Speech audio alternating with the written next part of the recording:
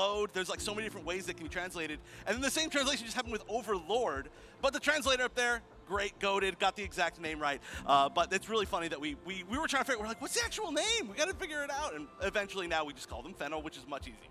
Yes, it is a lot easier. Now, for those folks that aren't actually familiar with some of the players from Fennel, they actually represented on the world stage last year. So 3 of them, Ton, P, and Yumien, came 3rd, which is huge. And they actually ended up joining forces with Lukapo, who came 4th. So, I mean, 3rd and 4th, like, they are the top of their region. Right, and that's really interesting as well, going from that interview where they said that they decided to choose them because they defeated Overlord, aka the team that placed above them. The only person of any of the people, oh no, I guess Slash was there as well. But Overlord, of course, one of the only 2 people that were on a team above them from last Worlds. That's the weird way to put it, but you get the idea. So realistically, I think that they must have come in with the idea of revenge in a way. So we're gonna have to see if they're gonna get that revenge. We're going into draft very soon between these 2 teams. They spent no time setting up. They're ready to play. They got through all the jitters yesterday. Now it's time to game. Jitters yesterday. I mean, it's a brand new day, Chef. It is a brand new day. But you know what? They sound confident. I mean, they've made it today too, and that is a huge achievement. But we have our first bands locked on in. No Blaziken, no Leafeon for this match. Already going with the Blaziken. Blaziken has been getting through a lot recently, a really, really large amount, but it has been the game winner so many times, including, of course, the first set that we saw today. That overheat was the big secure on what was, I don't want to call it a flip, but, you know, a really well-coordinated burn down of that Rayquaza. So immediately taking it off the bat. And another one, Umbreon. Umbreon has been banned so few times over the weekend, but again, a game changer. That doesn't mean that we're going to have a lot of big open options as far as, wait a minute. Is there really no second ban? Yeah, they don't have a second ban there, but you know what? They're still going to be confident. They're going to lock in that Charizard. Urshifu, something that has come back, and you pair that with a Blissey. Lukapo, Yume, they are 2 good choices so far. Yeah, I mean, these are a lot of really cool choices. This is one of the most interesting drafts I've seen so far. Obviously, no ban is super interesting. It doesn't seem like there's anything wrong with that. That must have been a choice. Maybe there's a lot of confidence there. I'm really curious. But on the other side, there's so many big meta choices that have gone through. Like you said, the Charizard, the Ceruledge is going through, and Slowbro, one of the Pokemon that's kind of fallen behind a little bit. And on this side, it's the Serena.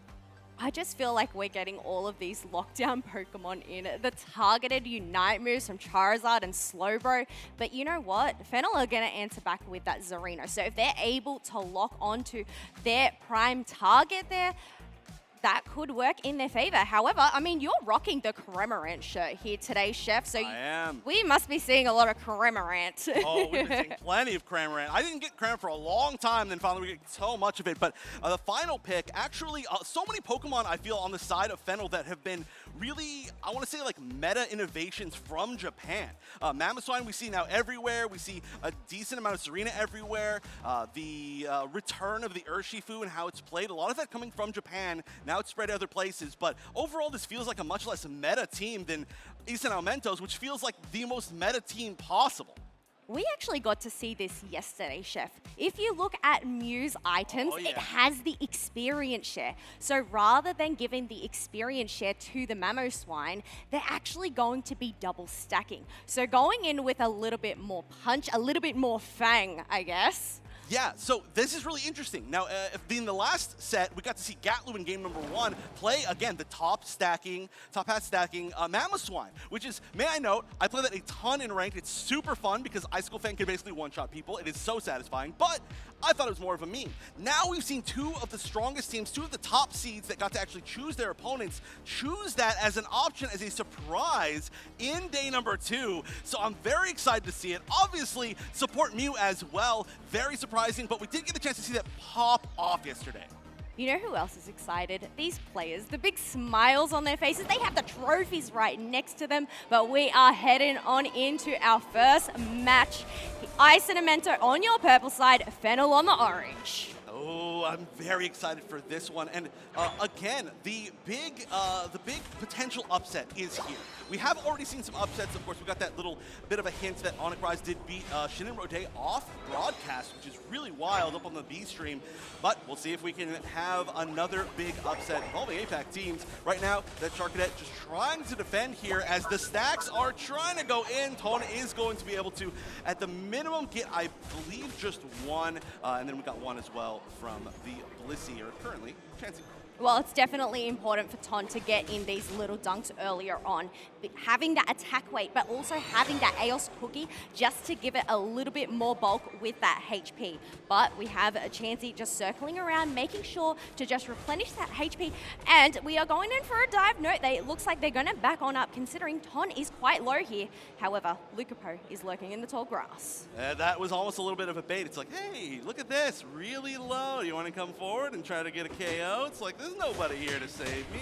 But it does look like we're going to get the Rapid Strikes or Shifu. We've seen both across the weekend, but Rapid Strikes maybe getting a little bit more, and the big Icicle Fang, and that's going to be a first KO.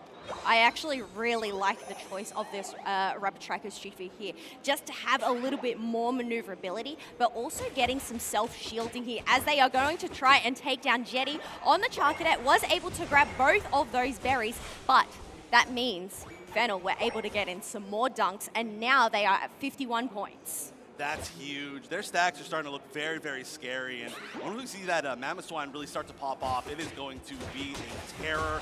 But right now, we got to worry about the bottom path, not where Mammoth Swine is. Right now, the terror is this Urshifu. The Urshifu comboed with the Serena, being very, very aggressive, able to dive very deep. And then, of course, the range of that Mew. Great escape, by the way. Yes, and that is the brilliance of coaching, just being able to latch onto an ally and get yourself out of the way in a flash. However, looking at the level, the more wild Pokemon to spawn before moving on forward.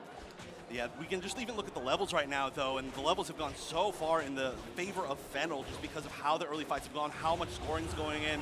Right now, we've got to see that Serena escape.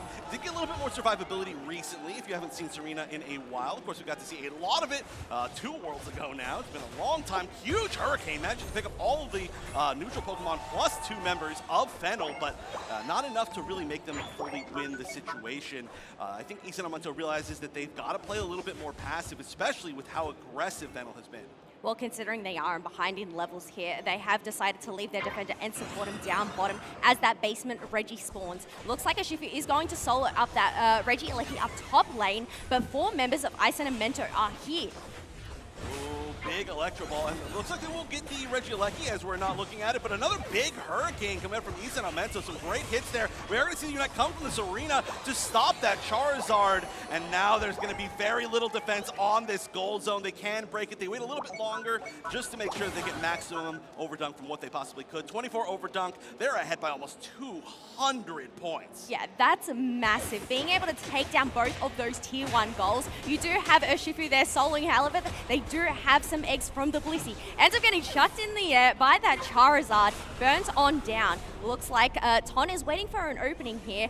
Whether they are going to try and target someone, diving on in with an Earthquake to just take down that Charcadet, but they're going to use a Unite move to dive on Blissey. The Police Assistance, unfortunately, was not able to save them.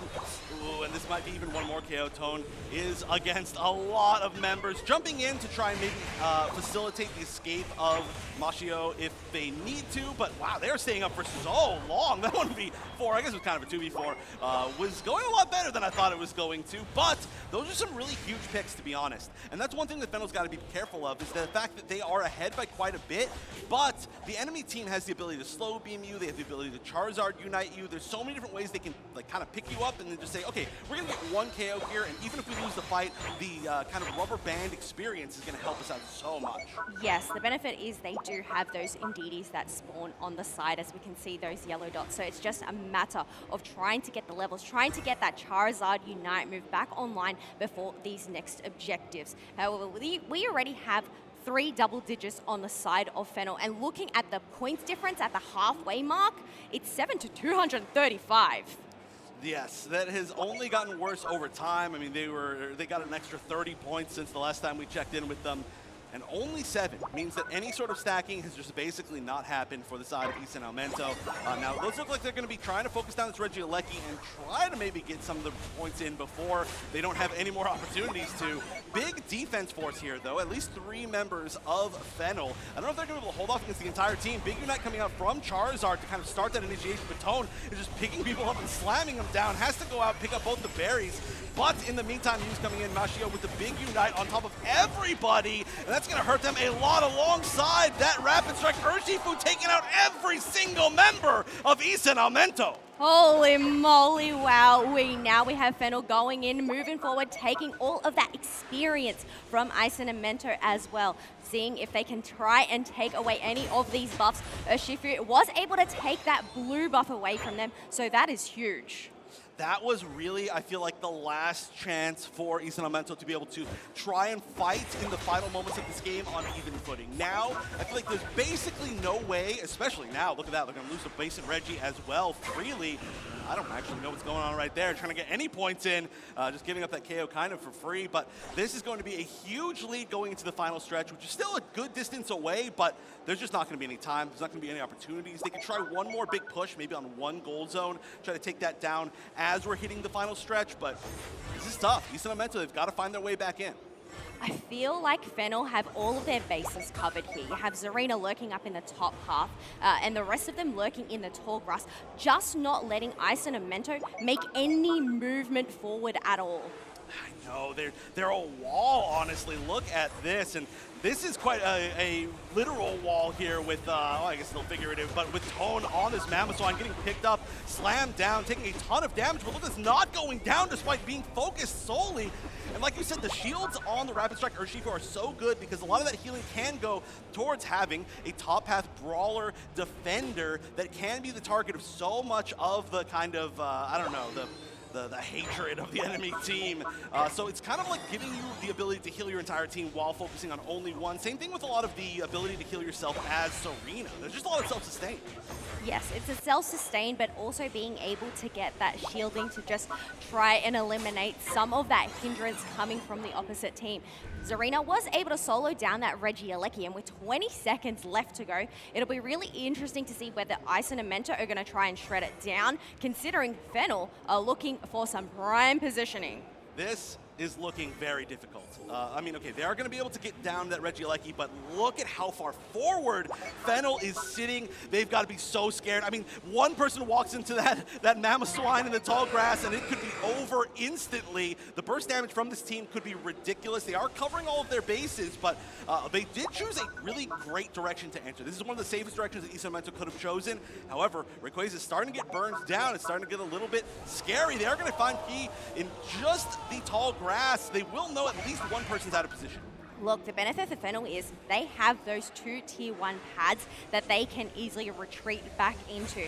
You just poking in from the back line with those solar beams, and a little amnesia there from you just to take that boosted attack, circling around, waiting for the perfect opportunity to try and make a dive and get a pick. However, all of the Unite moves are still online here, Chef. Yeah, this is really nice, like, confidence, I think, from East and Almento. They know that they have to find an unfair fight in their advantage. Otherwise, they are going to lose because they're down by a lot right now. Lot. And now they're really circling all the way around, and it looks like Tone was trying to maybe start the initiation, but the slow beam going in on the Mew, can there be a follow-up? It doesn't look like there's all that much. The Revenant Ren going through, but the big shield from the Bliss Assistance is going to stop that. One member's going down, though, immediately. The Serena trading for the slow bro. I feel like it's a good trade for East and Almento, but they're going to lose another and another. And only Sense is going to be trying to run away along with Dreamt, and they are not going to be able to find that escape, at least on the Charizard. 4 KO streak for Lucapo, playing Lucario 2.0, basically. Dreamt, the last one up, getting hit by the Egg Bomb. There's no escape. That's going to be a KO. 30 seconds left. I don't even know if most people will be back in the game. Lucapo just popping on off there, and you've got to give credit to that Blissey to just chasing on down, providing those eggs. They don't even need the Rayquaza here. Instead, they're just going to dunk in these points as much as they can. And this is the strength of Fennel. And I'd say probably why they were so high ranked on Zoinks' power rankings. The Zoinks' power rankings and the rest of the world's power rankings. A very dominant first game.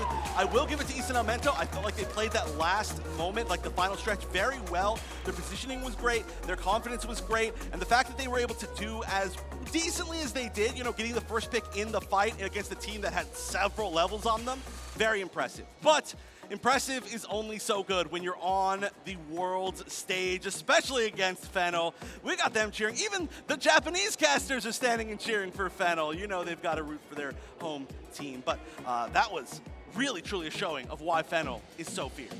Oh, 100%. And the thing is, with today, it's single elimination, right? There is no backup net down below. So if Fennel win this next game, Ice and Memento are out of the picture. That is such a scary pick. I feel like almost every single team, although the Ice and Memento did sound like they were relatively confident, you know, when the pre-interview, I think everybody really did not want to get picked by Fennel. That was like the ultimate goal for every single team. Just as long as you can get out of that situation, things will be better. But we can take a look at the player of the game. Mashio doing an amazing job on that Mew. The support Mew doing a really amazing job. We've seen it time and time again now on the world stage. Certainly not a meme, certainly something that I feel like everybody in the rest of the world is going to have to really start focusing on, learning how to fight, because that is really, really effective. Oh yeah, it's very unusual as well. I feel like sometimes we'll see the Pikachu, which is also an attacker, run that experience share, but I feel like this is brand new territory for me and maybe some of these other players running the experience share on Mew as more of a supporter role. Yeah, it makes sense for both, basically for people who really don't really understand why you would see an attacker in a supporter role. The goal is that supporters in games like this don't necessarily always have to heal or shield or buff your teammates, and while Mew actually can, with coaching for example, the idea is that just being able to support your teammate in path while not needing the extra experience is what matters. So the idea of Pikachu, it's got such a strong early moveset that you obviously don't need to evolve ever. Same exact thing as Mew. Both have the same goal. You just run down the path, you make sure the other team can't get anything, you secure the final hits for your own teammates, give them all the experience. So I love the fact that we're starting to see that more. We're starting to see even some Machamp, which support in the North America, that's wild, but I love the innovation. I feel like we haven't seen that one in a hot minute, and I don't know if we'll end up seeing it on the world stage here today. I would certainly love that. You know, here's a chance for us to see the support Machamp. No, I'm really curious to see what else we're going to see. I mentioned this before. Fennel had a very off-meta team that absolutely was amazing. Isan's had a very on-meta team. They looked good, but it just was not enough. We are going to see the Slowbro ban. Very interesting. We've seen a lot more priority, I think, on the Umbreon recently, but Slowbro doing well in the last game and now getting banned. I guess you just do not want to risk getting caught out by that slow beam on one of your main carries there. However, it looks like Lucapo's Urshifu has been banned by Ice and Almento along with that Blaziken. I love that choice. I mean, Lucapo was doing, that was almost all 5 KOs. They got 4 KOs in that fight, and they had multiple team wipes before that, so I think you just get that out of there. The Rapid Striker Shoot was looking so good. On the other side, though, it looks like Fennel will be taking the early Leafeon, and then Umbreon on the other side, so just taking the early evolutions, going to be some early aggression, I'd assume. Ooh, but locking in the defender and the supporter here. So prioritizing that, leaving those damage dealers until a little bit later. So whether we'll end up getting some surprises here.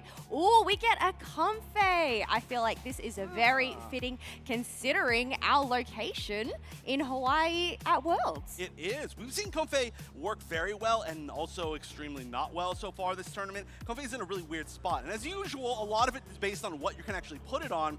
So I'm curious what they're going to be putting it on. Putting it on something like the Leafeon is a little bit squishy. The Cerulege, though, could be very scary. On the other side, though, we see the Mimikyu, which Fennel has been banning in most of their games. Is that a hard... No, that wasn't locked in yet. I know DreamMax is going to be very excited if this is something we end up seeing, but we do have the little mischievous support, quote-unquote, being highlighted.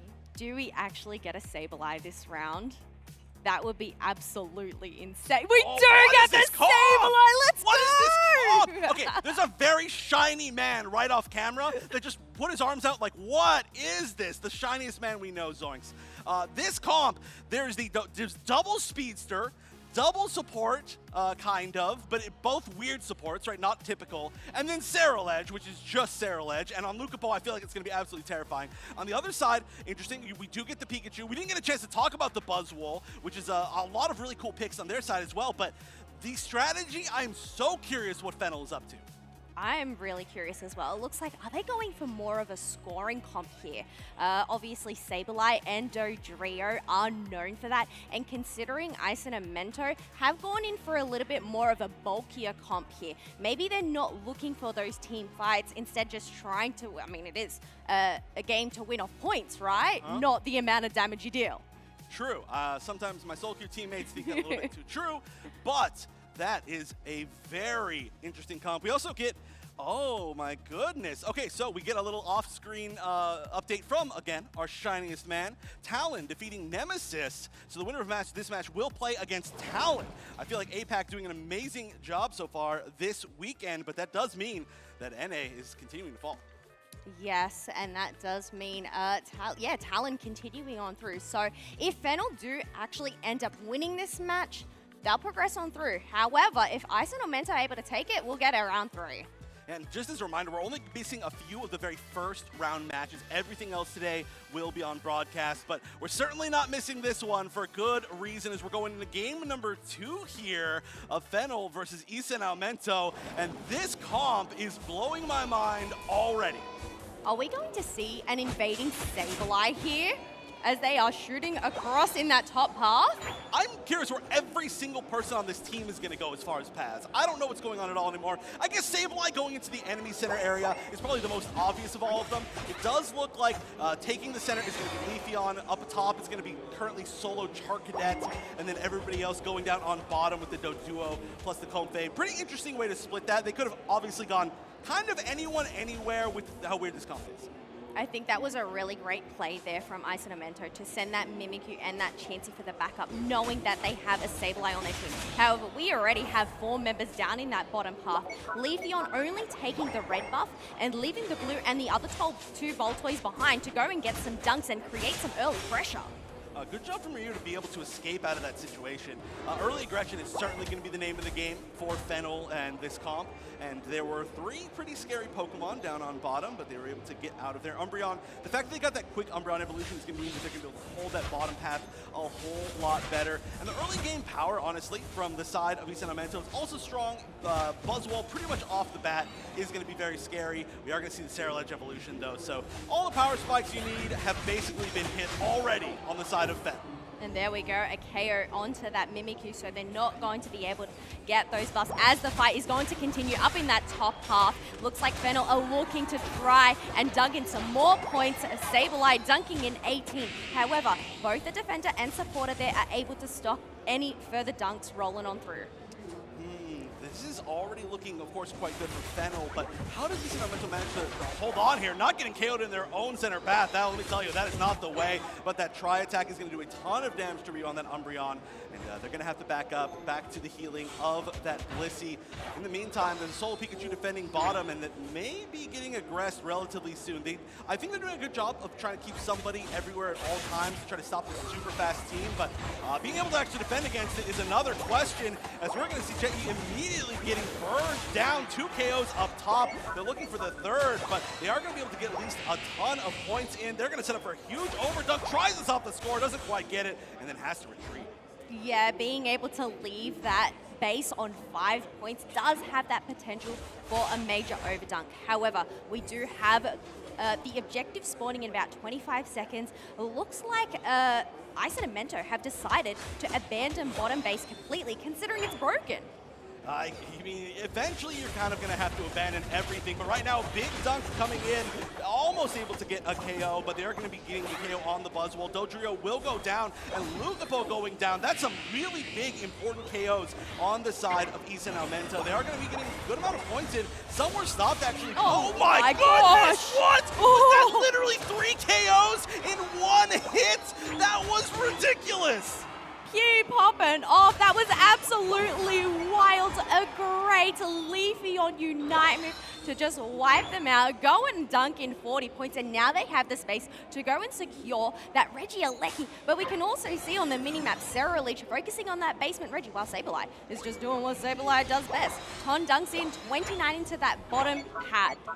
The funniest thing about this is how weird everybody playing every Pokemon on this team has switched roles. Like, it's just so bizarre. Like, Tone is playing support kind of here. We're seeing Machio playing like a speedster. Oh, okay. Unite coming out, but there's no chance to do any sort of damage inside of East and Elemento. Hold on, they do manage to get the KO on the Dodrio finally. Reusing that Unite to try and get a few more shields, but there's just too much going on here for Fennel. Leaving this goal zone at 1 as well. Okay, finally getting the overrun to 22, 348 points on their side. Another extra KO just for good measure on the Mimikyu. And we have over 5 minutes left. We are not even halfway done, and there is almost 350 points on board for one team. Chef, I think we have already seen 3 Leafeon Unite moves. Leafeon is already at level 13, not even at that halfway mark. So they have both of those plus movements. Plus you pair it with that Pocket Comfey. It seems like they're absolutely unstoppable. They're going to have to try and target this down. I mean, the best maneuver here would be that Mimikyu Unite move. I mean, there's a lot of solo control, crowd control on the side of East and Elemento, but it seems like even when they're using it, they're not able to pick up a KO. That's a huge KO. I wonder how that happened. Pikachu getting 2 KOs. First of all, of course, you know, kind of on the same Pokemon, but at least they managed to pick that level 13. That's going to give them so much comeback experience. In fact, Pikachu now at level 12, able to really try and fight. Revenant Ren hitting the entire team. That is so many people, but there's not really that much of a follow-up. Lucapo trying to get some health back with the Bitter Blade. Not enough, getting KO'd as well. And they're pushing this down quite effectively. Unite coming out from the Buzzwole, going to KO the Dodrio. There's the tall grass with the from the Comfey, but it's not going to matter. That goal zone going down, and that is a lot of big KOs. The levels now, even aside from that Leafeon, the levels are looking even. The points are looking a lot less bad, but still relatively bad for East and Elemento. I think this team communication to just try and stick together and get these picks is working out for Ice and Mento. However, we do have Fennel locking in that Regieleki. They are going in for the brawl. More Unite moves are being used on out as Buzzwole was able to grasp that Ceraleech. However, they end up getting taken down one after the other, just like bowling pins. Once again, Umbreon managing to get away. That's been, I mean, obviously kind of the target of a lot of the damage on the side of Fennel. It's been the only one that's lasted more than a few seconds in those longer team fights. But look at this. Look at the center goal zone for East and Elemento. They're all there trying to defend against that one Regieleki. They're like, we cannot let that happen. That is game over.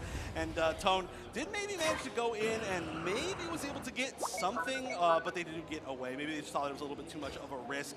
We are going to get the Reggie Rock on bottom for free, though, for the side of Fennel. And we're still 1:30 away from final stretch. It feels like it's been going on forever.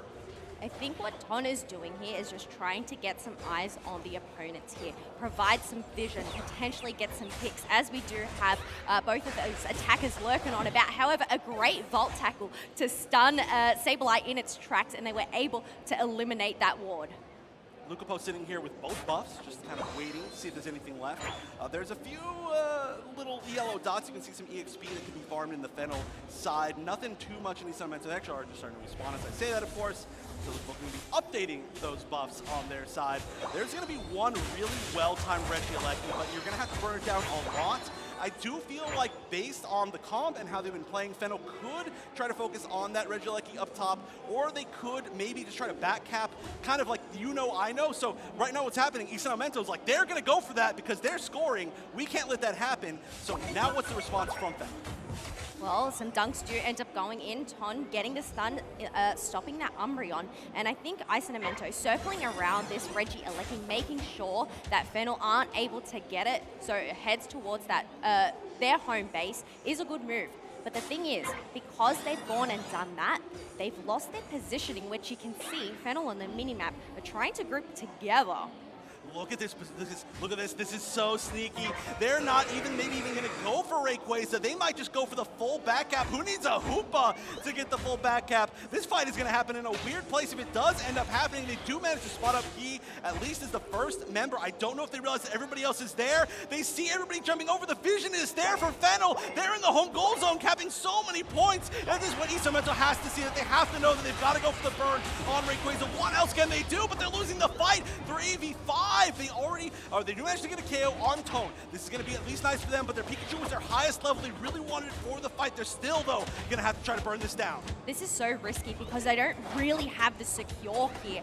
They're going to have to try and maybe rely on a Blissey Egg Bomb, as Ceremonies is lurking in the top part. They still have their Unite move. However, they do end up getting caught out by Umbreon. It is a little too late, but it doesn't matter because he was able to come in and get the secure for Fennel.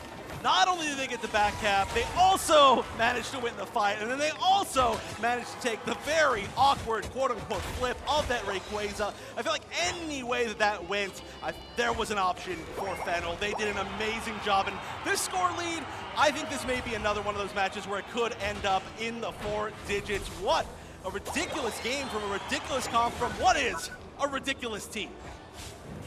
Seems like they can just do anything at this point, and you know what? Why not have some fun with it? They are just catching these teams off guard. They aren't finished. They're gonna just continue to shred on down and see if they can try and get the highest points on the board at Worlds.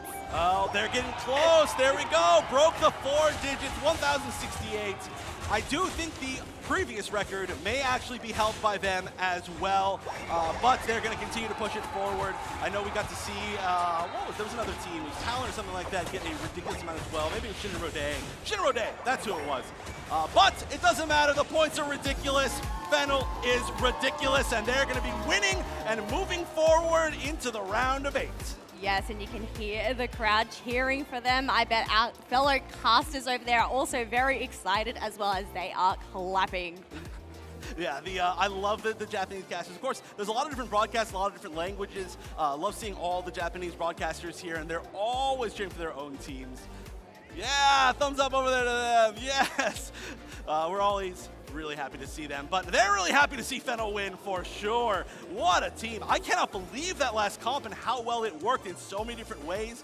I talked about it earlier, but the switches between roles, right? Like, there's, like, Lucapo and P are kind of playing what they usually play. Unic's kind of playing it, but, like, they kind of switched around in, like, some weird ways because obviously they don't have every single role that they normally play. So it just kind of shows a flexibility of how strong these players are, that it's like, you know, we can do a bunch of million weird little things. Oh, look at this. He getting the player of the game, and they also had it holding that little Sableye plushie as well. But they were able to get 19 KOs, 138k damage, Chef. That is absolutely insane. That moment where it was one Unite that landed on like 4 people and KO'd them all was ridiculous. That was just ridiculous. I've got nothing else to say about that, but 19 KOs, that is, I want to say maybe more than, well, it's certainly more than the entire other team combined, but it is just a statement. It is a statement, and you know what? What better place to do it than on the world stage, right? You could hear the crowd going wild, and that was an absolutely insane one. But we are going to have an interview, and we can see the shiny man behind us, but before that, we are going to have a look at some replays. We can see the excited crowd clapping for Fennel there as well. I mean, this was definitely a highlight machine of a match. Some beautiful unites from kind of everybody across the board. The Bitterblades were, sorry, not the Bitterblades, the Revenant Wrens were amazing. The Bitterblades were amazing as well. The big unites coming from the Leafeon were amazing. Everything was wild. There was like a highlight reel of Tone playing the non-EXP share Mamoswine. There's a highlight of, there's just everything you could want to see. Fennel not only proving that they potentially are the best team in the world, which obviously will be decided today. I can't believe I'm saying that, but it will be decided today, but also proving that they're one of the most fun teams in the world to watch. It was so much fun watching this team composition, and it was so unusual for us as well. I felt like I was being taken off guard, but I think here, the thing is, Ice and Mento, they just didn't have the shred, and you could see P just waiting there for the perfect opportunity to just get the yoink. Yeah, that was honestly, from what a very dominant game. That was really well played, but that was definitely the most awkward moment of the entire set. They're both sitting around, they're like, none of us can really do anything at Ray right now. Like, we're just, you want to hit it? You want to hit it? You kind of got to hit it, right? Like, you're going to hit it eventually. And then it's like, okay, and boop, and we're good. Okay. Thank you very much for the Rayquaza for free. But that's how you got to play it. When you're playing an awkward team, that means you try to force people into awkward situations and then take advantage of the fact that you're the one who is forcing that situation. And I think it worked quite well. It really did. All right, we are going to head on over to our interview with Zoinks as well, as they are going to interview one of the winners from Fennel. Thank you so much, Kello and Wonder Chef, for an incredible match. One more time, can we give it up for Fennel after an amazing game? Yeah. Awesome, awesome. Now, Tone, you were able to win the first game of the day on the main stage. How good does it feel to get those nerves out of the way with an early win? ゲーム1で勝ちましたが、もしかしたらその前は少し緊張してたか緊張感がありましたが、もうあれからどうなった？勝ってから？もう勝ってからはイケイケですね。もうイケイケどんどんって感じです。Yeah, we started feeling really good and confident after we won that first game. Yeah, it was a dominant first win. That makes a lot of sense. Now, Tone, to Western audiences, that Game 2 composition was wild, crazy. Can we look forward to more interesting compositions like that in the tournament? 多分欧米のファンからすると、そのゲーム2のポケモンたちがすごい面白かったということです。それでこれからもそういう面白いポケモンたちを選ぼうと思っていますか？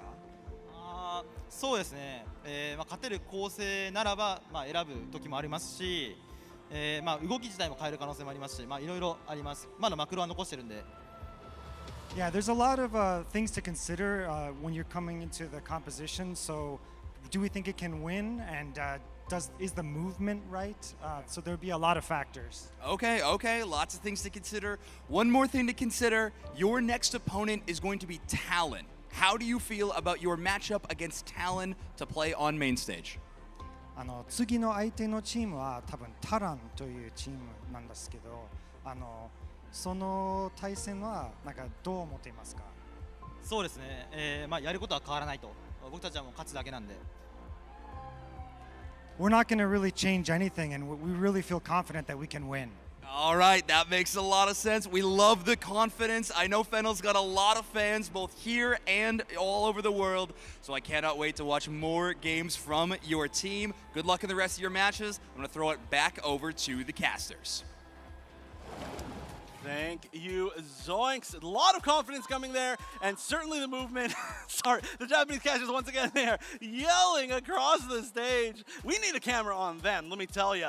But wow, a lot of confidence for sure, and very well earned confidence. I do like the fact that they kind of consider the movement, right? Like a much more fast-paced comp versus a slower comp, and what the other team cannot deal with. Yes, you got to catch them off guard, and you've just got to try and do something different, and they definitely did that.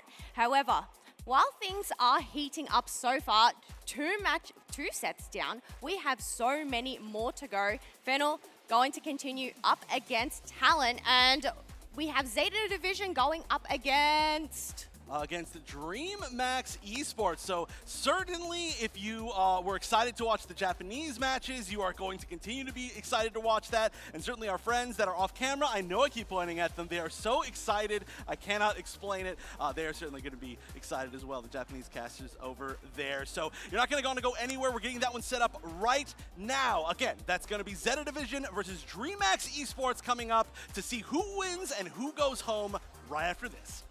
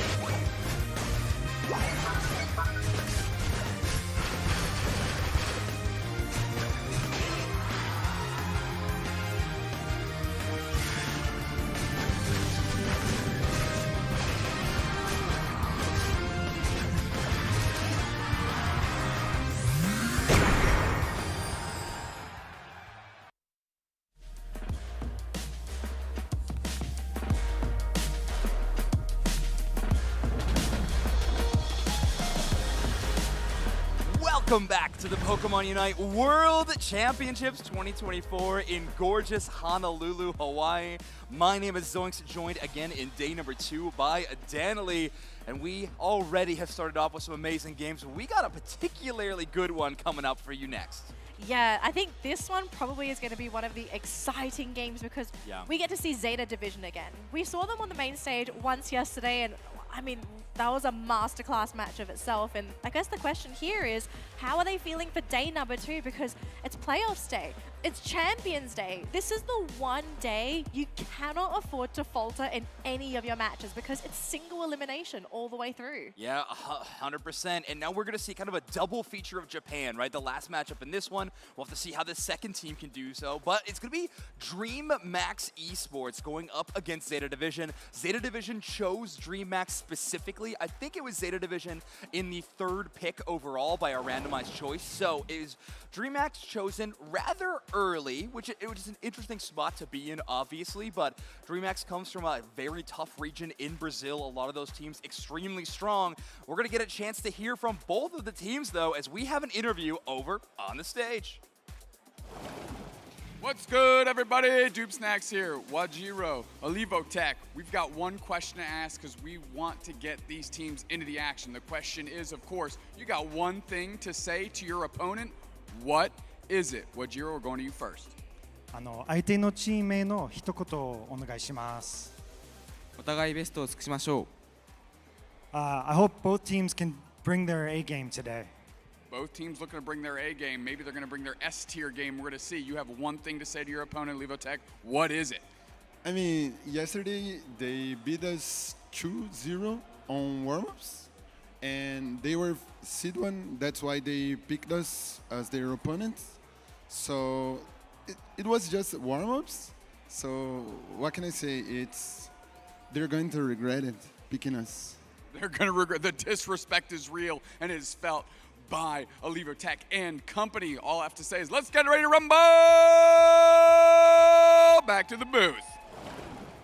That was so cool. I've been waiting for DreamMax to say that for so long. That's unbelievable. Hey, but hey, at least once. Exactly. And some of those team vibes also fantastic. I mean, one team bringing their A game, the other team saying that they're going to regret that early information that they were able to gain. But it's such an interesting spot, right? When you were competing in this tournament, you have the best practice partners you could have ever imagined here in person at the venue. But who knows if you're going to end up playing them later in the tournament. And now Zeta Division and DreamMax have a little bit of history, if not officially, kind of in those warm-up games. Yeah, and I want to know the mental game as well for DreamMax, because for someone to choose you as their opponent, obviously if you're picking your opponent for the next day, you want to pick the easiest teams. And so is that how Zeta is kind of looking at DreamMax here? Are they saying, okay, out of the teams that are left, we think DreamMax is going to give us the easiest path to that grand final? Now, obviously, that's going to be a little bit stressful for DreamMax, right? Because they're like, oh, are they actually looking down on us? And sometimes I feel like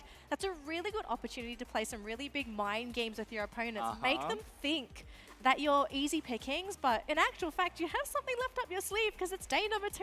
Exactly. I mean, if there's ever a time to get a fire lit beneath you to try to take down an opponent that maybe is not necessarily disrespecting you, but maybe not giving you as much respect as you think you deserve, I mean, Worlds is the place to do it. And DreamMax Esports, they might have gone second in their region, but they have made it into day 2. And that itself is an accomplishment. We had a very intense group stage in day 1. So many teams, including former 2-time world champions, left in that day 1 slot. And these are the teams that have emerged. These top 16, we're already cutting through them as well. We've had quite a few games here on the main stage and on the B stage. We'll try to update you as much as we can with the results of all of those. But for the next one, this is what we are looking at. Zeta Division versus DreamMax. And I think we're almost ready to go as well. But I suppose since we're waiting for this lobby to jump into that draft here, Zoinks, I guess we have to talk about what could we potentially be looking at here for this game number 1, because it's a best-of-3 matchup. Loser of this game is essentially knocked out of the tournament. Would you think about wanting to start strong here? Would you think of actually pulling out some dirty strats in game number 1 to give you that 1-game advantage in this best-of-3? Yeah. Or do you want to like feel the waters? Do you sort of play it safe and just get a feel of your opponent first. Like, what kind of route are you sort of thinking here? Yeah, I think if you're leaving strategies on the table in a single elimination best-of-3 Pokemon Unite tournament, you're doing it wrong. I think you need to bring your A game every single match from this point on. If you were going to become a world champion, that's the only way to do so. But we are going to get this started as we are going to have Zeta Division on that first pick position and DreamMax in second selection. We saw this with Zeta Division last match that we casted together was the support focus bands from the opposing teams. Zeta Division going to receive those again. Eldegoss and Umbreon DreamMax bands. It will be Hoopa banned away by Zeta Division. Yeah, so a lot of emphasis on the supporters and the defenders at the tournament. I mean, this has been a very historical thing here at the UNITE World Championships. The supports and defenders are the pillars of your team, and in a lot of cases, if you pick the right supporter, it can make or break your compositions. And look at how much respect these teams have for their supporters. Yeah. Blissey, immediate pickup here for Zeta Division. DreamMax, they were hovering over the Clefable, but I think they're going to leave that for a little bit later. Yeah. Instead, going for two strong picks, Leafeon and Urshifu. We saw in our previous matchup just now how strong Lucapo was on the Urshifu, how oppressive this Pokemon is. So for Zeta Division to give this away, but also now to see it, what's their response for dealing with this bear? Yeah, I'm curious as well. I mean, no Umbreon to really slow it down. We have some crowd control out there, but my favorite pick from DreamMax so far is actually the Leafeon. We take that out of Vidopo's hands. They were unbelievable on it in day one in the group stage. So picking that Pokemon, as well as it being an unbelievable meta threat, taking it early, a great decision. Yeah. Tomato going to be on their signature Trevenant, Rom on that signature Inteleon. And I believe this is Crustl's debut in the tournament for Tech. Maybe not. Maybe we saw it in the group stage, but we didn't have DreamMax on the main stage. But they are going to be locking in the Crustle Comfey. Crustle Comfey. So we're going to be seeing some pocket action here on the side of DreamMax, but the thing I'm worried about here is, are they ready to deal with this Bliss-assisted Inteleon? We saw how much work Rom did with the assistance of Wajiro. Like, the pairing between these two is incredible. And now you've got some amazing frontliner. Same thing again as yesterday. The fact that they love running this Blastoise Trevenant combo. So much frontline to provide all this room for Rom to really do what he wants to do at the back. But I love the response here with this last pick, Delphox. We saw this Pokemon do quite a number on this very melee-heavy composition from Zeta yesterday, but I guess the question here is, can DreamMax pull this off successfully? Because yesterday, it didn't win.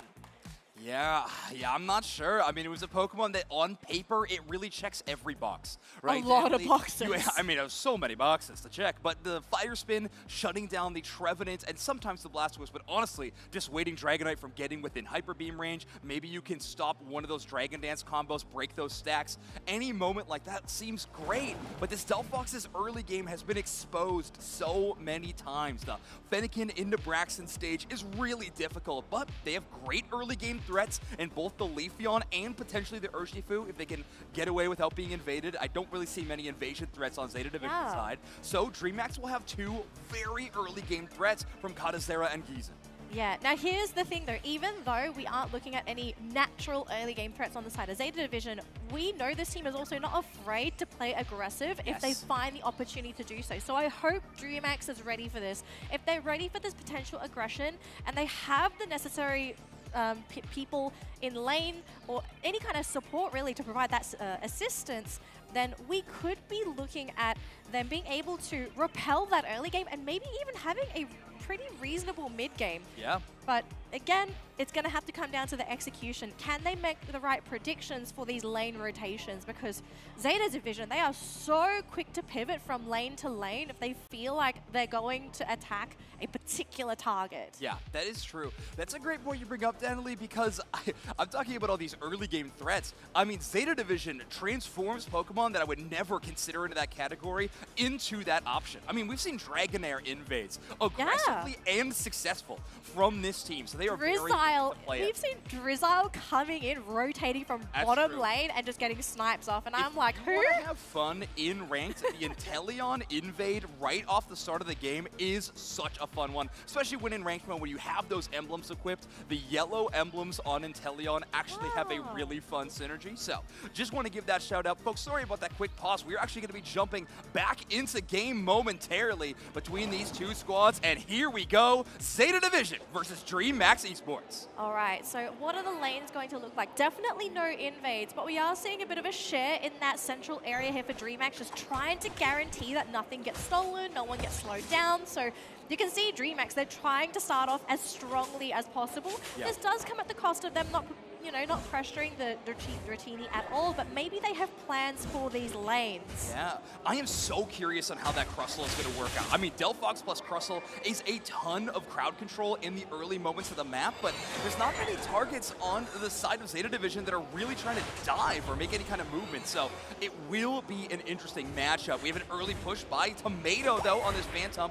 Will get a slight score, looking to maybe get out of this fight, but they do secure the opposing team's Bunnelby and Focus Ban, plus that Trevenant passive, so much survivability. Tomato gets away scot-free. I love how much action we saw over a Bunnelby of all things. Yeah, what? Swablu and Altari, that could be a bit of a different situation, but unfortunately, the secure on the side of DreamMax is just not there. There's just too much burst on the side of Zeta Division, so they just snap everything up, and look, the Urshifu was up.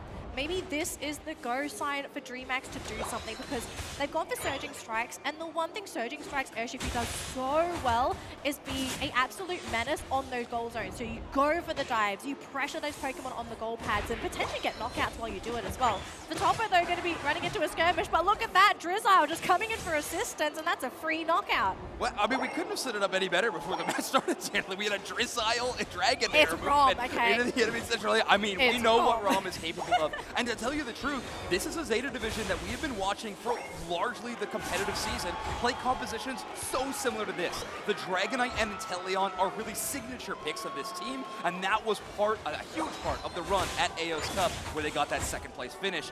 This is tough for DreamMax. This is the phase of the game that they should be dominating on paper. This Urshifu, this Leafeon with the Comfey, this should be huge for them. Right now, Zeta Division is answering everywhere. Yeah, and now the fact that Tomato has evolved into that Trevenant as well, the Woodhammer basically is going to stop the Urshifu from being able to do what he wants. So 2 knockouts, Crustle and Urshifu. I'm really worried for DreamMax here. It's really going to have to come down to this pocketed Leafeon, but I fear even Katazera doesn't have enough damage by himself to be able to look for those knockouts his team so desperately needs. And it's kind of incredible, too. Even with that Comfey pocket, they don't have the survivability either. We're watching Leafeon dive in, and maybe if they jumped in with that extra boosted auto, they'd be able to take the KO, but almost certainly they'd be giving up 2 in return with that Leafeon and Comfey combo. Now, it's going to be a Regieleki focused on by Zeta Division. No surprises there. They got the great secure, so they want to have that score tempo, because obviously Rayquaza is going to help with that.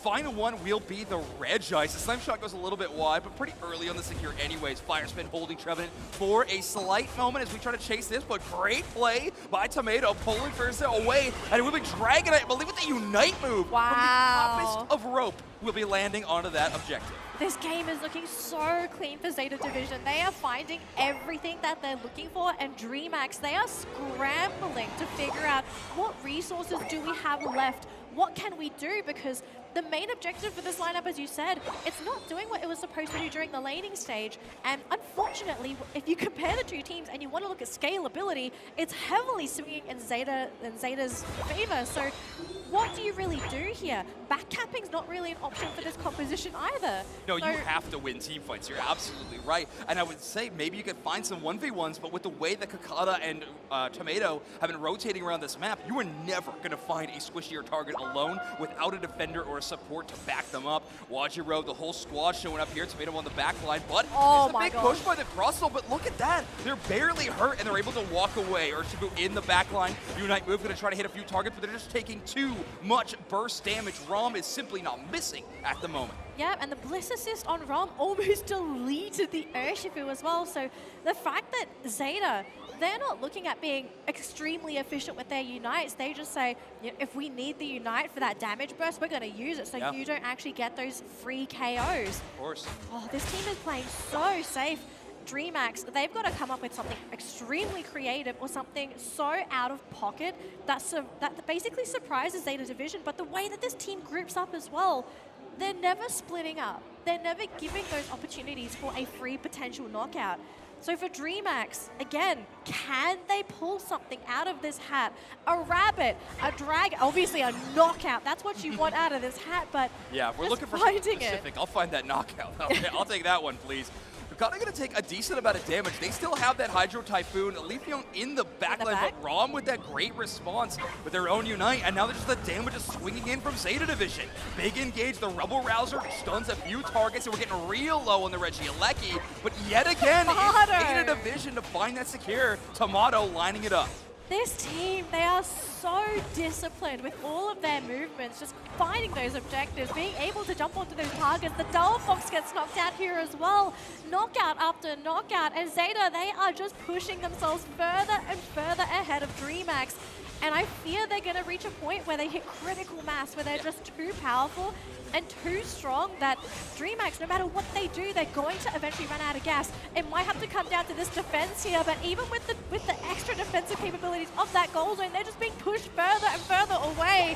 Regieleki goes in, they will be able to score, and all the bonuses are not there anymore. It's broken. Urshifu's going to go down. Zeta Division absolutely dominating this matchup so far. You know things are going sideways when poor Comfey has to leave from one of their teammates and actually just try to slow down the Regieleki at that moment. They were just throwing themselves in front of it, but obviously Zeta Division not giving DreamMax anything, not an inch in this battle. I mean, what a double feature of what Japan is capable of that we've been able to see these couple of matches with both Zeta Division, of course, Fennel dominating the previous one on stream. This has been quite a showcase of what a lot of people consider to be the most powerful region in Unite right now. Yeah, I think at this point, a lot of people are going to have to agree it is one of the most powerful regions. Now, unfortunately, actually, Zeta Division losing Rom in the back lines. Leafeon actually getting a successful knockout there, so a big boon for the team. Meanwhile, the rest of Zeta Division fighting up against DreamMax in that bottom lane, and so far things are not looking too bad. They're hanging on, but not looking too convincing here. Maybe the plan here is to use the rest of the team to create that diversion and draw attention away from that roaming Leafeon. Maybe that's what DreamMax was doing, just causing that little bit of confusion and just saying, if we see Rom, we take Rom. Yeah, I mean, they'll take any opportunity they can get right now, and Leafeon, of course, going to be the roaming option, but that does mean that basically every other team fight is going to be a 3v4, essentially, with the rest of them trying to face the bulk with Leafeon and Comfey being, of course, that duo. Kadazera getting in a little bit of danger, but that side shot going wide is definitely a grace for them. They're going to try to make their way towards maybe the goal zone to score or to face that Regieleki, as now we have DreamMax and Zeta Division collapsing on this objective. Oh, it actually gets stolen by the Leafeon! The Emerald two-step, and it was even a knockout onto Rom as well. Zoinks, we could be looking at a potential comeback here for DreamMax. Again, they're starting to pull out some really out-of-pocket strategies here. It's working out for the team, and now with Rayquaza on the field, Kadazera, if this man can continue to do this, cause all this chaos and confusion, they might have a way to steal this game back. Yeah, Kadazera with a good little dive there. We take away the Dragonite passive, so no more Marvel Scale for Vitopa, so the next dive will be We're big. scoring as well. Yeah, we'll get a decent back cap in. I mean, it'll make that scoreline closer, but Zeta Division locking down that Urshifu, that's one of the best offensive targets that DreamMax had, and now it's gone. So Rayquaza will start being tapped by Zeta Division. Frizera trying to run away from Kokata, who's got that chase. Hyper Beam gonna go wide. Great eject button for the Delphox as DreamMax at this point in time is just trying to buy time. Dragonite in the backline. Frizera using that Unite move. It's only going to land on the Trevenant, really, not have much impact other than that. Rayquaza still being touched, but Zeta Division right now in defensive mode around this objective. And it looks like Zeta, they don't want to play anymore. They actually want to slowly start to rip away at this Rayquaza, and DreamMax, they've caught wind of this. They want to try and get the steal. They're actually going to try and go for another knockout. Emerald two-step, they get it. The lockdown. Kadazera so close yet so far, and they somehow get it. The Urshifu. GZ and getting the Rayquaza buff. DreamMax, after a game where Zeta Division looked like they were beating them down in every single fight. The chaos, the roaming Leafeon, Kadazera, the confusion he created, the opportunity DreamMax needed, they found it. Unbelievable. But I mean, the hope hasn't gone out for Zeta Division yet. They're going to try to push forward. No back cap potential for DreamMax Esports, but no fireworks. A team fight win needed for Zeta Division. Big Hyper Beam lined up. They got it. Simply not enough damage. DreamMax Esports is going to hold on, and they're going to take a 1-0 lead in this series. I love the fact that this team managed to keep themselves together mentally, because I think in a lot of cases, many teams would have been broken down thinking, what do we do? Yeah. But regardless of the situation, they kept their heads on. They said, Katazera, it's up to you. You need to draw them away. Don't let them snowball. Got a couple of opportunistic pickoffs, and following it through there, I think Zeta, they were just like, guys, what the heck is going on? What do we do? Like, we can't play the game that we want anymore. Then coming down to that Rayquaza, mate, did this team maybe get a little too overconfident, thinking that Rom would get the secure?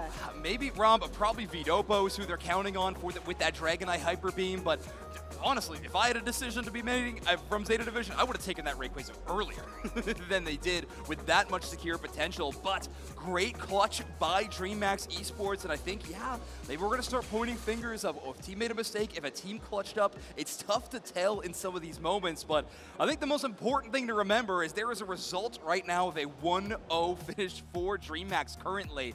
That Leafeon, I mean, it may have been quiet in the KO front. With only 5 knockouts, we tend to see Leafeon at usually 8+, but that 100,000, 102,000 damage mark, very impressive. I mean, that was a tanky team to play Leafeon into. It was a tanky team, but I mean, somehow Katazera found those opportunities to actually make those plays happen. I kind of question going into this next game, is Zeta Division even going to think about banning the Leafeon here? Because I actually think Katazera, he was the catalyst for the team to be able to make that comeback happen. And Leafeon, I don't see another Pokemon in the Pokemon Unite pool that can do what Leafeon does, which is roam around, go and get those quick knockouts reliably, and have an escape mechanism in the ready in case you're in trouble yourself. Yeah, it really depends on the player's ability. I mean, right, like Zoroark maybe would be considered to be an option here, but that's a pool that's tougher to get. If you really want to get outside, think outside the box, maybe Talonflame sometimes. We're looking at Talon, by the way. Shout out to Talon on the B stage for playing Talonflame. Just want to give a quick shout out there. That was very fun. But on brand. On brand. We love it. We love it. But in this matchup, I think Draft is going to be so interesting in this game number 2, Danley, because I like Zeta Division's plan of taking away that Hoopa.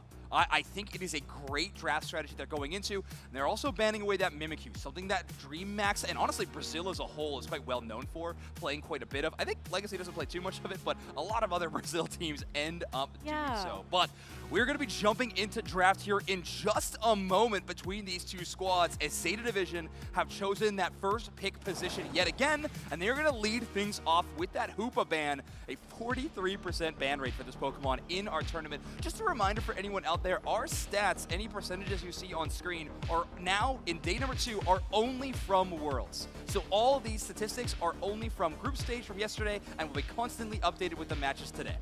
Yes. So we do have our bans here for both teams. Again, just no Eldergloss, no Hoopa, no Umbreon, and that Mimikyu is going to be taken out of the pool as well. And Rom, are they really locking in this Inteleon again for Rom? Oh, yeah. This is the swap. This is the swap I was hoping for. This, yes. Last time we saw Zeta Division take Blissey in that first pick, we are going to abandon that strategy and instead lock down the Leafeon. So we might not be banning it, but we're counter-picking it. I'm a big fan, but there's that immediate response. If you were going to take first pick Blissey last time, we're going to take it from DreamMax. And I actually think this is a very significant counter pick coming in from DreamMax as well, because we did see yesterday how important that Blissey is for enabling Zeta Division to do what they did in their previous matchups, which was essentially not only save your teammate, but power them up and turn the tables in those fights. Yeah. So I want to know what the response is for Zeta Division. Okay. They're going to change things up. They're actually going to go for an evolution comp here, adding Espeon to the roster here for Rom this time. Okay. Maybe Inteleon just feeling a little too much pressure for the way that DreamMax was playing.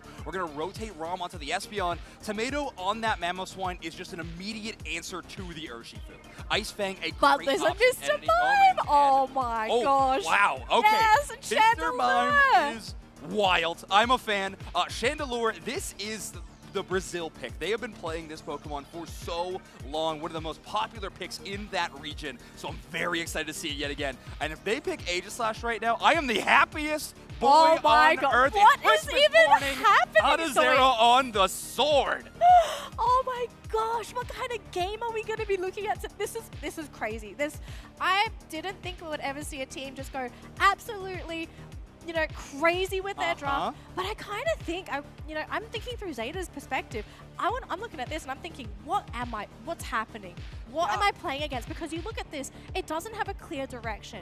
There's a lot of running at your opponents. There's going to be Chandelure as well to turn out those lights and be their back range damage dealer. But what is the overall goal here for DreamMax? Is it just to run down Zeta Division? Because if you look at Zeta so far, they have 3 ideal candidates that they want to jump on top of. Leafeon, Espeon, and Dodrio. Yeah, to tell you the truth, I think it's actually a flip-flop of that strategy. I think it's a defensive strategy. You think so? They've built anti-dive. Aegislash for a long time, and I'm not saying it got played, but there were rumors that it was one of the best Pokemon into the evolutions. Wide Guard is an incredible move that counters a lot of the Eevee's moves. If you Emerald 2-step, ignore that damage. You have that great bit of bulk just to dodge one of those bursts. And there's going to be, of course, Leafeon and Dodrio attempting to do that. There's some really interesting stuff in this matchup. We're going to be talking a lot about builds and draft, but Danley, we called it out. We said draft was going to be the most exciting thing in this game. I don't know. The gameplay is going to be electric as we jump into game number 2 between Zeta Division and DreamMax. You know, I'm looking at this game and I'm kind of wondering, was this Mammothswine the right pick? Because in their eyes, were they thinking, oh, we're just going to have to deal with the Urshifu, we just need that single target lockdown, but Ice Fang Mammothswine, it excels when it's trying to focus down one target, but when you have 3, 4 Pokemon that you potentially need to actually lock down, what's the goal here for Tomato? Does he have to just basically stop everybody? Is he still going to focus just on the Urshifu? He is causing quite a bit of problems here because he has stolen, look at 2 buffs on this Pylo, so he's doing so well in this little swine up. And can they actually stop him? If he makes that getaway happen, it would be a miracle with the eject button. Tomato! Unreal. The heist Tomato! of the century! Tomato going to escape from the enemy central area with both buffs and their full, I mean, not their full HP bar, but a whole lot of it. And they're going to be making it back towards their side. I mean, what a response from game number 1 into game number 2. Urshifu left untouched in the enemy central area in that game number 1. Certainly not the way in game number 2. Love that adaptation from Zeta Division. We see some spicy stuff from DreamMax, but a great shift from Zeta. This is a nasty top lane. They look at all these Pokemon that are just going to want to jump right on top of you, especially with the Urshifu as well. This Dodrio is going for the little pokes. Maybe can go for a sneaky pickup here. The Comfey, though, not enough sustain, unfortunately. Dodrio is going to go down, and Comfey will run away. They do have Tomato coming back, but I don't know if Tomato can do this by himself if you get the freeze. They do have the Leafeon coming in, so it looks like they do get a secondary 3rd knockout here with the Ice Fang, and they manage to stop the attack from DreamMax. Okay, solid. So they keep a lot of those points away. I mean, the main part of that initial push after they got the Urshifu was to get the double-blade evolution. Honedge was still stuck at that level 4. They wanted to get some scores, get some of that attack weight pressure, and get to the double. So they got there, and it will be Sacred Sword that Kadazera's going to be playing. They get a big engage, and that's the immediate KO onto that Piloswine. Percentage of HP missing damage is huge in that specific option. I love this Aegislash final pick. I honestly do. And we're actually looking at a flamethrower Chandelure in this game. It's not going to be overheat, so we're looking at some big damage numbers in this game. It is a really interesting choice. We'll see if it does pay off for them, as unfortunately Blissey will be picked off thanks to Kokoda. Are we going to see another attack? We have the Espeon Rom on the sidelines. They do manage to get the pullback onto that Urshifu. Instant knockout, and that's one of the front liners. They still have that Mr. Mime, but man, this Lampert, there's only so much you can really do here with a Mr. Mime sitting in your front lines. The flamethrowers, they're doing a little bit of work. A nice eject. They're not being caught out by the Piloswine, but he's been caught out by the Dodrio. We have the Urshifu coming in. Oh, barely surviving thanks to the regen on that goal zone.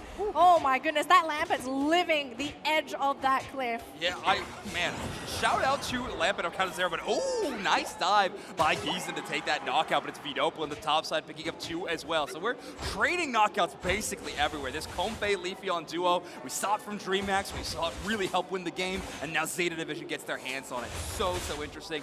But I was talking about that flamethrower earlier. I can't think of a harder composition to land flamethrower explosion hitboxes onto than a Dodrio Leafeon composition. Yeah. That is so hard to lock down, but I mean, they want that damage number. They believe in their ability to land those skill shots, and they're ready to go. I actually think it's going to be interesting to see the second move option.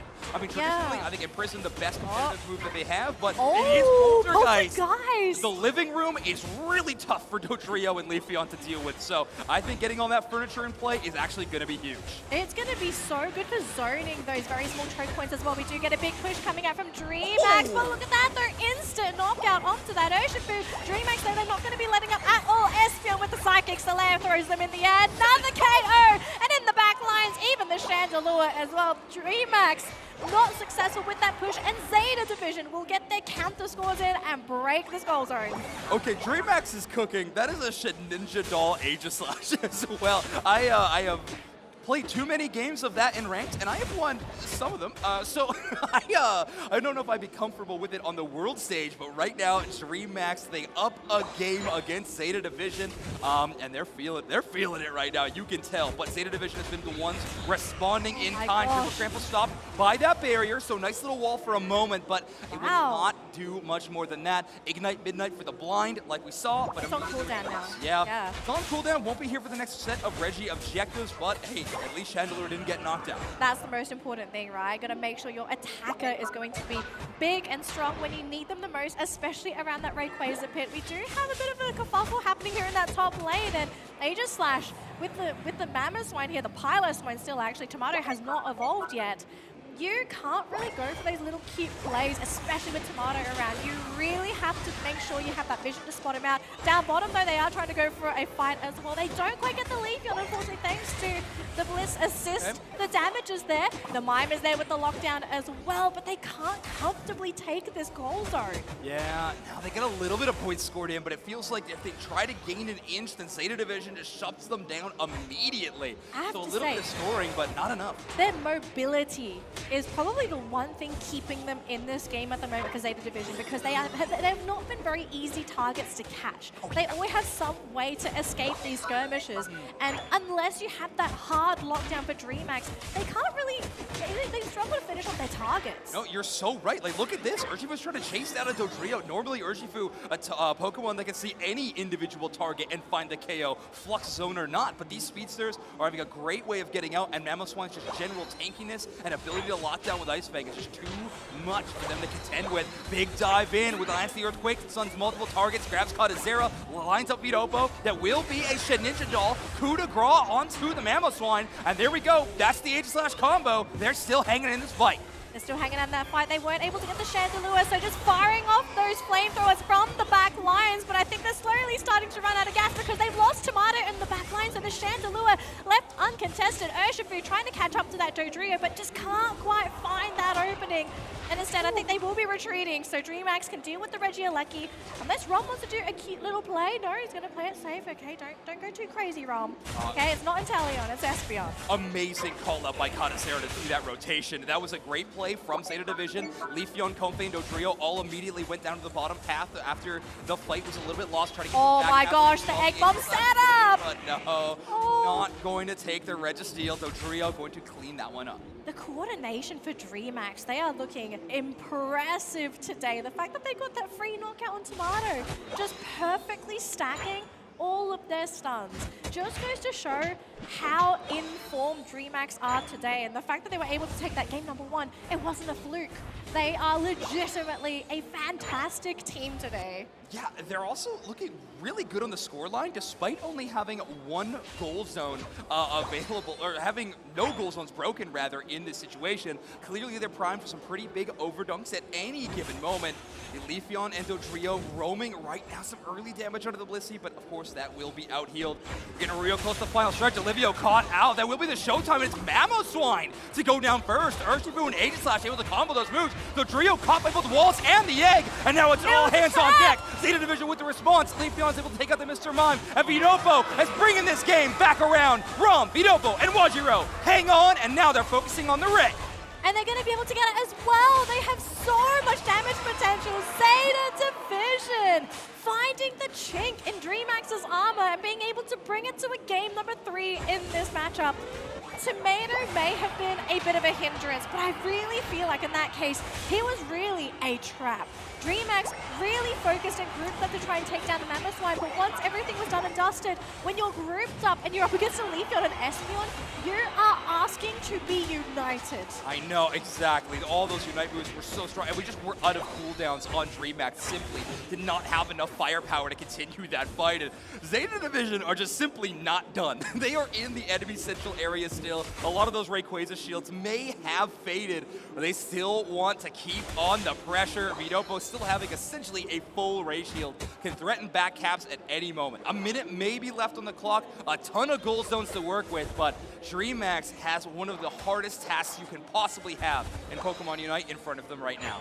Yeah, they essentially have to score somewhere along the lines of 450, 500 points if they want to comfortably be able to take this game. But with 40 seconds to go, they're thinking about it. They have split up. They've got 2 in that bottom lane, 3 in that top lane, and only Tomato is defending that top lane. We do get a bit of a mini score here thanks to the urgent through 26 points, and we do have a hard push happening up top. But back at home, there's a Dodrio, there's a Leafeon scoring some free points in the enemy base. So I think at this point, DreamMax, they're thinking of game number 3 here, thinking, we did great in game number 2, but what was the issue in this matchup? And it really came down to that quick skirmish that happened right before that Rayquaza.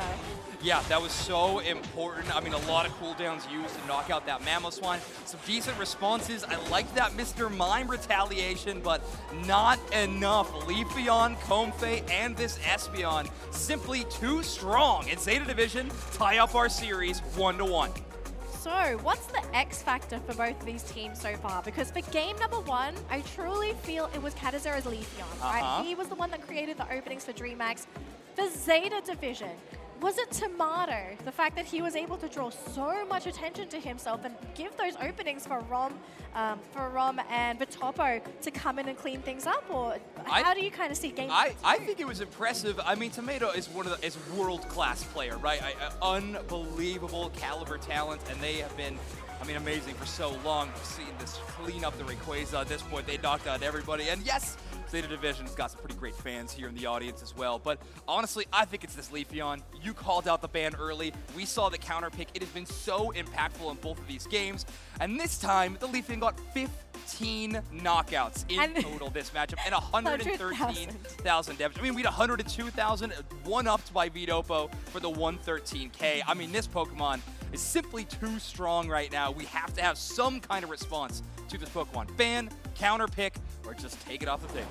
Yeah, I'm just thinking, is it worth a ban or is it worth trying to find the answers? I think so at this point. I mean, it's been 2 games of dominance. Let's consider the early ban phase. Okay, so assuming we're going to be going for the ban phase, right? What is going to be let through instead? And is it worth letting through these previously banned Pokemon? Because the previous bans were Hoopa, Mimikyu, Eldegoss, and Umbreon. These were the 4 bans that we have seen consistently across the first 2 games. Who are we okay letting through? I think you probably allow the Eldegoss to be played. I know Eldegoss? Wajiro is unbelievable on that Pokemon. I think it's by far their main if they were to consider one. But clearly they've shown that they can play this Comfey extremely well. You could consider the Comfey ban as well. If both times we saw this Leafeon, it was paired alongside it. Maybe you could have a better answer to this Pokemon if the Comfey wasn't along for the ride. But, I mean, what a time to have a toss-up decision like this. We are going into a Game 3, and this is single elimination, first round of 16. One of these teams will be going home after this next game of Unite. Unbelievable stakes for DreamMax and Zeta Division. I mean, what a spot to be in. And you have to make down-to-the-wire decisions in draft. This is going to be so important. I think the question we all kind of have to ask ourselves as well is, did we expect this series to be between Zeta Division and DreamMax? I think a lot of people underestimated DreamMax coming into this tournament because I've spoken to some of the teams and no one really mentioned DreamMax at all. So maybe DreamMax, this team is being overlooked. No one is looking at them. No one is really thinking they're a threat. And, you know, DreamMax, they're making the most of this underdog situation that they have in the tournament so far. Fair enough. Well, DreamMax, I mean, all eyes are on you now. Time to make a showcase. We're going to stick to our bans. The Eldegoss will remain in that ban spot. Mimikyu, Hoopa will be the same for Zeta Division. Now, DreamMax has been banning the Umbreon consistently in this position, and it will be the repeat Umbreon ban for DreamMax.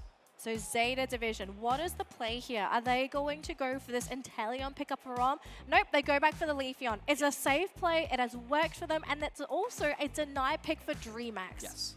Yeah, it's the best first pick right now. In Yes. this specific matchup, I don't think you ever leave that on the table. Now, this Urshifu Blissey has been looking extremely solid for DreamMax, so I think going back to that well is a great decision. This is a good start to the draft. I think we might see some shifts a little bit later on.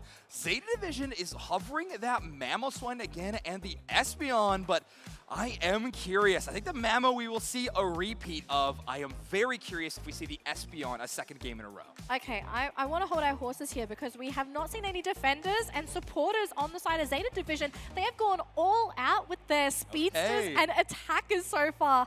Interesting choices here for Zeta Division.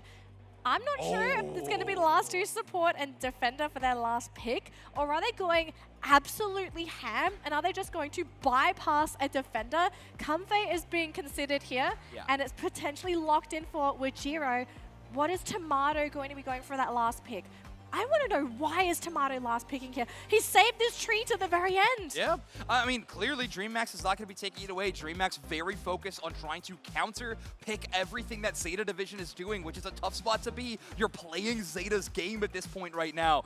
Zeta going with this double speedster composition. I mean, we're about to see the Japanese Potion Dodrio, infamous in that region. Infamous. And now it will be the Blaziken, the final pick. Wild that we are seeing Blaziken for the first time in this series as a last pick, but it will be Kadazera picking that Pokemon. As much as I like those niche Aegis-slash moments, I think they were pretty great in a few spots.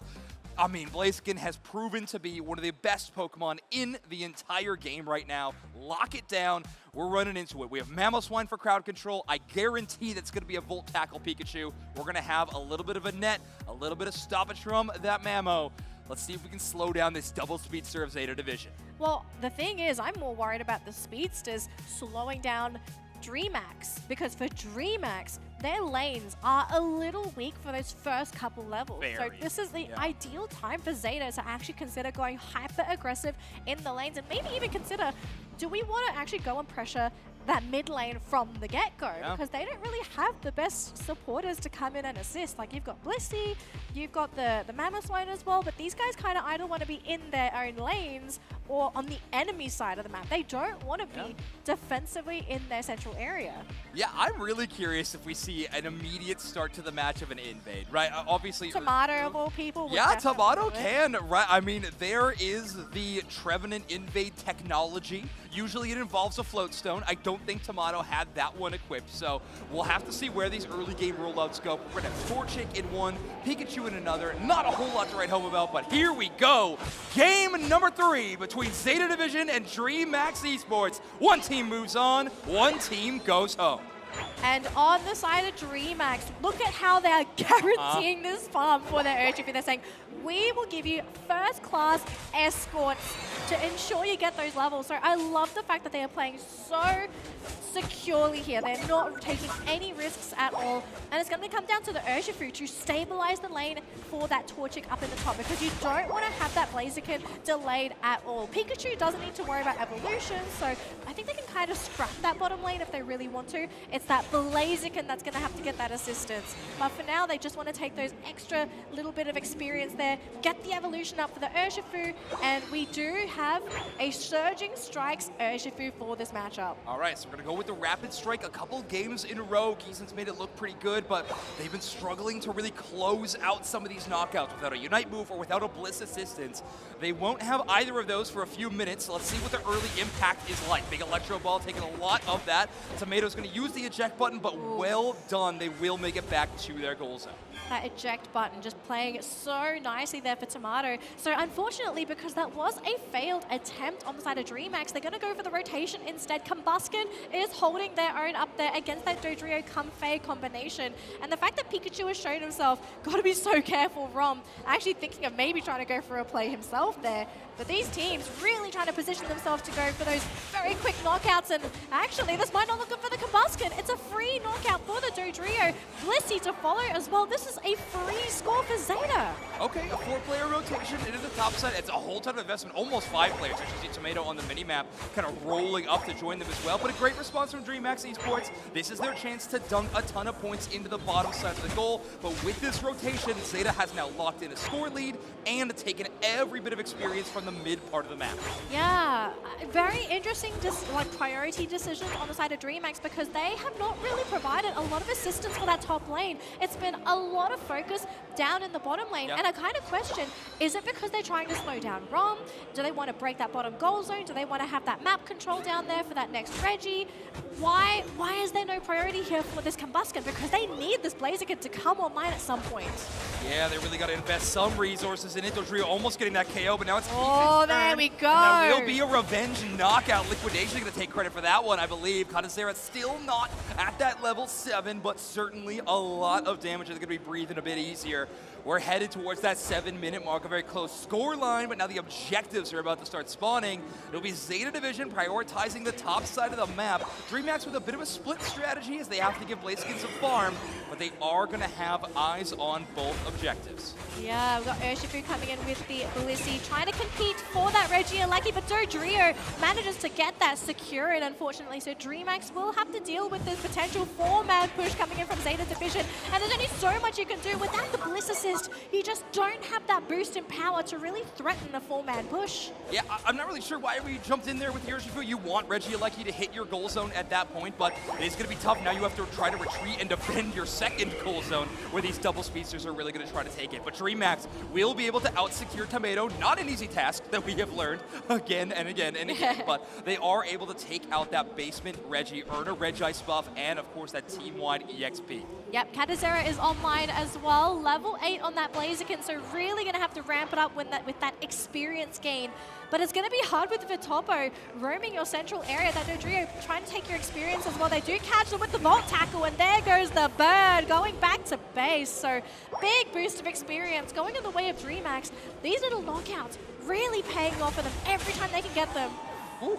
Okay, we're looking at two teams that are really employing some big combos, right? We have the Volt Tackle into the Blaze Kick, and then we maybe even have the Mamoswine to set up some moments, but there's also Tomato teeing up some big plays for Leafeon. You would hammer pull and center a few targets, allow for some big engagement in this double speedster. We're going to see a lot of knockouts in this match, and I mean, what a time to do it. The pressure is on more than it has ever been for either of these teams as a chance at the World Championship title is on the line. Oh, they're trying to go for some quick scores, and actually they even used the Unite onto that Urshifu. No knockout, but definitely a big amount of damage, and even Pikachu coming in with the Thunderstorm. They catch the Dodrio, but they can't quite get that Leafeon. Just too quick for that lone Pikachu. But again, these little pickoffs, every time DreamMax get them, this is going to push them closer and closer to not only equalizing the game, but they're actually slowly overtaking in levels. Yeah, exactly.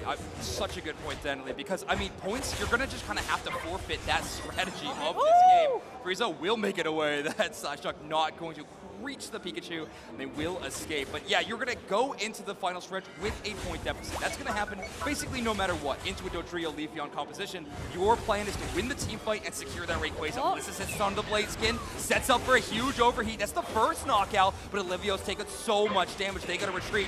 He's going to be on the receiving end of an Espeon Unite as they set up a few targets. Mamoswine with that Rampage, knocking around a few targets, but Tomato with an absolutely huge Horn Leech into a gigantic Unite move. The Trevenant from Zeta Division is unbelievable. Oh, DreamMax, they ran out of gas, and when, at the time they needed it the most, they just didn't land all of their big Unites. The Bliss Assist unfortunately didn't connect onto anybody. It was just the damage boost, and the fact that they didn't have the necessary lockdown to lock one person down and to get those KOs.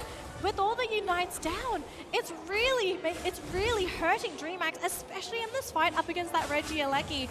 And the longer they stay here grouped up and they don't get the Alecki or they don't get the knockouts, down bottom, Leafeon's going to be able to take the Reggie for free. Tomato's going to come and assist in that top lane. I don't know if you want to be giving away a free Reggie here. Yeah, I mean... It's a Reggie steal. Yeah, it's going to be an attack buff, but I mean, that burst damage already is so unbelievably strong. What else are you going to have to deal with?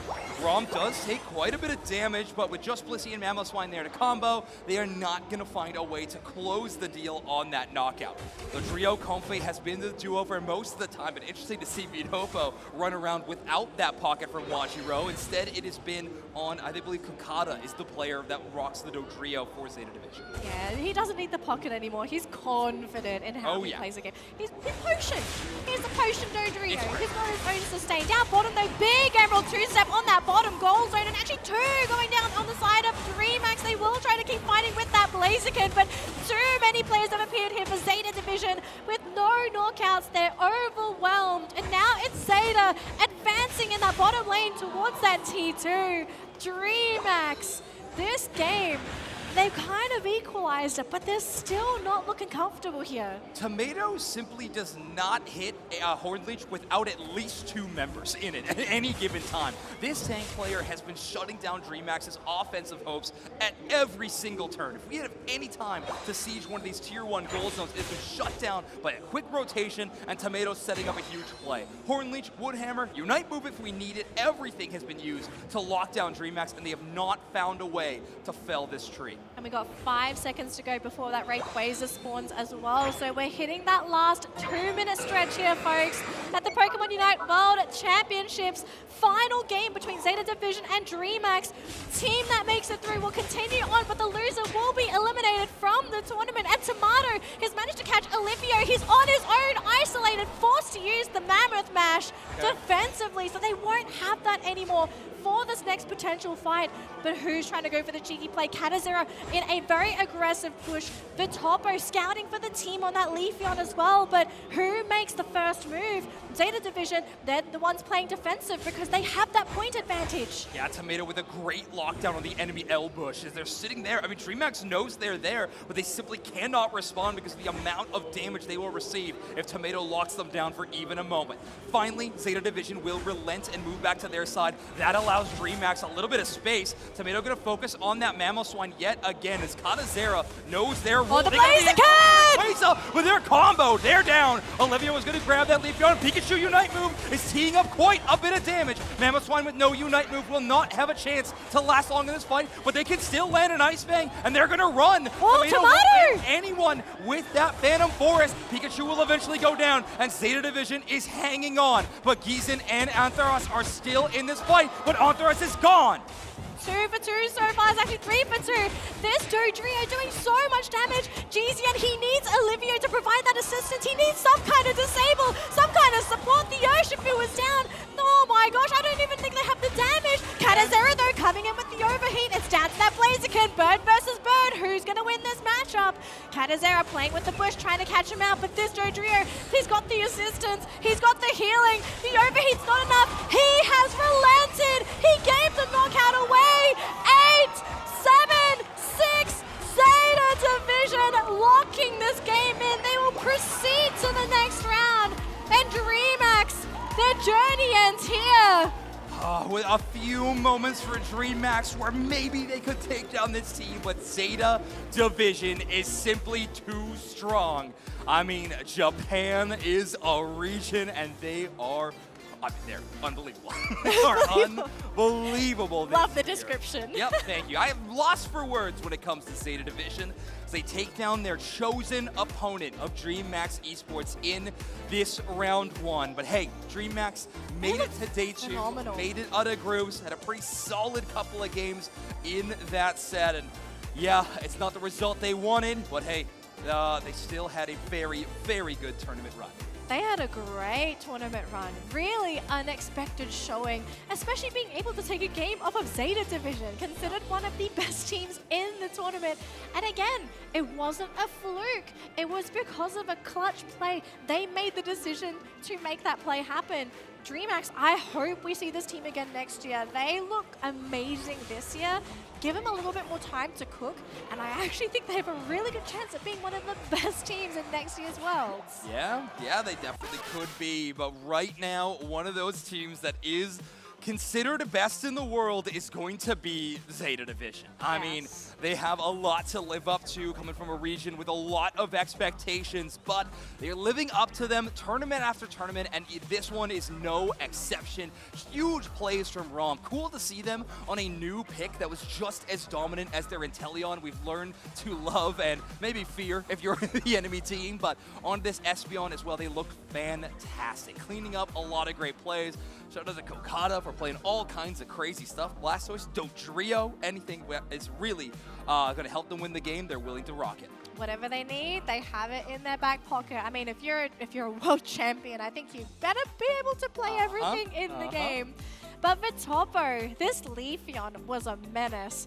I think players looking at Zeta Division and potentially playing them in their next round, they're going to have to think, do we need to ban Vitopo's Leafeon? Because he was a menace. Yes, the answer is yes.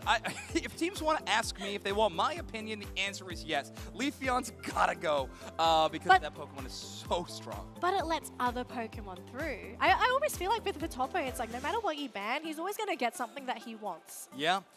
Listen, at this point, after I've seen what I've seen, and I have experienced some of those games on stage, I don't think I'm too worried about the other options when that Leafeon is existing. But as a whole, Zeta Division is so unbelievable. They are so strong. The Pokemon that they are willing to play and able to play, not only just at an average level, but at the top level. And that push for the peak, of course, that push to win Worlds. They're extremely capable of it, and the Pokemon that they're willing to play is giving them so many options. They're a scary team in-game. They're a scary team in draft. I mean, this is looking like yet another tournament favorite. We're getting to that part of the tournament where every team on stream is going to be a tournament favorite. I think day 2, we already have all the tournament favorites here. Like, Yeah. these are the guys that survived the group stage. The group stage was relentless. And for some teams, I looked at their groups and I thought, I'm sorry, that looks terrible. Yeah. But, you know, you have to do what you need to do to make it out of your group. And sometimes it really just requires you to look inwards and say, am I really the best? And you have to also make that show when you're playing those matches. We do have an update for our brackets for day 2 here, folks. So we have almost all of our top 8 ready to go. Zeta Division will be playing Zora Tigers Gaming. Zora Tigers 2-0'd MYS on the B stage. Wow, okay, cool to see that Korea still in this region. The last hope of NA will be our next match, I believe. Orange Juicers versus Fusion in the run back will be coming up very soon. And we are going to be coming back to that matchup right after this break.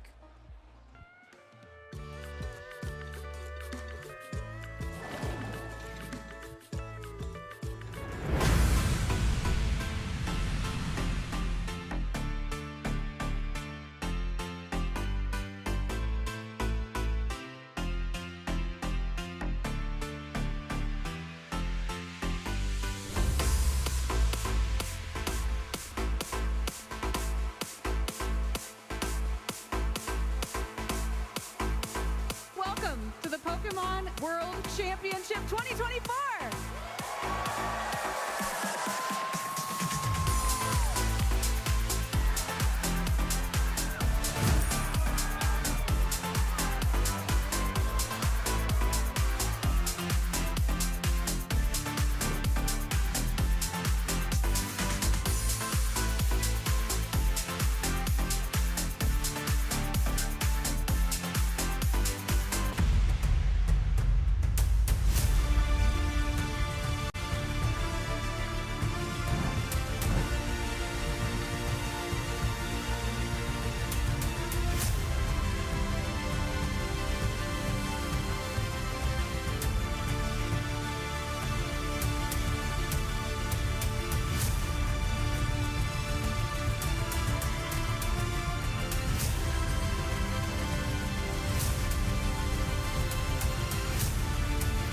We're so excited to come together and celebrate Pokemon!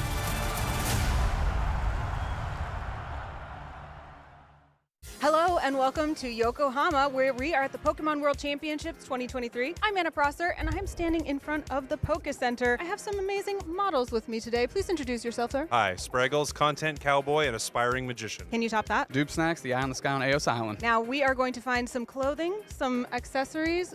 What are you looking for in there? I'm looking for Pokemon themed things. I've heard there are some of those in there. What about you? Looking for anything in particular? Heard there was a jean jacket. I'm finna sporting that. We are super excited to do some shopping. Let's go.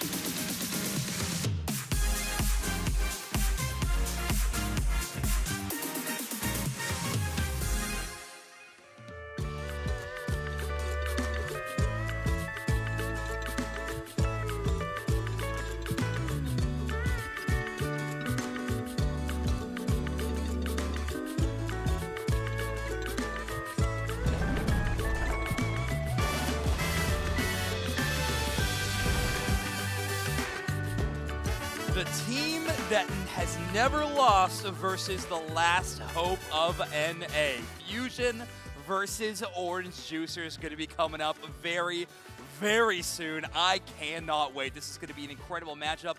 It will be a rematch of our group stage game yesterday, which is going to be interesting. I can't wait. What's up if you're just tuning in? I am Zoinks. This is Danley. Danley, how you feeling in this day number 2?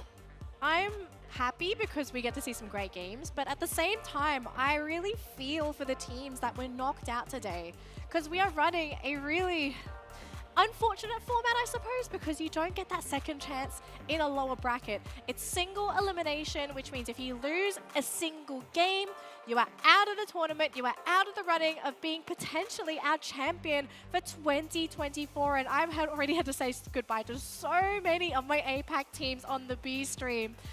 And oh boy, this one might hurt the NA teams because Orange Juicers, they have a lot on their shoulders because they have to beat Fusion. And Fusion, we've seen them yesterday, clean, scary, on point. And during the interview, their mindset, I feel, is probably one of the best mindsets to have in a tournament. It doesn't matter who you play, you 100% respect your opponent because at the end of the day, you don't win games unless you win the games. That's true. That's true. You got to take down whoever is in front of you. And that was a great interview. We're going to have yet another one, which is up on stage right now with Fusion versus Orange Juicers. And it's Spraggles over there. The rematch, the grudge match. Fusion versus Orange Juicers 2. This time, it's personal. Fusion selected Orange Juicers. Out of all the possible teams, they wanted to run it back against the best in North America. I have to ask, why Orange Juicers again? ¿Por qué decidieron elegir a Orange Juicers otra vez?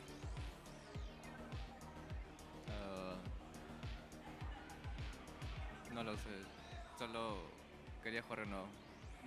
No lo sé, solo quería jugar de nuevo contra ellos. I don't know, I just wanted to play against them again. He's just having fun out here, guys.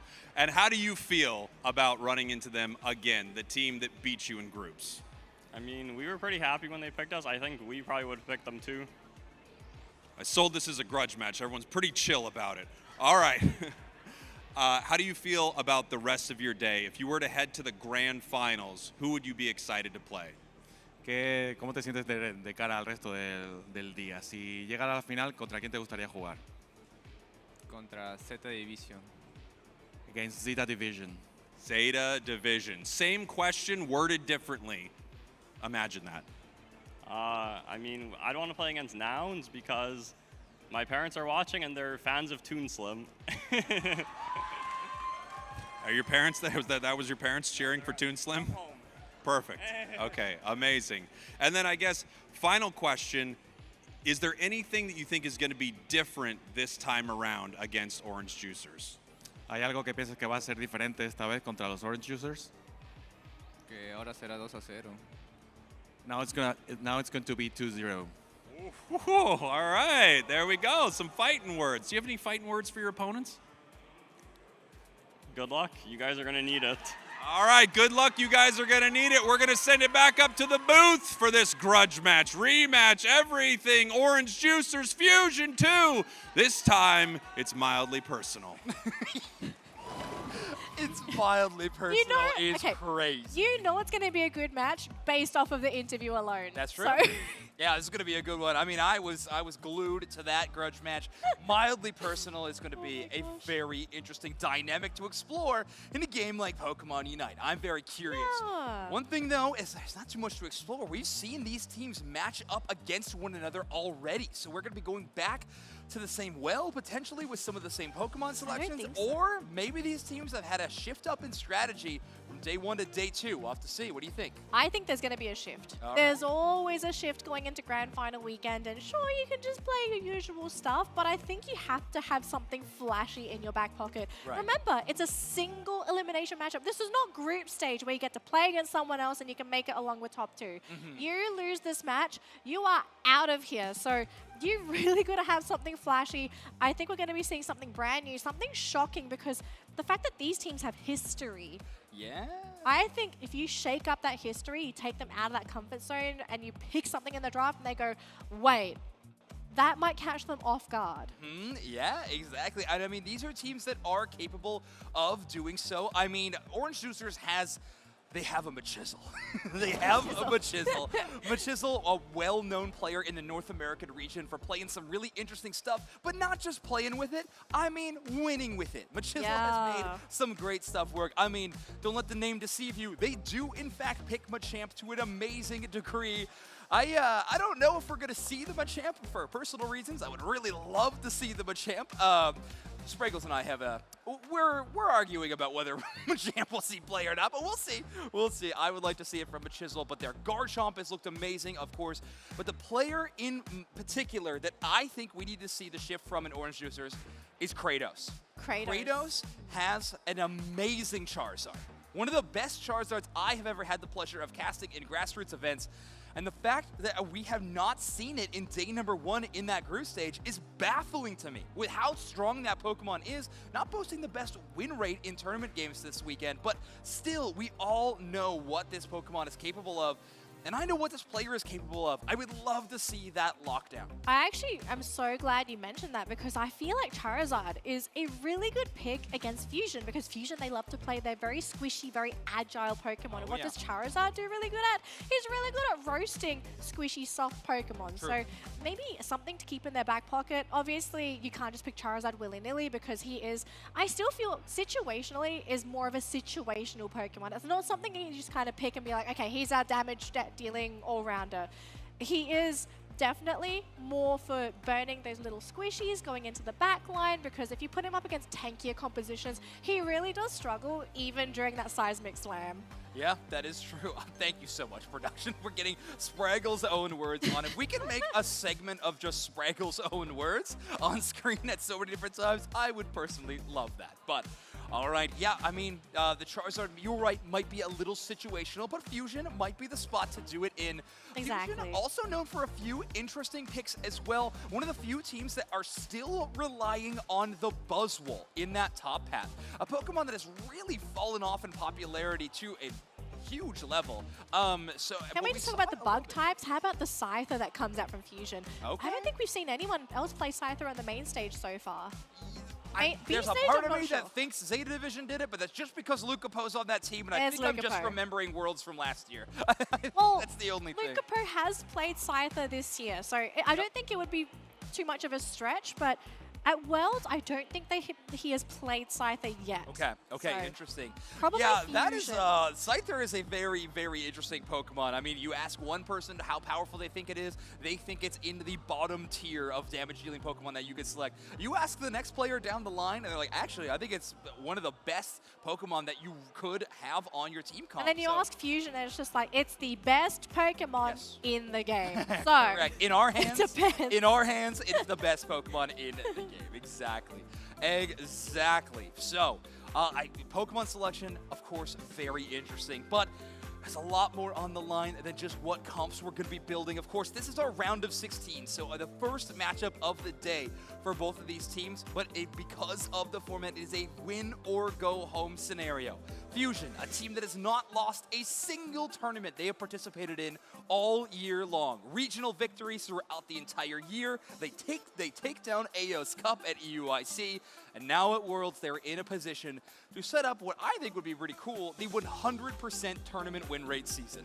I think it would be very remarkable for this team to do this because historically in the world of esports, teams that generally do well leading up to their World Championships tend to bomb out at the World Championships. Now the thing is, Fusion have looked fantastic yesterday, so they're definitely not coming into this tournament looking pretty shabby. They are looking on point, but they're not in the clear yet. They need to get themselves into that grand final first, and then once they're there, they need to win it to solidify their position because just because you've been consistent, it doesn't mean you're going to be consistent on grand final day. True. You need to keep it up from start to finish, and it requires a lot of effort, a lot of mental power, teamwork as well, because it's not just you have to worry about. You have to make sure your teammates are on point as well. Yeah, that's one of my favorite things about Pokemon Unite. Whenever I was when I first was interested in this game and playing it and doing commentary, I've been a fan of Pokemon my whole life, but seeing Pokemon Unite be the first time that Pokemon would debut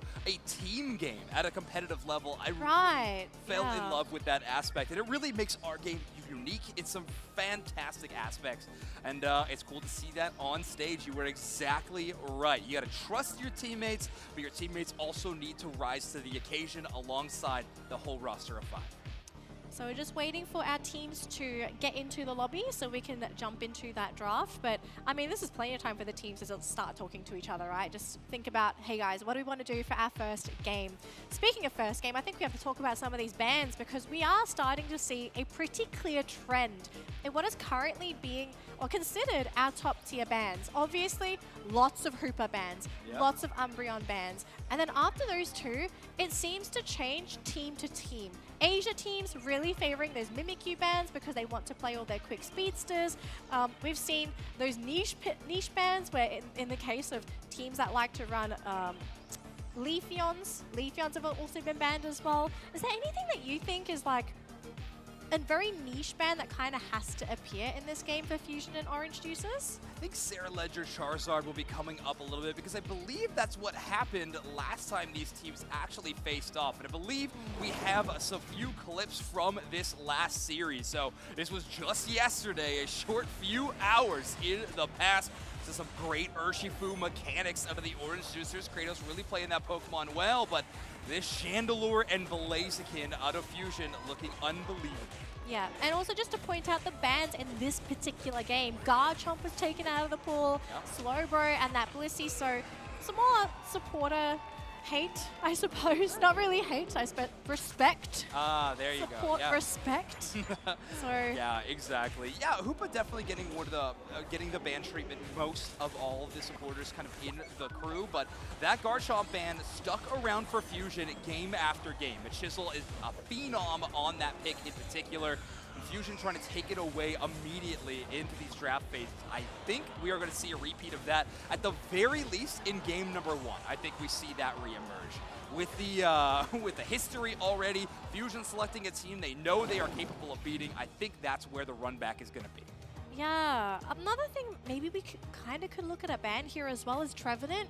I feel like this Pokemon is really just fallen under the radar. It's great. We've been seeing it do amazing things in its games, but I'm surprised that it's not receiving the amount of bans I thought it would have. That with how impactful this Pokemon is, it doesn't require a lot of resources to come online, is impactful from mid-game to late game, is able to invade the central area, is very naturally tanky, self-sustainable. Like, why do you think Trevenant is just being let through? Are teams just comfortable playing against it? Like, what's the deal? I don't think it's that. I think it's more just the roster of defenders are all extremely strong. So sure, you ban Trevenant, you're going to have to go into Mamoswine on the other side. Slowbro, we haven't seen too much. That is also an option. But folks, we have your match ready. So let's get into game number 1 of Fusion versus Orange Juicers. Gonna make some juice, or that's the plan anyway for Orange Juicers. Pulp up. All right, so what's going to be on the table here for bans? Hooper, obviously, this has been probably the most banned Pokemon at the tournament so far. 44.6%. Garchomp, secondary ban, exactly the same as our previous game, but cite the ban from Orange Juicers. Okay. Love the respect ban, but this does let the Blissey through. It does let the Blissey through. I don't think we're first picking that ever. No, yeah, Kea is going to lock down the Blaziken. Now, if you can get this Blissey Umbreon combo that is so good on that first pick of the orange side, they are going to deviate from that strategy a little. It'll be Machisel taking the Gyarados alongside Zugrugs Umbreon. So they may give up the Blissey in this scenario, but having the Umbreon as that natural counter already ready is going to be huge. Yeah, and even Fusion, they kind of flick through the Blissey as well, thinking, what do they want to do? Mamoswine, so locking in their defender first, and the Cerulege as well. So double all-rounders so far on the side of Fusion, really wanting to brawl with all of these mid-game brawlers. Okay, now Roland's hovering the Eldegoss right now, but this is one of those niche cases where maybe we could see the Wigglytuff. It is a crazy call-out, I know, but the natural counter to Cerelege is that Pokemon, that Recital being able to cleanse the hits. Mr. But no, Mime? we're going to see some crazy stuff Let's in go. its own right, though. It will be the Mr. Mime from Roland locked in. All right, a bit of anti-dive to go along that Bladeskin and Cerelege, a decent option here. Anti-dive, and remarkably a strong laning support pair. Yeah. One of the things that makes Mr. Mime so scary in lane is that he has KO potential. You don't mess around with this Pokemon, regardless of whether it's called a support or not. I actually think this dude is a defender / all-rounder. He's crazy. Yeah, he really covers all the bases on this Mr. Mime. That is true. And the final selection is going to be Flareon's on the Inteleon. Ooh. One of these picks that makes me so excited. Flareon's, we were talking to that player yesterday about their games on main stage, and they said they specifically didn't play it. The nerves were just hitting a little too shaky, and they were like, I just don't think I'm going to hit my shots. But today's the this day. selection is showcasing Flareon's is locked in, ready to go, and has found that confidence they need to push forward in this tournament. There's a lot in front of them they're going to have to take down, but that Mimikyu to try to counter into some of these melee brawlers, the Gyarados with that huge knock-up Unite move is really solid, and it's going to be up to Flareon's to start a lot of these team fights with that long-range poke. Yeah, I think also adding on to that as well, maybe feeling very safe with his team's draft as well, because he's got a lot of teammates he can fall back to if he needs that assistance. Lots of aggressive potential, but also defensive plays if they have to turn around and help out Flareon. So the question here for Fusion, obviously they have to deal with the front line, but how do they get to Flareon's? How do you get to that Inteleon when you have to deal with that Mr. Mime, the Gyarados, the Umbreon? I feel like the Umbreon will be a pretty pivotal Pokemon, and making sure that Flareon's is going to be tip-top shape for the majority of the game. Yeah, it is going to be a hard Pokemon to dive into. I was talking with a few of the Orange Juicers, remember, and as a composition, when I asked why we didn't see the Inteleon, a part of it is we saw a lot of Flareons on the Cramorant. Cramorant basically good in any kind of composition. It fits nicely. And Inteleon needs a little bit more room to work, like you were mentioning. Umbreon will be able to buy that space. And of course, there's not a whole lot of dive necessarily on Fusion, depending on how they play some of these all-rounders, that is. Yep, so it looks like Roland's going to be coming in to that central area to provide assistance for his teammate to make sure that they're able to get that red buff for them. So not stolen at all. But Kia, Draken, they have other plans. If they can get a knockout here or just steal away this experience, delay this central area, this is going to be a big win for Fusion. Love the aggressive plays, but in the meantime, though, a Torchic in the top lane is actually getting knocked out. Yeah, I mean, that is going to be a ton of it, even just effort gauge for that Magikarp. But then we're going to see very close to the evolution. But yeah, XP2 get away. Draken will eject button, but they will not escape the Shadow Claw. And Kratos will take 2 KOs, doubling them up. OJ starting strong. Yeah, I don't think you want to be giving away a double knockout to a Mimikyu this early on. So obviously Kratos, make the most of this early laning stage. Crush those lanes, because if you want to win the lanes, best time to do it right now. But with the Cerule counter knockout, completely stopping that momentum that we just picked up from that central area invade. And honestly, kind of huge that Zainus was able to pick up the KO on the Chandelure. They've been stuck as a Litwick for quite some time, having to lane against that Mr. Mime, very challenging. But with getting that knockout, they're already back to that Lampens at level 5, caught up in the experience race. Yeah. Roland just going to hang around with his team as well, just to have that wall ready in case they have that opportunity to maybe lock someone in, but haven't found anyone, although they're going to run into that lamp and even ejecting forward, locking them into that wall. They have the damage. Oh, the Drizzile just coming in with the snipes. I feel like Inteleon is going to make a comeback to Worlds this year, because this Pokemon has disappeared after a couple of those nerfs, but it is so great at those early game rotations because of the burst damage it has. Yeah, if it disappeared, it's just because of that passive. It is now visible yet again with the way it's been dominating some of these Worlds games. That burn damage is going to be a little bit too much for Kratos to get a score, but they'll jump right back in with the damage. Orange Juicer is going to break the first gold zone of the game. Fusion with an answer on the top side, but they will not be catching up to the score line of OJ. I'm not sure if you're going to be feeling too good here for Fusion, because your lanes are not looking too bad. Level-wise, they're looking really good for this Cerule Edge, but they're going to have to try and get this Combusken and Lambent to catch up. They need to get that experience, that they can hit their peaks, and eventually fight into Orange Juices. We do see a knockout here onto that Mr. Mime. Roland just being a nuisance on the enemy side of the map there, but providing crucial vision. I think this is something that is not really spoken about in Pokemon Unite, but sometimes just having your support play so far forward, providing you vision, telling you where the Chandelure is, where that Piloswine is. Are you safe to do that bottom objective, or are they rotating down? And because Roland did that, gave them that clear opening to just take the bottom objective. Yep, Regieleki is happening in that top lane, but can they defend with just these two? Or actually walks in. Bit questionable there. It's all right. They got tons of stoppage, right? They have the foul play plus the Mr. Mime. I mean, they're locking this goal zone down. A small score will happen, but if that's all they're able to get in with a Regieleki defenseless pull, unbelievable defense from Orange Juicers, foul play from Zugrug, and all those mine barriers from Roland work fantastic to stop the mobility of all of Fusion's Pokemon. The bait working out really well here for Orange Juices, and there's only so much Eldegoss can do by themselves to try and stop this, but can they get the counter KOs? A Gyarados knockout would be very nice here, but it might just end up being nothing at all. So no knockouts for Fusion, no experience. That was a T1 goal zone for free. Yeah, T1 goal zone for free, and Flareon's was able to get a back cap in bottom side as well while that battle around the tier 2 with the Regieleki was going on. So the score pattern for Orange Juicers has been fantastic. Really holding on to this macro game and putting on that pressure. The levels are scary for Fusion, though. We have the level 10 Cerule Edge and, of course, the level 9 Blaziken. Anemo and Tempo are two of the most dangerous mechanical players we have in our game. You always got to be wary when they're on these power picks. Yeah, gotta really play behind their team, Orange Juicers. Don't get caught out. Don't give them that free experience. So far, just this two Pokemon defending successfully. This Umbreon hanging on. They're even going to be using the Unite there, but oh, they managed to get the Cerule Edge. I think this is where Orange Juicers, can they continue with this push? Oh my gosh, Flareon, he got a bit of a snipe there, but he goes down. He got caught by the Piloswine, and the Unite being used because of the evolution. Roland thrown into the air as well. Gyarados going down. Fusion, can they burn through this? They really want this goal zone. I'm not going to lie. I think going after the Inteleon there is a mistake from Fusion. They allow Mr. Mime just to walk all over their backline. You might knock out that main source of damage in the back, but after that, you have nothing to push forward, and it will be Orange Juicers able to take that team fight victory and the Regirock.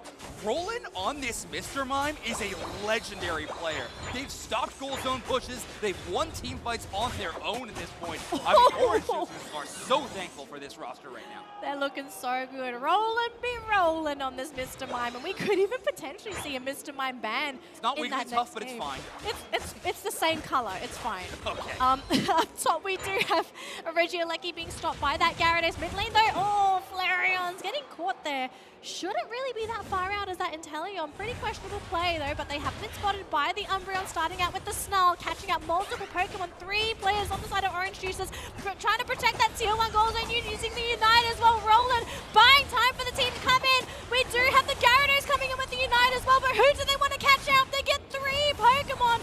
1-for-1 so far. They have lost their defender, Blaziken, trying to escape that Gyarados in the backlines, though. Knockout after knockout. Orange Juicers are squeezing Fusion dry. We are looking at a whole new Orange Juicers roster in day number 2. I mean, this is a completely different look from last we saw this team. A 227-point scoreline to just 177. They are winning so many of these team fights, and Roland is leading the way. Huge lockdown. That Mr. Mime showtime, blocking any score and setting up all those fights. And the patience from Machisel on that Gyarados, just being that da-da-da-da Jaws theme around below all those targets. Knifing under everyone. Moment. Yeah. Unreal. Finds those 3-peats, and of course the team fight victory after that. Orange Juicers looking good. And ooh, nice little Shadow Sneak hit on Kea. Yeah, so catching out a little bit of vision there. We still have 40 seconds to go before we hit that last 2-minute stretch. So Gotta play it safe here, folks. Don't want to get any more knockouts. No preempted unites. This is the time that you want to try and get your unites back online so you're ready for that final fight. Now, down bottom, it's just a red ice. No attack buff, no defensive buff. This is huge for Fusion. And if they can rip through this Regieleki, which they certainly can with all this damage, this is going to have to be something that Orange Juicers needs to work on. Do they deal with the Aleki, or do they want to position around the Rayquaza pit? And it looks like positioning is key here. Yeah, you have to get positioning right now. You don't want to fight for position with an Inteleon-based composition. You want to have that already set up and built and ready to go. Kratos is going to hang out on jump pad just in case anybody is going to try to score in that defenseless goal zone. The rest of the roster, they have that point lead. It might not be huge, but they do know they're holding on to it. Shareledge does score 58, but that's going to be immediate dive from Kratos on the Mimikyu. Revenant Rend goes down, so that's a huge Unite move already gone. Fighting, but they need to go down. Umbreon steals a bunch of shields. Mamoswine gonna try to stomp all over them, but Chisel and Zulgrog are 2v3 right now, but Roland is joining the fight. Oh, he's coming in. Roland be rolling there with the Unite yet again. 1 for 1 so far. Support down for that Mimikyu, but the Gyarados bounce. They catch the Cerule.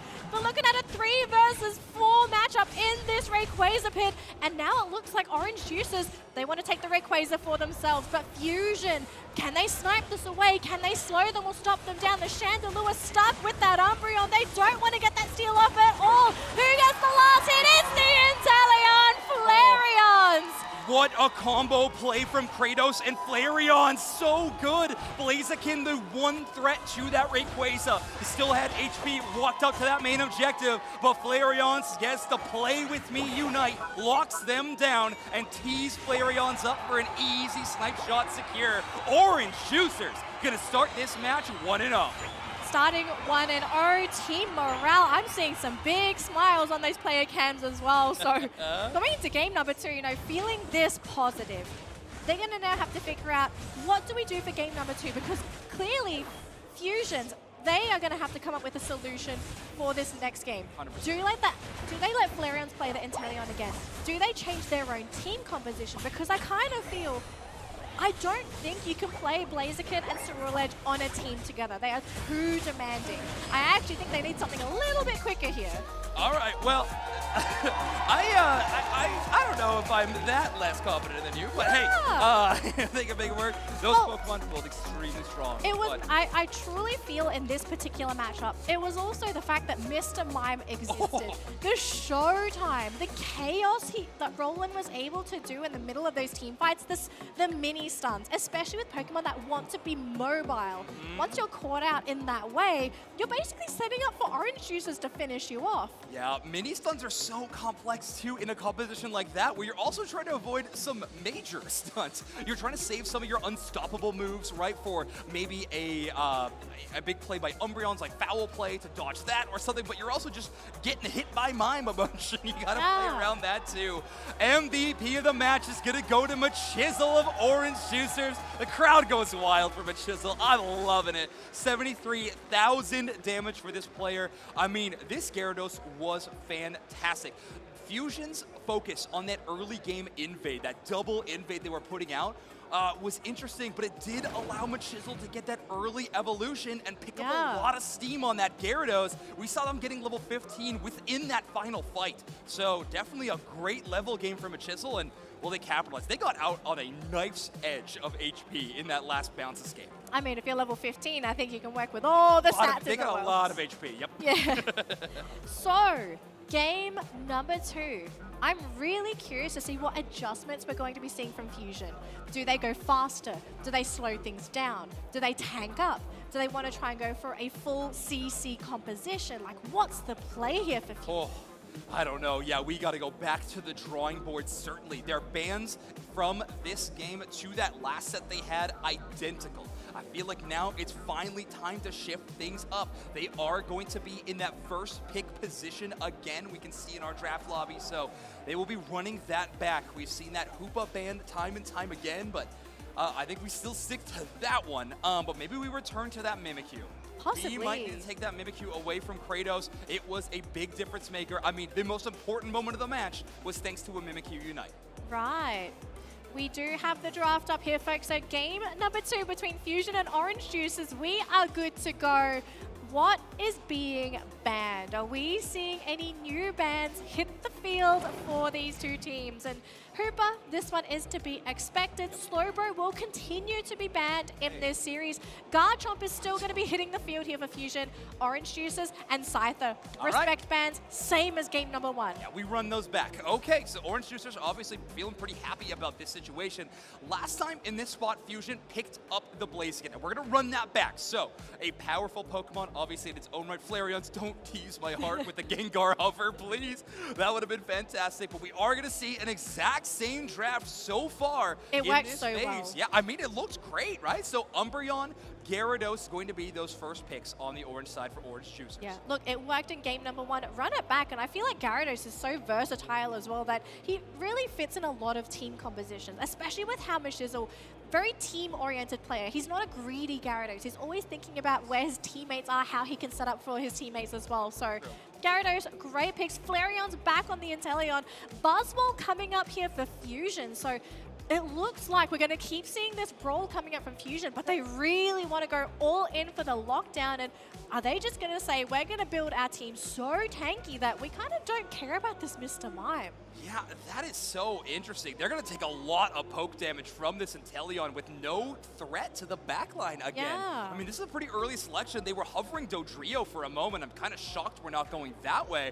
But it will be the Buzzwole this time from Tempo. So certainly a harder lane opponent for the Magikarp to go into in this game. And final selection is it really for Gardy? North America. It Oh is going my to be gosh. Gyarados. Or not Gyarados. It is going to be Gardevoir. We got 2 G Pokemon on the team. Totally understand. But I'm trying to think for Orange Juicers. So what's the thought process of running a Gardevoir and an Inteleon on the same team comp? Because yes, you do have 3 very good frontline Pokemon, but is Kratos basically here existing to power up and set up for Flareons? Potentially, its Unite move is also unbelievable into that enemy composition, Lots right? of, lots You're of looking melee at a bulked grouping up team that wants to run as a unit. One Fairy Singularity is going to lock down so many targets there. I think the other thing is, in game number 1, Orange Juicers kind of dive-checked Fusion. We were like, hey, can you get to our Inteleon? The answer was no, with that composition of Ceruledge Blaziken. Now that it's Buzzwole Blaziken, I believe the answer is going to be the same. They're like, fine, we'll pick 2 attackers because we're safe back here. Roland and Zugrug are locking down that front line for us. We'll be totally fine. If we need a big engage, that'll be up to Machismo. Well, let's see how these lanes are going to be here, folks. Game number 2, teams are locked and loaded. Are we going to see a game number 3? Or will Orange Juicers keep the NA flag and wave it high and continue their journey through the Pokemon UNITE World Championships? And I think most importantly, knock out one of the favorites to win the entire tournament. Very much possible, but we're talking about Fusion here. We could see a game number 3. Yeah, this is a team that has been dominant all season long, so you can never count them out. In the round of 16, to see them exit, I think will be a shock to so many players and fans from around the world. Anemo going to go to try to get some scores in on this Buzzwole, but it wants to out-contest Machismo, who is able to secure that Bunnelby in the face of a Buzzwole, so impressive stuff. Buzzwole not having the best levels 1 through 4, definitely starts seeking higher spots once they hit that level 5. Yeah, Machismo just looks so comfortable. Playing Magikarp into Buzzwole of all things. Like, this is not a matchup that you would see someone be able to steal away that last hit. But Anemo, we've seen this player just absolutely blaze things yesterday, so I don't think that's going to phase him at all. He's just getting his levels, getting his experience, getting ready for that first little skirmish. And it looks like top lane will be the priority as well for Orange Juicers, so we could be looking at a pretty big brawl. Yeah, I think both these teams, if their central area clears are alone, they are going to prioritize this top side. Big barrier stun. Blaze Kick tries to kidnap Roland, who's taking a ton of damage. Superpower offensively from Anemo lands on both Kratos and Machismo. Not enough damage to double up on any of those KOs, but they clear a ton of space. 30 points go in for Anemo. Yeah, there's not really much. They've actually got the Curlia. Oh my gosh, Anemo, surprise knockout there on the central lane. laner, that really hurts Orange Juicers because that's going to basically stop that defensive push coming in from that central area. Although, look, we've got a Drizzle coming in. Flareon wants to come in and help, but he has to be careful because if the Nemo gets him, they get the knockout. Drizzle rotated for this. Nemo wants even more Oh in a my KO gosh. Streak 2. What a response from Fusion. For those of you counting at home, by the way, Nemo is currently, and if they score this, 6 attack weight stacks. Nemo, this is terrifying. 6 stacks this early on. I don't think you can touch this top lane anymore. Oh, man. I mean, at the very least, we have the Gyarados. So Machisel does evolve at some point in that brawl. So maybe all those resources worth it. But at this point, Buzzwole is stacked at the maximum amount, and they are going to be swinging for the fences. Chandelure Evolution, after they clear out some of that central area, it has been Tempo and Zainu splitting the EXP back there between the Saraledge and the Blaziken for the majority of this match. Speaking of experience, Fusion looking at a massive experience lead. 2 level 8 Pokemon on their side, whereas we only have the Curlier sitting at that level 7 here for Orange Juicers. So unfortunately, that little bit of a kerfuffle in that top lane really not helping them in that experience department. They might have to slow things down a little bit just to play catch up because Machizel's not looking too confident here anymore. And Nemo just looking too big on this Ultra Beast. Yeah, interesting. Ooh, Nemo kind of faking, gonna break that goal zone, wants to get some more points. Now is threatening 28, but if they're gonna dive in, that is gonna be so challenging. Trying to make that choice between getting Regieleki to break the goal zone or them, very, very difficult. But they are gonna break it and send Regieleki towards tier 2. He's level 9 and Nemo is so big. And level 8 is the highest level, now level 9 on the side of Orange Juicers, but down bottom, this is going to cause quite a bit of issues, especially if Nemo decides to go, but he's actually rotating up top instead, wanting to push with that Regieleki. And Machizel not looking too happy there, the Mr. Mindwall basically stopping him from crossing back into that lane. But look at this Buzzwole. He's hunting. He wants to eat something, and I think it might be a Gyarados. Yeah, fish on the menu potentially. Flying fish, a rare one, but Machizel is going to try to escape. Early bounce, they won't have the unstoppable to try to dodge any of his grabs. Gosh. And Nemo's going to get that full combo. Machizel down 10. yet again. He's level 10. This guy looking unstoppable in this early to mid game. And if he continues to snowball like this, I'm not sure how Orange Juicers is going to be able to easily eliminate this Buzzwole from the fights. They will maybe have to overcommit Unites to catch him out.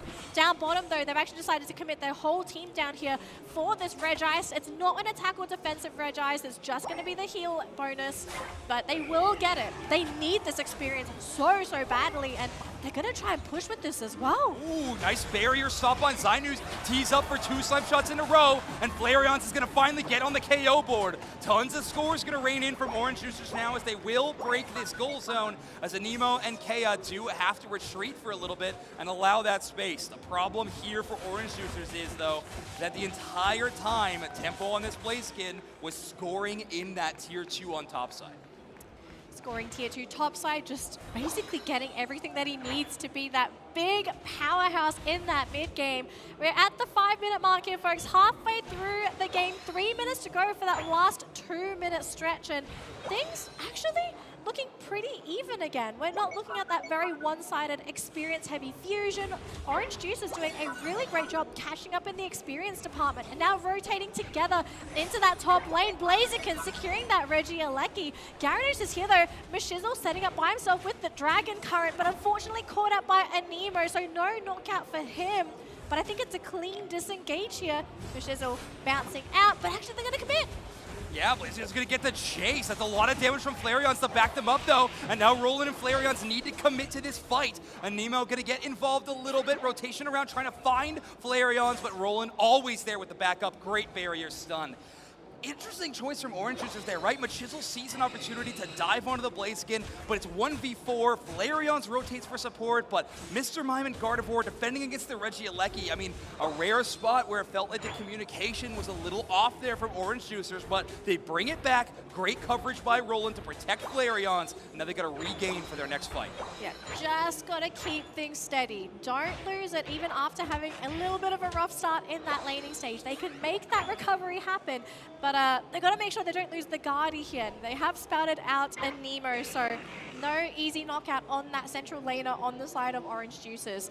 Fusion, you can see Fusion, they want to make something happen, but the way the Orange Juicers are playing, I love how defensively positioned they are so that they're just not caught out for free. Yeah, it's so tough to play into a front-to-back team like this without a speedster, but hey, great setup. Flareon's able to tee up that shot. What a snipe shot. I mean, if they were nervous about missing their shots last time, I think they got all kinds of confidence this time around. Zagrug will go down, though. A 1v4 excursion is going to get punished, but those snipe shots are working out great for poke damage. Skin and Eldegoss are extremely hurt right now. Mammothwine dives onto 2, locks down the Kratos, but they are going to get away. Registeel, though, is going to be secured by Fusion. Secured by Fusion. I did see Flareon's try to go for the charge there, but just too little too late, unfortunately, with the positioning. Up top, though, looks like Regieleki may be the next objective here, spawning right now, and obviously Fusion, if they can grab that, this will be a big hindrance to Orange Juicers because they have to deal with this Regieleki. And with Rayquaza coming online so soon, you want to spend your time now getting that experience. And if you can get a stray knockout, that's great as well, but you really want that experience. But the experience game is currently in favor of Fusion with 2 level 13s, and Nemo and Blaziken at level 13. They're ready to go, but actually Orange Juicers, their cores are all level 13 as well, so they're good to go. Yeah, after an explosive start, Fusion's actually been pretty quiet for most of the mid-game, right? Orange Juicers not necessarily taking over the matchup, but certainly gaining momentum and gaining a whole lot of levels. We've hit the final stretch. If at the end of this, Orange Juicers are victorious, Fusion goes home. If Fusion win this, we go to a game number 3. Rayquaza's on the map. Yeah, Fusion need to be very decisive with their jump, and actually Nemo, instant knockout! He dove in and he got deleted! That is massive! 4 versus 5. This is not the matchup Fusion want, but you can see Orange Juicers, they also want that Rayquaza. They're forcing Fusion to fight. They say, if you don't fight into us, we want that Rayquaza. Zagrug has gone down in the back lines. They're Inteleon working on that Blaziken, melting them down. The Mammothwine, they're all on their own. No backup there. Flareon's is hitting every shot. He chased down that Blaziken. That's such an important KO to get, and he also done a ton of poke damage on that Cerlich. Now he's on an ever-present threat. Machisel is able to ignore all that Anemo grab and escape. The walls! Got down to half HP. Flareon's is not getting body blocked. Buzzwole trying to get it away. Gardevoir Unite setting it up. Snipe shot's already used, and it will be Fusion securing it. Cerlich take the Ray. They get the Ray, they get the double knockout as well. Can they break the shields? Can they do anything? We have Zagrug outrunning that Blaziken in that bottom lane. Roland as well as the Gardevoir wanting to defend that bottom lane as well, but someone has to defend that home base. Break Draken Shield. Don't let him score, and they don't let him score at all. There's only 30 seconds left, though. Another 100 in from Buzzwole, another 100 in from Tempo, and that is going to seal the deal. 20 seconds remain in our match, and we are going to be going to a game number 3 in this knockout round. That was such a close Rayquaza fight. The fact that it really came down to just who got that final hit, and the fact that Sulich, oh my gosh, that final hit. Orange Juicers, they just needed something to land to secure that Rayquaza, but they just didn't have it in them. Yeah, the Gardevoir Unite really teed everything up, but a pretty early snipe shot out of the Inteleon. It's tough in those moments to know when we're doing our damage, when we're landing our burst, and Orange Juicers just a little shy of the secure. Chandelure lands a big hit, and that burn damage, that tick damage, always going to bring things back. I think we're going to have to go back and rewind that just to see how things really worked out. So I'm going to try and work this if I am not a smart cookie here. All right, we'll slowly start working on this. But that end game, extremely chaotic. There was some plans coming into that Rayquaza, but just the Fairy Singularity, I could see what the thought process was with that, but I'm kind of wondering if they thought they had the damage to finish off everyone within that Rayquaza pit to have a clear opening to get the final secure themselves. Exactly. All right, so I'm going to rewind this just a little bit. So let's take a look at what was going on in this final moment here. Danley, feel free to draw on the screen. Oh, I don't remember how to draw. So if we take a look at this, Inteleon stops right here. This is where we see the Guard Unite move, right? Sets up around the Rayquaza, but the problem is Zainu's untouched. The Gardevoir Unite move does take out a Nemo away and Kea away from the body block. Flareon's next up is going to try to secure with this snipe shot. They tee it up, they land on the Eldegoss, but it does not hit the Ray. The most important situation here. The body block. Watch Zainu's on this Chandelure. Believe that's burn tick damage that takes it away. And Fusion gonna secure that Rayquaza. So thank you so much for production for letting me do the little rewind thingy. That's a lot of fun. But yeah, that was Fusion putting on an unbelievable show. Game number 3.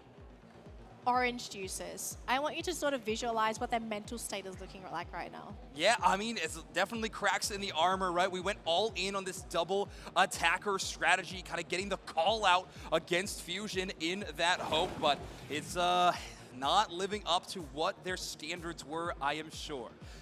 So maybe we see a return to what worked in that game number 1. The Mimikyu looked really solid in that matchup, so I wouldn't be surprised to see that happen again, but we might need to get Machisel a little more help in that top path. The early start from Buzzwole was catastrophic for Orange Juicers to deal with. It took all game to get them caught up to that point, and well, in the end, it came down to just a final moment. Well, we have to be fair as well. That top lane matchup wasn't really in favor of Orange Juicers as well, right? Because there was a Magikarp and a Curlier against a Buzzwole. I don't really think you can have too many expectations for that lane matchup. It was just, I think those unlucky knockouts, like getting caught and essentially feeding that Buzzwole that early game experience, I think that's where Anemo really ran away with the game. If he didn't get that early game experience, I think we'd be looking at a much vastly different game in that previous matchup. It was just, he got too much too soon and basically snowballed out of control. Yeah, 100%. All right, we're probably going to be looking at very similar picks in this game. I mean, the bans are identical. I don't see any reason for Fusion to be shifting things up here. It will be a Blaziken locked in. Now, Orange Juicers are going to grab the Umbreon. I really like this Blissey, but Machisel is just feeling this Gyarados. They are going to lock it in 3 games in a row. Gotta make sure that they can somehow stabilize his lane, get him that early Gyarados if possible. But again, it's Fusion. And the way that they always run that top lane, Anemo, if they've got to find a favorable matchup. And I don't really know how you want to do this. If you pick an Eldegoss, just really push hard in that top lane, get a strong central laner. Flareon's hovered over the Mew, back onto the Inteleon. What is the play here? Do they keep going with the Inteleon? I think Flareon's Inteleon has been great. I don't think he really changed that. It has been, but because of Fusion's draft strategy here, it makes it a tougher pick. They take the Chandelure and the Mamoswine earlier than they have so far in their drafting phase, and they threaten Speedsters with their final picks. So all of a sudden, it makes it very difficult for Flareon's to lock that down. Final selections for Fusion are going to be coming in now. It will be the Eldegoss and the Buzzwole. So, Anemo's Buzzwole is going to make it back 2 games in a row.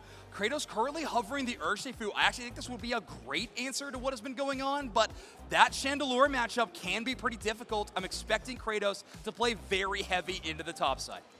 Play heavy into the top side, and I think they need to send somebody in that central area. Guaranteed that central area experience, get that level 5, and then you start running down those lanes. Because if you're Fusion, and you look at this team so far, you're looking at that Urshifu and saying, guys, I actually think we just try and go for an invade. Slow down his farm, because what are you going to do? There's a Magikarp in the top lane. Magikarp's not going to even do anything in that top lane.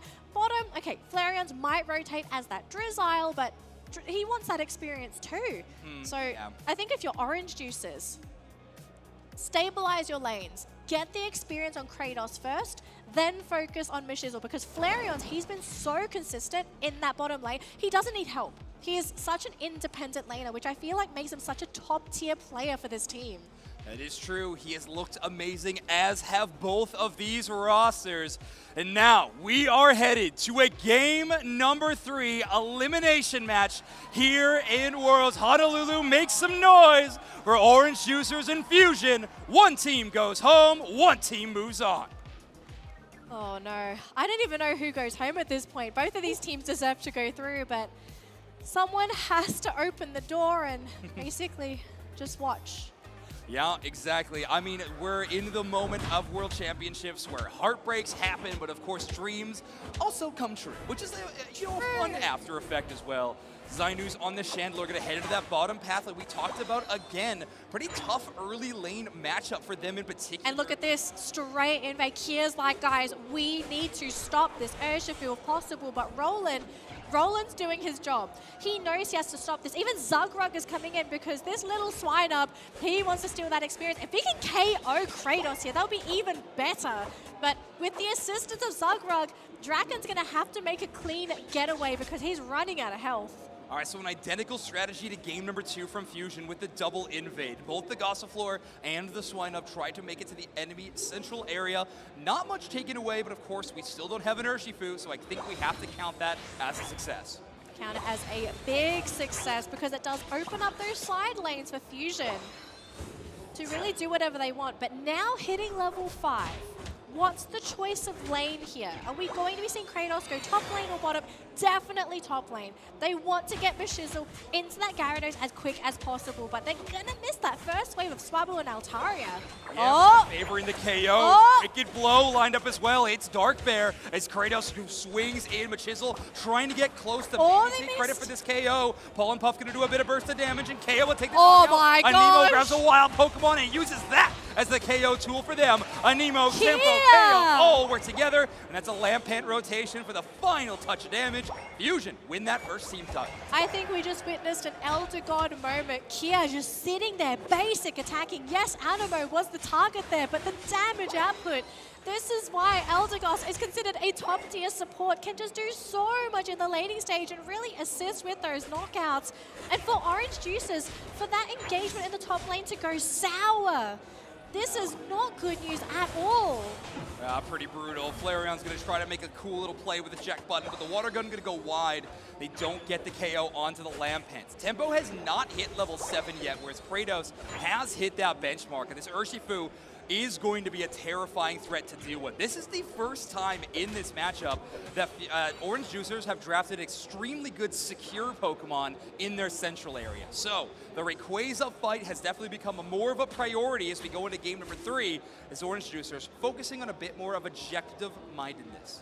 Yeah, interesting decision here. We'll have to see if it pays off for them because Wicked Blow, I kind of have some questions when it comes to this kind of Urshifu, but if they can make it work, absolutely go for it. And that Wicked Blow, securing the knockout onto the defender. So nice little boost of experience, but also eliminating one of the frontliners for Fusion. All right, they take him down. Reggie is going to be spawning on the bot side of this map.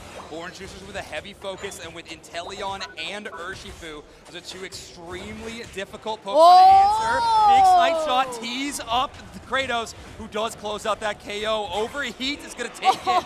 Tempo with great positioning, both body blocking the snipe shot and setting up for the secure, and that's Fusion with the first Reggie. Fusion stealing that Reggie away. They did get a knockout for that, but I'm not really sure if that's the trade you're really asking for in that bottom fight, because this attack buff just means Fusion can take over this tier 1 gold zone unless they can somehow stop them. They do bring the Urshifu back. Snipe shot missing, unfortunately, just landing on an empty wall. Kratos, though, thinking, wanting to go engage. Zugrug hunting as well, but they just can't find that opening. But actually, no, they caught the Urshifu with the Ice Fang. We'll be able to get out with the Throat Chop. Now Zugrug being chased, but I think the fight is just going to end here. These openings are so small, and if Orange Juicers can't capitalize on it the moment it happens, they just seem to lose it from there on. Yeah, this bottom path has been pretty patient from Orange Juicers. It's been focusing more on defending this goal zone rather than trying to get big KOs. Pulls them away, but Flareon is going to make it away for a moment, but that is going to be the chase down all the way to the other side. Tempo does get the knockout with the overheat, and despite the Urshifu Unite, Fusion is hanging on. Zugrug trying to defend this goal zone. It's 1v3, but the rest of Orange Juicers are trying to defend against the Reggie Alecki in the top side. Fusion are taking over this game.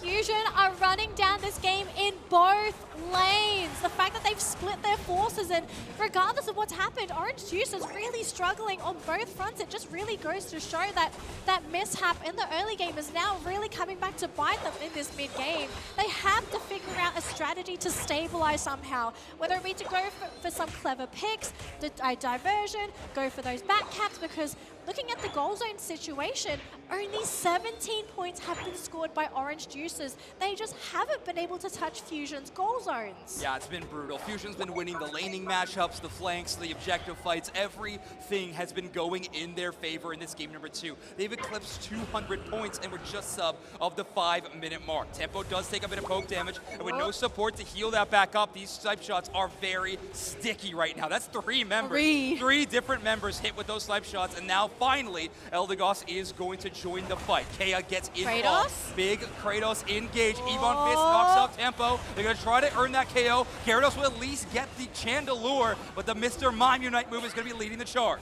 Oh, Mishizzle not feeling too happy here. He is too low. He needs some kind of healing. Tried to go for the aggressive bounce. Dragon Current into the back, trying to catch Anemo. They will throw him in the air. Can they somehow turn this fight around? They're losing health bars, and that is it. They have no health left. Back to the Pokemon Center for you, and Fusion continue their advance down Orange Juice's lanes. Yeah, Orange Juicers just seeming like they've run out of momentum. They can't capitalize on some of these snipe shots. They got a big chance for a refight here, but it's Blaziken who strikes first. Finally, Flareon gets a KO. Anemo goes down. Also, Draken on that Mamoswine falls next with the Blaziken. Oh my gosh. Unstoppable. Tempo finally goes down as Roland locks him down in every barrier he has, and Flareon's tees it up with the snipe shot. Very, very costly fight for both teams there, but most importantly for Orange Juicers, they get a big burst of experience, especially getting the elimination there onto that Blaziken. They need this experience so badly, because the experience difference between these two, it's becoming too wide. It's almost reaching that critical mass point. Level 12 on 2 of the calls so far, looking pretty good with the comebacks, but they really need something else. They need a tiny bit more. They found the Chandelure, throws them in the air, they get that KO. That's going to be a nice start, but this Urshifu is going to have to sacrifice himself for that knockout. All right, we trade those KOs, and now it's Tempo's turn to get involved in the fight. Dragon Current just waiting for that Unite animation to cancel. Bounce is going to get them out of range, and Zugrug will be trying to escort the team back, but they've just taken too much damage. They simply have to retreat. Flareons might go for a cheeky steal with the snipe shot, but that is their only chance at the Regieleki. Everybody else on the run. Very nice body blocks as well coming out from that Blaziken, just saying, no snipes for you, but this will need to be dealt with on the side of Orange Juicers. If they let that Regieleki through, you do not want to have any more points being scored.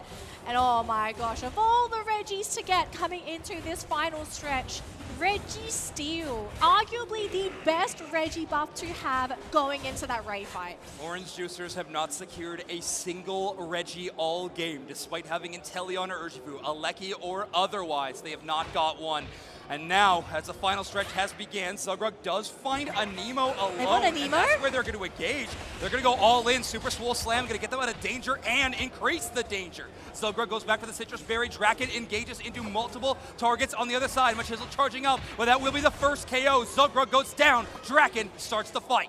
Oh, not looking too good. You've lost one of your frontliners. You really need to have someone create that space so that the Inteleon doesn't get caught. But Fusion, they know that they have their lead. It has to come down to Orange Juicers to find that opening, but they've got to make sure they don't get chipped down whilst doing so. They just don't have that same level of sustain that Fusion have for these fights. Yeah, I mean, this Inteleon has been fantastic for Flareons, doing so much poke damage, but simply they just don't have the options to chase. Draken does try to Ice Fang, but an early throat chop by Kratos will escape that lockdown of the crowd control. So now they are rotating around this Rayquaza. We're about to hit 1 minute, and time is running out. Anemo playing on that top side again. They caught him. With a hard call out. They will now have a 5v4 fight, playing for their tournament lives. A minute left. Oh, they managed to catch a Chandelure with the bounce, but Shizzle finding the attacker. In the backlines, Flareon with the Unite as well, dishing out the damage with the basic attacks, but they have lost the Urshifu, their frontliner Flareons. He is free to do the basic attacks, fighting up against this Eldegoss. Has to keep creating space. He has Roland there to provide the support. Zugrug, though, looking too low on that Umbreon. Basic attacks, they want the Rayquaza, but Shizzle is low. Flareons, can he secure for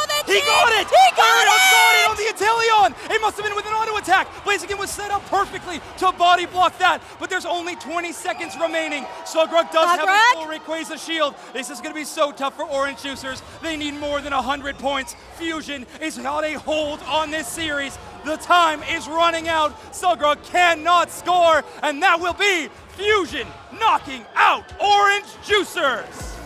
What a game! What a way to end that game! It looks so close. Oh my. So close for Orange Juicers, but just the Rayquaza, it came moments too late. Sure, you have the shields and it helps you score, but if it's an Inteleon and most of your team is gone, you still need to be protected. Yeah, I believe it was only Flareon's and Sugrug receiving those Rayquaza shields, so just not quite enough firepower to bring it there. And Fusion able to run it down and get a few more scores. The crowd, honestly, pretty split between OJ and Fusion for cheering for these teams. But an amazing matchup between these two squads. The Latin America South Regional Champions knocking out our North American Regional Champions after an amazing best-of-3 game set. And with that, the region that has won Worlds 2 years in a row no longer has a team in the top 16. Oh my goodness. This will be a storyline for sure to find out who will be our next new champion for Pokemon Unite. But also at the same time, Fusion continue their undefeated streaks. Yes, they've lost a couple games here and there, but ultimately, if you win the series, that's what matters the most. 100%. I mean, Orange Juicers dominating this game number 1 between Fusion and Orange Juicers. But this Blaziken from Tempo, after we saw that role swap of him playing in that Sarah Legend game 1, adapting to play that Blaziken 2 games in a row was phenomenal. We have gassed up this player for so long for their mechanical ability, but their macro knowledge and their teamwork and their team leading abilities need to start being praised as well. Because that is one of the biggest reasons that Fusion is moving on in our tournament into the next round. I mean, what a gauntlet. There's more games after this? You mean that wasn't the World Champions? Unreal amount of games that these teams have to play today, and the competition is the fiercest it has ever been. Truly, just watching Fusion play, I feel it is a monstrous task for whoever is waiting in the wings to see who they have to play and they find out it's Fusion. There's no clear-cut direction when it comes to beating Fusion. This team has so many strats, so many playstyles, so many Pokemon up their sleeve where you think you figured them out and they come out with something brand new. And so the question is, what is it that makes Fusion tick? How do you break them down so that you have that advantage from the laning stage? Because this team, their lanes are clean. Yeah, their lanes are pretty solid. I mean, Anemo in that game number 2, I think, was one of the best looks that we've seen. And Zainu's able to hold it down on a Chandelure, a Pokemon pretty notorious for having a weaker laning stage and still making it look good. So I'm sure we have a ton to hear from Fusion. We have Zainu's on stage to get a post-match interview. So let's throw it over there. That's right. I am on stage with Zinus, the winner of that incredibly close series between the Juicers and Fusion. Congratulations. I have to ask, how did you adjust after losing one game to Orange Juicers? Enhorabuena, y querían saber cómo habéis ajustado vuestra forma de jugar después de haber perdido una partida contra Orange Juicers. Sentimos una presión, pero a la vez fue más nuestra inspiración a querer seguir ganando y no rendirnos. So we felt a pressure about the game, but then that really motivated us for keeping playing and get to win. Amazing. Now you have two teams that are actually getting set up right behind us, Legacy and Kekalak. Who are you more excited to face in your next match? Puedes ver que están aquí los dos equipos que se van a enfrentar ahora y nos gustaría saber a quién nos apetece más enfrentaros en la siguiente ronda, a Kekalak o a Legacy. Obviamente a Legacy, nuestros compañeros y hermanos. Obviously, we would like to face Legacy, who are our companions and our brothers. Amazing. I can't wait to see it. Brother versus brother, possibly coming up very soon. We're going to throw it back to the booth. Congratulations again, the undefeated Fusion. Thank you so much, Spraggles. Great to hear from Fusion. I mean, the 100% tournament win rate dream is still alive as they move on, but whew, what two tough opponents to potentially have to face in this next round. Yeah, but you know, it's the name of the competition. It doesn't matter who you play against. If you win, you win. And sometimes it's just a case of just do your best, pick your best. And sometimes it requires you to be a little bit cheeky with your picks as well. Because I do expect the deeper we go into this competition, we are going to start seeing some cheese picks, some Pokemon that we don't normally see to catch some of these teams off guard. And with that said, Fusion will proceed to the next top 8 match. And their opponent is either going to be Legacy or Cakelock. I believe their game is actually still ongoing, so we're still trying to figure out who they're going to be. It's going to happen on stage next. Oh, it's on stage next? Oh, great. I want to see some Cakelock action. Let's go. Yeah, it'll be a fantastic matchup. I mean, these top 8 teams are extremely strong. I mean, Fennel versus Talon sounds like an amazing game. Zeta versus Sword Tigers Gaming. I mean, the matchups that we have are fantastic. But we got to wait for those for just a little bit. We have a very short break that we're going to throw to, but when we come back, more Pokémon UNITE World Championships.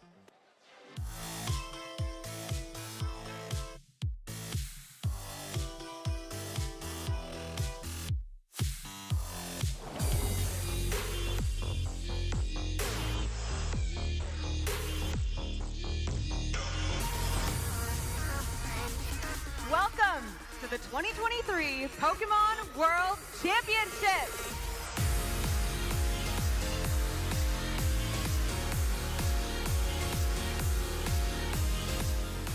世界最高峰のバトルがこの日本で行われているのが、とても信じられないというか、こういった舞台をすごく今楽しんでて。It's been an incredible experience. They're going all out for this world.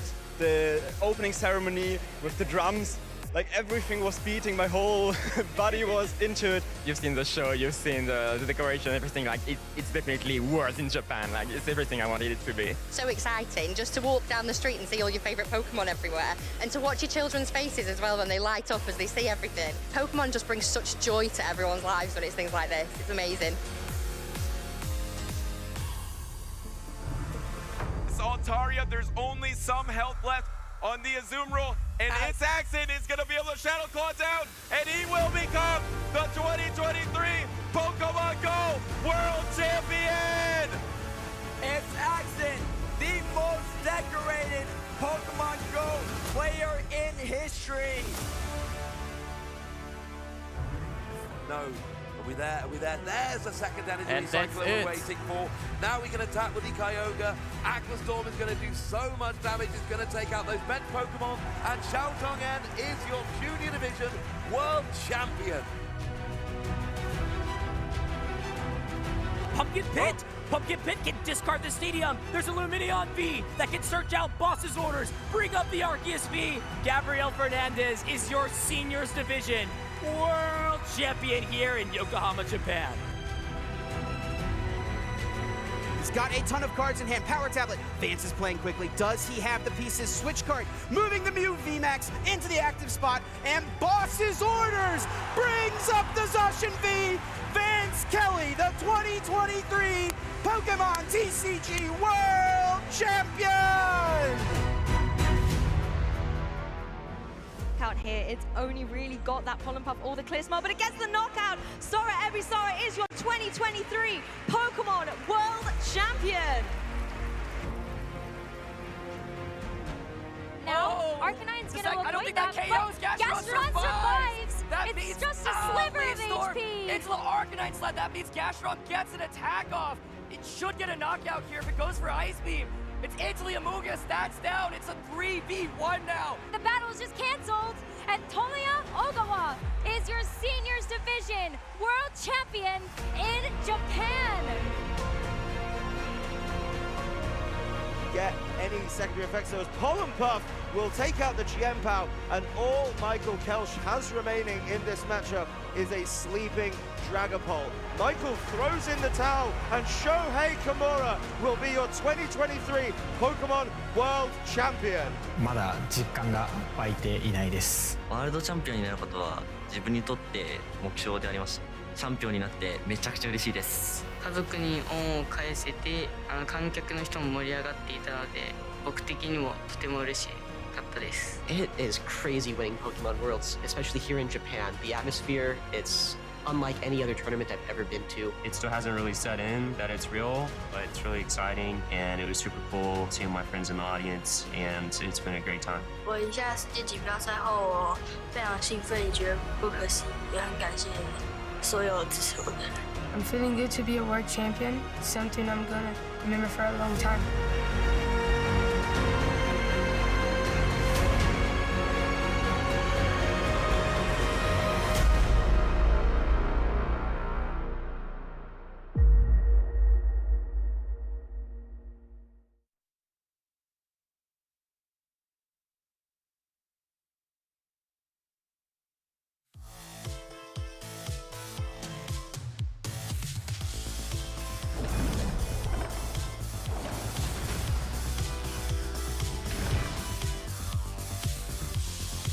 Welcome back to the Pokemon UNITE Championship Series. Here we are, day 2 of our World Championships. Up on the big stage, we have Legacy and we have Kekalak. These two teams are squaring off, and every single match that you are seeing today is win or go home. The winner advances through the bracket towards those grand finals, towards becoming the world champion. The losers will be out of this tournament. 16 teams here on day 2, and all of the top-seeded teams, Doobsnacks, were able to pick their opponents. Correct. That is what happened on stage with Legacy and Kekalak. Yeah, Legacy choosing Kekalak, saying our path, at least the first step on our path to a world championship, starts with you, and we want to make it easy because we think you're an easy team to beat. And honestly, if I'm any team that is picked, I'd just take that personally off rip. Yeah, I immediately would take it personally, even though you have to be chosen at some point. I feel like I'll Michael Jordan it. I would take that personally. I feel like I would take everything personally. And you know what? That's probably why I'm up here in the casting booth. Exactly, because you and I take everything I think we just personally. couldn't handle it. I don't think we could handle that level of Oh, really, bro? competition. You're going to pick me? Yeah. Fusion taking down Orange Juicers. Fluffy Nemesis being taken down by Talon. That means North America, the region who has won Worlds twice in a row, will not win Worlds today. We will have a new champion. Not only that, a new region that wins the whole thing. Could it be Legacy? Could it be Kekalak? Whoever they are, they're going to need to run into Fusion, the absolute monsters who have taken down everyone they've run into, qualified for Worlds first. It's going to be incredible. Still looking at the tournament here, Zeta Division alive and well for the Japan region. Sora Tigers Gaming out of Korea playing incredible. Fennel's insane.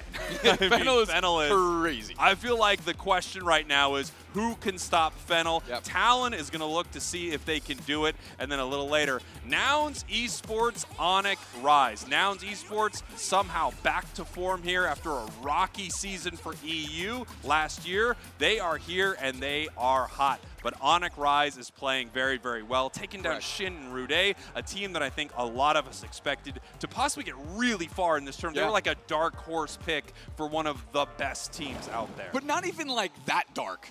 Like, no, it's like a...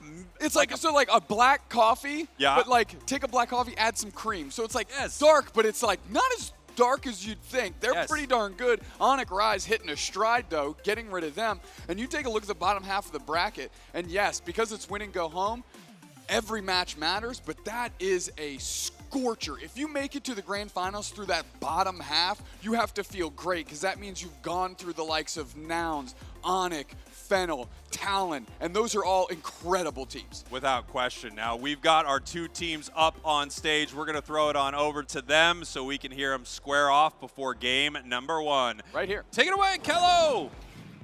Hello there, I have Marzo from Legacy, and we have Pupaza from Kekalak. Can we get a cheer for them? Woo!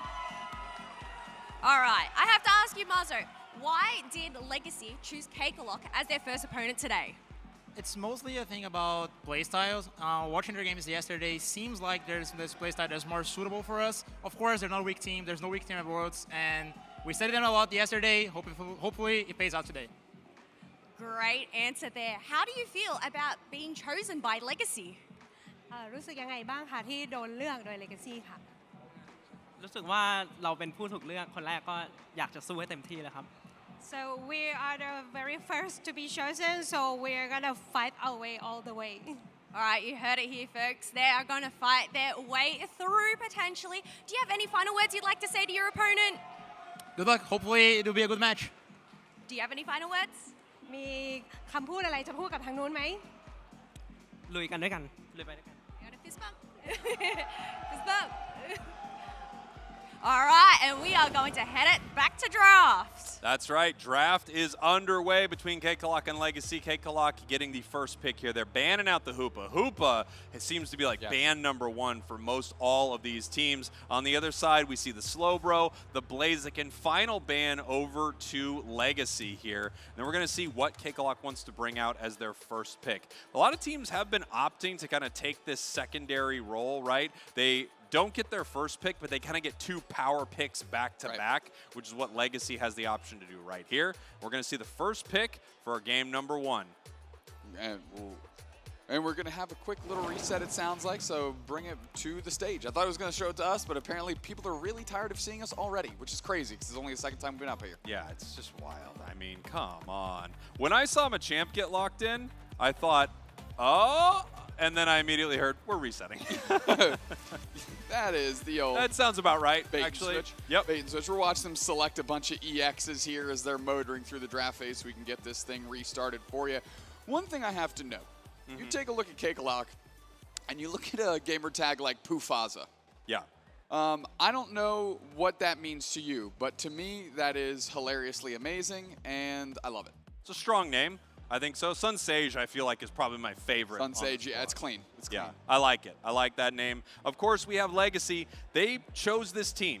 You know, this is who they thought they could take down here. You're looking to have the easiest run through your bracket, you know, if possible. There's a lot of variance in Pokemon Unite. There are a lot of moments that just don't go your way. We just saw Orange Juicer's Fusion. It was some burn damage from Chandelure that flipped a Rayquaza in their direction. So there are moments that you do everything you can, you just can't control. And when you're looking to control the most you can, you will pick the best team possible. That's what Legacy has tried to do right here.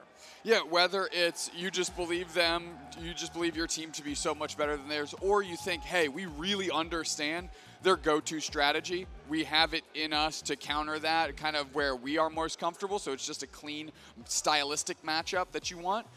I mean, that's where they went. We're taking a look at Kekalak right here, Pufaza, Nadiza, Spoo, SCG, SGC, there's no way that's not going to gum me up. And then Sun Sage, which you said, great name, and I agree. I think it's a hot one. Kekalak first place out of the Thailand qualifier for Asia Pacific West. A strong team, but they didn't make it here through the top of the bracket, right? They're not the first seed out of their group, so obviously this was one that you could choose to run into. There are a lot of hard teams that you had to choose between. I don't feel like there were any choices that were the easy choice. No, they're taking a look at Legacy. All names are familiar with. Mazo said how important it was for this team to stick together. They think they have good synergy. Mazo, Falb, Lel, Salto, and Wolf right there. That's right. Legacy, last year we saw them get to 5th place. We saw them take down Talibobo Believers, a team that a lot of people had clocked as maybe the best in the world. They beat them in groups. They head to 5th. Year before that, they had a unfortunate run, lost in groups. They are on an upward trend. They're getting better and better. They're placing better and better. They looked amazing on day 1, and now we're heading here into day number 2. They struggled a little bit up top against Luminosity. They went down to them 1-2, but were able to do very well in their groups moving forward. Yeah, and actually, they bounced back from that incredibly well. They took that loss, and then they haven't lost since. They just keep marching forward, and they've set themselves up for another opportunity to win. Let's get into draft right here as we're taking a look. Blaziken going to be the first thing dialed in, and a Slowbro for Legacy. And it's actually Umbreon for this next pick right here. Final ban over to the side of Legacy is going to be the Dragonite. There are a few teams that are kind of known for their Dragonite. Obviously, I'm thinking of Zeta division right here. Yep. There are just some teams that kind of play it so well that you feel like you have to target ban that thing. Correct. I mean, just the Hyper Beam Secure that it has, its Unite move is incredibly underrated, I believe. And if you have the read, you gotta ban it. Quickly locked in, though, by, this is gonna gum me up. SCG, SGC, Urshifu. Now, we've seen both styles already this weekend. I wonder where they're comfortable, where they want to go. Lel getting the Hoopa. Yeah, the Hoopa early here, and it looks like we're also bringing out the Cerulege. It feels like teams are bouncing back and forth between Cerulege and now Charizard, something that was looked at as maybe, you know, one of the more dominant forces in this tournament, is actually not getting much priority at all. Charizard not getting banned, not getting picked. Instead, we have Cerulege. We have Gyarados that I feel like is rising in popularity throughout our couple days here, right? Our next couple picks, hey, there you are, buddy. Charizard, and it looks like possibly Mamoswine over to the side of Legacy. Mamo is a really interesting one because it's kind of come out as a top-tier defender that I think a lot of people have been counting out for a while. And then we got Char. We're going to see if a lot of teams have been right to avoid it. Right. Crustle kind of making its way back. We've only seen a couple teams lean in that direction, and at one point it felt like Crustle was almost a first pickable Pokemon because in that defender slot it was so strong. Here we go. Next two picks, we are looking at Blastoise and we are looking at Eldegoss. And we've seen a little Blastoise this tournament, especially we're going to reference Zeta Division again. Kokata's Blastoise has been pretty powerful. Blastoise, however, feels like it has fallen off a lot in the competitive scene. I'm surprised to see some of these teams pick it up, even if they are picking it up pretty late. However, that is a really tanky composition there from Kekalak. It really is. Sustain and go for the finish, especially in the face of something like a Charizard that can't pick up a single target. It makes it more difficult on what that target has to be for Mazo to really leverage how many Unite moves they're going to get throughout this game. Again, taking a look at Blastoise, don't tell Zeta Division. Maybe Kekalak taking a page out of Zeta Division's book. You know, Dragonite needing to be banned, this Blastoise back in the mix. I'm interested to see if they're going to go Spin Pump like we've seen Zeta Division do. Yeah, I think a lot of players have been playing that lately. It gives you that hindrance resistance, which is really nice, and you've still got that disruption. You have that burst over on the side of Legacy right here. I was waiting to see what items were kind of locked in on that Charizard. We've got the weakness policy, the scope lens, and we also have the curse bangle, which I think is a really strong choice. It turns Charizard not only into this really strong carry Pokemon, but you've also got the anti-healing for the enemy side. Yeah, that's something that we'd like to see more of. We were actually talking to Inder in the back, who's with the Juicers this weekend, and saying, man, we kind of really need to get back on these cursed items. That's something we weren't really seeing yesterday, an adjustment we needed to make. And I think a lot of teams could learn from that. Cursed items just that darn good. And here we are getting ready for it. Our two teams heading into their first game now. Kekalak, your purple team. Legacy, your orange team. It's win or go home here in day 2 Doob Snacks. Let's get it started. Let's get it started. Cup Food not being escorted by anyone over there. Just kidding. Gospel sitting in their pocket as they're making sure that they can evolve. No invasion just yet. Mazo and company going to play this straight up. And we can see Bob running towards this goal zone here, looking to stack, looking to try to steal some of this away, and they do. It's tough just being a little Magikarp all by yourself. Here comes the Cramorant to the top path as well, putting a lot of pressure on this top path. If you can shut down this Magikarp for a while, you'll be in a great position. We've seen a few Gyaradoses today evolve it, you know, before 9 minutes. Like, teams really get caught with it. If you can shut it down, however, it's going to be pretty weak for a while. Cupfoo's still trying to get to that Urshifu so maybe they can hit a path and be impactful. They're actually pivoting downstairs, which makes an opportunity for maybe a personnel overload. Yeah, it looks like it. Sending Gyarados downstairs still as a Magikarp. We have 4 members of Legacy top, 4 members of Kekalak in the bottom path as they are pushing towards this goal zone, and the same is going to happen bottom. Yeah, Nadi's just sitting there, what am I supposed to do here? And they immediately just walk away, and rightfully so, as their team is trying to do work in the bottom path. We'll see how both squads adjust as the scoreline, because of the counter pushes, stay pretty even. It's interesting. It's like everyone left their path. Like, they completely left top path. They completely left bottom path. They're heading to try to get as much experience as they can. As you see members of Legacy now in the central area of Kekalak trying to steal away as much of this as possible. Crustle trying to stop it. There's the Hurricane for the secure. Nice secure by Wolf. Salto just being a bully on Nadiza, who hasn't evolved into Eldegoss just yet. Spoo getting picked up, put down, and tons of pressure going after them. Salto going to make it out after escaping the Rock Tomb. here we have Wolf. I feel like Wolf's Cramorant has just been silently carrying a lot of these games. It feels like every time it shows up, it makes really impactful plays. Lel in a lot of trouble right here. Big time bounces. They're looking to possibly break this bottom pad, leaving it at 1 right now. Cram is here. Cerulege is here. They're slicing through them, seeing if they can pick up the KO on the Crustle. Yeah, and they're going to get another one on the Urshifu. Listen, Lel might have gotten down, but they used the one move they could get off to get that portal on pad and bring through Legacy so they could make sure to stop the push and cobble together a counter push of their own. And now they've got 1 point on that goal zone. It's going to be a little tricky, but obviously they want that goal zone around because they have Hoopa. They have that amazing macro, being able to send your team top and bottom very easily.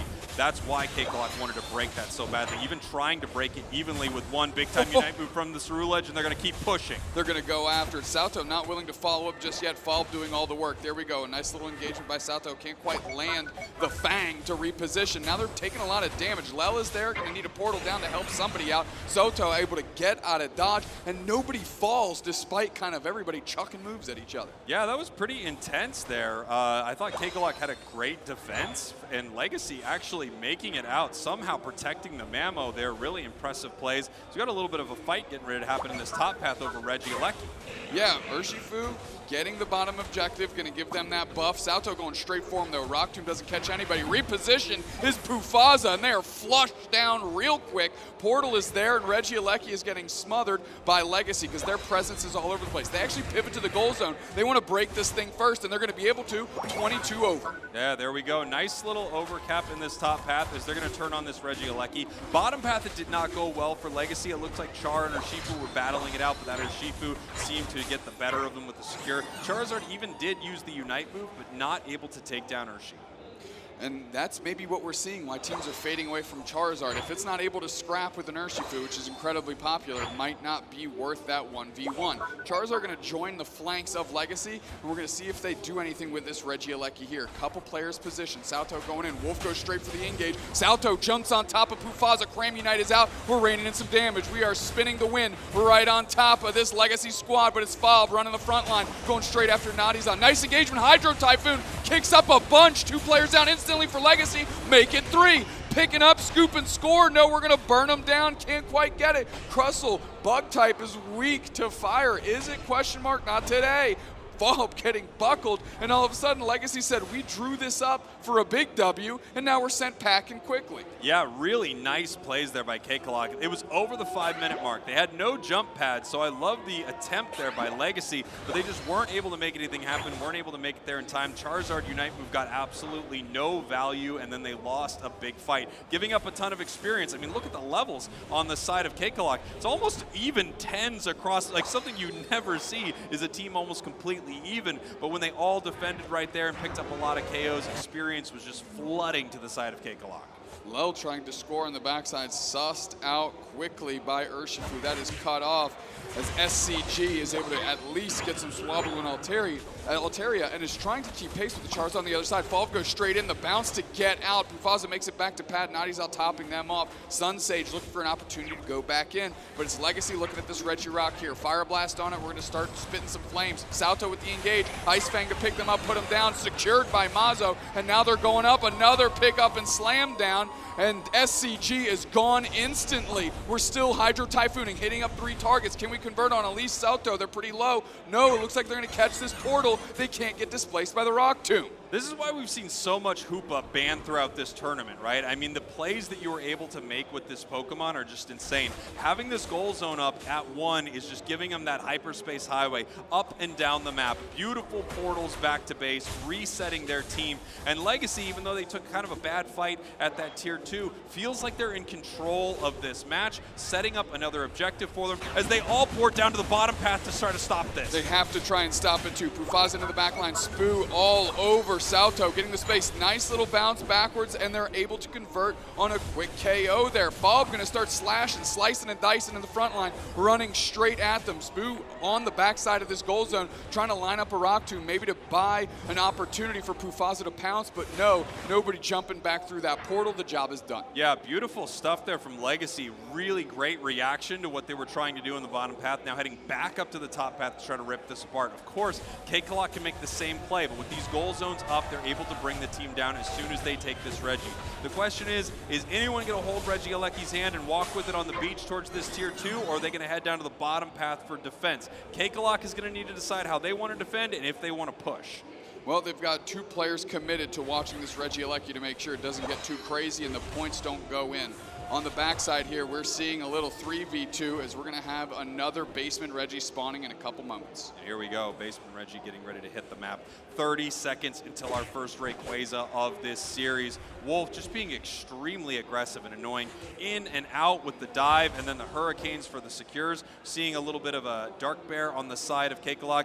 Interesting that both shades of Urshifu are getting tons of play here at the World Championship.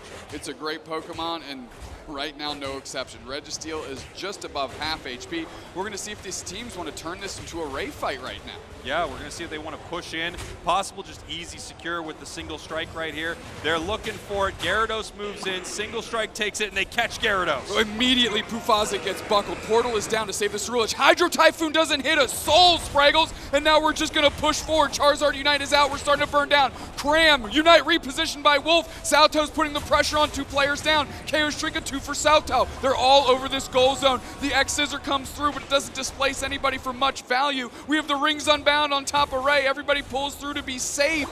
Mazo is down. 15 seconds till they come back. Is this an opportunity for Kekalak to come back in? Stun down. Spoo goes down. Sunsage is by themselves. They can't do anything yet. And all of a sudden, Legacy's going to be able to get a clean reset and get ready for another one. Take a breather, Legacy, but Kekalak might not want to let you rest on your laurels as they're pushing forward towards this Rayquaza. Salto looking for a pick, and they get it! Ice Fang picks up Sunsage and puts them down. Half of HP is Ray. Sunsage on the backside. Nice bounce. Doesn't really pick up a quality target, though. Instantly, Ceruledge gets buckled. 2 players down. This might be the best chance that Kekalak has. Can Kekalak lock in on this Ray? Pufaza's so low. Hoopa comes through by Lel and trying to leverage a KO, and they do get it. Spoo peeling back. They don't have enough damage. It's just the support core for Kekalak left. That's right. There's not much on the side of Kekalak here. There's not much on the side of Legacy, but Kekalak is behind on the scoreboard. 42 seconds left. They have that tier 1 goal zone. If they're able to make a hero play and somehow get 50 points in there, they are able to come back and win this game. Less than 100 between these teams mean these tier 1 goal zones have to be watched by Legacy. On the other side, Kekalak has a few options. They might be going with it. The rip on Rayquaza with 20 seconds left. They're going to see, oh, nice Ceruledge Unite on a couple targets, forcing out the Hydro Typhoon, reposition the eject button. Falba's on the backside. Wolf uses their Cram Unite. Ray is getting so low. There's going to be 10 seconds left. Taken by the Urshifu. If they can scramble and score, they've got a chance. We got Mazo scoring on the backside. Hoopa as well. Ceruledge is going for it. They're running out of time, Spraggles. I don't think they're going to get it done. It's so close. We didn't get the score top. They scored bottom. Charizard broke top. Cramorant was fighting bottom. I truly don't know who won this match. Well, let's take a look as the bars rail up. Kekalak! Kekalak, are you kidding? 379 to 368 by the Razor's Edge. Absolutely unbelievable here as our teams on stage are waiting. As we are also waiting. 379, 368. Kekalak, unbelievable. 10 seconds left. They take Ray, scramble to score. Legacy's peeling to try and mitigate that damage, and they just fall shades short. 9 points. Unbelievable. I mean, those moments, you know, it all came down to those final moments. I was wondering, Doob Snacks, in the top path, when they broke that tier 1, you know, one had 25, the other had 50, you know, so they got the big 100 there. I was wondering if that 25 going in could have made the difference, right? But it turns out they didn't need it. Kekalak still up in that moment. Legacy in control of that match, but they were not in control of that Rayquaza. That was absolutely crazy. Great team fight initially out of Legacy, getting tons of targets to the point where it was just Nadizad Spoo left on Kekalak, the Cross on the Eldegoss, and they're able to get back in there, get enough time, and honestly, I think Legacy just kind of took the foot off the gas. They're like, okay, we did our job here, we're running out of time.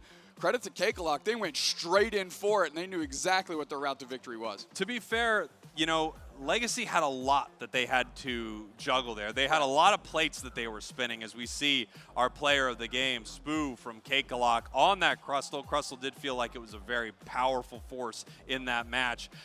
You had these moments where they have to watch top and bottom goal. Correct. They have to watch Rayquaza as well. And Cakelock gets to commit to one area, while Legacy has to commit everywhere across the map.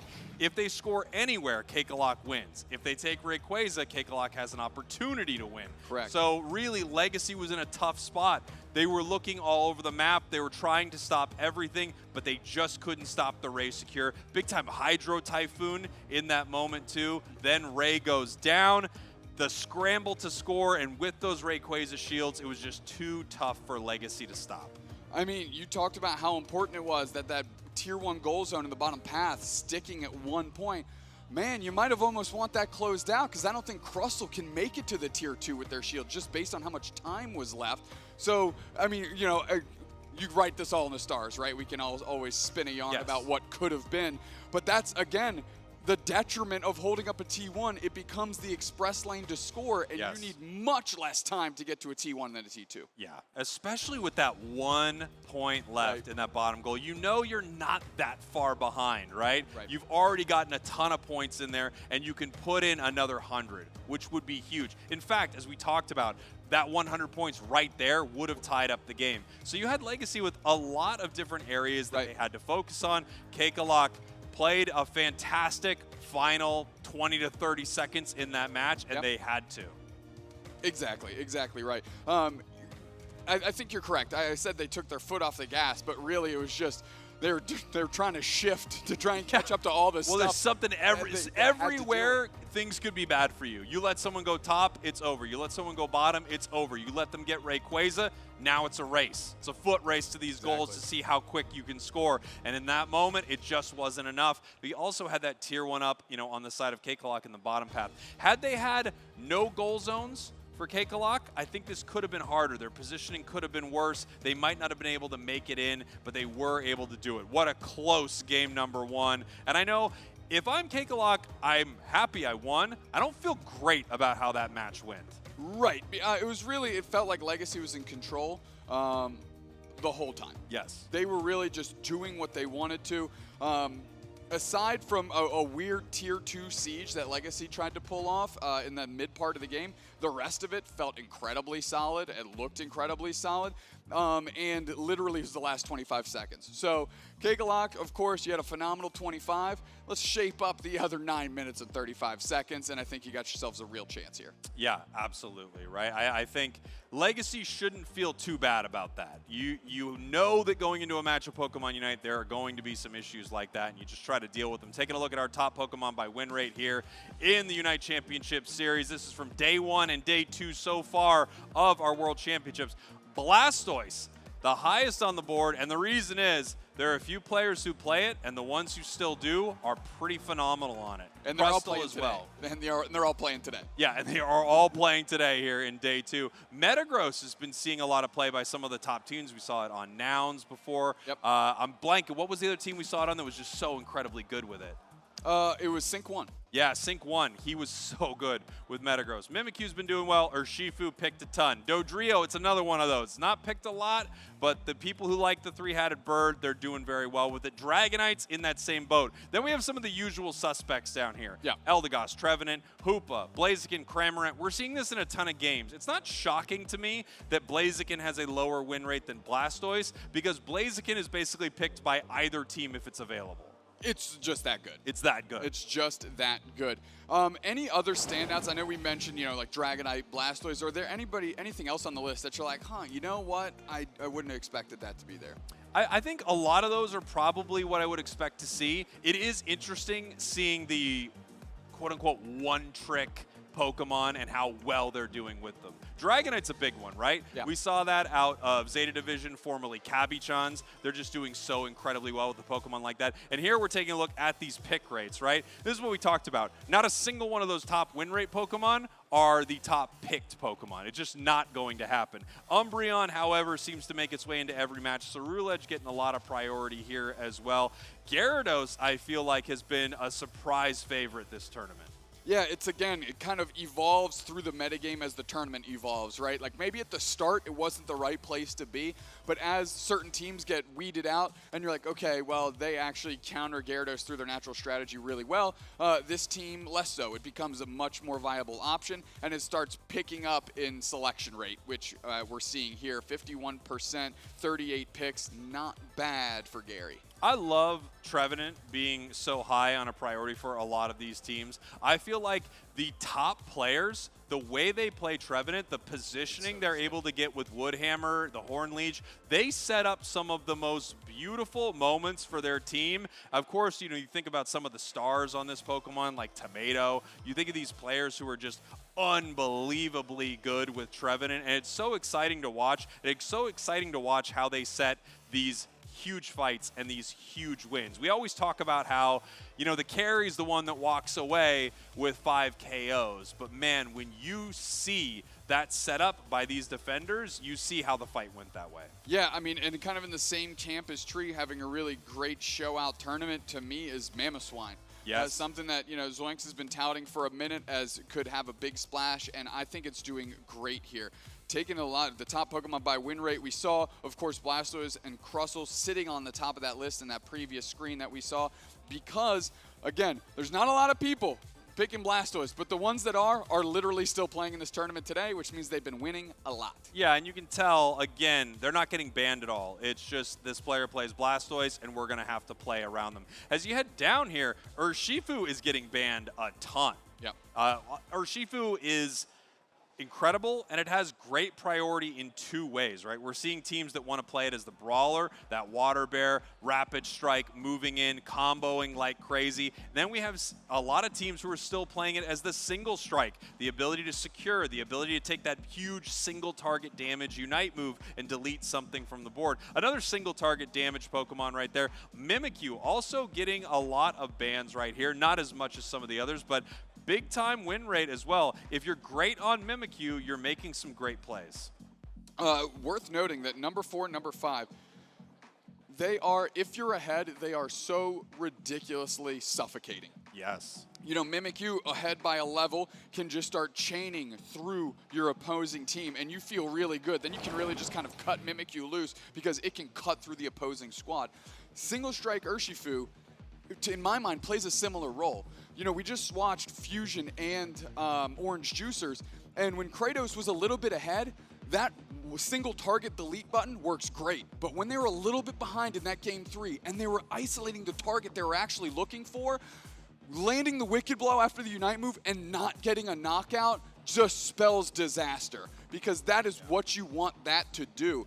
Unfortunately, they were locking down Anemo, they were locking down Tempo, but because they were just over-leveled compared to Urshifu, they couldn't get the knockout, which, as we saw, Tempo, you give them an inch, they'll take a mile. They are out of dodge if you don't get that KO right off rip. Yeah, absolutely. You're 100% right. And a lot of these single target lockdown Pokemon, you need that level advantage. If you have it, you finish them off, like the Mimikyu combination, Shadow sneaking into the damage, into the Unite move, boom, something's gone from the fight. We have got a quick break coming up right now. We will be right back. I don't even know how long this break's going to be. I'm going to guess 15 seconds. We'll see what time it says. We'll be right back, everybody. We'll be right back. More Pokemon Unite.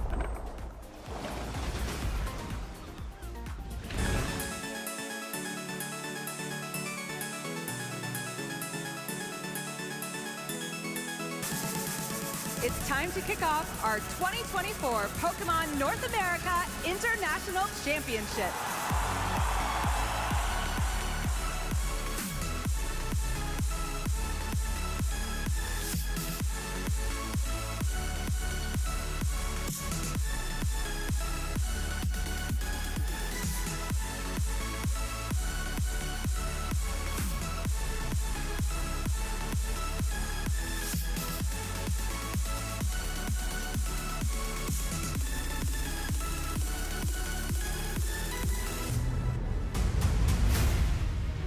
7 seconds on the clock. There's nothing Nemesis can do. They are behind, and they are out of this thing. Orange Juicers become your North American champions! Getting it done, bell to bell. Here comes out of pocket. Both switches are firing. He's going to get the KO out of pocket. Your NAIC 2024 champion. There's the lightning energy. There's a drop free. Fighting He's got energy the fighting to the energy. hand. So he attaches, he retreats. We are going to see a bellowing thunder here for 280 damage. And Jose Cruz is your North American International Champion in the juniors division. That was a fun back and forth game, just like we expected, Joe, wasn't it? Boss Vacuum on the Temple of Sinnoh, Neo Upper Energy on the pit shot, KO with blustery win, and Nathan Ostergaard is your North American International Champion. We are asking for a judge shuffle, Stefan, making sure that the judge is the one that will determine the fate. The North American Championship. And there it is, the prime catcher is found, and Greninja will knock out the Klefki and will allow Andrew to become the North America International Champion. Is Sancier Storm going to be enough into this Ice Rider Calyrex? It's not. It's just 50%, so Kevin has the potential to strike back. And with his Glacial Lance, it continues the avalanche of success for Kevin Hahn this season. 6 titles in 2024 with the win in the junior division for the 2024 North America International Championship. So the Calyrex with this Astral Barrage able to move before this Urshifu is able to secure a double knockout, and that's the game. Josh, the honor, the glory, the redemption is his as he takes this game and becomes your senior division 2024 North America International Champion. Patrick coming all the way from Florida with the support of his local community, able to power through the paralysis, and with a critical hit, takes the win and is your 2024 North American International Champion.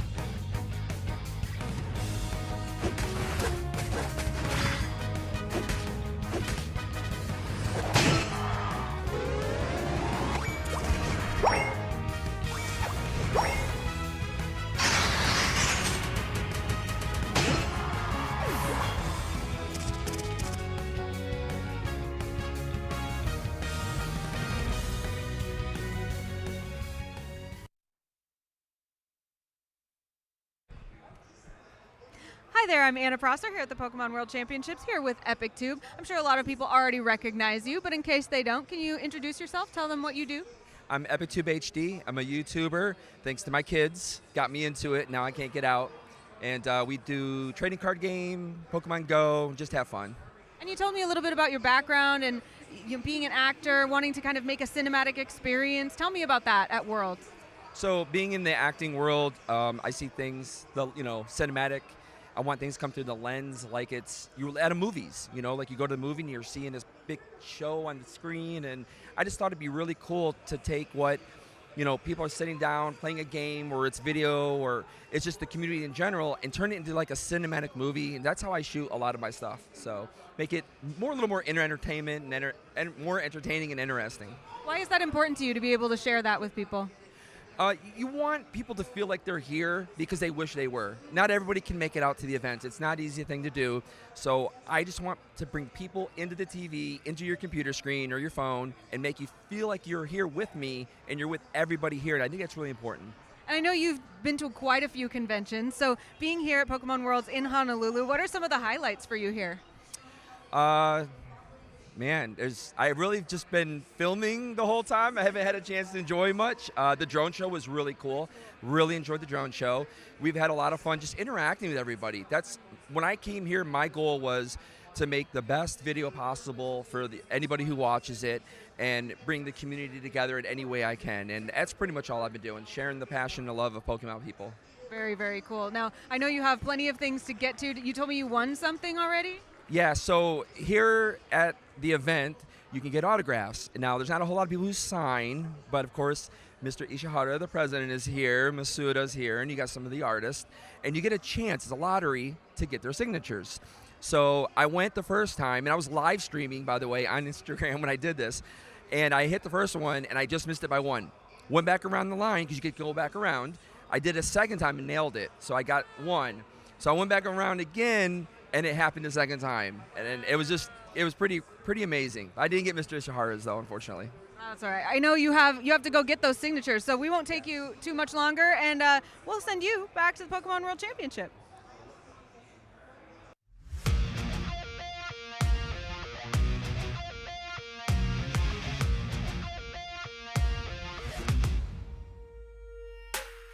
All it takes is a moment for everything to change.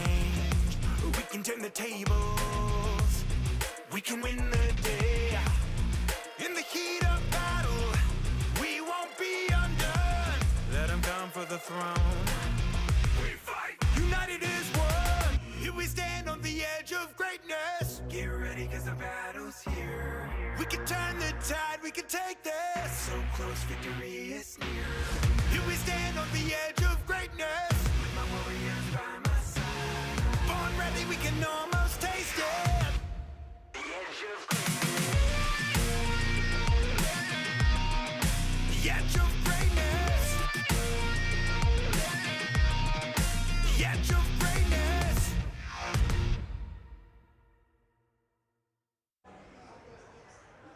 Hi there, I'm Anna Prosser here at the Pokemon World Championship, here with Luna and Nico. You guys look fantastic. Tell the people at home who you're cosplaying.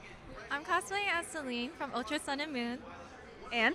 And I'm cosplaying Lily, or Lively Lily, which is the shirt and skirt outfit. And why did you choose these for your cosplays here today? It's because I've always wanted to dress up as Celine when the game came out, but I never had a chance. So it was really like a childhood dream, and I want to thank Pokemon for giving me like the excuse to cosplay as her today. What about you? I really love the character Lily. At the time when the game first came out, I really resonated with Lily, so I thought this would be a great opportunity to express how much I love the character by making my cosplay for her. You guys cosplay together quite a bit, right? Yes, we do. We always, any like anime or cosplay event, we always try to cosplay together. Awesome. What has it been like being at Worlds cosplaying together? It's such a great experience. I'm so happy to enjoy Worlds with her. Like, she's my best friend, and I'm very happy to share this experience with her. I know you both kind of work together on your costumes. Can you tell me a little bit about the process of making them?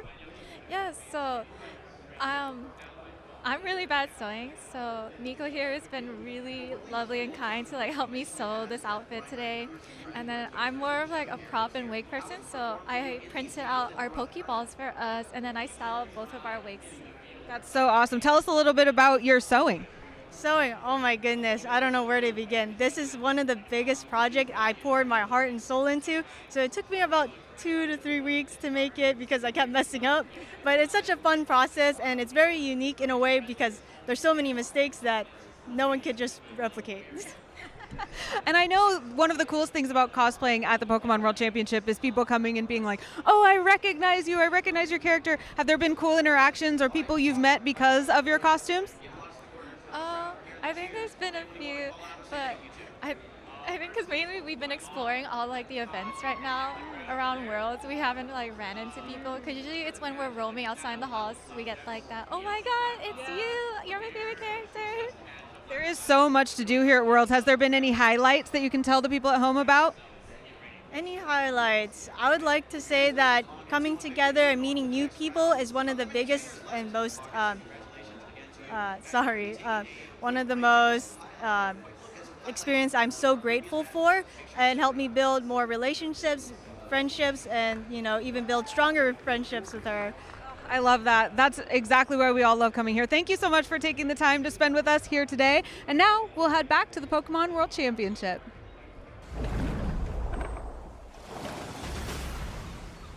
Welcome back to the Pokemon Unite Championship Series, the World Championships here, day 2 live in Honolulu, Hawaii. All of the best teams in the world for Pokemon Unite have gathered here to find out who the world champion is going to be. We took a quick pause because we wanted to fix our suits. Yeah, you mentioned it.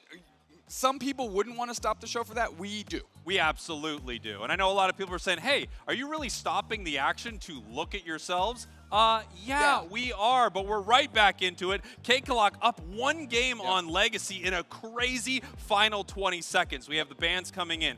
Umbreon, Blaziken, Slowbro on the side of Legacy. Final ban coming out right now, and then they're going to have 2 picks back-to-back after K-Kalok takes that first step. Legacy going after that Urshifu, which kind of spelled demise for them in that first game. So pivoting away from the Dragonite, which raises the question, is K-Kalok going to grab a Dragonite now that it's available? Yeah, we're going to have to see. They had a wild game 1. They really I think a game 1 that they don't want to replicate. So yes, first pick. We are grabbing that Dragonite over to the side of Legacy. We're going to see how they want to counter this and what they want to bring here. We have Mime and we have Cerulege being locked in.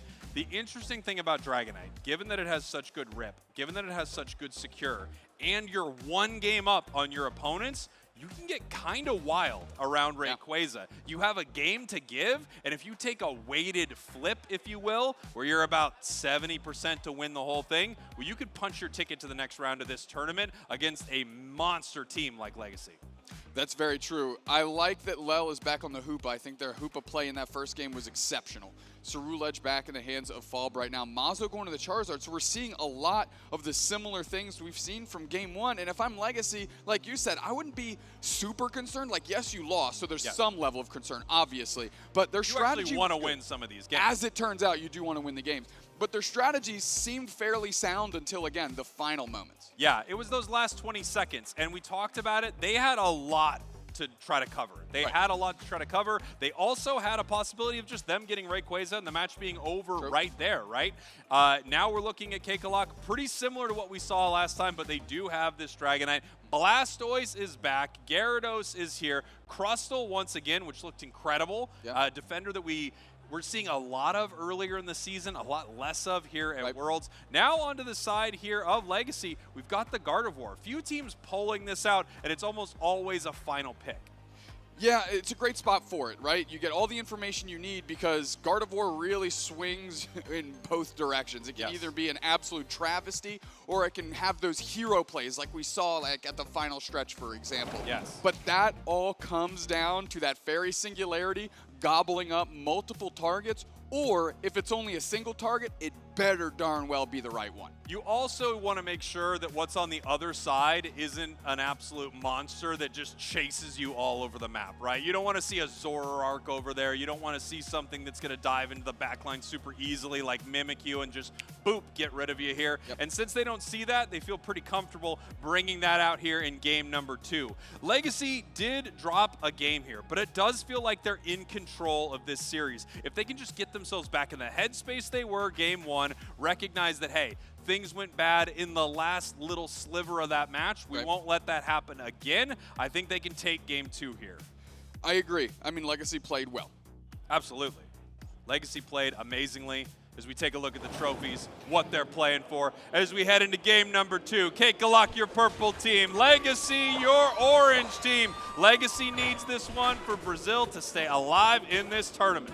I really want to see what this Dragonite does. If it has the fear of Legacy to draw out that game 1 ban, I have to imagine if it's worth a first pick for Kekalak, it's going to come unglued. Lel immediately running across the map to try and harass this Dratini as they're trying to get leveled up. Yeah, you can see Eldegoss making their way right there. Once again, great secures here for Falb and Lel. They play this top path so well together, and they're going to just pull away from this fight. They have to, obviously, because if they go down and get KO'd by Magikarp early, it could be devastating for Legacy. Nice little Magician pluck to put a berry right in front of Falb to actually keep the push from continuing to happen out of Kekalak.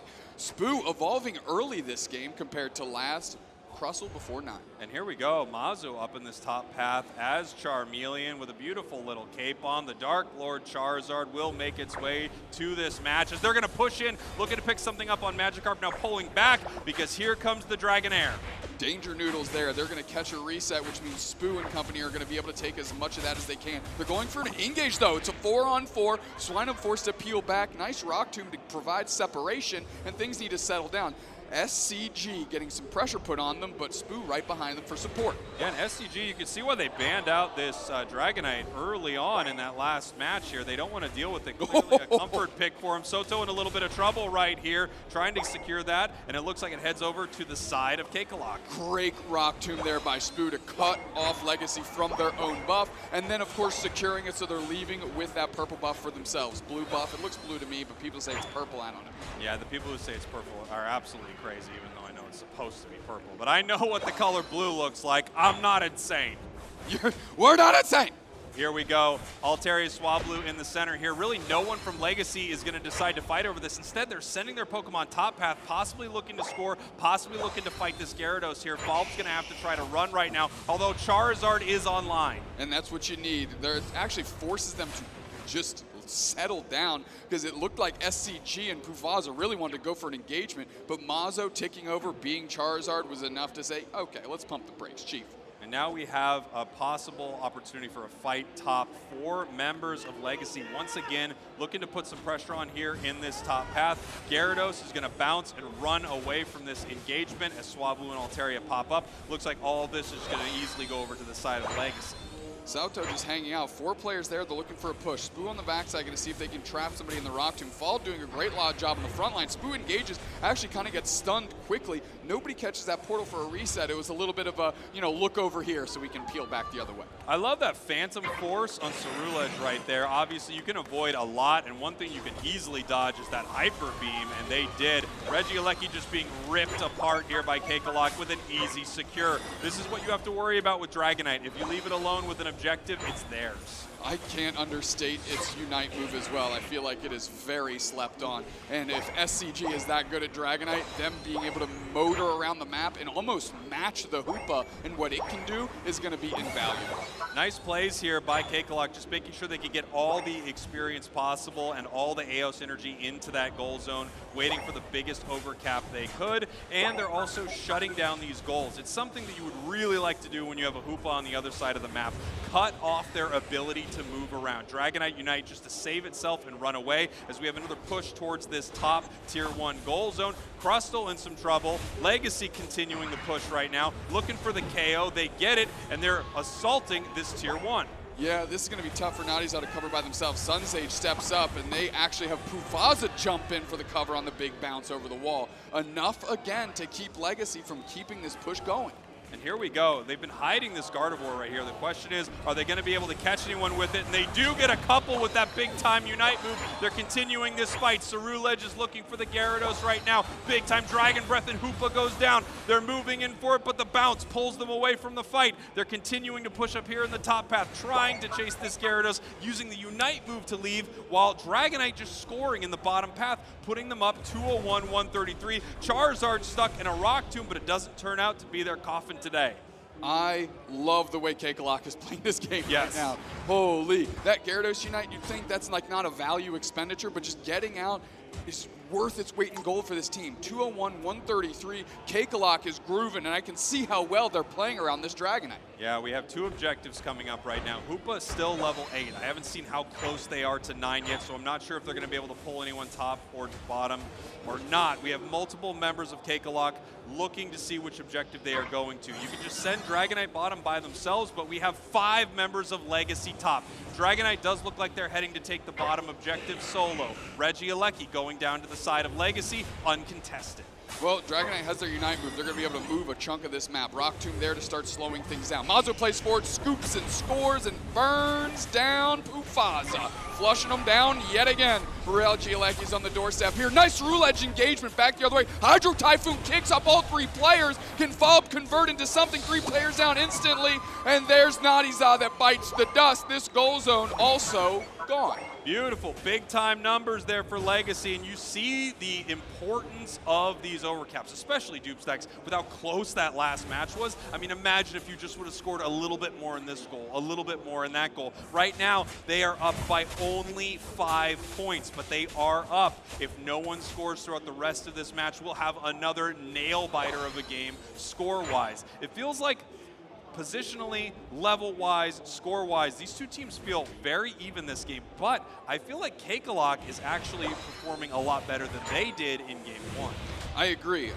Keeping pace, though, and unrattled is Legacy. They're playing well. They have the slightest level advantage on their big characters here. 13 on Cerulege is actually going to lead the pack in Thea Sky Ruins. We're going to see where they're going to engage as Spoo is just kind of running around and SCG not going to let themselves get caught. Pufaza jumps on Lel. Lel desperately trying to get away. If they nab this portal, I think they'll feel pretty good, and they do. And we have 2 members of Legacy actually running towards this Tier 2 goal zone. Blastoise has a pretty good idea that that's happening.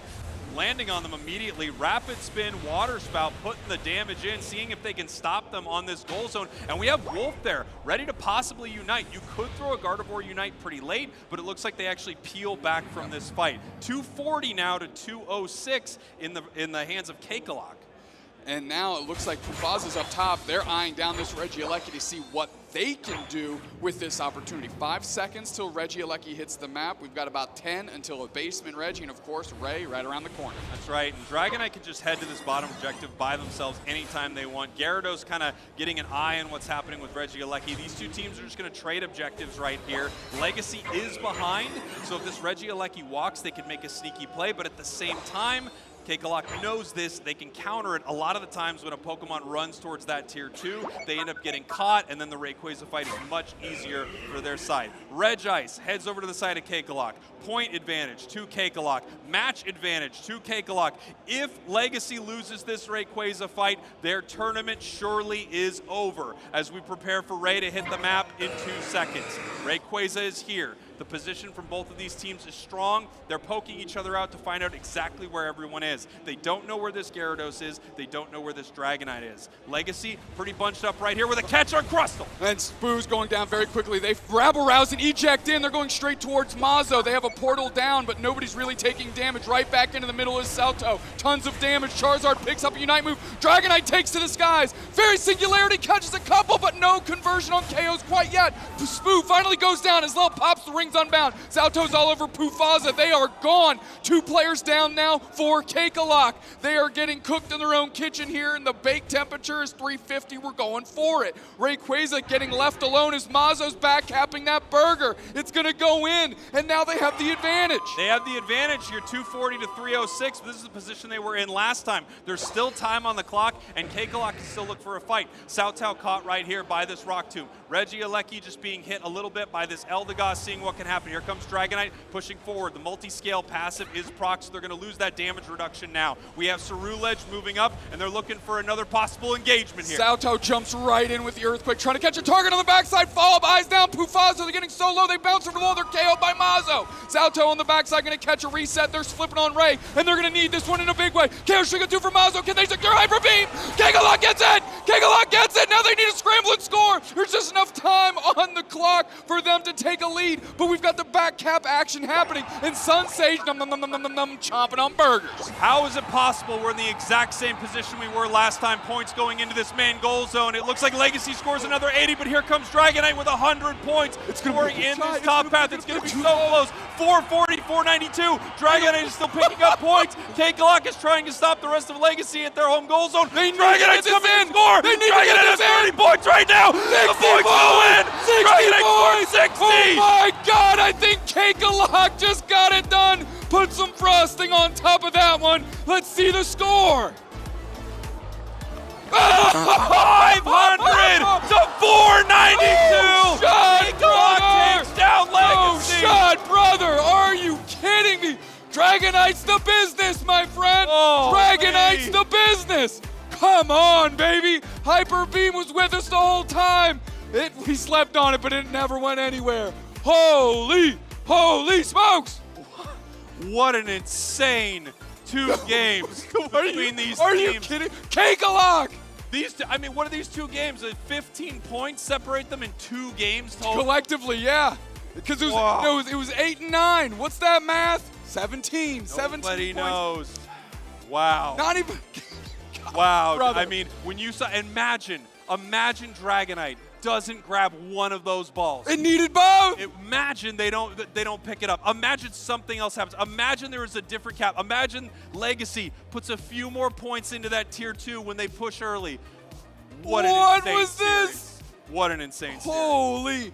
Listen, I know our energy is high. Yeah, I'm screaming. But screaming like Legacy, this is a dream crush moment. I know. This is a dream crush moment. And while we've got a Cinderella story on one side of that stage, we have utter devastation on the other. Yeah, this Legacy. is the heartbreaking thing that happens. To have a champion, every single team that has come here from around the world has to go home but one. K-Glock right now sending Brazil's last chance at the World Championships home. What an incredible series between these 2 teams. I mean, these matches really could go either way. Here's that moment where they were looking for that Rayquaza in game number 1. They were able to get it almost 0 time on the clock. Legacy runs to score, but K-Glock is able to take that match. And here we go. We're seeing scenes from our second game. K-Glock. I mean, if you look at the KO, we kind of see the KO numbers on our screen still. 4 knockouts they took that game, but holy smokes did they find some quality ones, and that one's Rayquaza. Yeah, just incredible stuff. Such a close game. Legacy now up in this moment, and this is the exact position they were in last time, right? We talked about it. They're up. They need to KO multiple members of K-Glock, and they do get a few of them, but K-Glock has great secure for that Rayquaza. They have this Dragonite, and they're going to look to make something happen here. They need it. They're behind. Here it comes. Everyone's fighting over it, and the big-time Hyper Beam gets the secure. Somehow, Legacy is not... Oh, God. Right there. That's it, right there. They just can't stop Dragonite in time. And you see the elation from K-Glock as they take down one of the best in the world in a 2-0 series that just came down to a few points each game.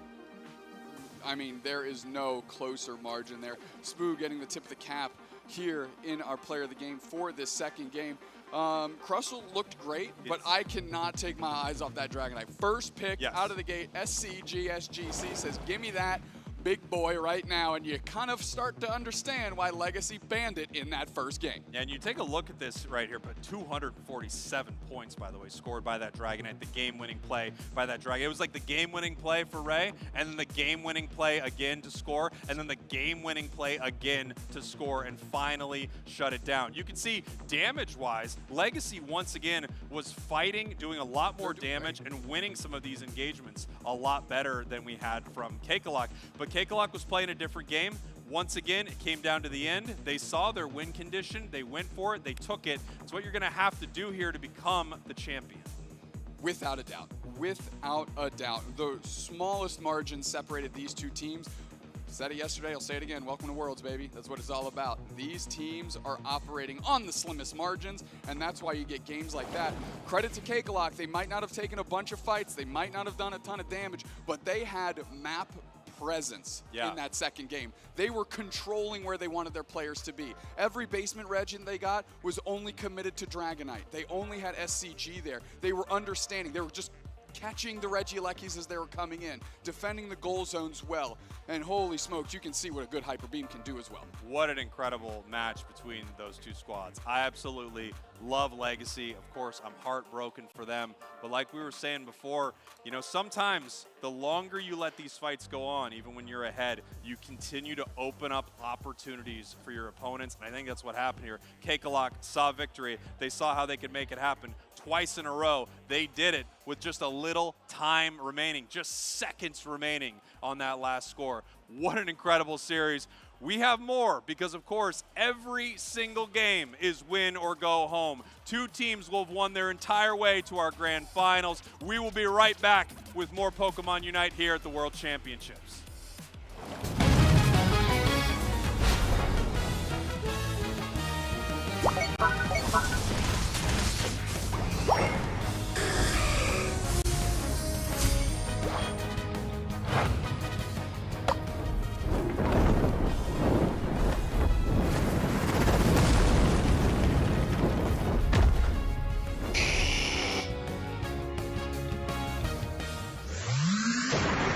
Pokemon Unite!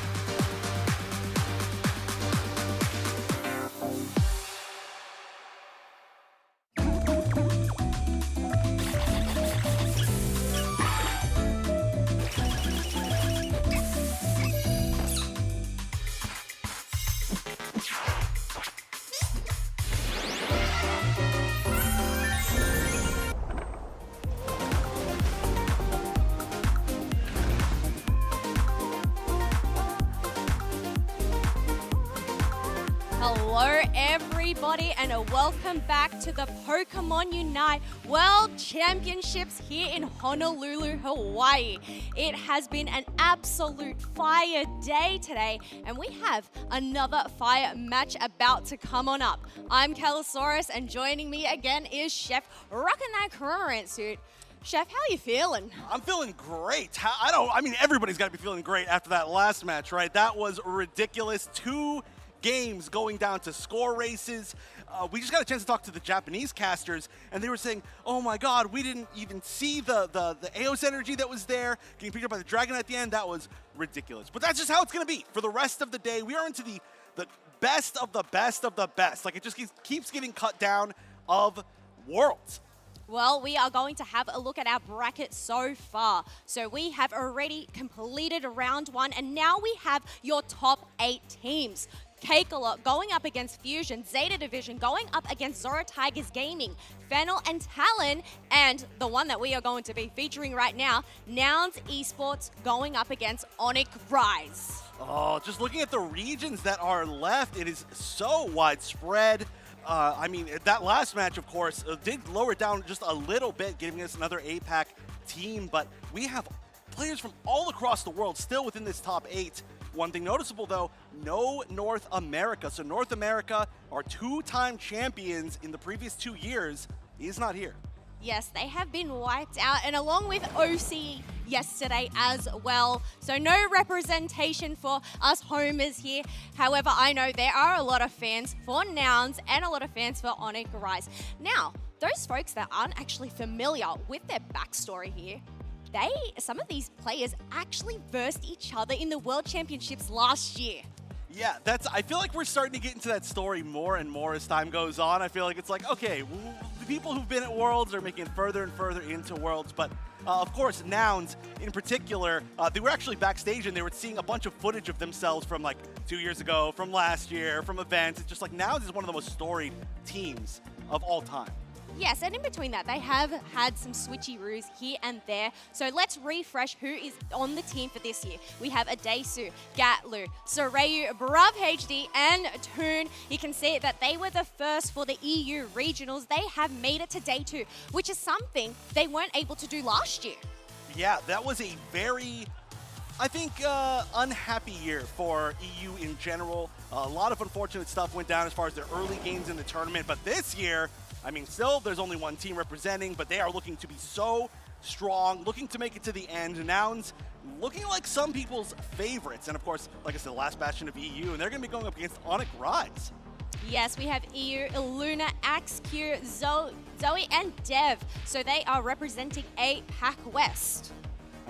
Another really amazing team who, quite honestly, to get to this point, did have to pull off what a lot of people did consider an upset. Shin and Rode, considered by many to potentially be a favorite to win or at least get within that top 3 spot. Onic Rise eliminating them in the very first match of day 2.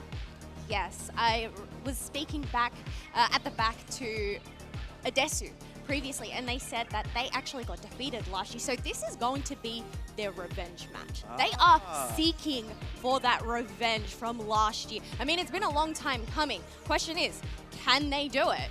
That's a tough question. At this point in the tournament, I have given up on making predictions. So I do believe they can do it. I will put it there. Every team can do it, but will they do it is the bigger question. Will Adesu be able to figure out where to put the Nouns glasses? That's a secondary question. The answer for both could very potentially be yes, but right now my faith is not so high. The first challenge before they start the set, they need to get the glasses in the right position. You've got to get the aesthetics down. You have the hooper peering out into the crowd. You know, it's those lucky charms that are hopefully going to bring them good luck and give them those good vibes. Yeah, and the innovation, using the little leaves to use as a stand, I kind of like that idea. But we can actually talk about the game, I think. As great as this is. Oh, let's go! Hand of applause for Adesu. Winning the first match of the day, the match against the, I guess, Gravity, really. Which I guess was actually a team from India, but not that team, against real-life Gravity here. But Nouns, they've been looking so good all day. It's really cool. We got a chance to kind of sit with them for a while just in the back, and I feel like they're all feeling pretty good, you know? It's a long day. We're starting to hit the point, I think, in the weekend especially where the stamina of a lot of these teams is really being tested. I mean, it's the best of the best in the world for 2 days straight, but they still look like they're in it to me. Yes, they've just got to keep calm here. Now, we actually have both of these teams that were able to do 2-0 against their opponents in round 1. So it's just a matter of whether they can keep up the momentum. I know we've had just such close games throughout the day, and I feel like this might be another close one. I could very much see that, but there's still, I think, a lot of upsets to be had, even with only 8 teams left. I mean, that last match, I got to keep going back to it. It was a great example. That was a, I would think a lot of people would consider that an upset. Cakewalk, I mean, again, that was actually, I think, the only team that was chosen by their opponents that actually won, I believe. Oh, no, actually, Onic Rise did as well. That's right. Shinra Day was this first in their pool. But at least that we got to see on broadcast. So there are certainly, like I said, a lot of upsets, very potential to happen here. And this, I mean, who knows at this point? I'm seriously, I know I keep saying it. I've given up. I think you and me, I have given a bunch of predictions, and a bunch of those teams have been out, and some of those predictions are still in. So it's just like, what are we going to do? I feel like every time I get asked by somebody, who do you think is going to win Worlds? I have given a different team name each time. I need to cover my bases. Yes. However, something that I have said time and time again is nouns. I mean, Onic Rise, I was actually speaking to the team manager, and I think I mentioned that they didn't think they had any fans here. Ah. That's but I think they do. Yeah, I certainly think they do as well. I mean, one thing that I was talking about earlier is the amount of, just in general, APAC teams. Obviously, you know, APAC gets kind of split up, and then that gets split up into other different regions. But just APAC in general, there are so many teams that made it, and so many teams that made it into day 2. So I know there were a lot of things like, for example, I forget which team it was. It may have been Shinra Day, who gave a big shout out to like Elevate, who couldn't make it to like visa issues, and they were saying like, we're gonna win it for APAC for you, or things like that, where it's just like a lot of your regions here, a lot of them made it. Only one team that from APAC did not make it to day 2, and they were 1-2, 1-2 as their record in one of the hardest groups. So I just think they're doing great, and with so many teams doing well, I feel like you've got a big region basically supporting you here. Yeah, 100%. And you nailed it on the head, right? It is a long weekend. They played through yesterday. They still have to play through today. So, I mean, this is only their second match. And I'm wondering whether they've had any warm-ups or, you know, kept that momentum going in between breaks. I think they were mentioning they were just chilling back, Nouns, watching the other groups. Yeah. They just seem so calm. Zreyu was actually maybe a little too calm. I think at one point he said, "Wake me up when our game starts," and put his head down and then immediately dropped his phone, but we don't need to talk about that. No, yeah, that's one of the toughest things, honestly, as a competitor, is the break in between matches. It's always one of the hardest things. I mean, once you get into game, once you get into the, you know, into the zone, basically, you're there. You know, that feels like that ends in an instant. You just go into a completely different mindset, but in between, the wait can be very difficult. So making sure that you're, you know, not eating too much or too little, or getting enough like kind of mental rest and not too much rest where you kind of just get tired. Like every little bit about it is very, very difficult, and it's one of the toughest things I think for being a competitor. Staying hydrated as well. I know some of those team members making sure to drink that water. I hope all of you folks are also drinking water and keeping hydrated today, especially if you are here in the crowd. And those folks at home as well. I should probably drink some water as well, but you know, we'll see if that actually happens. I don't know if I have time, honestly, with these teams. So I'm really excited. I was talking about it earlier, but I feel like APAC is really in the kind of top position. I don't know if I want to say fully top position. I mean, Fennel in particular has been looking extremely good, but overall, as far as a region, it's kind of looking like the top position. Like I said, so many getting through to day 2, so many still in the tournament now, and each sub-region of APAC. What? There's only 18. There's only 8 now. There's only 8 now. How many are still APAC here? We've got Talon, we've got Onic Rise, we've got Cakewalk. That's it, right? I believe. And then we've got 1 from Europe. That makes 4, which is Nouns, obviously. We're all looking at on screen. We've got 2 from Japan, Zeta and Fennel. That is 6. I'm really good at counting. That's kind of as far as I can go. But the next 2, whatever those numbers are, 7 and 8, that is... We've got... No, Legacy's not in anymore. Really putting the test here, I am. I'm Fusion, and then I'm missing 1. I'm sorry, I'm missing 1. I'm doing it off of my memory, which has certainly been burned out over the course of this weekend. But we've got a big split. It is primarily APAC. Yes, APAC here seems to be the majority there, but it is split, APAC East and APAC West. So maybe will we see an APAC East going up against APAC West if they are able to defeat Nouns here?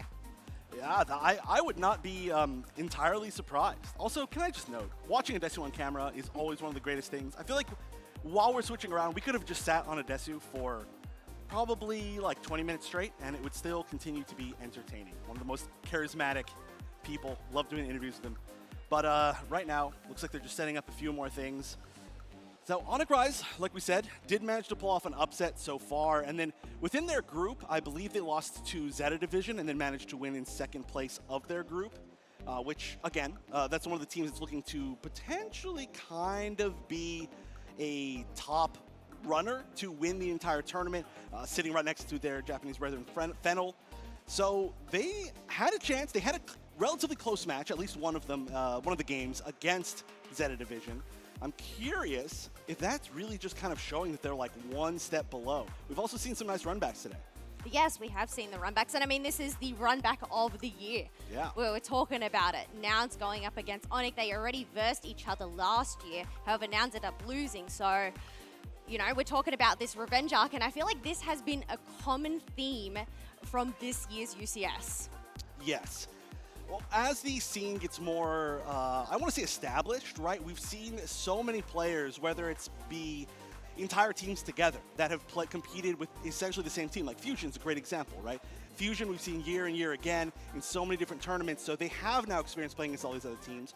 Or whether it's players like Toon Slim, for example. Well, Toon Slim's a weird example, but a lot of players that are on Nouns that allow us to see players who have switched around teams and have either competed with their opponents as teammates or as opponents on other teams. There's always some sort of revenge arc. I think the fun thing about Toon is he actually played for NA in year 2022 and then moving over to EU, now playing for Nouns. And here are the top two picks for Toon, Zoroark and Inteleon. So they actually received 5 MVP awards during day one. Not a surprise. I think a lot of people have put Toon also within that range of potential best player in the entire world, which is not a hot take at all. A really amazing player at quite a few different Pokemon, kind of varying within roles. I mean, again, even if you look at Zoroark versus Inteleon, 2 Pokemon that are right here, they're pretty different. You know, one wants to be exactly close to you, one wants to be exactly far away from you. But Toon is a flexible player who has played in multiple regions, played multiple roles. There's just so much going on with Toon. And having also just lots of competitive experience, whether it be obviously tons of online stuff, but also in person, some more than most people that are even less in this tournament. It's just such a great advantage to have Toon on your team. Oh, and flexibility is key when it comes to these drafts. The fact that we have 4 Pokemon being banned at the beginning, you have that opportunity for the opponents to even steal, say, a comfort pick, and we have actually seen that come on through. You know, the target bans, I believe we ended up seeing a Garchomp being targeted ban along with the Cypher in one of the previous sets. So I'm wondering whether any of these teams, I mean, well, look, they versed each other, so surely they do have that research. But whether they're going to just go for an overall blanket ban of a Pokemon that they think is really strong, or whether they're going to hone in on a singular player. Maybe it might be Toon. They are the player to watch. Honestly, that would be a great one. But the thing is, I think pretty much most of the teams left, everybody's a player to watch on every team, which is really tough. I mean, Soraya, we can see them right now. Another player that has been really popping off this season, newer to Nouns than most everybody else on the team. And being able to really show off on like 300 different Pokemon. There's not that many in the game, but in Pokemon Unite. But still, like, actually, genuinely, I think we saw one tournament where there were like 9 different picks from Soraya, and every single one he won with, which is very impressive. And Nouns has that kind of in spades, just being able to flex around. So even though there's 4 bans, it sometimes does feel like it's not enough. But I feel like that's key, right? The flexibility. When it comes to the World Championships, we're talking about the best of the best. The fact that we are already at our top 8. So, you know, they're probably just collaborating, having a think. You know, we have a little bit of Toon taking a little bit of a nap here. You know, you've got to keep it calm, keep that heart rate down before you begin. Talking about that, look at Rob. Like, that is a meditation. That is getting in the zone right there. It's like I'm about to take a bunch of damage from a bunch of people on a defender. Let's see how this feels. But also, just while we're waiting for this match to get set up for our lovely stage admins to help us along, I want to give a shout out to all the people who are co-streaming this weekend. I believe that's something that's new, and I mentioned this yesterday, but we got a bunch of homies who are doing a lot of the co-streaming this time around, and that's really cool. First of all, of course, we've got a bunch of people casting essentially over us in different languages, where you can see in like Portuguese, or I believe there's one in Spanish, which is very, very cool. So if you want to hear it in a different language, you can, of course, check them out. All the links are in socials. I'm not going to remember every single name. And then we've got a lot of our friends, like, you know, people like Curly Q or PK Sparks or Buzzer Bob. All of them as well doing co-streams at the same time. So shout outs to everybody out there who either is co-streaming or is currently watching a co-stream. I'm giving you a shout out because there's a whole lot of different ways to watch Worlds this year, which is very exciting. Exactly. We have the folks here, we have the folks at home tuning in on Twitch and YouTube, which is so epic. Keeping up with the socials as well on X, formerly Twitter. I know there's been a lot of posts going on up. I've been scrolling myself, seeing all of those updates and the highlights. It's been very exciting. Yeah, the Pokemon Unite Esports Twitter, I know I am, it seems like I would be biased, but it is great, trust me. And it's not because they posted a picture of me yesterday. They are just honestly quite funny. So be sure to follow that. Be sure to follow Pokemon on basically every social channel. We got so many different ways to watch it. And lots of other games as well going on this weekend. So, I mean, Worlds is certainly, it's going to be over for us today, which is wild to say. We're going to decide our champion. But, of course, tomorrow there's a few other games finishing. But we've got, of course, our big finale. And we've got only 8 teams left. We went from, I don't even know how many thousands of teams we started with at the beginning of the season, but we're down to now only 8. And once this set is over, we will be down to 7, and we'll see which those 7 are. But first, we're going to be going to a quick break to get this match set up, so don't go anywhere. Nouns Esports for Sonic Rise right after this.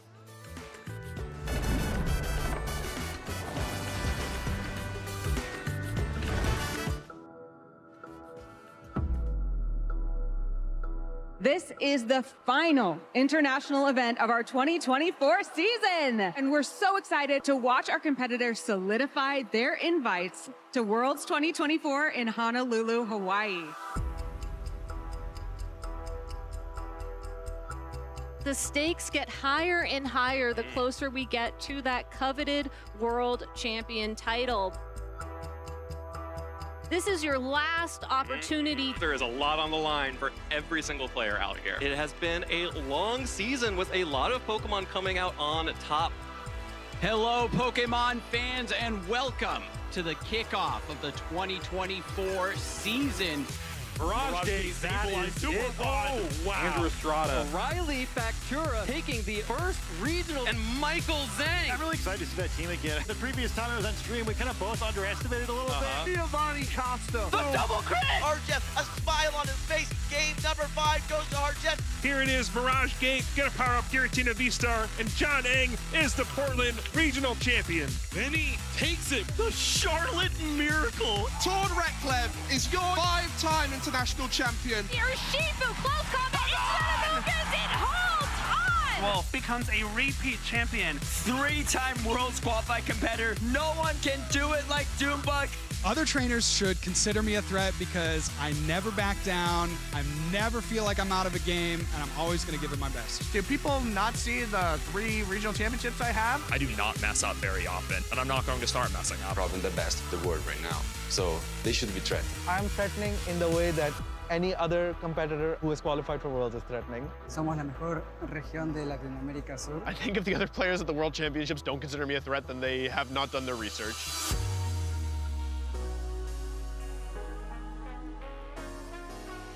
All these events really just lead up to Worlds. We've had some phenomenal players win this season, and players are better now than they've ever been. You get a lot of people from different places in the world, and it'll be the biggest World so far. It's going to be an incredibly difficult feat to try and win it all. It's never a guarantee. Everyone is phenomenal. Everyone is doing great service to the game at the World Championships. Only one person can win, so everyone's gonna have a story. I am absolutely winning Worlds this year. I am unstoppable right now. I am definitely winning Worlds this year. I will be winning the World Championship this year. I'm winning the World Championships. If not this year, then eventually. Gonna give it my all, you know? Who knows how far I'll go, but I've always said I wanted to get another Pikachu trophy, so. I will pour my heart and soul into it once again, and we'll see how far it takes us. I do think I have a chance. I think I do have a good shot. I want to have fun more than anything. If I could battle anybody at the World Championships, it'd be Tord Rekklaz. I would love to face off against Tord again. If I hit Azul in the Worlds Finals, that would have been amazing. Azul. It's got to be Gabriel Agati. Dunebug. Justin Tang. Rat Chan. I think the World Championship is literally the only thing I haven't won. So that's like the last thing I need to collect for my trophy case. It would be life-changing. Winning Worlds would mean the world to me. There were a lot of people when I won Worlds the first time that sort of teased me about it being Seniors Worlds when Ray was taking his 3rd crown, and I've always kind of wanted to prove them wrong. I think that if I were to win the World Championships again, it would mean that I am undisputably the best player of all time. Being able to tell my 10-year-old self that, hey, your dreams actually did come true would be something magical.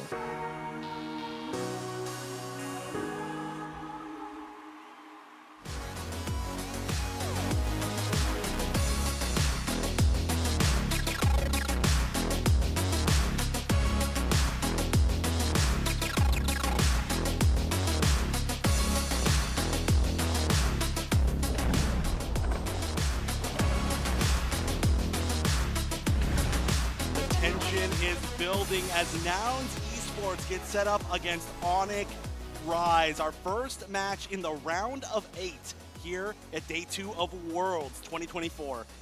I'm so excited. This is a match that I was really looking forward to. I know we got to, of course, I'm Wonderchef. This is Kellosaurus, but I know we've been looking forward to this match and, of course, our next match very, very much throughout the day. It's just going to get better as time goes on. Well, yeah, the thing is, today is single elimination. So the thing is, there is no safety net down below. Whoever wins progresses on through. However, whoever loses, well, unfortunately, they're going home. That's tough. But, of course, even if you do go home right now, you've got to be super happy. Well, you don't have to be super happy, but you've got to at least be somewhat glad that you have made it this far, because making it even to Worlds is an amazing, once-in-a-lifetime potentially feat. Making it to Day 2 of Worlds is an unbelievably difficult feat. Making it to top 8 even more. But let's take a look at some of our predictions. Oh, I love that Pelican. That is so cool. Oh, that's us. That is us. Wow. Well, 1/3 of that is us. So why don't you talk a little bit about your predictions? Oh, okay. So I have selected Cerulege. I feel like that is really strong in the meta. I can't go wrong with Lissy. And we have seen a lot of Umbreon, just the shutdown potential that this Pokemon has. And hey, I think I've just stolen one of your Pokemon here on your shirt, the Cramorant. Cramorant's a great pick. All those great picks, all of them have been shown off to be extremely strong this weekend. Mine, I actually didn't choose Cramorant because I actually kind of thought it was a given. What? Number 4 there. Yeah, Right okay. I want to talk about it. Like I said, I actually thought that they were going to make fun of me for it the first time I brought this graphic up. I'm making fun of you right now. What is this? I want to point this out. This Greedent has a 100% win rate at Worlds, and it has been banned several times as well. That's all I'm going to say. Nightmew Foxy and Gatlu both have used Greedent, not on broadcast. They were all off stream, but they did both use Greedent, and they both won their games with Greedent. So, maybe I'm not making such a hot take. No, that's actually an extremely hot take. Honestly, I just thought at some point we're going to see Nightmew Foxy, or we're going to see Gatlu play Greedent, and it would make me look really smart. We didn't see it. I still think I'm a little bit smart. It's probably not that good, though. Well, actually, we did have them play, MYS played that 5 defender comp yesterday over on the B stage, and from what I heard, it was popping off. Yes. And when MYS was on the actual stream, they did have the Greedent actually banned against them. Like, genuinely, that was the first ban every single game against them. So it's too much of a nuisance. It really is pretty annoying to deal with right now. It got to that point where it was buffed, and then it was maybe a little bit over buffed, and it got nerfed, but it's still really kind of in a cool spot. And we're looking at Gatlu right now, who's actually quite well known for using that Pokemon. I don't expect we're going to see it. It was a little bit more of a fun pick, but like I said, I think 100% win rate at Worlds. Can we get our stats guy to confirm that, please? That'd be cool. I want to see that stat on screen. It needs to continue with Wonderchef made a funny but smart choice. Oh, so you want what they did at the bottom for Spraggles? For Spraggles, yeah. Oh, okay. I don't know. He's VIP. Yeah, so that. Yeah. Maybe we might be able to get that through to the production. However, Greedent, I feel like it works well in the right hands. Not everybody can play it, but I don't know whether Onic Rise is going to actually ban that against Gatlu, or whether they have something else on their minds, whether we're actually going to see it make an appearance. But I guess from your top 4 picks there, besides the Greedent, is there anything you'd like to see in this game? I mean, one thing that I think I want to see is Soreo bring out a little bit more of his general roster. He's used so much during the season, but today, or I should say yesterday, we only saw a few different picks. But once again, we are setting this up, and there was something really important last night that we got to show off, which was a preview for a new mode. Spraggles and Dupe Snacks were up here having a lot of fun being able to cast a show match for it. But in case you missed it, we do have a trailer for that particular mode because it is very cool. Let's check it out.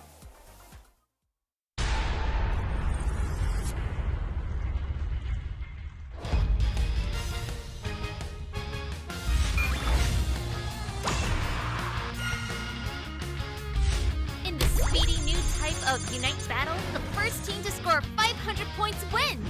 Remote Stadium returns with new upgrades. Wild Pokemon, berries, and even scoring area have all been updated to keep things fresh. Plus, make use of new AOS technology to spice up matches in fun and unpredictable ways. Employ unique strategies in every stage of battle. This new mode is officially launching next spring. Stay tuned for more info. Oh, I'm so excited for that mode. I know I made a joke earlier where I was saying that we need the Adesu one, where one of the AOS technology icons, just Adesu's face, and it just does extra damage to Rayquaza if you're playing the support. But honestly, are you excited for this mode? It looks really fun. Yes, 100%. It was so exciting watching it, seeing all the different things on the map. It seemed like there was so much that was happening. But it was so exciting seeing the content creators join in with the Chinese visitors here. So that was really, really cool. I believe they were competitors, right? Yeah, there's. Yeah. I mean, it was a whole mishmash of different kind of players with different play styles and experience, and we got to see Steph Anime up there, which is one of my first actual UCS casting partner a long time ago now, almost 2 years ago. So shout outs to her. She got to do an interview. She got to win a game. Last time we played, she actually we ran into each other in ranked, and she stole Rayquaza from my team and beat me, and I was very, very sad. But no, shout outs to her. Awesome creator. But yeah, it was really cool being able to see, like, especially to people that would not normally. I feel like if we had specifically only competitive Unite players, it would have been like a lot of current meta Pokemon. But we got to see people choose interesting things like Greninja or Gengar. Yeah, Gengar was there. And then we got to see how different it was. There were so many interesting things. The evolutions were faster. The AOS technology, for me personally, I think is really cool because I'm a gigantic nerd. So every single time that I get to talk about like choices or strategy or builds or stuff like that, I'm like, that is a plus for me. So I think it's going to be really fun to watch. Also, a lot of those matches were actually really fast. Some of them ended in like 6-7 minutes.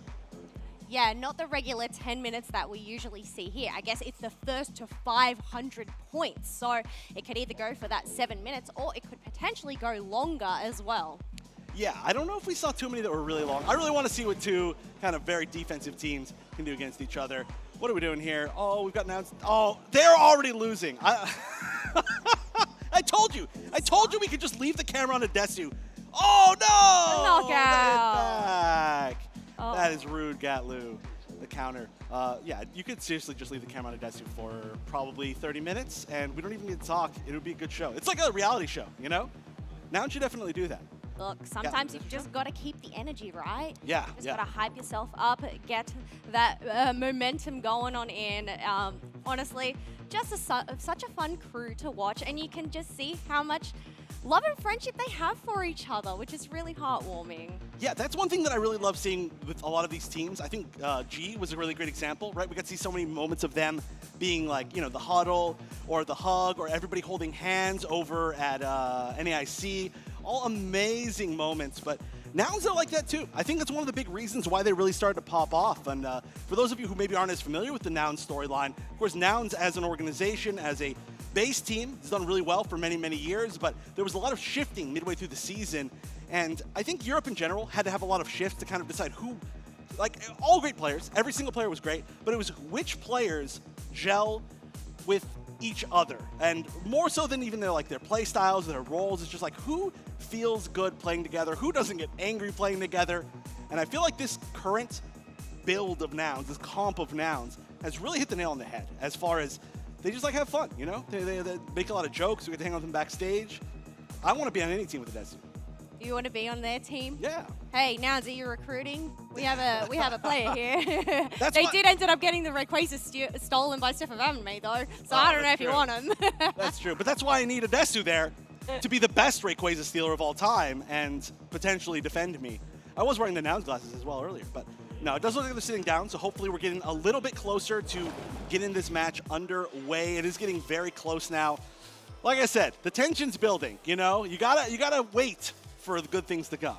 I think one thing the players need to do is obviously take those deep breaths in along with everybody else. As you said, the tension is building. So we are getting prepared and making sure that everything is working and in order, and they are ready to join that lobby. So we'll have this game back to you very soon. But I guess one thing, we've talked about Nouns a lot. We have talked about Nouns a lot. Onic Rise. Maybe too much. I feel like production's gonna get in our ear and be like, please stop talking about Nouns. Let's talk about Onic Rise, right?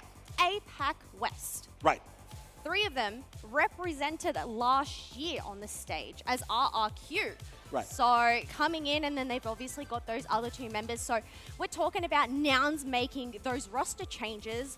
It's not just the EU region that does this. I feel like it's all regions. I know one of the biggest storylines that you folks talked about for NA and EU was just the roster mania that we saw for each month. Right. But seeing these teams also stick together throughout that, making those slight changes here and there, I guess it's just you got to try what works. If it doesn't work, try again. Is that the saying?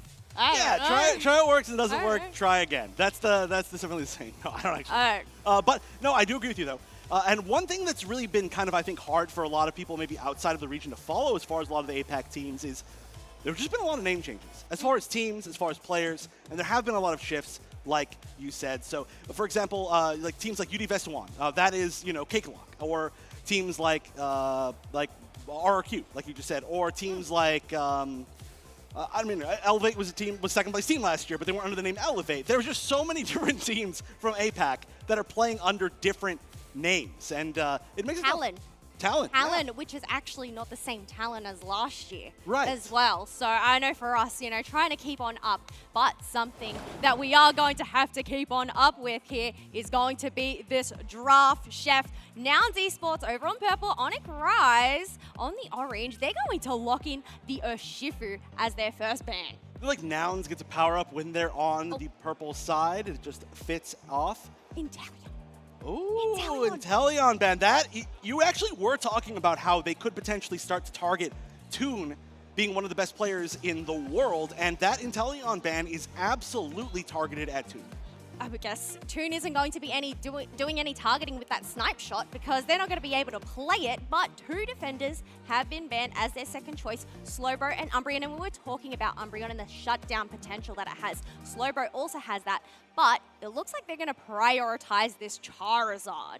I fully get it. Charizard has been a huge powerhouse pick in a lot of different matches. It's also fallen short in a few. It's not quite as dominant as maybe I think some of the people thought it was going to be originally. It is, again, it's a ranked powerhouse right now. It runs over everything, but so is Ceremonies. You know, we've seen a little bit of like kind of back and forth between these 2 powerhouses, expected a lot of bans, and then taking their support second, we are going to be giving the Hoopa over to Onic Rise and then Adesu with the signature Eldegoss.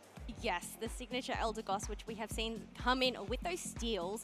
Now, Bruv, being that tank connoisseur, has decided to lock in Trevenant. I know earlier on in yesterday's matches, we didn't actually see a lot of Trevenant. I feel like it didn't actually get selected until later on in the day. So I guess they're carrying that on, realizing that, no, Trevenant is still actually a really great pick, especially with that Hornleech Woodhammer combo.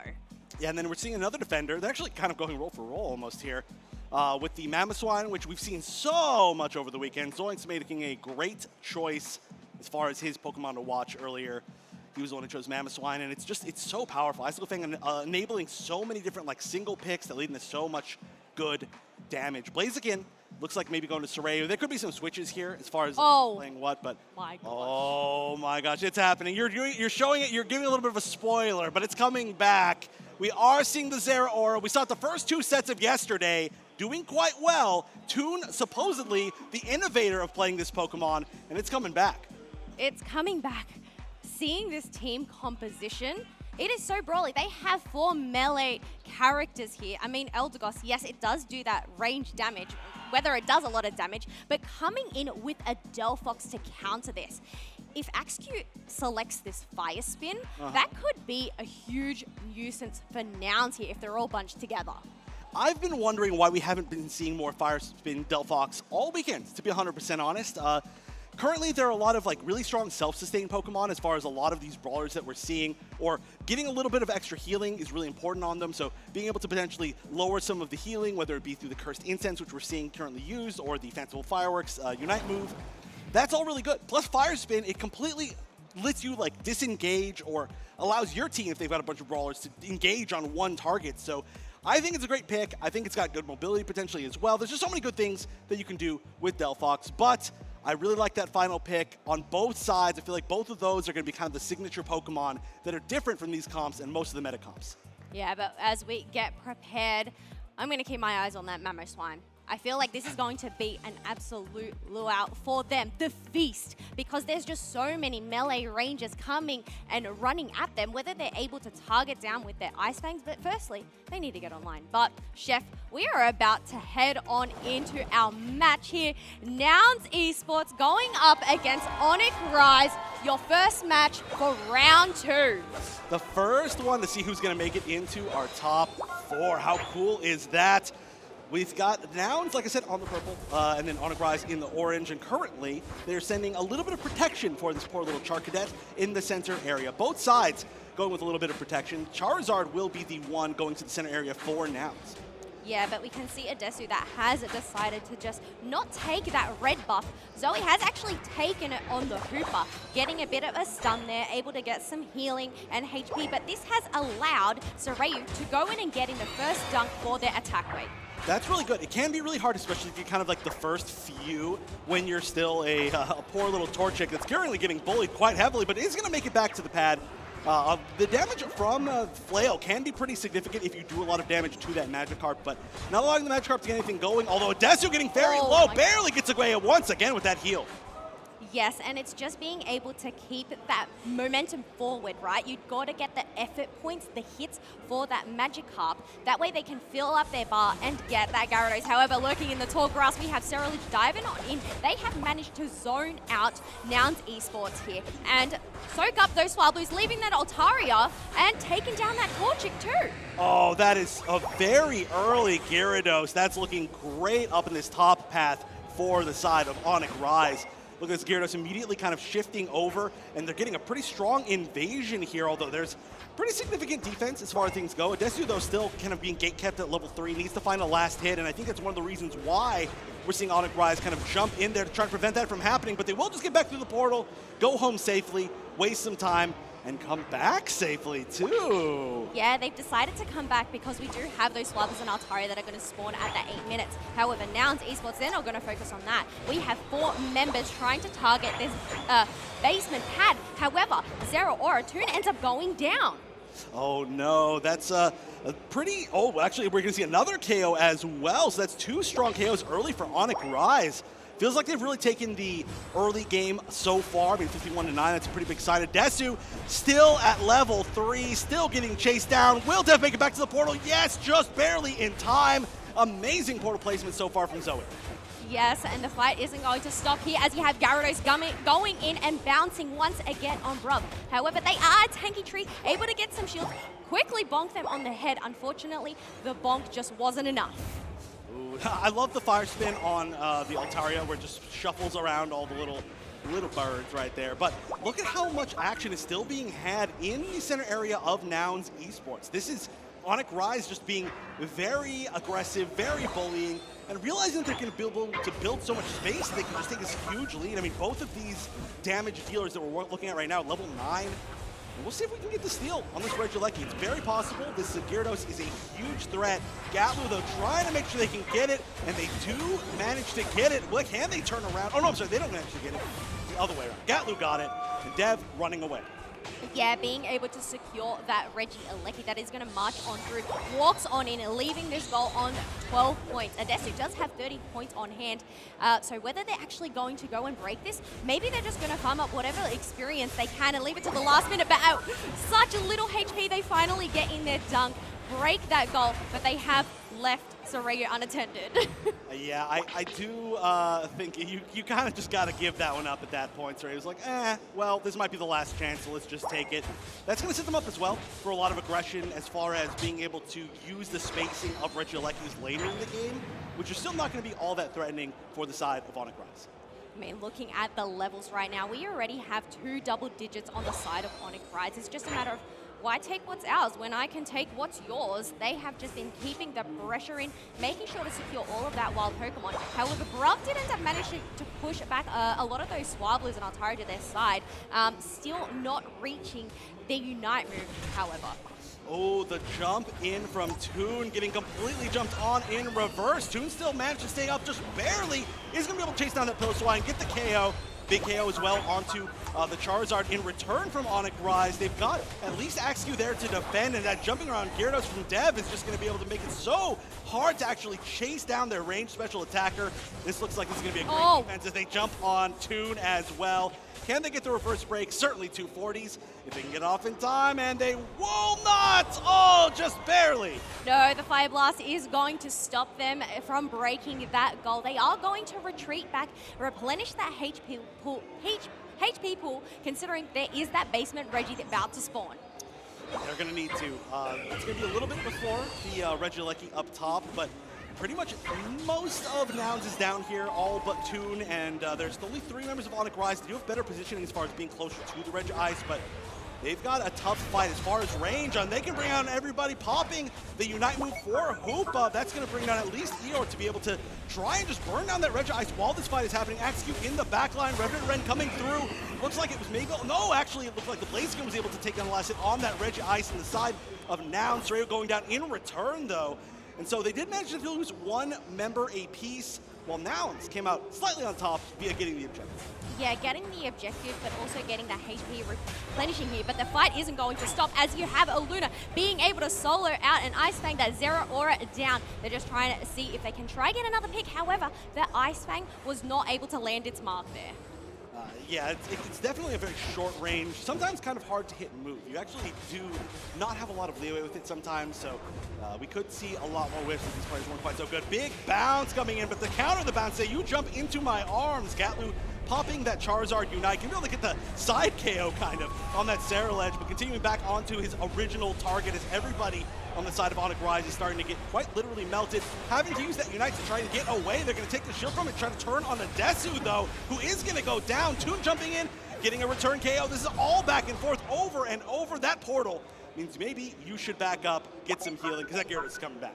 I feel like Via Sky Ruin just turned into a trampoline park there. The way they were all bouncing around with their Unite moves and the Gyarados as well, just jumping up and down. However, we have a minute until the final stretch. 115 to 105 points, now 145. Still a really close match between these 2 teams. It is. It's really going to come down to, I think, the final moments. The levels as well are very, very close.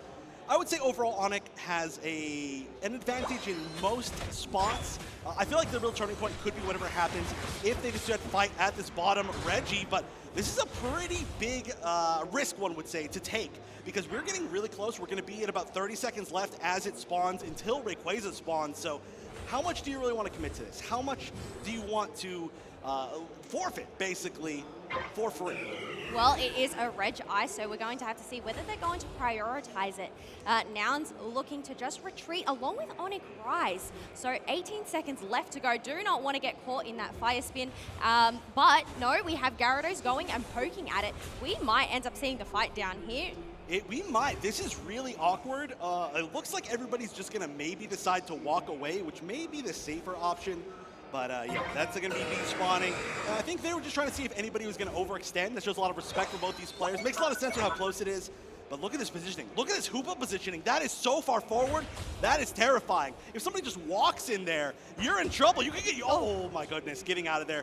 Getting united by the Charizard, putting you way far back could have been kind of the end. So I am very scared at how far forward they were. But that's a lot of damage now going onto the Mammoth Swan. It's trying to get the reset. It is going to get the reset after getting bopped on the head by Bruv, but they're going to immediately get the kill on the Hoopa without being able to use that Unite. That is gigantic. 5-4 in this final fight. They're going to turn around. Soryu getting KO'd by Sarah-Ledge Toon, chasing down Eeyore, just barely going to be able to get that KO as in the back they trade once again 1-for-1, 3-for-3 here. Now, well, I was going to say in the center, but now they've moved down to the bottom path. But the thing is, Onic Rise still have 2 Unite moves on hand, the Hooper and the Gyarados to utilize. Nouns Esports have used all of their resources. They are the ones that are behind, so they need to try and get a move on, considering we have less than a minute left. Right, and I mean, Soryu has the Unite, but that does not count because it is Blaziken. So they've got to find something. There we go. Hoopa Unbound being popped. Who's going to go through? We are going to see Dev at least go through, but most of the other members are already there. Pulling back. Oh my gosh! That's going to be Toon. Oh, getting KO'd in return. Everybody going to support their own support. Bruv's starting to get really low. They are going to chase down as well Adesu. That's one more going down. 2 members left on the side of Nouns. Rayquaza's getting a little bit low, but I think Onic Rise is going to target down every member of Nouns before they get a chance. That's a full team wipe. And with the lead and 20 seconds left, Onic Rise will take the first Rayquaza. That was absolutely wild. We had one fight and then another fight. It just seemed to draw on out. However, being able to get that team white and just keep Nouns at bay, getting those shields, going to just pad those stats a little bit further. Wowee. Yeah, I mean, you might as well, when you're there, take no chances, get the maximum points you possibly can every single time. But that was close. That was scary. I mean, that was such an even fight that was so extended, but it's so much about meter management, or I should say, you know, resource management in general. And your Unite moves, like you mentioned, all the Unite moves were used by Nouns. There were still a couple very important ones up on the side of Onic Rise. One of them was intentionally holding on to it. The other one was just Hoopa getting KO'd before they got a chance to use it. But there you had them, and that's what's important. They were able to get the refight so incredibly well, and then they won. It was such a close one. I know there was a moment there with Toon on the Zera Aura, and I feel like that just demonstrates the level that they are at. Getting that drag with the discharge and volt switch was insane. Being able to catch out Zoe there, however, Onic Rise, they were able to stay collected and just roll their way through the absolute chaos that was. Yeah, they actually made that situation that looked really, really bad. They turned it to their favor, right? They all jumped onto, and as soon as they saw that, they saw the direction the giant unbound Hoopa was flying, and they were like, let's just all go over there. So we saw Eeyore, and we saw one other person that I cannot remember because that was quite a hectic situation. All jump down there, get the KO on Toon. But here we go, our player of the game is going to be Axq on Onic Rise. And I feel like this Fire Spin works so well into Nouns as well. Just being able to lay it on out as a ward, but also just being able to bunch them up and spin them around. Yeah, just being able to kind of displace them and force them to disengage, or give you time to disengage, or give you time to engage, everything I said before. Plus, realistically, the healing stoppage, as we say around here sometimes, is really just so strong in what was currently one of the most brawly metas that we've ever seen, where the difference between, you know, like 1 or 2 hits can mean everything. It can be, oh, you didn't quite KO that Pokemon, so now they're going to get healed back to full HP by their own moves, or, oh, you did that extra little hit, now they're KO'd, now the entire team crumbles. So just being able to get that little percentage of extra reduction on healing to any target, it is so good. Yes, especially when you're only relying on Eldegoss to try and help heal your team. I feel like in terms of Eldegoss healing, in comparison to some other healers, it isn't there, but you know, Pollen Puff does end up providing that damage reduction later on when it gets that plus movement, which works really well into those brawlers. Yeah, I mean, it's still really strong. The Unite obviously is just incredibly valuable, and the I guess the threat of it within the early game in the path is very, very strong as well. So just a whole lot of things that are really strong as far as Eldegoss. There's a reason why it's been a good support literally from day one of the game until now. It's also just a Pokemon that people can be really good with. Obviously, Desu's played it a billion times and is very, very classic with it now. I feel like it's unmatched to a Hooper though. Not only do you get the resets to go back home, it's the ability to teleport from the top to the bottom to the top, or wherever you want with your Unite move. Or you could go Trick as well. Oh. I'm still a big fan of Trick Hoopa, but we have actually seen it a whole lot less within the meta, which is unfortunate for me, but probably fortunate for the players. You know, if you want to really hard carry one Pokemon, it's still quite good. But I do expect that we might see some relatively similar drafts as far as things go this time, just because I feel like when we see games that are that close, and it didn't feel like anybody was dominating for any good amount of time, I feel like they just like want to run it back because they want to play the better position within that final moment. Plus, it was a lot of cover picks, I think, for both sides. Yeah, so we're going to head on into our draft. We have Nouns on the purple side still. They have decided to ban the Hooper. Ooh, I like that. Okay, so we will not see a similar draft. We're going to have to see what support Onic Rise ends up going with, or maybe they'll steal away the Eldegoss. There's a lot of cool, interesting things they could go as far as... I actually really love when supports are banned because there's so few supports in the game that... Oh, okay. Double support ban? Come on. Is there a chance that we see first pick Eldegoss? That would be wild. Ooh, but then this is up to Onic Rise. Whether they're going to ban something else. No, they have actually decided to do 2 target bans here.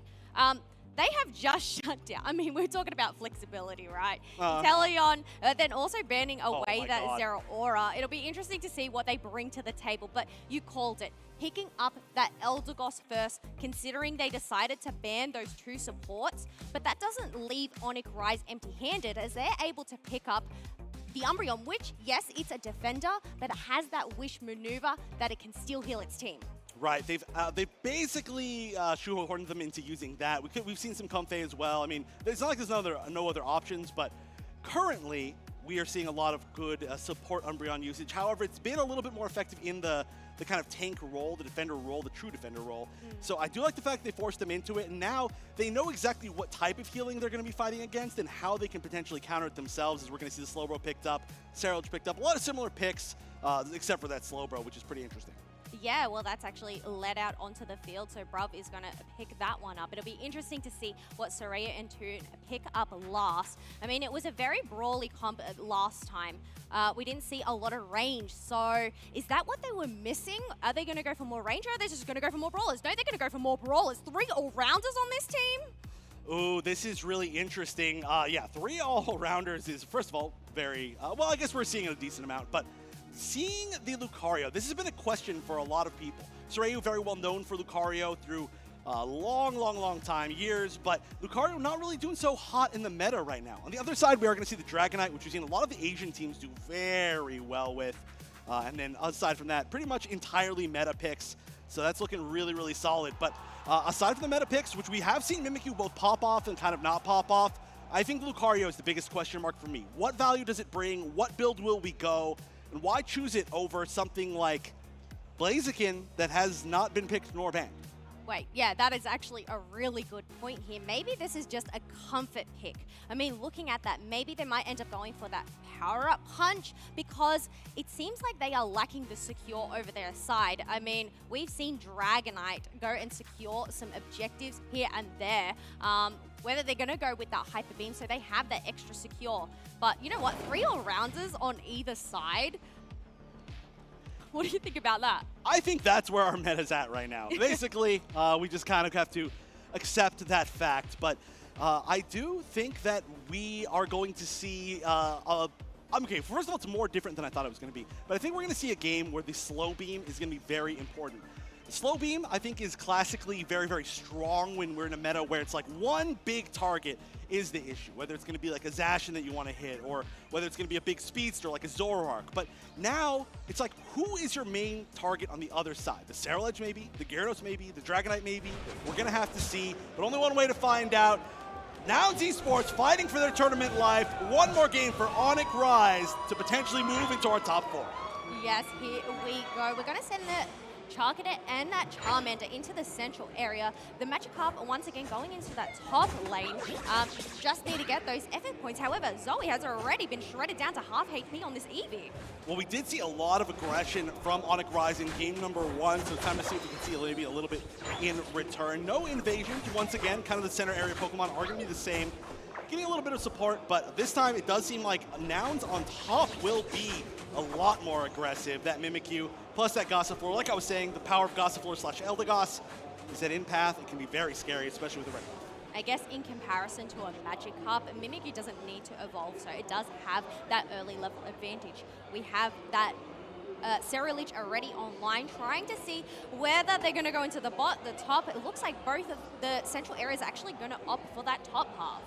Oh, I see ER just hiding there, waiting, seeing if they can find anything. Maybe one juicy target to help that Gyarados evolve, but the juicy targets right now are just going to be experienced, and they're going to be backing up. It doesn't look like anybody's jumping in all that far.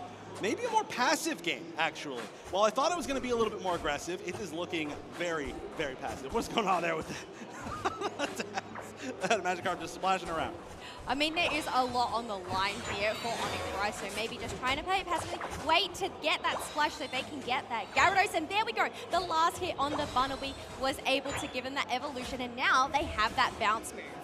Once again, a similar timing as far as evolution for that Gyarados, around the 8-minute and 20-second mark. It's going to be pretty good timing.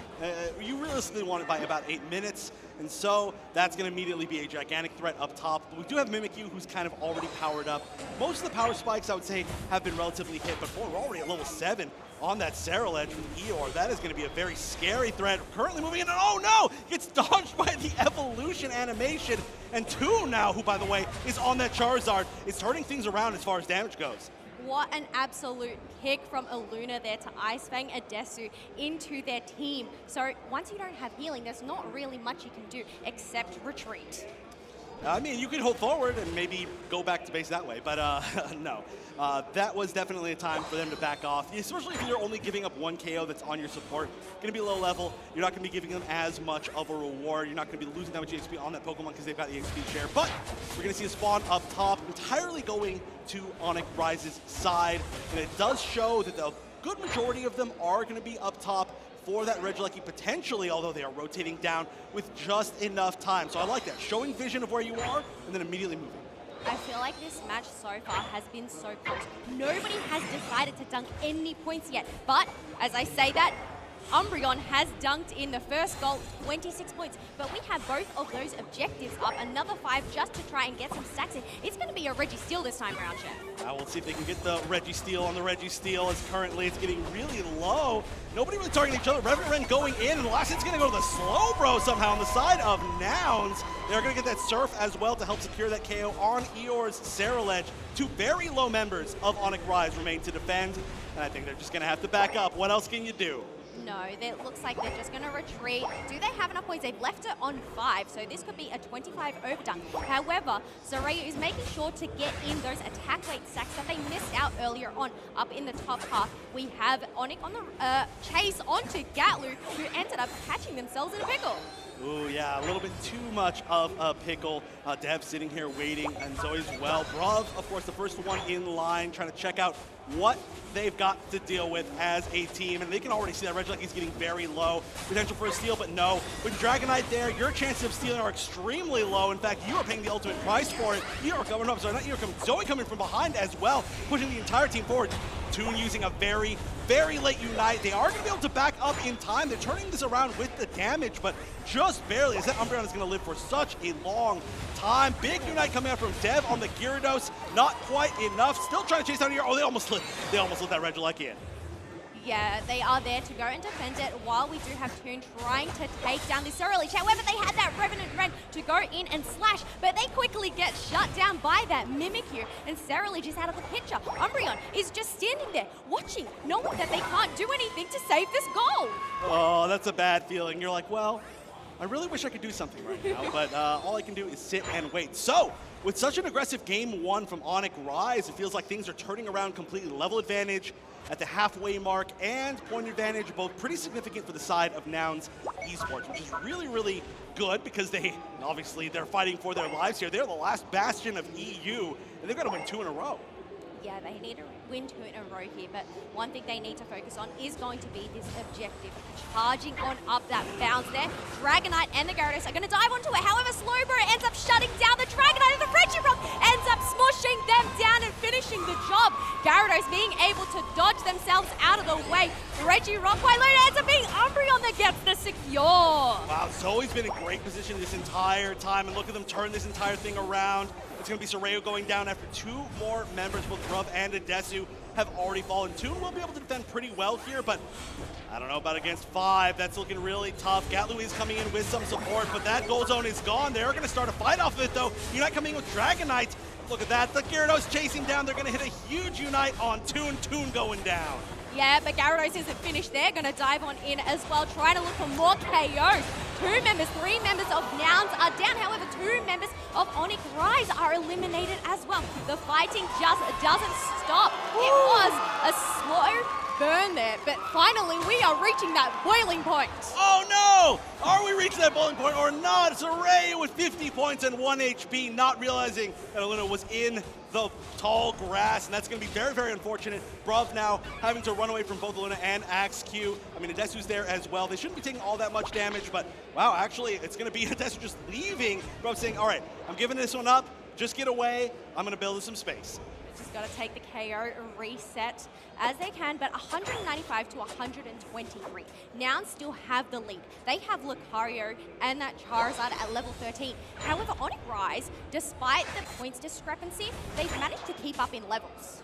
They have. It's actually very impressive. They're just barely, I think like they're just barely on level, I guess I could say. We could see them out level very, very soon, just because they've been so far ahead on the side of Nouns Esports, but they've got about a 72-point lead, or exactly a 72-point lead, so they can hold on to that. This is going to be really big. I feel like if this basement Reggie can go to the side of Onic Rise, they'll be exactly even, or maybe even slightly ahead as far as levels go, as Nouns is going to prioritize that Reggie Alecki to get more pressure onto that top half. Yeah, but it's interesting because none of Onic Rise are going to actually retreat and defend that. They're going to let it crash. Instead, they want to prioritize this Reggie steal, which will be huge for the team. Brubs going in, seeing if they can get the steal, but no, Onic Rise get the secure with Sarah Lynch. Ooh, that is tough. And honestly, you're in a scary position right now. I don't know if you really want to go in on the side of Nouns. Yeah, they're just going to back up. But now, look at this. We look at the levels, and it is exactly even, but then slightly ahead. Oh, I'm sorry, it was exactly even. Now it's slightly ahead on the side of Onic Rise. All of their lower levels are just slightly ahead. The points lead still in Nouns' favor, but again, they've got to win here. They've got to defend, they've got to flip it something, or they're going home, and Europe is losing the last representative. Oh my gosh, the eject button paired up with that earthquake, and they are, Mammoth Slime is rumbling the floor, chucking them up in the air, being able to take down 2 members, and now they have siloed out that Slowbro, who is now on the chase as they are trying to shred down this Rayquaza. However, they first need to deal with the Charizard, who's up in the air. However, the Unite move had just ended up ending, and ends up being Dragonite. You cannot be unmatched with a Hyper Beam secure. Hyper Beam, there's one thing that you want to do with Hyper Beam, and that is burn down Rayquaza. Points lead now barely in the favor of Onic Rise. They're up by about 108 points. They've got to counter score on the side of Nouns. There's still 1 minute and 11 seconds left. It's very possible, but look at this. Axe-Q with 50 points in pocket, still has a shield. Umbreon hiding up on the top path. Adesu does see Axe-Q. They are going to be backing up, maybe trying to take some time. They can still potentially build back, maybe a Unite move, be able to Unite in, use that shield safely. Zorayu trying to sneak ahead up top. They realize they're not going to be able to do anything. They've got to back up. Maybe they've got to win a team fight, but Nouns has to make a move now. This is very, very close. The score lead is less than 50 at this point. They've got to do something. And it looks like they're going to collaborate together onto this bottom path, trying to protect Toon at all costs as they end up getting 90 points, and that is going to break them in the lead. But Umbreon ends up getting 100, and now Onic Rise have the lead once again. They need to try and take the fight, get the KO. Sarah Lynch has been taken down. Once again, Trampoline Park as we have them jumping on through with the jump pad and the Unite move. But oh my gosh, more points went on through. 449, 523, 10 seconds left to go. Can they get any more? Is that enough? Is that enough? It's going to be so close. We saw another 10 from the Charizard. We saw more from the Slowbro. Is it going to be enough? No goal zones left on the map. Last chance for Nouns. We've got to look at the score. Who is coming out ahead? Left side purple is Nouns. Right side is Onic Rise. And the winner is Onic Rise by 2 points, eliminating Nouns. Bingo, Chef! We just had a mark off that with 5 or less points, but Onic Rise clutching it with 2 points because of The back caps there, even though Nouns tried all they could to push on forward. Unfortunately, it just wasn't enough. It was an amazing attempt. Nouns fought literally to their last breath, but they were just short. Unbelievably able to turn around from that situation, such a difficult spot. But now, 2 times in a row, 2 sets in a row, we've watched the strength of APAC and their ability to score in the final moments of a game and win that score race. Onic Rise, a team that came out 2nd seed of their group, has now moved into the top 4 teams in the entire world. That is absolutely wild. Nouns weren't able to do it last year. They weren't able to do it this year. Onic, I mean, you know, there is this revenge arc, but unfortunately they just weren't there. As we look at these highlights, like, Onic Rise, you have just risen my heart rate here. And I think everybody else's. I know. Honestly, there was so much going on near the end. It was such a terrifying situation to try and figure out what the exact math is. There's, I mean, there was so much, like, there was the mobility of the Dragonite. There was there was a score somewhere that I didn't even see. It was kind of a ridiculous amount, but we can take a look at the player of the game. That is going to be Axq from Onic Rise. The Dragonite I was just mentioning, 200 score. That is going to be a big number, considering the fact that they won by, I don't even remember how many points it was. They won by like 2 points. That 200 points was everything. The fact that when they got caught by a Desu kind of running forward, they decided to back up, rebuild their Unite that can charge back relatively quickly, and then get that rescore. It was extremely good. It was, and you know what, we're talking about the Hyper Beam Secure, being able to get those Ray Shields. And it was the Umbreon going in and getting those dunks while the rest of them defended their pad. Absolute wild madness here. I'm at a loss for words here. And we have a replay, Chef, that I would actually like to show. So this was the final moments. 37 seconds left on the clock. 289 to 323. And we can see Onic Rise, they still had this tier 1, right? So if we just press play here, you can see now they were trying all they could with the surf, getting the defense here, taking the lead, but this is where it just turned into absolute mishmash. But as you can see on the mini-map, Umbreon actually ended up getting their dunk along with the Dragonite. I don't know how to use this, Chef. You're going to have to teach me. Here, I can pause it. Oh, there we go. We got to pause. What an Look, okay. This is just absolute chaos. You want to see the ultimate tech? Yeah, I mean, I love this. We can actually move back slightly because I did want to talk about this as well. Exactly like you were saying, the Umbreon gets the scoring, right? Yeah. And then well, we know how to do an arrow. Oh, we've done a circle. No, here. I'll give you the arrow. I'll give you the arrow. Give me the arrow. We're pros at this. We're pros at this, by the way. Yeah, there we go. The arrow, little arrow. That's a really little arrow. No, I'm going the wrong way. Chef, I don't know how to use this. It's okay. We've got it perfect. There we go. The arrow. We did it. The arrow, exactly. No, but seriously, incredible stuff here. I'm gonna clear this one once again for you. You can see the coming in from the. There it is. Did you see Dragonite just jump on the mini? Yes, that was the point that I really wanted to point out. You got to take a look at exactly that on the mini-map. The fact that they were able to build up that Unite and then jump back in safely, there was not actually anybody defending, but it was very smart. So I think that moment, big one to take a look at. I think that was a genius endgame play overall from Onic Rise. Yes, absolute pro plays there. I'm no pro here with this replay, but I mean, it was just so close. 2 point, Chef. I know we were going off. I know the Japanese casters were going off, and the crowd was also going off. Wow. Wow is right. And so now, again, we are one more region that has, we're one more region down altogether, as we're going to have Onic Rise eliminating Europe completely from the tournament. Europe's gone, North America's gone. We've seen Australia gone. There's so many gone, but there's still plenty of regions left to go, and there can only be one at the end of the day. So don't go anywhere, because we're going to be moving on to our next set of top 8 matches right after this.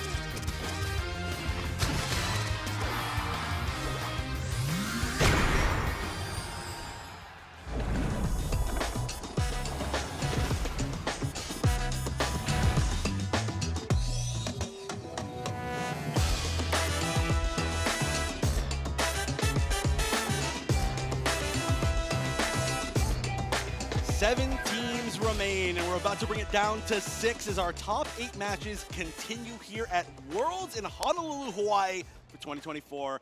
I'm very excited. I'm Wonder Chef, of course, joined once again by Kellosaurus. We were on the last match, but you don't get to get rid of us that quickly because we really want to watch this one as well. We are going to be watching an extremely high-profile match. Yes, we did see Fennel play a little bit earlier. We haven't seen Talon yet, have we? No, I don't think so. So we saw Talon really early first day, I think. Yes, yesterday, so Yes. today. Yeah. So we are going to introduce these teams. Now, Talon made it to Worlds. Yeah, and we have really been looking at this team even before Worlds started, and they've honestly delivered quite a bit. I mean, obviously they're here in the top 8, but they've just really dominated the competition. They're looking at the top of their game. Their opponents, though, of course, Fennel, feel like we've been talking about them a lot because they've been winning a lot, and they are potentially the top team in Japan at the moment. That'll be decided potentially later today, I guess. But P, Yume, talking to win this entire tournament.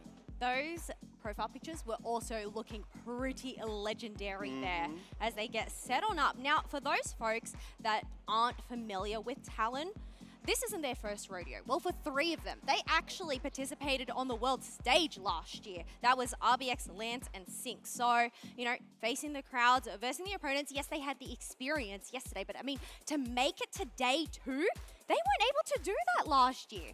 Well, they certainly have been able to do that today. Of course, making it to day 2, winning their first match, looking to win their second one. But this is going to be the toughest, for sure, opponent that they've faced so far. I mean, I guess technically it's always going to be the toughest opponent as we go through a single elimination bracket, but this is going to be, for sure, as the biggest name that they've fought so far as they're going to try to take down Fennel.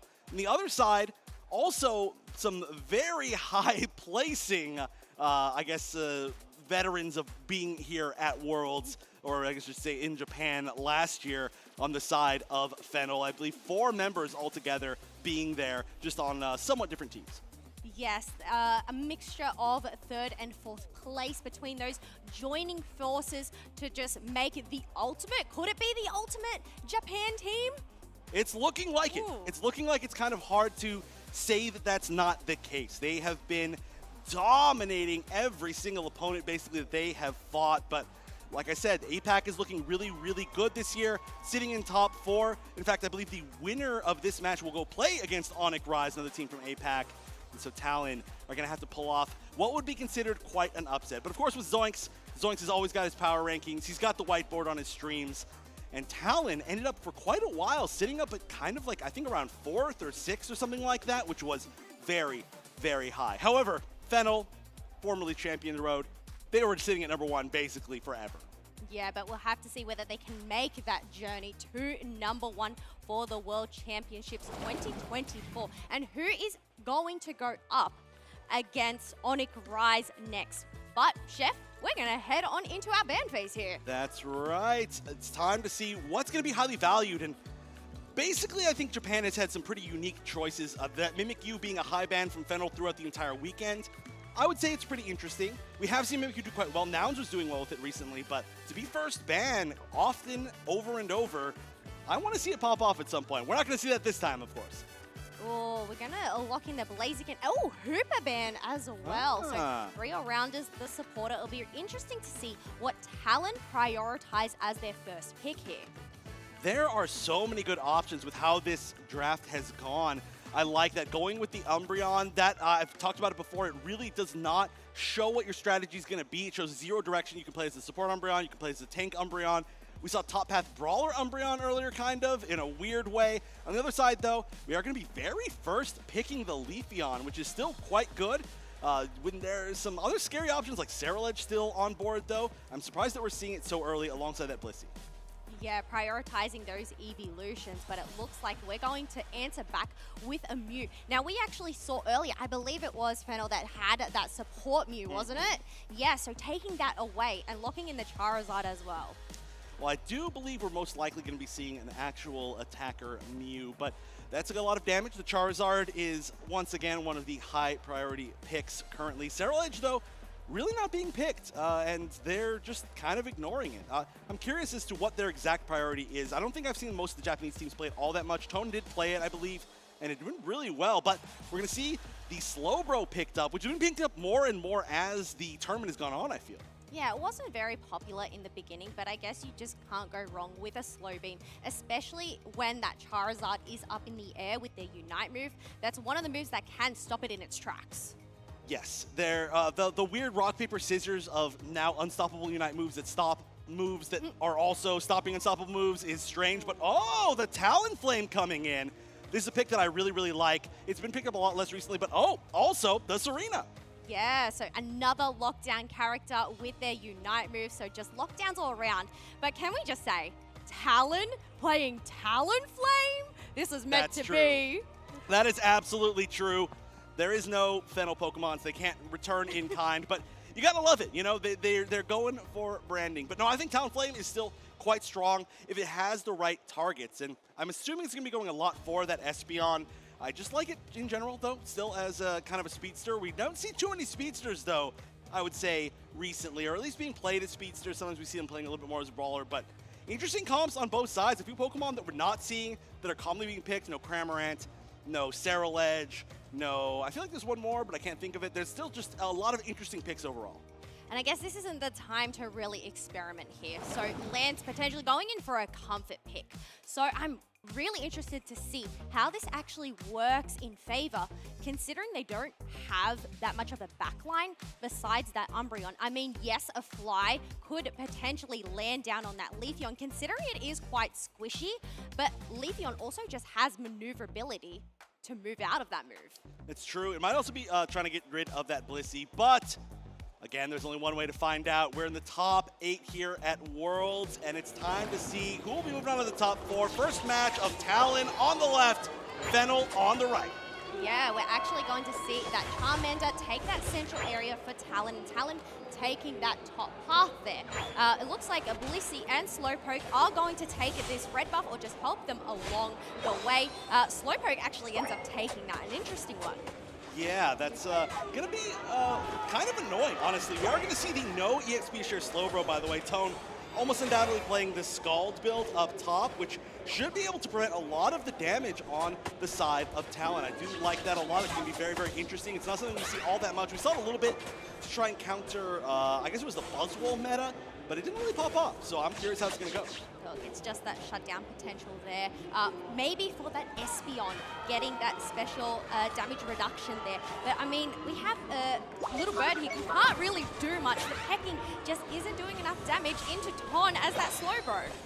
Yeah, it's going to be so tanky, so hard to deal with. And they're not going to be able to be too aggressive, I think, with it. The Leafeon might be able to enable some sort of aggression, but it looks like they're now going to have to be on the back foot as 4 members of Talon are all up top.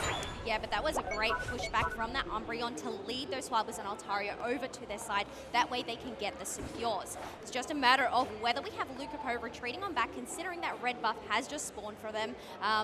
Just reset before those next objectives. Yeah, we also, ooh, nice wall. That's going to at least force Mashio to kind of like say, oh, well, I'll hit you one time, but they weren't able to retreat to exactly where they wanted to go. And that wall, I mean, this is an interesting pick. Crustle has really not shown up much day 1, but day 2, it's been looking a little bit better. We do have those Swabas and Altaria spawning in about 10 seconds into that middle path. However, Kai is at such low HP, is able to grab themselves a berry. Nobody is there on time just yet, as they have that bird prioritizing their stacks. And Yume just kind of hiding there, trying to get that final hit. But in the middle, it's not super contested. That's actually pretty surprising for the 8-minute spawns to last this long, over 11 seconds, and only have 2 people trying to go for them. So Tone's going to not even take the entire thing, as they're going to be pushing, very aggressively down here on bottom. He getting that KO, well, actually, it looks like it was Demashio, but winning that fight, I should say, taking down that Tier 1 gold zone. And there's one bit of experience they've still got to hunt down here in the city. You got to give them credit because they were able to do that math, get in that 19, but also get in that 30. That way, they now have 107 points. However, Sho ends up getting caught out, able to use their eject button over that crustal wall. Yeah, that's going to be really big, is all the different mobility tools that we have to get over the crustal wall. There's not all that many, but there's going to be certainly a few really, really key ones on the team. Speaking of crustal wall, you got to get past that. That's really scary. That is going to build a little bit of, or stop the full push onto, I think, this gold zone. Give a little bit more time. Key, though, dashing in, trying to jump onto Dylan, and that Unite's going to probably finish them off. Yeah, Mew is gone. Charizard is caught in a scramble there, not able to get themselves out. And this is going to give the opportunity for Fennel to go and dunk in some points, leaving it on 11. Russell puts up a wall to stop and interrupt that dunk. However, the 26 points does go in. All the meantime, we actually had Leafeon downstairs securing themselves a Regirock for Fennel. Reggie Ice. Yeah, one of the Reggies, one of the basement Reggies. I don't know. I don't know which one's which. I'll figure it out. There's 3 of them. That's way too many to count. But we are going to be trying to steal some of the experience in the center here, as right now Fennel is just bullying Talon, pushing down their tier 2 on top with this Regieleki. The defense is looking pretty strong, but maybe not strong enough, as KYY is also going to be going down. Last one on the team. They can jump back, but that Regieleki's going in. You're not going to have a tier 2 goal zone to jump back to. That is 3 goal zones down on the side of Talon before the halfway mark. Having that home base wide open has the potential. However, Charizard dives over the walls, grabs that Zarina. However, they are able to sweep their way away, uses a Unite move of their own and crushes them down, slamming him and taking them out. However, Mew has used that protection to try and protect the Crossel, but it unfortunately just isn't enough, as we have more members of Talon crumbling. Yeah, Lance tried the Unite, but as we're used to, the Talon Unite running into a wall before it reaches any of the targets it specifically is trying to hit. And so continuing on and on, Fennel is just taking such good control of this match. They're pushing a little bit further forward, taking down one tier 2, one tier 1. They're controlling the entire center area of this map. They're up by about, well, I don't know, 260 points. I guess 260, I don't know, 6 points, something like that. But this is just looking like completely their game. We're only at the halfway mark, and their levels are like 2 ahead almost across the board. They've got good positioning for potentially whichever objective they want to take. Things are looking great. Well, we've had them split on up and prioritize these objectives. 3 members down at the bot, 2 at the top. But this is going to be risky for Talon here, because this could be home base Reggie, so they're going to actually have to defend it. We're going to see Leafeon solo down that basement Reggie like we saw last time, making sure to trust their team to deal with Talon up in the top line. I like the fact that Talon is pushing really far forward to try and stop this Regieleki, like not even maybe let Fennel get to it. The X-Scissors right there, it's going to be really nice, just pushing everybody back. The Regieleki will go down in the favor of Talon. P getting caught a little bit, but the advantage of the mobility of choosing that move is so good, as you can see right there. Now they're going to be trying to push it in, try to get some points back. Big Unite in the back from Umbreon. KYY is going to do a nice set of shields, and Lance going to the Unite that is going to hit, not getting a whole amount of damage. In fact, 2 members down on the side of Talon, as now they're having to run away. 2 members left, Lance being one of them. And even as a fast bird, you cannot get away from Lucapo. No, you can just not outrun that. Leafeon able to get that KO. I mean, the thing is, as you mentioned, 364 to 48. Lucapo was also able to just starve Talon even more by taking that red buff. It looks like they have their eyes on the prize, being the blue one, and they end up taking it with their Razor Leaf too. Oh, this is just going downhill more and more and more. Looking for a way to get back in with Talon is looking, I mean, kind of impossible at this point. I mean, one thing that I will say, they do have the potential for a good amount of secure, but there's also a decent amount of secure on the other side. I mean, there's nothing going to be huge. There's no Blazikins or anything like that, no single striker or Shifus, but if you can flip, maybe you flip. At this point, you kind of have to do something, as Talon is now down by over 300 points. So the problem is, even if you flip, you're going to have to get some KOs. Their counter scoring is going to just stop you from winning at all. But I feel like Fennel have all bases covered here. As the stars align straight down that mini-map, they are not going to let them in at any choke point or any of those goals. We do have objectives spawning before the Rayquaza, so it'll be really interesting to see whether any of these teams go and prioritize any of those, or whether they're just going to wait in the bush for the Rayquaza to spawn. We're getting close to the 2-minute mark, so we will find the answer to your question. This was not the answer that I thought it was going to be. They're going to push down to tier 1 maybe? No, it looks like Talon will be at least making sure that that Regieleki is not taken. But look at this rotation. Look at the rotation from Fennel. They're going all the way behind. They're trying to sneak. Maybe it's a back cap, maybe it's a flank. It's going to be something. Yeah, making sure to take different positioning here, not get spotted. However, Talon are also circling them around. Le'Veon has been exposed by the mute. They are going to dive on in, but the Mystical Mirage was able to save Dylan there, and Lucapo is out of the picture. Is that too much confidence now? It's going to be a 5v4. They're going to be diving in. That wall is actually going to be detrimental so much to the side of Fennel. They cannot escape. The slow beam coming out is going to at least take down maybe that Charizard if it can get a little more damage. No, it does get KO'd. The block on the Unite from the Talonflame with the wall. Unite coming out as well from the Serena is going to get the KO on Umbreon, but he is still just so low. Tone, the only one kind of healthy, is Mashio's going to come back in with a big Unite. Yeah, catching out that Crustle, just trying to replace your HP. However, they end up getting taken down. Talon has decided to retreat, get that replenish as we are about to head on into round 2, resetting. I mean, all Unite moves have been used, so it's just a matter of seeing if they can get any Unite moves for the second round. At this point, I don't even think you have time to think. You've got to go all out. There's less than 1 minute left, and everybody on the side of Talon has to score. They've got to find the perfect initiation, but P waiting there, trying to see who's going to jump in first. They realize they can't take down the Umbreon that easily, not without a Unite. Unites are coming back. Charizard is getting theirs. We are going to see the Leafeon get theirs back as well. Those are going to be both huge ones for whatever the second fight is. In fact, we're seeing it start off, and they're going to immediately burn down at least one member of Fennel. They are going to go for the flip on the Rayquaza. Everybody's scoring in the back. The home goal zone of Talon. There's 610 points in. Rayquaza will go to the side of Talon, but do they have enough points to return the lead? They have to score 100 with everybody, and they might still be behind as more points go in to the home goal zone of Talon.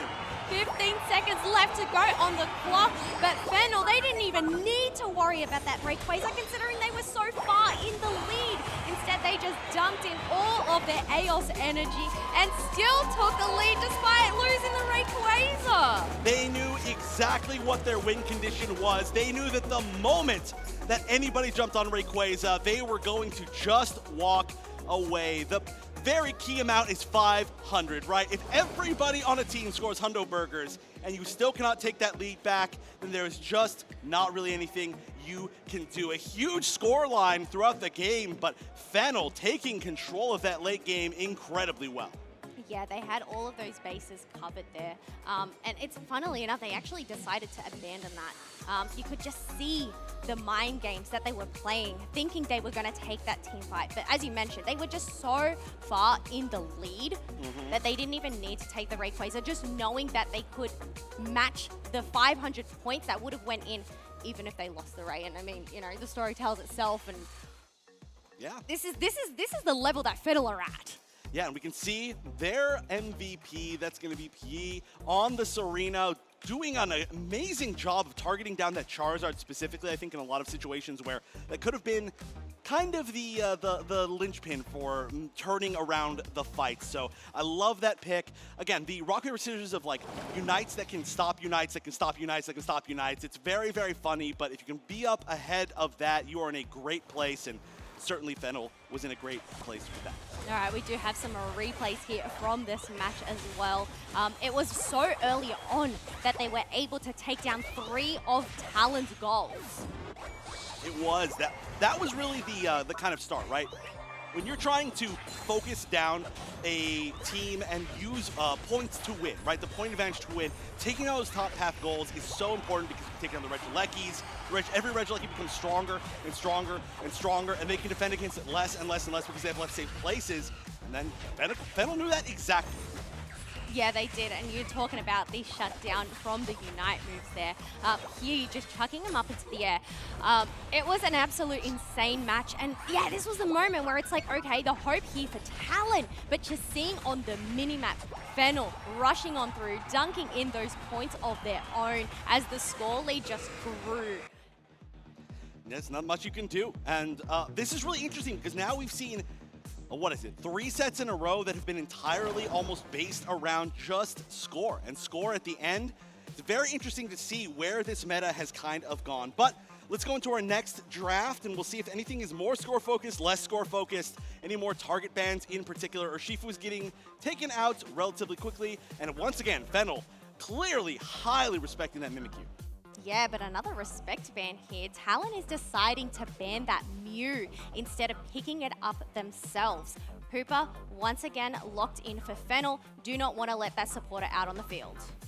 Yeah, that is, the Hoop has been a huge part of a lot of teams winning today, and you just don't want to even give them that chance, not at all. So I do like the fact that it's gone, but once again, you can really play around what supports you want to take once. At least one support has been taken, and picking up the Umbreon first is a really cool pick because you can still choose another one later on, and your opponent can't assume that you will or assume that you won't. Yeah, it'll be interesting to see what Fennel answer back here with as they are shuffling through. Now, we saw so much lockdown from both of these teams. There's Charizard, there's Arena, but something we didn't see last match was this Blaziken. Yeah, it's really funny that we're seeing Blaziken first picked by Fennel when it went 0 picked at all in the last game completely without even being banned. But Blaziken, obviously one of the strongest Pokemon in the game currently if you watched any of Worlds this year. So on the other side, we're seeing some interesting choices. It looks like we're going to be stealing away the Slowbro, which was doing quite well for Tone. But what do you back it up with? The Metagross. This is something we've been seeing a little bit more this weekend. Talon showing off with this Pokemon a lot. Yes, just being able to get in a bit more bulk, but also the Unite move to surround themselves around Fennel, maybe stop the Blaziken in the tracks. However, it is quite chunky, so it'll be interesting to see what their last two picks, whether they're going to go in for more range. I mean, range, Pikachu, something we have seen picked up a fair few times this weekend. We have. Currently, I don't know if it's going to stay the same way because we have 3 EXP shares, but Mashio is locked onto the Pikachu with the EXP share as well. So one of these 3 Pokemon will probably not have it. 3 would be pretty absurd. On the other side, we're going to see the Gyarados maybe last picked, going for, again, a little bit more of a brawling comp. They're going to have 2 very hard to take down all-rounders there, and then a little bit more of a backline this time, but also a little bit more of a front line with 2 defenders. And Charizard getting last picked is surprising. That is very surprising, and I guess it's a given there. You got a last pick if Talon aren't going to select it for themselves, but we are going to have a few switcheroos here, making sure to just finalize all of these items. So we're actually going to keep the experience share on the Pikachu this time, and give the Trevenant the double stacks with the attack weight and the Eos cookie. So something we have seen, I guess, Mamoswine play. And I guess because Mew is banned, Shio is going for that next attacker support style. Yeah, I like that a lot. We saw an era not that long ago in maybe the last set of big UCS tournaments where there was a lot of top path brawler Trevenants, and it was so incredibly strong. There were a few nerfs and a few maybe buffs to some other Pokemon, so we saw it fall a little bit more out of favor, but it looks like we're bringing it back on the side of Fennel. And once again, they are only 1 game away from moving into the top 4. Talon, they really have to fight to their last chance to be able to stay in this tournament, but it's looking really tough. I do believe they can do it. This new draft, we'll see if it can help them out. Yeah, it's going to be a matter of getting that Gyarados online, but also this Beldum turning into that Metagross as we are about to head on into our match. Can Talon take this match and bring it to a round 3, Chef? They're gonna have to, and we're gonna be sending that Magikarp up top as expected. Bottom, actually, we are going to see the Torchic going. That's a little bit surprising, but, you know, they're just full of surprises, I think, on the side of Fennel. Their meta has been one of the most interesting to actually watch. Lucapo already going up, trying to take out that Magikarp, doing a pretty good job of it, but they're not quite able to get that KO. Now it's going to do a lot of damage with Flail as well. Yes, they're going to just try and get that effort points up by getting those hits with the basic attacks, but also the splash, as you do have Eevee going and dunking in 2 points of their own in the top half. Ooh, and the Electro Web, that's really why you're so scared of Pikachu early in the game. That move is so good. So many people say, like, I wish I could just keep it for the entire game, and it is true. But not able to quite get a KO with it. We got a few dunks in from both sides, very small amounts of score, and then everybody backing up. I think the respect in this game is going to be pretty high. We're not going to see the super aggressive starts that we've seen in a few of the other sets. And they're just going to back up. They're going to wait. And especially you don't want to give Lance an opportunity to evolve that Magikarp into a Gyarados. No, there is a lot on the line for Talon here, as they are going to send 4 members up in the top half to verse 3. Try to secure as much experience as possible. Looks like we have Metang going in with that Zen Headbutt and Gyro Ball pick. Yeah, that's something that they've been doing, they were doing it earlier yesterday, and it was working out really well. It's just a very scary brawler, especially combined with the Espeon. That was one of the combinations that they were using. The unites together between those two are absolutely terrifying. So I'm excited to wait a little bit longer into the game for them to actually get those unites and show off how they can coordinate them. Yes, but coordination is key as we have Shio and Lucapo trying to shut down High. However, they're able to, no, they're not. They end up getting caught out by the Electro-Wed Thunder combo. Ooh, that is so hard to deal with early on. I mean, that is just the path winner, one could say. Dylan and Sync, they're just going to be kind of trolling around the center area, trying to find some experience. And Tone is going to be where they're raiding for them. Already a Charizard, already doing a lot of damage. They go for the experience. They are going to get KO'd in return. Dylan will be running away, trying to just escape with their lives at this point, as it's looking like Fennel is taking a little bit of an early lead, despite not being able to score until maybe now. Cool, but they put a lot of trust into Lance here to try and defend this top tier 1 pad. But with 3 members there, they're not able to do anything, and that is going to be a 7 overdone. Yeah, that's, that was actually some score in the bottom as well as that was happening. I was about to say that's a pretty big lead, but it shrunk relatively quickly. Good reaction from Talon, realizing, okay, a lot of them are top, they're not going to defend bottom. Let's take this immediately. And now we're getting close to the first Reggie spawns. There's a good amount of health missing, I would say, on the side of Talon. They do have some berries. They don't want to take them quite yet in case they have to retreat and defend. So they're going to sit on that pad, get some healing, and almost everybody in the game is meeting down here on bottom. So look, there is a lot on the line here as we have Charizard going in and diving in, taking down that Umbreon, and they're going to push on forward as the Regirock is getting poked at. However, Charizard, Ton is quite low as we have Metang diving on with a Gyro Ball, trying to get some shields. However, the shields just weren't enough for them. They end up getting wiped, but we have Espeon saving themselves with a Unite move of their own. Fennel are looking quite low in HP.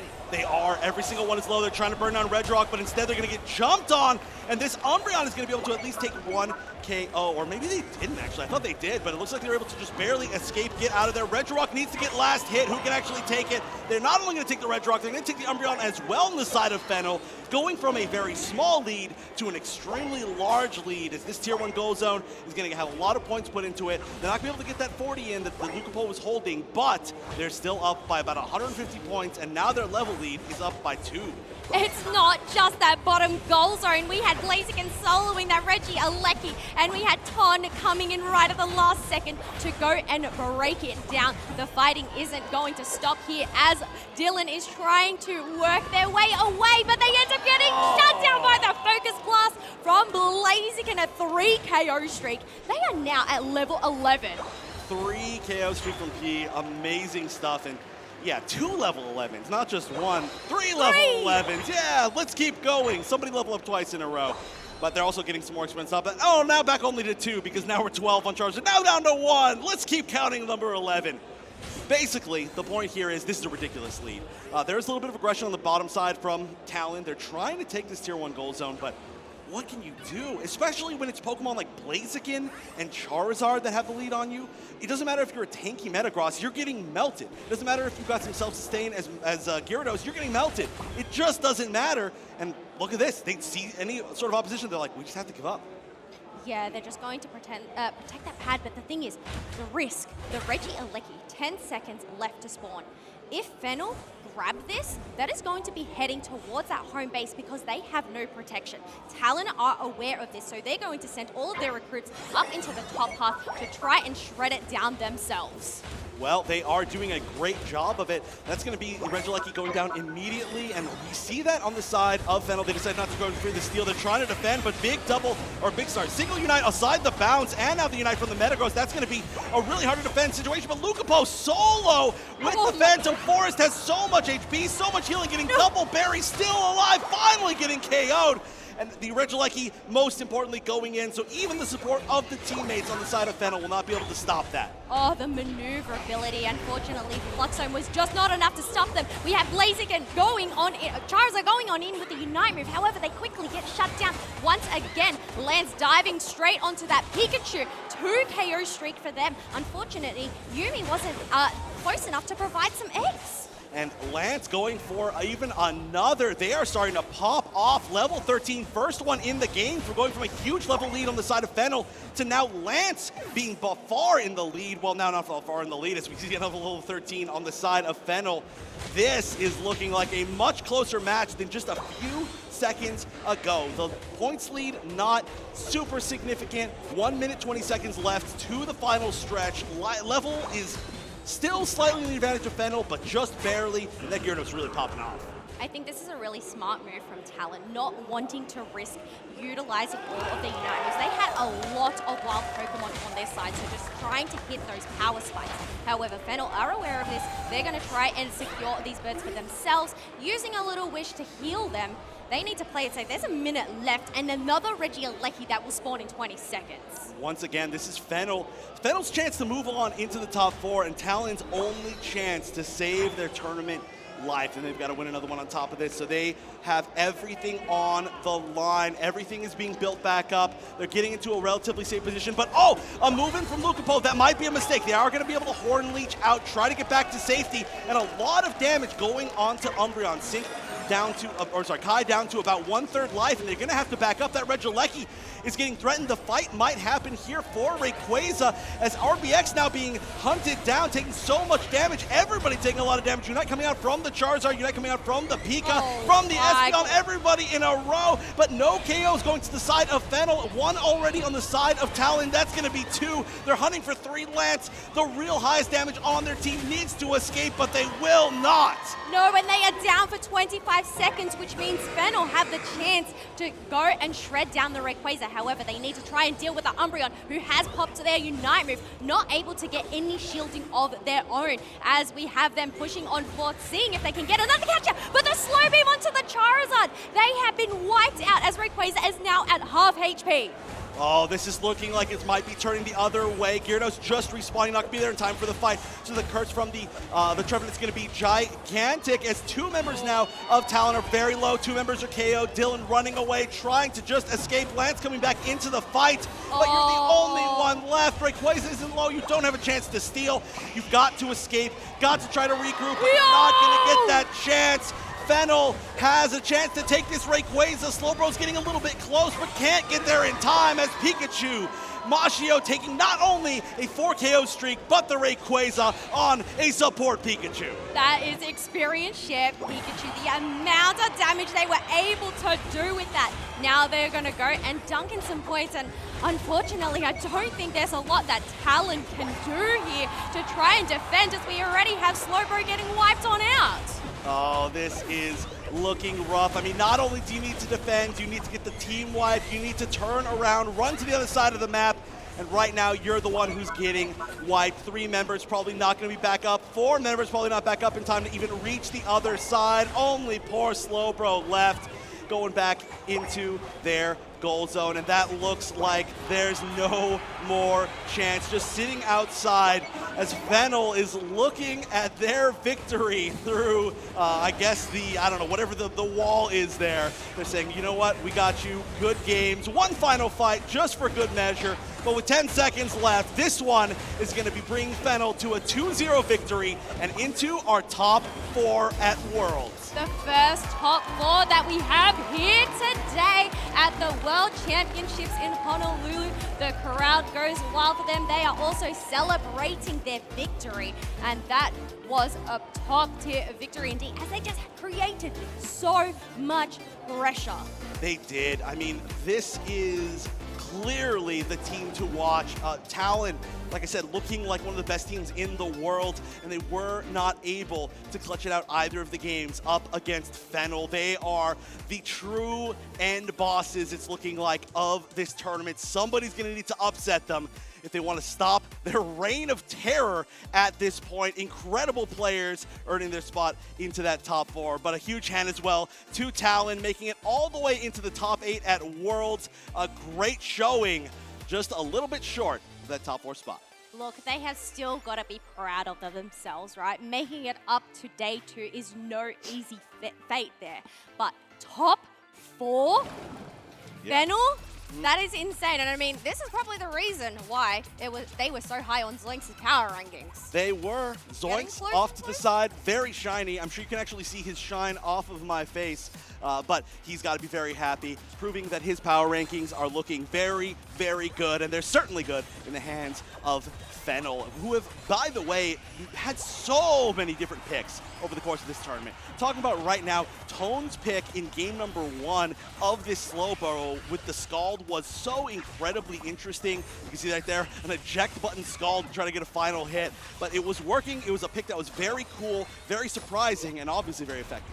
Yeah, it was effective. As we see this was such an intense moment here.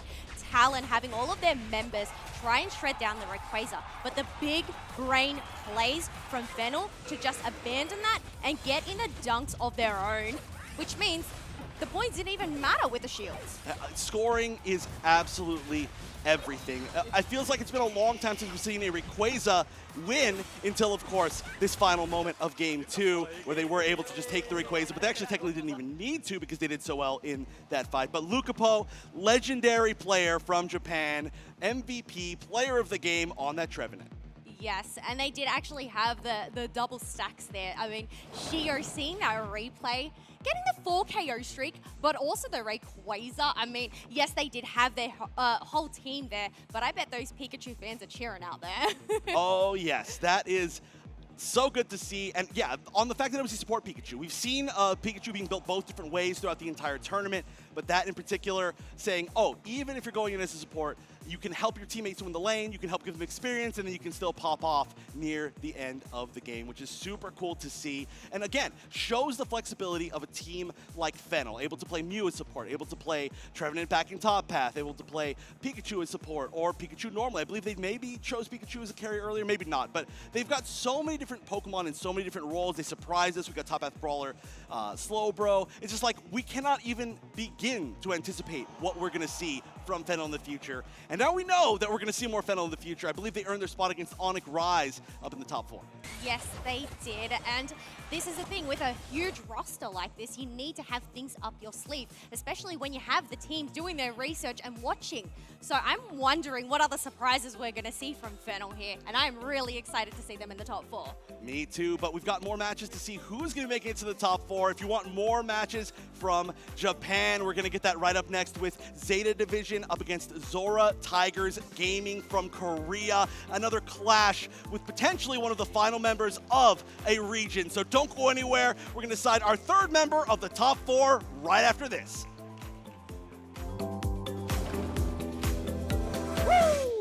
World's Edition, snacks with snacks, baby. Hawaii, that's where we're going, so Hawaiian snacks, it makes sense. Hurricane Hawaiian popcorn, mystery silver packet, going straight in. A lot of nuts. Let's get into it. For the amount of setup required, pop your bag of popcorn and eat it. There's popcorn, I'm gonna say 5 out of 10. The original Hawaiian soda crackers.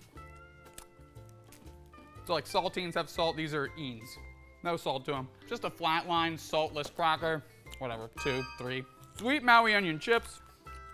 This is what I like to put in my save for later pile. 6 out of 10 here. Kona Coffee Royal Cream Crackers.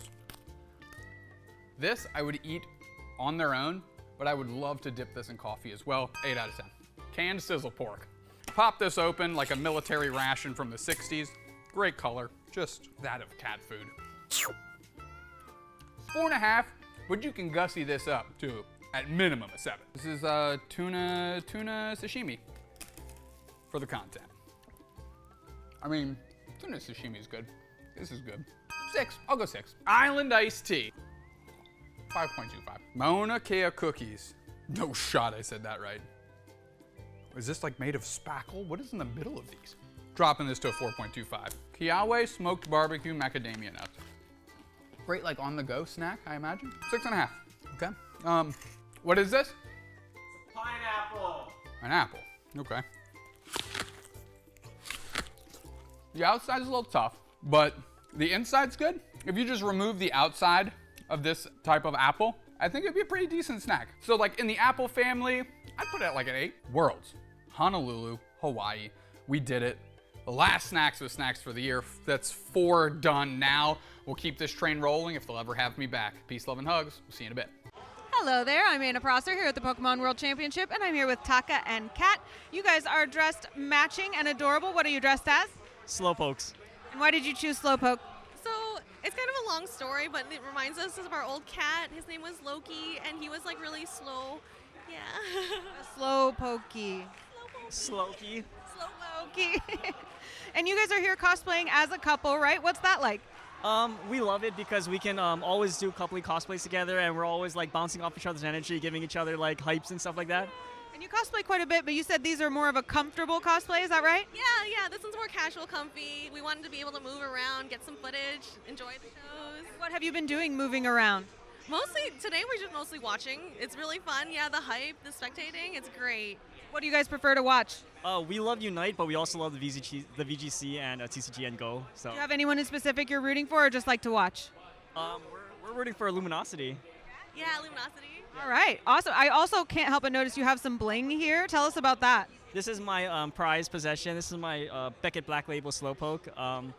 This is not the most expensive card. It's not a Charizard, but it means a lot to me, and yeah, I can't replace it. The value is wafting off of it. I can see it. I can feel it. He submitted it himself, and he like occasionally when he's like feeling down, he'll like open the box and look at it and be like, me up. I totally understand that. And I'm sure a lot of people at home can absolutely relate to that as well. I want to ask one more thing before we go. A lot of people may be a little intimidated by an event that's as big as Pokemon. And you're here being like, I'm comfortable, but I'm also dressed up, and I'm watching matches, and I'm hanging out with friends. What advice would you have for someone who wants to come and get involved in the Pokemon community? I would say just come because you're surrounded by everybody who loves the same thing, which is Pokemon. And I think it's amazing that we're all celebrating this. inviting community. Like, everyone here is very inclusive and accepting. It's very nice. I think that's really true. Thank you both so much for your time. You are so cute. And now let's get back to the Pokemon World Championship. Now to esports have used all of their resources. They are the ones that are getting that.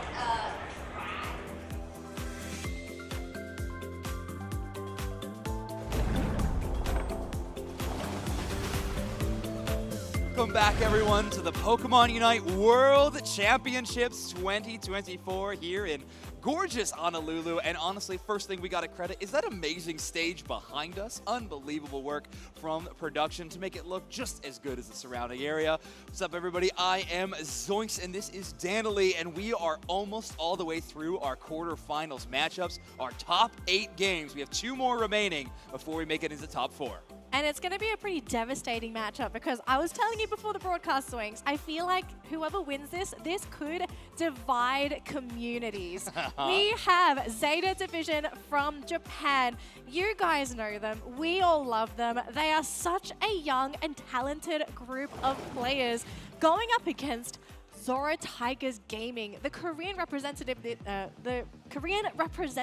this year, and they have shown so much potential on the world stage. And if they beat Zeta today, they would have been the furthest best performing team Korea has had yet. Yeah, that would be amazing. Top 4 placement would be obviously a trailblaze moment for the region, and this team is incredible. The best look we have seen from Korea out of all 3 competitive seasons by far. They have been playing amazing. In the group stage, they looked fantastic, able to make it out, and then of course push past their round 1 opponent in round of 16, make it into that top 8. But this is most likely the most challenging opponent they have had yet. Zeta Division is unbelievable. Both of these teams that are still in the tournament from Japan have been so strong and have been demanding so much respect from the entirety of the playing field. Yeah, and I think Zora Tigers as well, they're looking to get a lot more respect their way. And if you need a notable achievement from this team, Zora Tigers, they were the ones to eliminate MYS on the B stage earlier today. And we know a lot of people are looking forward to seeing MYS progress further through the tournament. So for Zora Tigers to beat them, that has to say something, because leading up to the world stage, the Japanese teams looked up to MYS. A lot of them really looked up to this team, and to have them eliminated by Zora Tigers, I don't think you want to be underestimating them this late into the competition. Yeah, no way can you underestimate this team any longer. I mean, an accomplishment like this of just getting into top 8 and probably the toughest competition that we have ever had at the World Championships, I think already is demanding of that respect. And now, if you can take down Zeta Division, I think it's very safe to say at this point in the tournament that Japan is favored to win this whole event. If you can take down one of those Japanese teams, I mean, all of a sudden, Zora Tigers Gaming becomes the team to beat of the tournament. Becomes the team to beat. I mean, their next opponent, it's top 4, right? We still got to go through one more match before you get into that grand final. So, I mean, we've got to figure out who's going to be top 4 first and who's going home, because unfortunately we can't have both of these teams progressing through the tournament. So while we wait for this lobby to get set up, I guess we've got to talk about these teams and what they've shown so far on the main stage. We've seen Zeta Division, so this is not a team that's going to be new to people if you have been watching the main broadcast. But Zora Tigers, we haven't really seen a lot of these guys on the main stage at all. A couple of matches here and there, but from what we've seen so far, I don't think we have seen the full potential of Zora Tigers yet. Yeah, I mean, to be able to take down exceptional teams like MYS, like you called out, I think you definitely got to put some eyes onto this squad to see what they can do. You want to be reminded of these rosters. We saw them a little bit earlier before. We got Mule, Chobo, Ward, Jong, and Subin on this Zora Tigers Gaming team. There's a specific player I want to call out to watch. It's got to be Ward. Ward is an unreal defender player, plays the entire host of the Pokemon available in that role and plays them at a top level. But a couple other players on this roster, Mule and Chobo in particular, have qualified for the World Championships all 3 years on different rosters, but now that they've found themselves on Zora Tigers Gaming, this is where they have found the most success. And to have people play at previous worlds, they're going to be able to have that knowledge of past worlds and assisting their newer teammates that might not have competed at the world stage before, prepare them mentally, teach them how to get ready for these tournaments, because if it's your first world, sometimes you get a little the jitters, you get the shakes, you get a little bit nervous, but to have someone hold your shoulder and say, it's going to be okay, I got you, it really helps, especially at the top level competition that we are about to see today. Draft is up for both of these teams, and Zora Tigers Gaming and Zeta Division. What is on the table when it comes to bans? So far, looking at some pretty popular choices here with the Hooper, Charizard, and Ceruledge. So what's this final ban going to be for Zeta Division? Yeah, I'm very curious. Going with the Ceruledge ban, which is not as super popular in our tournament, but it will be that Leafeon. So Zeta Division, wary of how powerful this speedster Pokemon is. It's truly the only speedster that's really found a lot of success here on the main stage. A little bit of Dodrio in some niche cases, and in fact, this might be the game where we see the Dodrio come out from Kokata, but we'll have to see. The first selections from Zora Tigers Gaming, clearly the Umbreon, but Zeta Division is going to pick that Urshifu Blissey combination. Yeah, Blissey has been such an integral Pokemon for Zeta Division. They really love to use that Bliss assistance aggressively, not just to save their teammates, but really capitalize on that massive damage boost for whoever gets that Bliss assist. Now, this Urshifu Vitopo, we know he is incredibly aggressive as a player, so he's going to be wanting to make those moves early. And I was wondering, as Zora Tigers, do they want to match that energy? And if you're picking Blaziken and Inteleon, you're going to be a little slower out the gate. But the good news is that they have actually prevented Rom from getting his hands on that Inteleon. Exactly. Yeah, if you could prevent Rom from having that playmaker sniper Pokemon in Inteleon, I think you're very happy about your draft phase so far. However, I think that confidence is going to start to waver a bit with these next 2 picks of Zeta Division. The Espeon, a Pokemon that is having way more success than people I expected from it. We see the percentage stats on this player right now. Rom is a 100% win rate in tournament right now on this Espeon. All right. Actually, I want to point out, Rom and Sabine, they've got very similar pools of Pokemon that they play. They both play Espeon, they both play Inteleon, which I think is a very interesting observation. But what are we going to see rounded out here for Zeta Division? They have been favoring that Blastoise, and it's going to be on Kokota again. So a fan favorite of his. I'm looking at the 2 draft Zoinks, okay? who are you kind of favoring here, just going into the laning stage? I think I really like Zeta Division's composition. We're going double defender into an Inteleon. We might not have that dive potential outside of maybe some early game moments of Vidopo, but other than that, I think we're feeling very solid. If we're looking at just some of the statistics, I think you're feeling fantastic about Zeta Division's composition. I mean, Kokata has picked this Blastoise 71% of their games in this tournament, and they're walking away with an 80% win rate on it as well. We see the items being locked in of that Muscle Band, Rapid Fire Scarf, and Focus Band. We're going for a lot of auto attacks. We're looking at a Spinstoise. Looking at a Spinstoise, and being such a big team as well. Look at how big and tanky Zeta Division are overall. This is going to put a lot of pressure on Zoro Tigers to now have to focus their damage in those fights. They have to focus someone down, because if you spread that damage, sure, they have some pretty good damage across the board, but you have to focus Pokemon down, otherwise they will survive and they will turn. And we know Zeta Division, they want to turn the tables and continue those fights for as long as possible, especially with how tanky their overall lineups are. But it looks like the game is ready, so let's hop to it, folks. It's game number 1 between Zeta Division and Zoro Tigers Gaming, Japan region versus the Korean region. Yeah, this is for top 4, a spot there, and of course, the loser will be headed home. We have Tomato covering for their Urshifu player, taking some of these early buffs away, but they're actually going to be splitting it up. Kokata on that Squirtle, going to take the blue, or the red buff rather, move into the top path. Squirtle with a red buff applies slowing effects with their boosted auto attacks, water gun, and of course the red buff itself. A lot of slowing going into that Magic card. I actually love this buff mirror matchup happening in the top lane, right? We've got a support going up against the defender, but having access to this buff, you can definitely tell they want to try and get that KO on each other if possible. But the central laners have headed towards that bottom lane, and it looks like our first KO is going to be on that Sobble. So for Zeta Division, a great start in this bottom lane, because you've gotten rid of the attacker and you also got rid of the Combuskin. So 2-in-1, looking for that third if they can. Tomato is going to be okay. Actually going to be setting up and ward. Might go down. They just can't get Tomato. Oh, wow. I mean, almost getting ward as well. Vidopo looking to try to take out that Eevee before they get to that evolution. I believe Focus Band still available, makes that KO a whole lot tougher. But great setup. I mean, Tomato has understood these defenders so well. We talked about how they've been a dominant force on Treven for so long. Lapras in some games, it's been a minute since then. But even this Swinub, Piloswine, Mamoswine, whatever stage they're at, they know the ins and outs and how to dominate the laning phase. All right, so Jong, he is that Gyarados, but he's not looking too happy here with 3 Pokemon on his tail and actually sent straight back to that Pokemon Center. If there's one thing Zoro Tigers love to do, they love to power Jong up.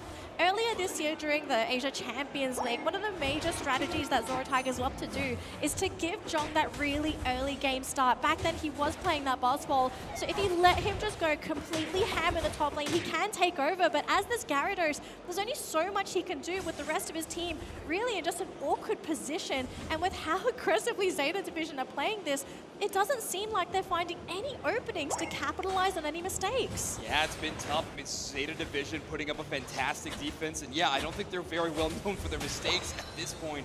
Jong going to take some early damage, and if there's a bright spot for Zoro Tigers Gaming is that they're keeping a pace with Kokata on the other side of that top path. That can get really out of hand if that Gyarados starts getting out leveled, but they got a 1v3 to take care of. On the bottom side of the map, though, things are looking quite good. Subin setting up some of these snipe shots, is out leveling Rom, but Espeon doesn't really need that level scaling as much as other attackers. They have rotated into that top lane because the Gyarados, unfortunately, was taken out. Just so much offense happening in that top lane for Zeta Division because they want to completely control it. Break the goal zone, go straight for these objectives. If they can deny Zoro Tigers all of the objectives, they're going to starve them out, they're going to fall behind in those levels, and then that's where you're going to have to be questioning, if you're Zoro Tigers, what's your plan B? Because the overall composition for this team is really team fight. Yeah, 100%. And I mean, taking out Zoro Tigers Gaming in that early fight makes things a little mixy. However, Registeel is taken out by the Blaziken, so they get at least one of these objectives. Reggie likely right in front of this tier number 2. The Blaziken taking out the Piloswine to the bottom path. That's Kokata getting involved into taking out the Umbreon. That is a huge KO for Vidopo to find that Gyarados for a second time. And this is a ton of points into this tier 2. Well, most most likely be seeing a gold zone break rather soon, but we need those attack weight stacks on the urgent move first. Love that Ward just swiped away the points just in case Mitopo was thinking. Great call, honestly. I like that. Yeah. Yeah, you have to deny those points. But Zora Tigers, they really want to try and find something, but just the fact that Zeta Division, they are grouping up and staying together. You are not going to find this team separated. The only one alone is Tomato, but, you know, Tomato, he's just a diversion. He's just doing his own thing. Yeah, he goes down, but it's just a pile sign. Exactly. I mean, giving up very little comeback experience in a moment like that. Vidopo is caught in a mean look at the moment. However, they're able to outlast it thanks to that Blissey healing and join up for the next fight. First Rapid Strike is used. Blaziken trying to tee up for a moment, but nobody within range, as well as Jong's Theranos Unite move finds nothing, and Rama's able to take that knockout. Kokata does take a pretty big snipe shot, but Wajiro in that latent hitbox will take a bit of damage, but positioned there to block the damage from the Blastoise. Great maneuvering from the support player. So disciplined on the side of Zeta. They could have tried to break that into a fight, but they just decided, guys, we're going to play it safe. Can't give him any opportunities. We cannot make those mistakes. So just to go for the reset, grab the wild Pokemon again, reset your buffs, get ready for this next objective because it's going to be that top Reggie Alecki. Now these snipe shots, this can start to add up for Zora Tigers if Sabine can continue to land them. Because that big chunk of damage, if he drops someone low enough, that is absolutely an opportunity for somebody to get jumped. Exactly. That's going to be Jong and, of course, the Blaziken out of Mule's job. You want to jump on those low HP targets and take full advantage of the early poke that Subine's able to put together. But so far, not really finding much. That will be Blaziken pulling back 2 targets. Eldegoss Unite move used extremely preemptively, trying to get a bit of healing. Tomato does have their own Unite move. Espeon picks up 3 in the air, and it's Rom getting to work. Vidopo into the backline. They have found Subine in that tall grass, but they're going to have to chase them down all the way. Jong learns what's going on in this fight. It's just going to recall back to base, as well as Ward, and Zeta Division will win yet another team fight. Of all the people to initiate that fight, it was Rom on the Espeon, jumps forward, Psychic Solaire, locks everyone in place, just opening them up for those knockouts. Now hang on a minute, has Zeta Division gone a little bit too far here? Maybe not, they're still getting knockouts here. The freeze onto the mid-attack animation there for Jong. They will get Tomato, but again, remember, this is just a defender. He's just level 10. He's not giving those levels away. Rom, in the meantime, he's a level 12 Espeon, so you kind of don't want to be losing your attacker here. Maybe Zeta Division have stuck around for a bit too long in that central area. Maybe. I mean, they got an extra KO out of the Blaziken as well in that scenario, so I think that trade, honestly, worth it at that point, in my opinion. But the big source of experience for Zora Tigers Gaming will be found in that Registeel. Team-wide shield, not to mention the attack buff that they are going to have. It does last 90 seconds, so it'll last for the first few moments of the Rayquaza fight as soon as it spawns in. They'll have to try to contend with that extra damage and see if they can make any kind of movements happen. But so far, Zeta Division has been unrelenting. I cannot stress as well the fact that you have this buff. This is possibly going to discourage Zeta Division from wanting to fight, because if you fight into that damage buff, look how much damage Tomato are taking just from those snipe shots. They're going to keep going. The gold zone is broken. They haven't managed to catch out that Blastoise, but Topo, though, really thinking, does he want to go in there? They do get the pullback, but it's just an Umbreon. And Tomato drops down again. Still 45 seconds on that attack buff. Zeta Division, they need to calm down. Yeah, they need to calm down. They got 2 knockouts out of it, so that's a decent amount of experience. The problem is the goal zone defense is going to be incredible from Zeta Division. You're investing in this double defender composition for a reason, and it applies a lot of crowd control, but it's also so difficult to get those KOs in a very quick amount of time when you're trying to score on these goal zones. But that push will result in Zora Tigers Gaming having the superior positioning for this Rayquaza fight, and they're going to push in a little bit early. Interesting decision, because they don't have Sabine. Sabine is actually back in their central area trying to finish up getting that experience and those points. Now with 50 points, 5 seconds left on this attack buff before it expires, and Zeta Division, I'm pretty sure they're keeping tabs on this. Once that's down, it's an opportunity for them to jump. All right, Tomato was trapped in the mean look and took a snipe shot, but the Unite move brings them back to about half HP. We have the Dragon Current chasing down the target, but hindrance resistant Spinstoise will not be knocked midair. Bounce does chase down a couple of targets. Jong's in the backline, but they're locked up by this Mamoswine and Espeon. Make that even longer. Psychic Solaire trapping them for forever, but Jong is able to dive away, and it's the Inteleon to start off. Subine finding the KO onto the Blastoise. Oh, this Umbreon not looking too healthy. Forced to use the Unite as well. Rayquaza down to half health as well. We need to get that secure. Sabine's charging Espeon!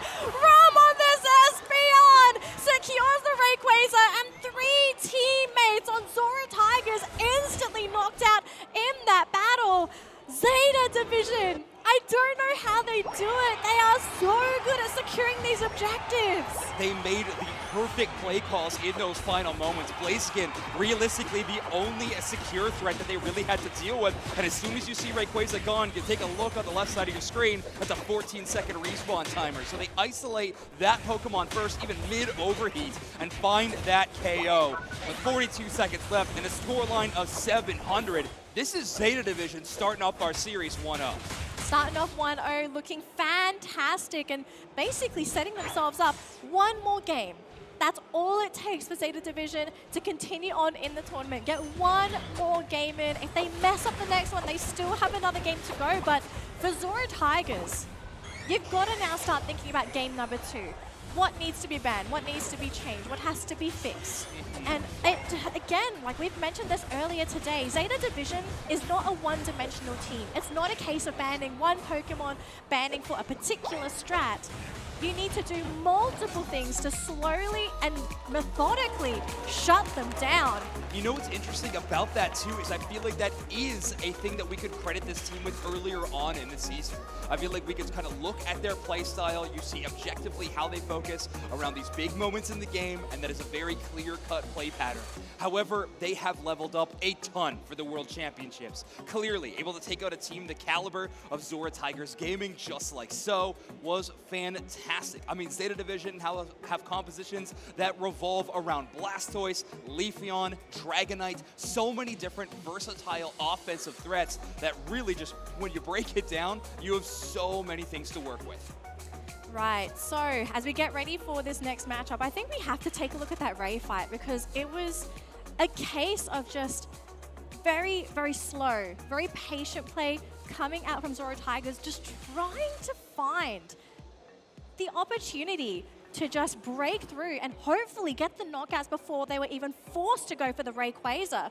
And so you can see here, Jong tried to go onto the back lines. He wanted to just so desperately get rid of Rom, but this Espeon, the power-up after Psychic Soleil, we cannot forget that getting the attack boost is so big on an attacker. 100%. You can see here that Blaziken pulls multiple targets, is charging up that overheat. And before the overheat can secure the Rayquaza, that is an Espeon stored power taking that secure. Unbelievable. Insane. That is so close. There was a snipe shot from one angle and an overheat from another, and it's Espeon taking the Ray in all of that. Do you know how lucky you have to be as well to get stored power shots to land on Rayquaza? I know. Normally, it's going to be landing on other Pokemon, so exactly. It's just Rom. I don't know how this man does it. It's just Rom. Plays amazingly on the Inteleon and the Espeon. I don't expect the Espeon ban, but I want to know what's the thought process here for Zora Tigers now, because ban-wise, Hooper, Charizard, whereas for Zeta Division, Ceruledge and Leafeon taken out of that pool. Okay. What changes are we going to see? And it looks like Urshifu is one of them. Love this decision. Vinopo has become a phenomenal talent on this Urshifu, and when they pair it with this Blissey that they frequently pick in their drafts, it just becomes another level. So Wajiro will go with that Blissey for a second time, taking that Blissey Umbreon pick. Again, I've said it a few times on broadcast, my favorite orange side first pick pair, but they were going to be denying that Urshifu Blissey combination for 2 games in a row. And it looks like the next pick is going to be that Gyarados. So again, I think Jong did reasonably well on that Gyarados. Maybe have to just polish up that top lane a little bit more because he didn't have the easiest time. But then again, it was also Vitopo Urshifu applying a little bit of pressure up there. So if they can tighten up Jong's early game, I feel like Jong could be such a big factor for the team. Now, one thing I am sort of curious about here was the fact that we locked in the support and the defender on Zeta Division. They could have gone for Rom's Inteleon, but are they basically using it as a bait, saying, okay, Rom can play Inteleon, but maybe we kind of don't want Inteleon now. Yeah, you can have it. I think they're extremely confident in this more bulky frontline-based composition rather than the snipers that they've been leading into. And we're going to see Vidopos Dragonite locked in as that final pick. Ward will be on the Trevenant in this matchup, which I think is going to be one of the best looks for Zora Tigers Gaming that we have seen so far. But as you can see, some players swapping around. We get a better look at what Zeta Division is trying to do. That is a tank Mamoswine and a top path brawling Umbreon. Top path Umbreon is pretty unreal strong. You see it running the attack weight, so obviously it'll boost its attack stat, which means either build is really, really good. You're always going to go foul play with this. However, Wish or Snarl both will have their purpose. Umbreon has this unique mechanic where their healing is actually based off of their attack stat. So if you scale it more with attack weight, you'll be getting better Wish healing, and you can just use that on yourself if you want to as a top path Pokemon, and just have that extra HP to work with. The damage reduction as well on that Wish, I feel, is so underrated. Being able to mitigate a lot of that incoming damage, and it helps everybody when it comes to that survivability. So we'll have to see what the plan is going to be. But the Urshifu change, I like. Yeah. The Trevenant pickup, I like. But I don't know if these two Pokemon are enough to really slow down Zeta's very quick early game progression. They are so good in the laning stages. We haven't really seen anybody really be shut down. And Rom, because he's playing Espeon, he doesn't really have that moment of weakness because he's always going to be hitting that Espeon. And they're usually splitting their buffs too, right? But yeah. All right, we'll get answers to all these questions as we jump into game number 2 between Zora Tigers Gaming and Zeta Division. Alrighty, so having a look at these lanes, nothing out of the ordinary it looks like, just pretty standard across the board. Again, lane priority. Yeah. I want to know what the lane priority is here for Zora Tigers, and are they going to be playing reactionary, or are they the ones that are going to try and make these moves happen first? Well, they certainly weren't in the previous game, so you got to hope for Zora Tigers Gaming they'll have a momentum response as well. I was curious if Tomato was going to take the swing up into the enemy central area to start things off, but they are just going to remain in lane as long as they can to try to get that Espeon evolution. Zhong at about halfway through their effort gauge on this Magikarp, and almost a level 4. Gokata is dealing a heck of a lot of damage back the other way as that Umbreon Blissey duo in the top path. Extremely bulky already. Yeah, this bottom lane is a nightmare for Zora Tigers, unfortunately. You might have a Sobble that is really good at secure, but there is so much catch potential in that bottom lane. Although, if this Urshifu comes in, maybe Mule can turn things around, but a couple of hits with that stored power. Yeah, Mule doesn't look too happy down there, but he's going to do his best. Zhong, though, still hanging on as that Magikarp should be able to evolve. Thankfully, has not been knocked out as of yet, just needs a little bit more time. But with 3 Pokemon in that top lane, we'll have to play a little further back, maybe even go back into that central area just to get that final bit of experience, but for Topo. That's the fun thing about playing Zeta Division. If you go back to your central area, it's actually not safe anymore because Zeta Division will always be close at your heels. That's a Gossifleur being knocked out. Vidopo already at level 6 on this Dragonair, and able to take out the support player of Zora Tigers Gaming. A good early push by Zeta Division. This team's motto seems to be early and often with this strategy. Yeah, I think it's still early and often they're doing a great job denying experience, really. I think all 3 lanes have been slowed down on the side of Zora Tigers. Down bottom, they're still looking at a Drizzile. Zhong is just evolved on that Gyarados, so this is not an early evolution at all. And even though they've had Mule running around on this Urshifu, he hasn't had that same level of success that we've had Zeta Division have with the Urshifu picks. And I kind of wonder, is it just the choice of Pokemon that they've decided to go for? They haven't got anyone that can really easily assist for a potential knockout. Yeah, at least not until they have Snipe Shot, right? That is going to be both your closer and your initiator if used optimally. But Mule still, even with a Swinub and an Espeon in front of them, they're not able to chase that KO. Instead, playing a little more reserved, fighting around the birds. Zora Tigers Gaming going to take most of that experience, but Tomato will take a little bit, giving them their evolution into Piloswine. This is an interesting move. 4 Pokemon in that bottom lane up against just 2 so far, just the Piloswine and the Espeon. And the fact that they're not getting knocked out, this is a big win because up top, it's free experience for Zeta Division. The down bottom, though, this Registeel who gets a secure Rob! Again, this Espeon just swiping away these objectives. Yeah, Ward not able to get Rom in that Woodhammer. They were trying to pull them out of the tall grass by doing so. Only grabbed one target, and unfortunately the wrong one. So Zeta Division undisturbed in their secure attempts, and they're going to pick up yet another objective in this game. How many times can I say that? Both objectives. On cast. Yep. They've secured both objectives. They didn't even need Vitopo there. Vitopo soloed the Regieleki all by himself.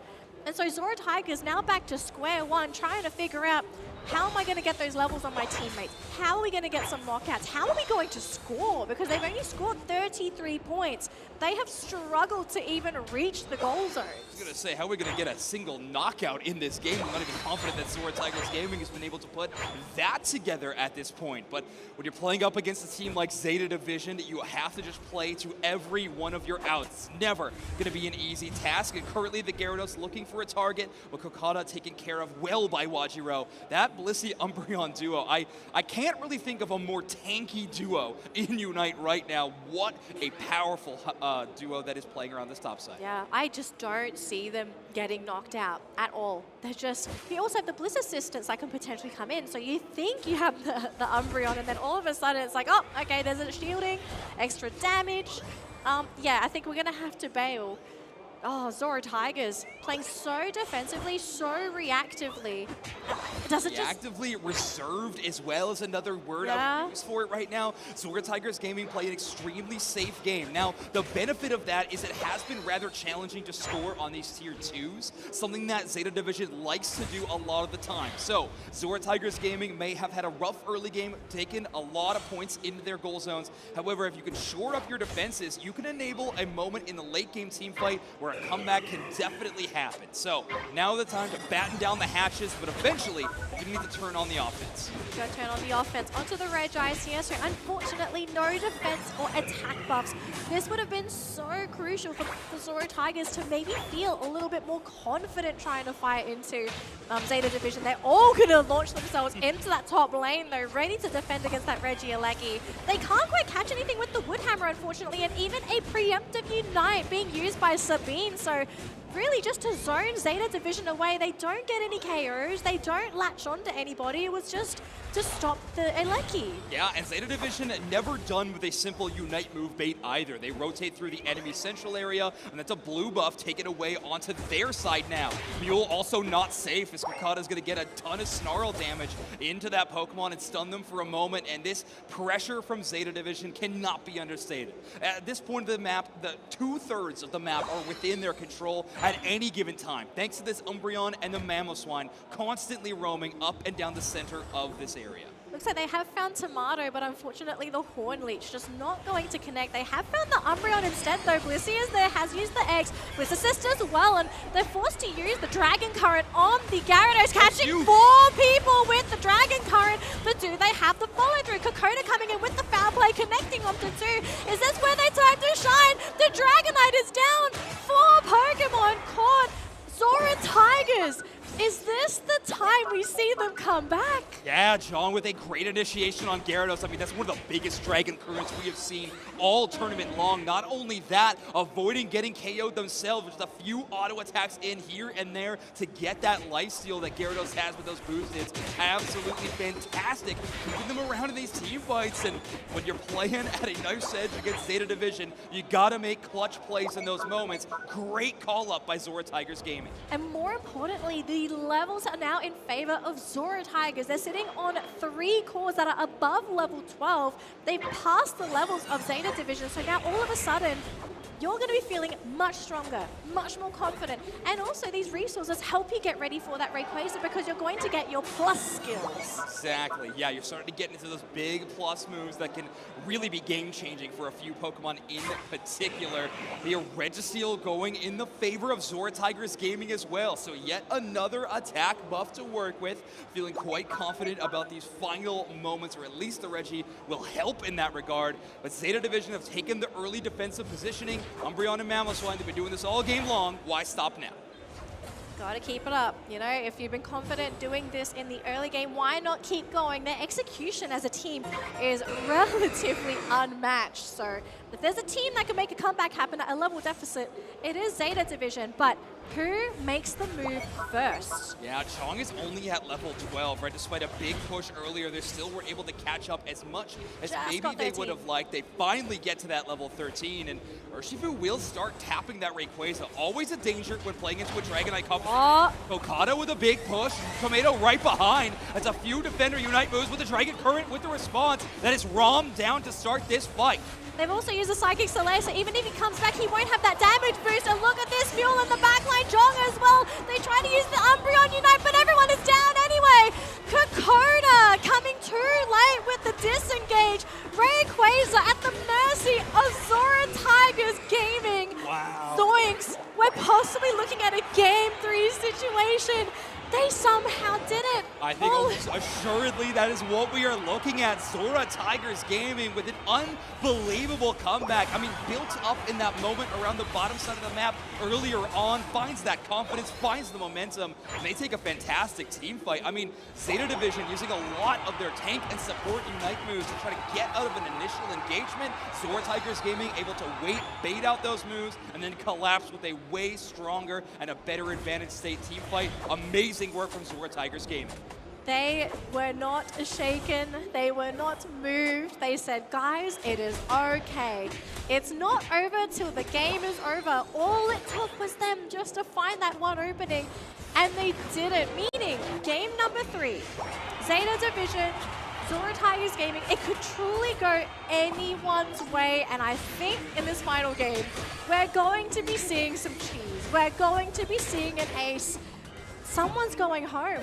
Yeah, Zeta Division versus Zora Tigers Gaming. This Korea versus Japan matchup is a elimination game as well. And it's going to come down to one final game between these two teams to be the decider. I mean, I got to admit, I do not envy any of those players up on stage right now. The intense decision-making they're going to have to make in draft phase in just a few moments. In the pressure like this, top 4 on the line. In terms of Korea, you're the last remaining member of your region in this tournament. You were the only remaining member to start the event, but still a very, very intense run. So for Zora Tigers Gaming, I mean, they did fantastic in that previous matchup.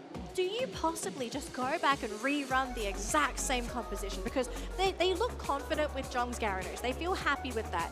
I think they have to also take the Inteleon away from Rom because, sure, Rom is playing a great Espeon, but I think it's probably better to keep him on the Espeon than give him that Inteleon.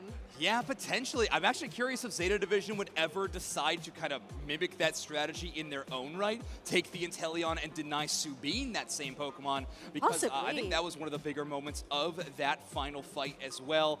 But I do think if Zeta Division is building a strategy, it's got to revolve around this Urshifu. That was where Zora Tigers Gaming was really catching a lot of momentum in the final stages of this game. It certainly took a while, but when it started to shine, it really made some moves. Wow, honestly, if I'm Zeta Division, the first decision I'm making is we're moving into first pick position. That is what I would be doing. Zora Tigers Gaming getting that first pick means that they define how the draft goes and they set the pace. If I'm Zeta, I'm changing that around. If you want to change it around, you I Zeta always change it around. First pick's the best. First pick's the best.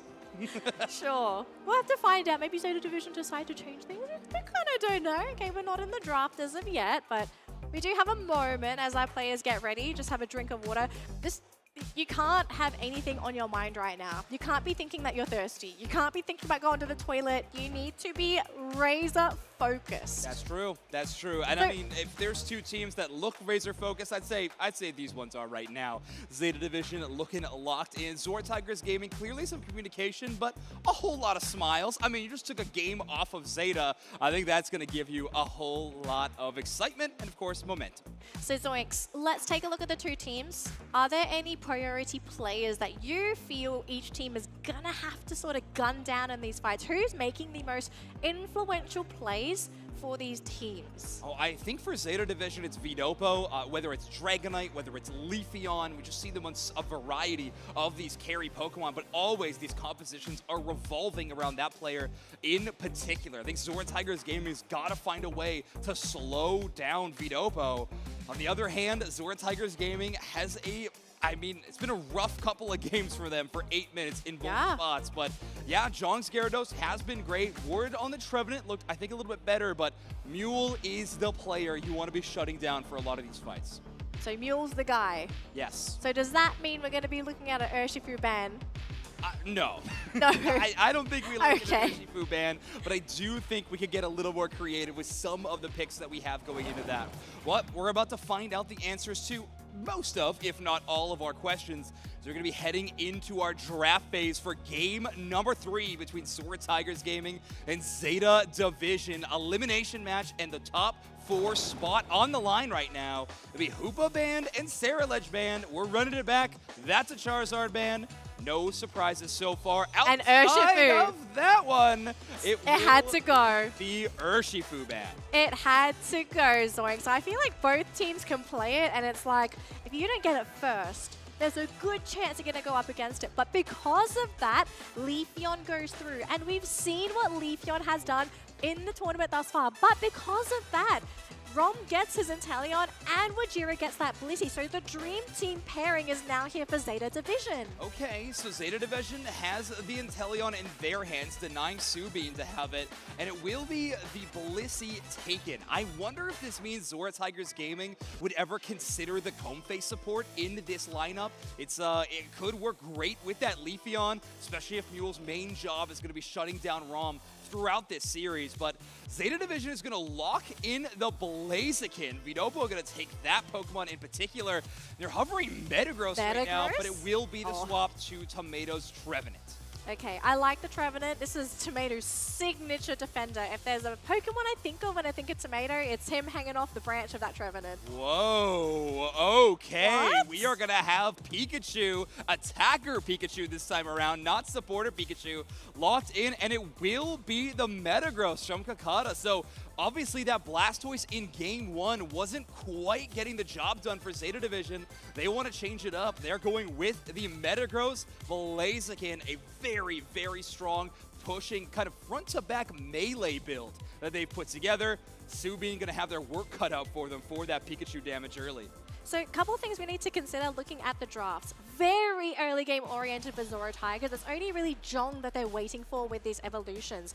Zeta though, they've got 3 tri-evolutionary Pokemon that they're going to have to get those levels on. Now obviously Vitopo will get his in that central area, but for Rom and Kokoda, if you're Zora Tigers, who are you actually looking to slow down here? Because we know Rom on that Inteleon, he will rotate as a Drizzile as soon as he gets the snipe shot, but I feel like Kokoda, he also can't leave a Metagross untouched in that top lane. Yeah, that's true. I mean, it is, you're right though, to call that out. It's a scaling composition for Zeta Division. I mean, almost the truest definition we've seen of one of those.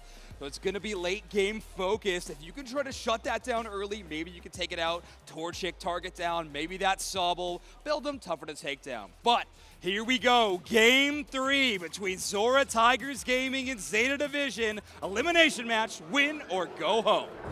We are possibly going to be looking at 2 Japanese teams in top 4, or Korea could be standing by these teams' sides. I cannot believe we are getting so deep into this competition. Zeta Division, they have all of Japan supporting them, but for Zora Tigers, they have a lot to prove, and if they can actually win this matchup, I think this team is going to earn a lot more respect from the region than they currently are getting. Yeah, Jong making that happen early with a nice stat score of 4, getting those attack weight stacks in. They do have to be pretty safe as they retreat back to their side. Chobo did go into the central area to assist Mule with knocking out some wild Pokemon, as well as taking the red buff for themselves. And what is this? Tomato on a sneaky play to not only take some wild he doesn't get it. Does not find that one, but is going to try to make the retreat happen. He might go down here, unfortunately, although he might have X speed on him. Tomato, no, he's got the eject, but no, too much damage. The Umbreon Pikachu combination, a little bit too strong. And with Leafeon here, maybe Rom could be in trouble. Caught back by that foul play, but again, the eject buttons Gonna be able to keep Rom alive. Yeah, that's a lot of early utility use, though. So the next push, they're going to have to play even safer than the one they are now. Eject button, one of the longest cooldowns of any of your battle items you could equip. Zhong does get to the Citrus Berry. Eject button's away. They were pulled by a pretty nasty blaze kick from Vidopo, who's currently busy scoring already at level 6. Mule trying to bring the hurt, though, on the Leafeon, but Vidopo is getting to work. That's a Combuskin knocking out a Gyarados, and now Wajiro and Kokata are going to be chasing down Ward. What an early start from Zeta. Oh, big overextension there for Zora Tigers. They thought they were going to be able to get the retreatment punishes, but just too much damage, too much tank there from Zeta Division. And now this is where things are going to start to get a little bit iffy because Zeta, they're not as weak as they used to be. Zhong is here as that Gyarados, but as much as I want to say the Gyarados is going to be able to carry here, we're talking about Vitopa and Kokota. These guys can make a lot happen, especially when they're lacking resources. Yeah, it's going to be tough. It's one of the biggest level deficits that Zhong, I think, has had to work with in this top path so far. Just kind of playing catch up, matching the level right now, but definitely almost a level behind as Kokata almost at that level 7. Zhong waiting now at 720. We'll have another spawn of the Swablu Altaria, so yet another little objective to battle for, a few mini ones, if you will. And now Zhong waiting for a specific target to find. I believe they do have eyes on Vidopo, but it might not be up to them. It might be up to the Leafeon to get that first strike. Overheat securing most of that then. Oh my gosh, they have to bounce backwards, but hang on a minute, they Leafeon with the Emerald 2-step. They're going to keep going. They don't have an aggressive one, but Tomato has been caught back, and look at this. This Metang just going into the back, snapping up a berry, but that battle coming at the cost of 2 for 1. Not the trade you're looking for, but hang on a minute though, Rom is there with the snipe shots, but it just didn't connect, unfortunately. Yeah, Zeta Division making a lot of these plays kind of not haphazardly necessarily, but they just really need these stacks. So they're making really bold play calls. If you're going to try to get around this tougher early game while you're waiting to scale, those held items that stack up with your scores will do you a world of favors. Zeta Division does get the Regieleki though, and that's going to give them yet another asset to work on a Siege 1. They don't have their attacker here. Sabine is still camping out in that bottom lane as that Pikachu, so missing out on one source of damage, but they should be able to take out this Aleki for themselves. Meanwhile, though, as Leafeon gets the Metang, so that's going to be a nice knockout, but also gets knocked out in the process, so it does delay the push, gave their team enough time to get rid of that Aleki, and Zeta Division back to just getting those wild Pokemon. Yeah, a bit of a trade, but in the end, you did knock out that Regieleki from going into your goal zone if you're Zora Tigers Gaming. On the other hand, Zeta Division able to take out a Leafeon. So, an even trade between these two teams. Zeta Division, though, going to have the first run at Regi since they've already shown up. Tomato going to lock down Mule, but they can't lock down more than one target. Big my gosh. That will be the KO onto Leafeon. So, the speedster of Zora Tigers Gaming gone already. Thunderstorm from Pikachu, hitting a few targets, but Tomato is not going to go down from just that. Eject button out of the Thunder. Horn Leech is back. That's an overheat charge a little too early. Gyarados going to call up, and Zhong will be taking the Regice. Zhong on this Gyarados doing some major work for Zora Tigers. Going to continue advancing for the team. Bliss assist to try and get that Blissey out and do damage, but Rom, he's been jumped on by the Gyarados. They want him so bad. They get him. Now onto that tier 2. A little deep. Zora Tigers Gaming with quite a push there. Yeah, you're right. Going to that tier 2 might be a little bit of a too far of a push, but Ward going to be camping out, potentially going to threaten 40 points in the back goal zone here in the tier 2, but the Inteleon is there. I believe that will be a stop. 40 points not going in.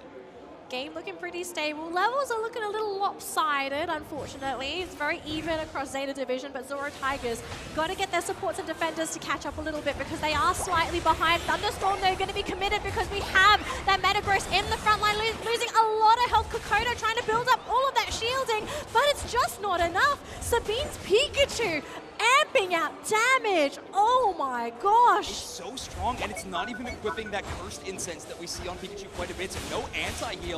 Instead, just opting for that energy amplifier and the spoon. Ignore some of the defenses, and of course, deal out more Unite moves if you can. Also, the points looking amazing for Zora Tigers Gaming right now. We have the Leafeon and the Umbrella top half. Without the boy. Almost there. Gyarados looking for one. Zhong will take out Wajiro, and Zora Tigers Gaming have taken complete complete control of the momentum in this game number 3. Massive lead, lots of experience, lots of points. It's looking fantastic here for Zora Tigers, but how does Zeta Division make the comeback happen? They're not too far behind. They're not in that code red. They just have to try and figure out, how do we pick apart Zora Tigers? How do we get into the back lines to deal with Sabine? Because if you let him pop that thunderstorm in the back lines, he just does so much damage that even Tomato is at risk of just being insta-KO'd. These are all fair questions, but you only got 3 minutes and 30 seconds to answer them, Danley. Right now, it is Zora Tigers Gaming kind of finding the key to success against Zeta Division up into this point. So much so, Zeta Division might have to abandon ship around this basement Reggie, an objective they've been playing around so much, but they're going in for a second shot at it now. The stun coming out from the Pikachu prevented Zeta from having any of their initiators to jump right in, and even the Metagross wants nothing to do with it, just constantly stun left, right, and center. This Pikachu is a menace. Pikachu dealing out the damage in the front line. It's also allowing Zhong to be a bit more mobile. Tomato's job on this Trevenant is normally to clear out space for the rest of their damage dealers to work, but right now they just have too many threats to try to take care of, and Zhong has finally found the way to weave around this Trevenant. The bounce is constantly hitting the back line, avoiding those tree stuns, and Zhong's Gyarados is on a whole nother level here in our game number 3. Zeta Division, I think they have to put all their cards in Tomato now. Tomato's initiation is really going to have to set things up, try to set up for those snipes. Rom needs to chip this team down before a fight even begins, because that was one of the winning factors for this team in these earlier games. Every time you kept landing those snipe shots, chip them away, until the point where you have multiple Pokemon at half health. That's the ideal time to force a fight. So we have to see if we can have that happen, because at the moment, Zora Tigers, as soon as a fight is about to happen, they just go. They don't let the picks happen. Zeta Division doesn't have the defensive ability of that Espeon Psychic Solaire anymore, instead opting for the offensive option with this snipe shot from Inteleon instead. So they're going to have to play this one a bit more aggressively. Kokata checking every tall grass they can. Eventually they find Mule, but they have taken complete top positioning now as they force Leafeon back towards the goal. This is so difficult. The fact that Mule is there, he's already spotted Kokoda, so they can't even go for any stealth missions. They can't go for the backstabs. The vision game for Zora Tigers, it's so on point. It's great, and Kokata can find a few multiple targets. Let's not forget about Metagross's Compute and Crash Unite move. Able to lock down a few targets, get a ton of shielding, and it works so well alongside the Blissey. Look at the wraparound. We've got the Leafeon looking for the surprise. Yeah, we do have the Leafeon on the flank. They now have idea where the Inteleon is. Rom does land one big snipe shot, but they got to be constantly aware where that Leafeon is. He spotted Rom. Leafeon's thinking about it. They spotted him. Mule's been spotted. They know he's there. Blaziken having to play defense and protect Rom. Such a desperate situation. We do have a low Umbreon on the side of Zora Tigers, and things are looking pretty desperate, but Zeta, they're right next to the Rayquaza. I think they have to start ripping. This time is running out. Exactly. They have to make the play call on the Rayquaza. At this point, they are just down by 200 points, but there's only 40 seconds remaining. Zhong is going to jump in. Dragon Current, they found multiple targets now. Leafeon going to get the engage as well, but the Bliss assistance is going to save Rom for the moment. The Leafeon takes out the Blissey first. Wadgerou down. Inteleon down. That is Zora Tigers Gaming securing the Rayquaza. Zora Tigers, they are doing it! They are about to eliminate Zeta Division from the Pokémon UNITE World Championships! Who would have thought this was a matchup that people thought it was going to go in favor of Zeta Division? Zora Tigers Gaming. And I feel like for the first time within our top 8, we truly have an upset. Zeta Division, first place at the Asian Champions League, second place at the AOS Cup, second place at their regional championships, but they have been defeated by Zora Tigers Gaming from Korea. They look like they're in disbelief as well. They're just like, guys, we just beat Zeta Division. They beat Zeta Division, making some big swings in the draft in that game number 3, changing up their strategy completely to a very late game heavy scaling composition, and that gave Zhong and Mule just enough room to work with this Gyarados and the Leafeon, and they find the path to victory. Zora Tigers Gaming will be moving into our top 4. Moving into the top 4, we have such a variety of teams coming into Grand Finals. Top 4, we don't even have more than one team from each region at this point in time. It is actually surprising. Unbelievable. So Japan will have one representative remaining, but before we send Zeta Division home, just a reminder to give this team their flowers for such an unbelievable season. I already listed off all of their accomplishments from the season earlier, but still, top 8 is an amazing accomplishment here, and they have proven to be an amazing team representing an extremely strong region. Represents a strong region, so many talented players. Like, could you imagine the amount of improvement this team could go through if they decide to stick together for just another year? 100%. I really do think that'll happen. The story we've always heard from Zeta Division when it comes to talent from that region is they are extremely young. They are young and constantly evolving. So this is a new upstart team. We are going to be seeing a lot more from them, but well, I feel safe to say we could start saying the same thing about Zora Tigers Gaming. They might have some Unite Worlds veterans, but I mean, they're making it look like a brand new way to play. But I loved the way that they have adapted over the course of these 3 games as well, because they lost game number 1. They made the comeback happen in that match number 2. And then they took that game number 3 to win 2 games back-to-back against Zeta Division. And this wasn't a fluke. They adjusted the draft accordingly, and I dare say this Pikachu pick was probably one of the most pivotal things on top of the Leafeon.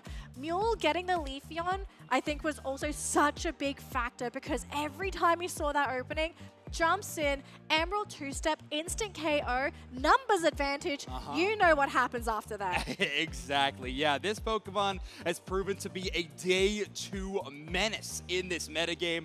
I think every team's got to be planning around either having a Leafeon composition or planning a team into it, or, of course, considering that ban. But who knows? Mule has shown that they can play a ton of competitive Pokemon at an extremely high level. The Leafeon looked great. The Urshifu still looked solid in those matches, even though the early game was a little shaky, but there were some big moments. I think Mule starting to get a feel for what it's like to really dominate on stage, as now we have Korea in top 4.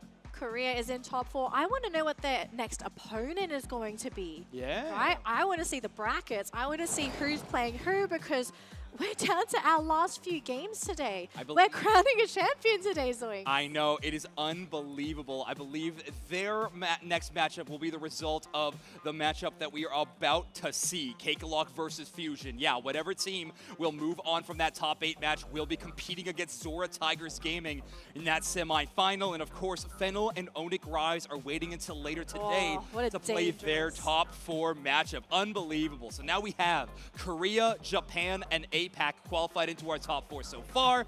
Next 2 matches are, of course, another APAC squad and Latin America South.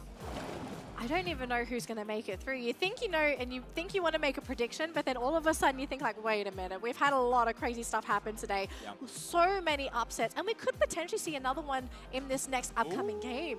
I think we might be able to. Our next matchup is going to be Kakalok versus Fusion, and it's going to be awesome, but it's going to be right after this break. So don't go anywhere. More Pokemon Unite right after this.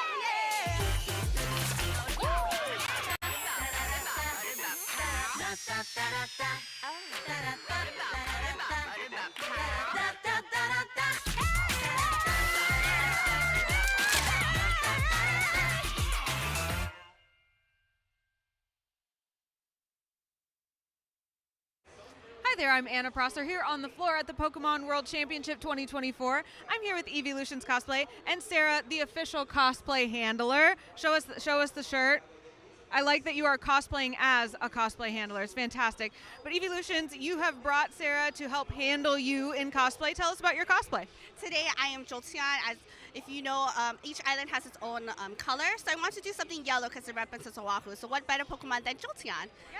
And you're local to here, right? Yes, born and raised. And so I wanted to bring in some Hawaii local style. So I made sure to use some local prints like the palaka, the plumeria, and then even some accessories like our papale and the lepo'o that my sister made to make look like a comfy. Tell me a little bit more. You're using Hawaiian words that we might not be super familiar with. Tell us more about those.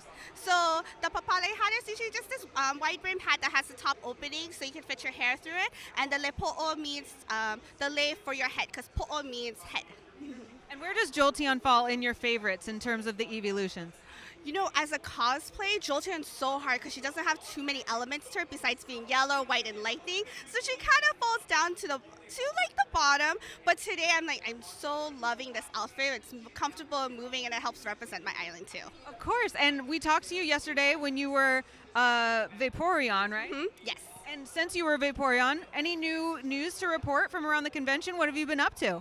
We went and explored the Hilton Hawaiian Village Great Lawn. We were there with the Shadowless podcast and had a cosplay showcase, showcasing cosplayers with their love of Pokemon and their cosplays. How was that cosplay contest? Tell us about it. It was so wonderful to see the different ages, from the youngest to the oldest, to dress up as their favorite character, trainer, Pokemon, and it was so great. And you were a judge for that, right? I was, yes. Was it fun?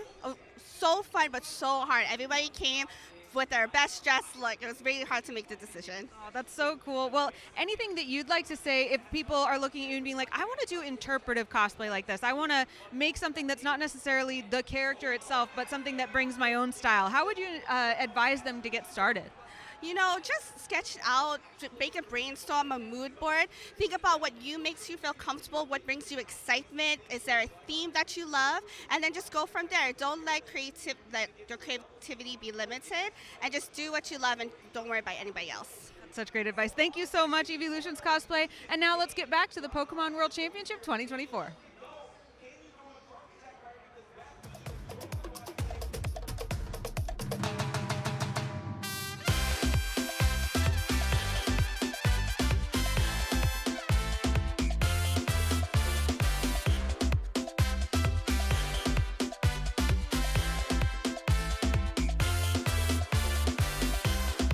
We already have 3 out of our 4 for the top 4 finalists going on through. This is the last match of the quarterfinals. Cake-a-Lock versus Fusion. I'm Kellosaurus for those of you that are just joining us, joined by Wonder Chef here, and it has been a wonderful day at the Pokemon World Championships in Honolulu, Hawaii. It certainly has, and there's certainly a lot more. I've been cheering so much that my voice is starting to leave me. I'm sure you can all hear it. And let me tell you, I've been casting for a long time. My voice has only left me maybe twice before this, so that's just saying a lot. But not only do we have 3 teams in the finals, we have 3 different regions. Yes, we do, but we have to take a closer look at Fusion. We did witness a few of their games earlier on in the day. We have Zinus, Draken, Anemo, Tempo, and Kea. They actually came first in each of their tournaments throughout the whole season. And they're looking to make one more first, which is going to be very, very difficult considering their competition. But with the way they've been playing, they can absolutely do it. They have gone the distance. They are now still within the round of 8. They've got one more to make into the round of 4. If they do win, we will have 4 completely different regions in the final 4, which is amazing. Yeah, that is absolutely wild, and I bet all of those regions are cheering for them. But we have to take a look at the team from APAC West. Cake-a-Lock, I feel like they're kind of the underdogs of this story. We have Pupaza, Nodia, Spoo, SCG, SGC, and Sensage. Yeah, without a doubt, the underdogs. Exactly like you said, I don't think many teams expected them to go this far. Danley actually called them out as, like, people are not ready for them, and people have not been ready for them so far. So let's take a look at the draft. Fusion maybe on the left, Cake-a-Lock maybe on the right. It looks like the pictures may be swapped. One of the things are swapped, but we can see immediately a Blaziken ban. Yeah, Blaziken has been hot property here today, getting the bans, but also picking on up, and it's such a great secure. Speaking of secure, Dragonite. I feel like this pick has been a little bit slept on today, but we have seen it come into popularity, so that is going to receive a ban of itself. I think that Dragonite has really shown off a lot this tournament, especially with a lot of the Asian teams. We have seen, actually, you know what, another Pokemon that I'm surprised to see banned, the Blastoise, has been used so well by so many of the Asian teams. Japan, APAC, they've really shown us that this Pokemon, while it did seem to fall out of the meta, is still extremely strong. Dragonite has secured so many Rayquazas this weekend. Yeah, speaking of the other surfing type Pokemon here, Slowbro out of the picture, Urshifu also rising in the ranks. We've seen both that Wicked Blow and Surging Strike Spare, so it'll be really interesting to see which one Kakalok chooses here. But, oh, Mamo, I can hear Zoinks from here cheering once again. Mamo and the Cerulege. Cerulege has been kind of passed up by a lot of these teams a lot more recently, which is really interesting. But we have seen that Cerulege can chase down. It can be so hard to KO. It is truly still a high-tier Pokemon. But there's just so many good Pokemon that it's hard to exactly lock down what you want. Are we going to see the Clefable? This has been a support that has been passed up so often, and we're not going to see it. So forget whatever I was just about to say. Eldegoss, we've seen it throughout the day. They've now got potentially, I mean, they're showing this off, right? They're showing that the Umbreon will be the main defender of their team. Yeah, both rocking the experience shares there, but because Eldegoss has been picked up, it looks like Kea is going to opt for the eggs, the Blissey, and ooh, do we get to see a Chandelure pick here? Look, as if one Fire Ghost type Pokemon wasn't enough, we get another Fire Ghost type. I would have to that expect, type's right. But no, I'd have to expect that after this, we are going to see maybe the Scyther. They do tend to choose those two together as their final picks quite a bit. On the other side, though, the Gardevoir and the Gyarados, both the G names, and honestly, they're a great combination together. And we are going to see the Scyther. This has been the signature comp, I think, of Fusion. And it's so hard to not give it to them because you're not going to ban Scyther, you're not going to ban Chandelure, really, and nobody's really picking them either. I mean, some of the teams actually did Some ban have, it, but I guess Kakalok thinking they can handle the pressure, the slice and dice from Anemo here. I mean, Gardevoir, they're going to have to be real well protected in that back line, not to get caught out. There is a good amount of defense, and again, you mentioned earlier that we're not sure exactly which kind of Urshifu we're going to see. I'm curious which kind of Urshifu it's going to be as well.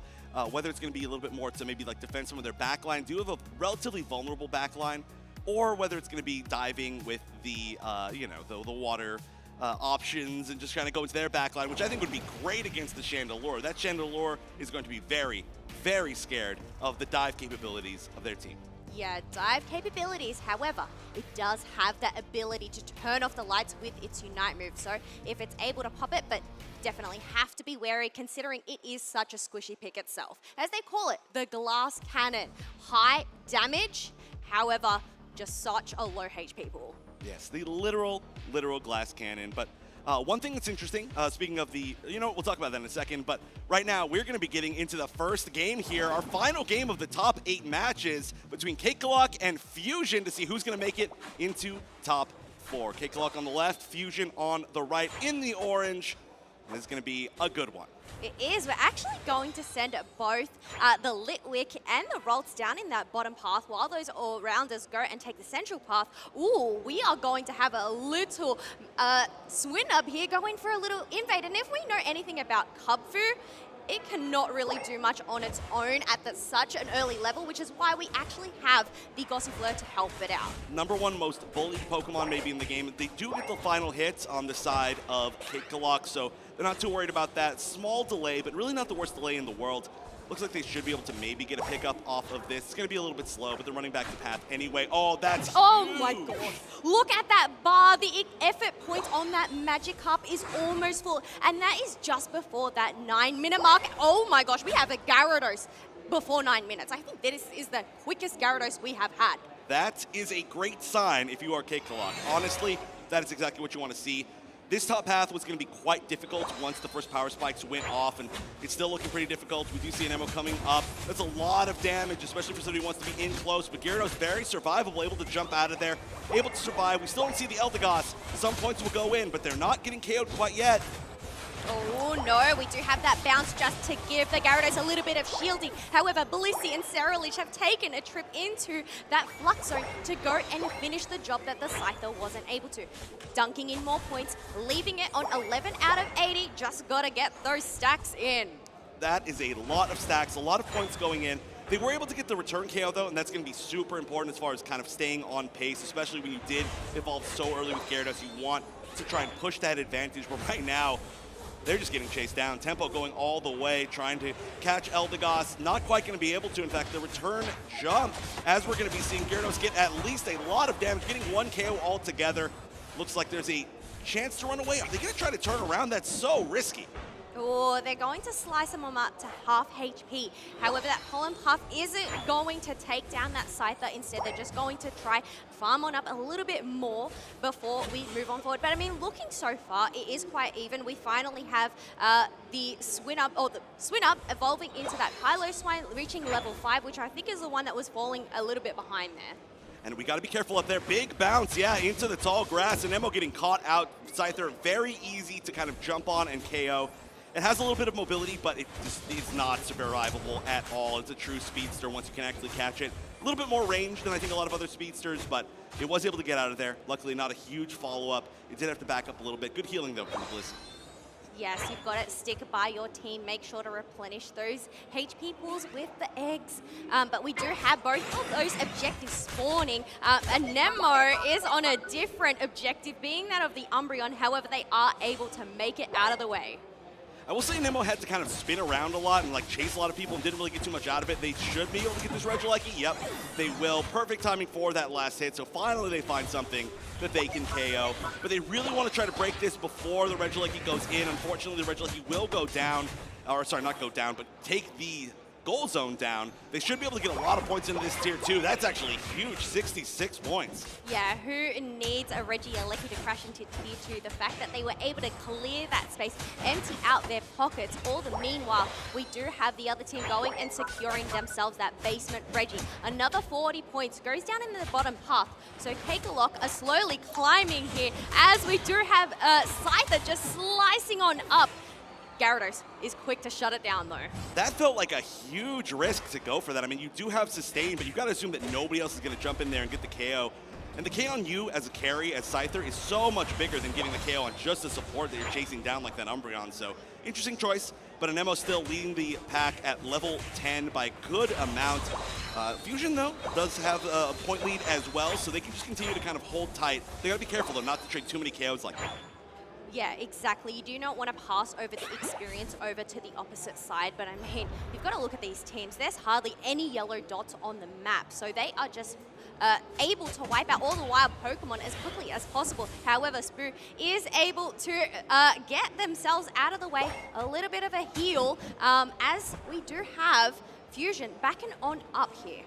Yeah, a lot more patience, I think, coming out once they started to realize, okay, the other team can actually fight back. But as I say that, immediately a member of Kakalok going in, Umbreon, I'm sorry, not Umbreon, there's too many U names. Urshifu getting hit quite hard, big whiff. Not really see necessarily a whiff on the Unite from the Gardevoir, but there was just an immediate eject button out. It was only targeting one person to begin with, so it felt like a big whiff. And now you're not going to have that to defend this goal zone. They're just going to walk onto it. I like the spacing from Draken. They are going to at least be able to let them get in a few points. And now another KO as they're just going to churn and bully. Big Unite coming out from the Scyther. It's going to dive all the way into the back line, but Gardevoir and Eldegoss both extremely healthy. And right now, Battlegoss is chasing down Anemo. Yeah, trying to get the KO. However, Anemo is just all too powerful at a level 12, being able to take down that Eldegoss. Top pad has been depleted. Cerealich has just secured themselves a Regieleki, which is actually heading towards home base. Kakalok, it looks like they're going to try and take down this basement Reggie, as we do have members scattering around, seeing if they can try and defend. That's tough. This is a really rough situation, especially because we did see that the time the Kakalok won before was due to really smart kind of scoring play. And unfortunately, when you're this far behind, there's not really that much you can do that's smart as far as scoring. You just got to play tier out. So we're going to see a different style from Kakalok for the rest of this game. Only a minute and, just under 2 minutes, I should say, to the 2-minute mark. Big break without getting very much of an overdunk, but they're already ahead by so much. Fusion's got to be happy with just getting the space. Yeah, it just stops that healing for Kakalok there and also gets rid of that additional flux zone. So Fusion taking more progression of that map, able to go into their central area a little bit more easily later on. Look at this chase. I don't think you're going to chase Enabron. Yeah. So literally jumped back. That was a little bit unnecessary, but I do like it. We are going to get a little bit of a convergence here. Eldegoss is going to unite to get out, I think that was. And unfortunately, not everybody's going to be able to catch anybody. Just a lot of like, hey, do you want to fight? Do you want to fight? Do you want to fight? I think Gyarados wants to fight. Once again, look at that. They're just kind of poking at each other to see if there's a moment of weakness. As we're a minute away, you really don't want to expend too many of your resources. There's going to be one very important Regieleki. I think, as Kakalok, you cannot let Fusion take this Regieleki. No, it's a bit of a staring competition, trying to see who blinks first. Gyarados did end up bouncing on in, but once again, they are not actually going to commit to the fight. Yeah, I mean, you just can't at this point, I think. It would be a big mistake, especially when you're down just slightly. Well, no, actually, levels have started to even up, it looks like. This could be a very, very good final fight. I think it could even potentially happen around this Regieleki. It's so all-important for Fusion. That's one of the bingo cards from the Pokemon UNITE Esports socials, is Regieleki going into a home goal zone. And the goal here for Fusion is for that to happen. Already starting to do some damage to it from Animo, just sitting up there, not really getting harassed. But the moment that I think it gets low, we might see a huge jump, and the jump's going to come already from Gyarados, trying to make them back up. And look at that. Fusion says, no, this is not worth our attempt. We're down to only a few seconds left anyway. Forget it. Great way to disengage. Yeah, really interesting there to just let it on go, not wanting to commit to the fight once again. They just want to hold that advantage that they have. They are at 317 to 120 points. So Kakalok have their backs against the wall. They're the ones that need to make a move. And speaking of moves, we have Gyarados looking for a back cap up in the top half, while we do have Umbreon and Eldegoss trying to see if they can keep eyes on the rest of Fusion. And another big back cap from the other direction as Sarah Ledge is going to get an 84 into the bottom tier 2. But Rayquaza is actually starting to get burned down. There's a lot of strong secure. Big jump into the back line, and that's going to be immediately the Gardevoir going down, all important, and that Chandelure immediately gets that secure as almost all, actually all of Kakalok, let me correct myself, go down in the blink of an eye. Yes, they are the ones that just won that staring contest throughout this match, securing themselves that Rayquaza shield.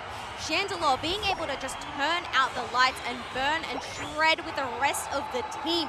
It's now 220 to 837 with less than 50 seconds on the clock. I'd say this one may be in the books. I mean, with 40 seconds left, you need to score more than 100. Well, yeah, you need more than 100 burgers in every single person's pocket. So at this point, I think they're just fighting for fun. But Fusion going with that comp that they've been loving so much, and it's looking very strong. An interesting way to kind of engage in that last fight where they just burned down everything all at once. Final hit from a Chandelure, a little bit unexpected, I would say, especially considering who else they have, but still a very good option. They knew exactly what they were doing. They planned it out well. They timed it out well. And they have a huge lead, winning game number 1 of their top 8 set. Well, they do have somebody on their name called Tempo, so they're able to keep that tempo in check.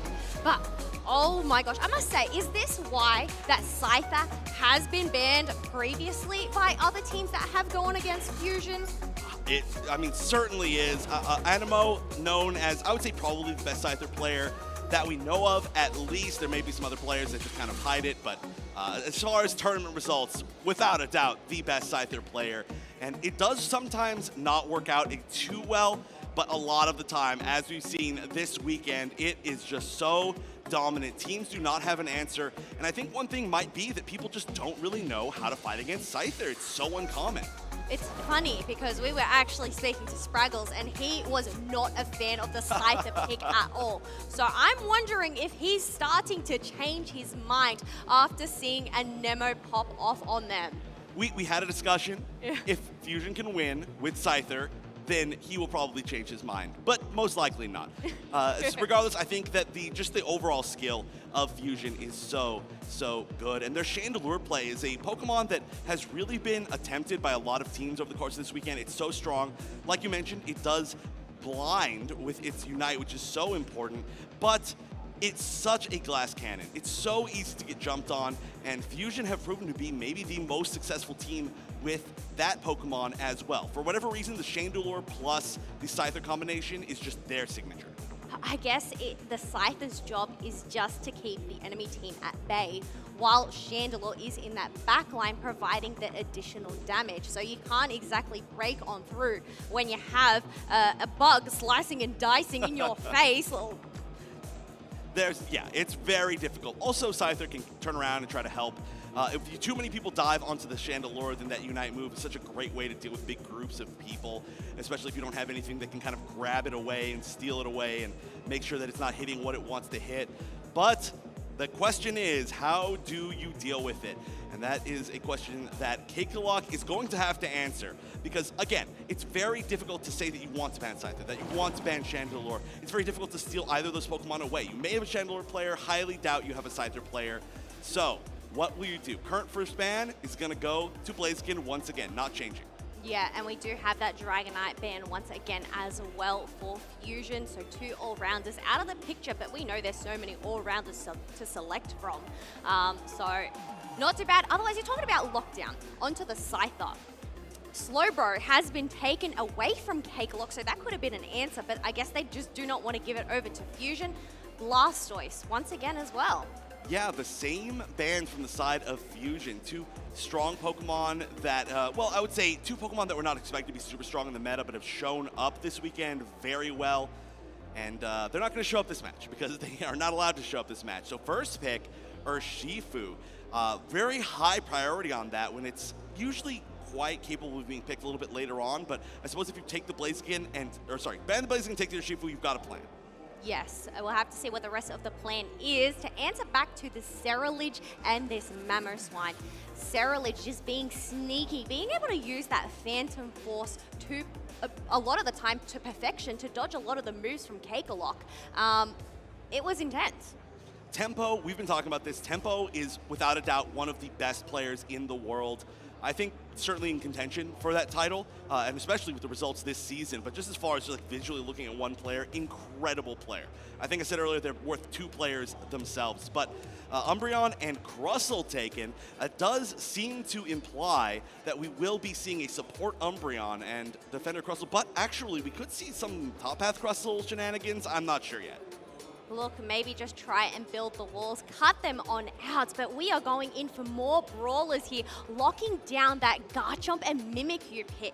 So there's actually no range on the side of Cakelock here. Yeah, not at all. Well, I mean, I guess you can kind of shadow sneak as range, kind of, but I guess I have realistically, not any, yes. But on the other side, I like that. We had the opportunity to go for the Scyther. Scyther doesn't have as many juicy targets this time around, but Animo, not only playing 1 bug, but playing 2 bugs very well over the course of this weekend and the rest of the season. This Buzzwall is such a good answer when somebody's trying to brawl with you. You just completely stop them. You just pick them up, you dunk them, you plant them in the ground like a tree, and you say, you know what?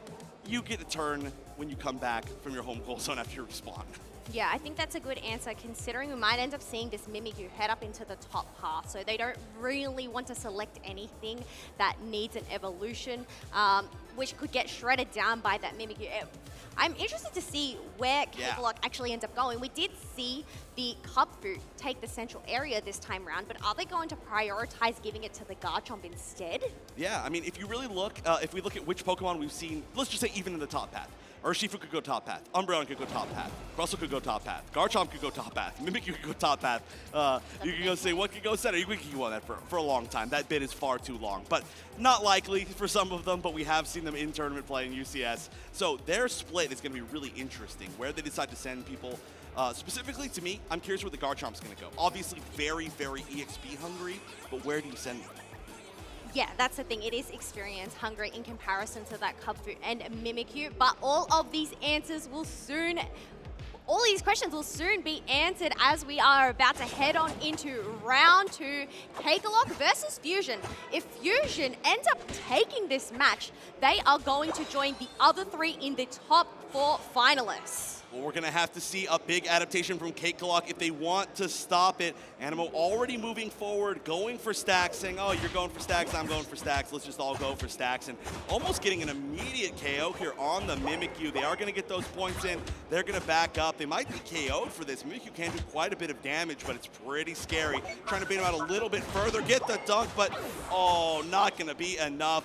Big first KO here for the side of Cake.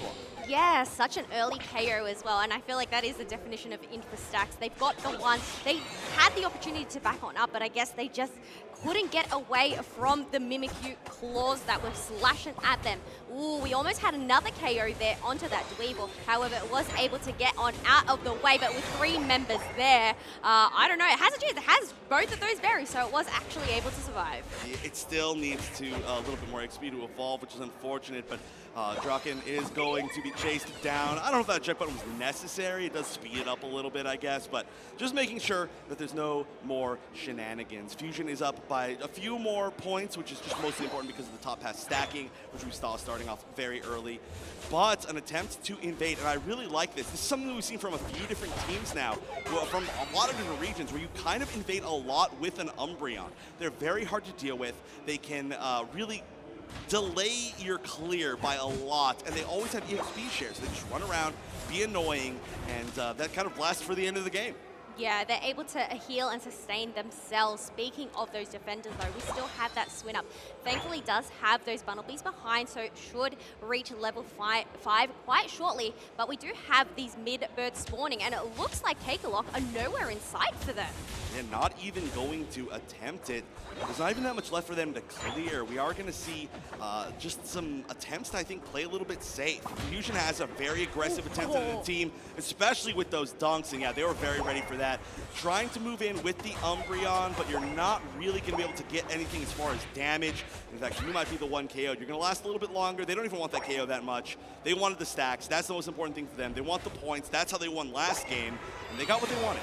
Yeah, and Noriza was actually aware of that because they ended up grabbing that straight Aeos energy on the floor. Wicked Blow ends up whiffing, and we have that Pylo Spine being able to pick up that 2 KO streak because it didn't hit him.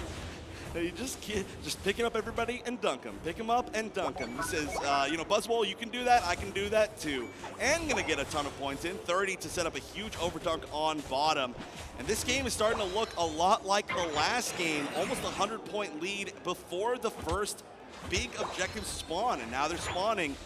We really got to see some, well, I was going to say some wins for Cakelock here, but already Basement Reggie taken from the side of Fusion. Big fight up top, but only Animo's going to be here, so they're not going to be able to get that really quick initial break on that top tier 1, at least with the first Reggie Lecky.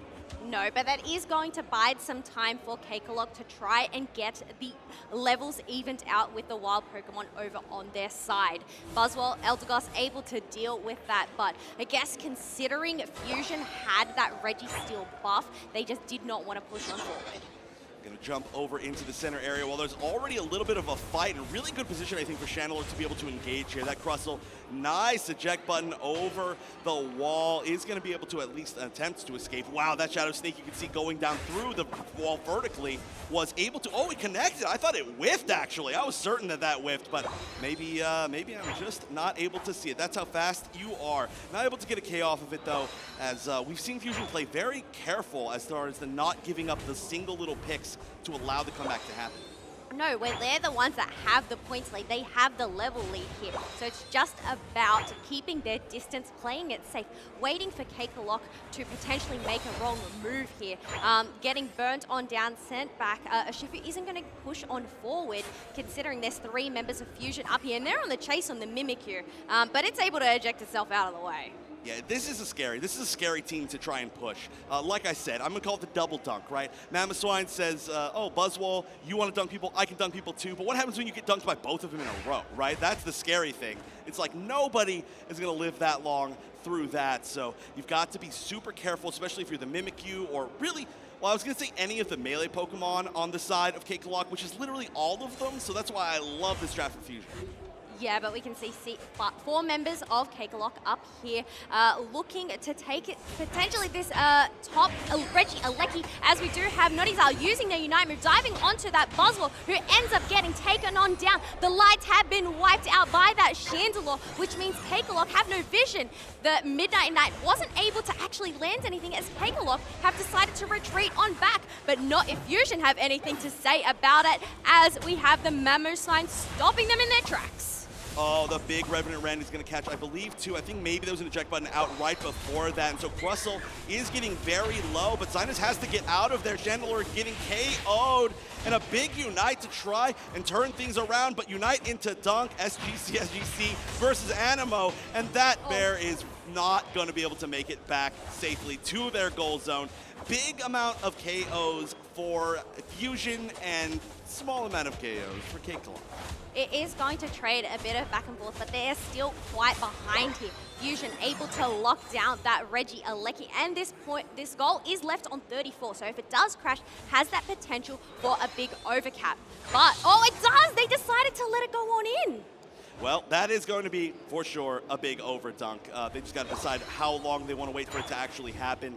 A lot of times you try to delay it as long as possible so that the EXP spawns as late as possible. There we go. We're going to see the Indeed spawn over on the side as Tempo waited until the final just about 10 seconds of that debuff or buff. I don't know, whatever it is. I guess it's a debuff on the goal zone from the Reggie Alecki. But, this is not a raid boss here. You're farming an objective, and that objective is the guard chop. But wait a minute. 1 KO out of 3 gets dunked. Oh my gosh. And, manages to survive.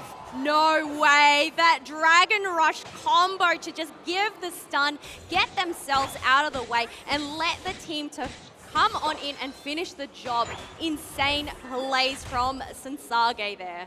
I do have to say that Garchomp is scaling up really well. Every time that we've seen them within any sort of team fight, that's been when they've been getting the KOs on the side of Cakelock. So if they can combine together eventually as we get closer to this final stretch, win one big team fight, the lead is not nearly as significant as the last game. They can absolutely make this happen. I mean, the levels in general are in the favor of Cakelock.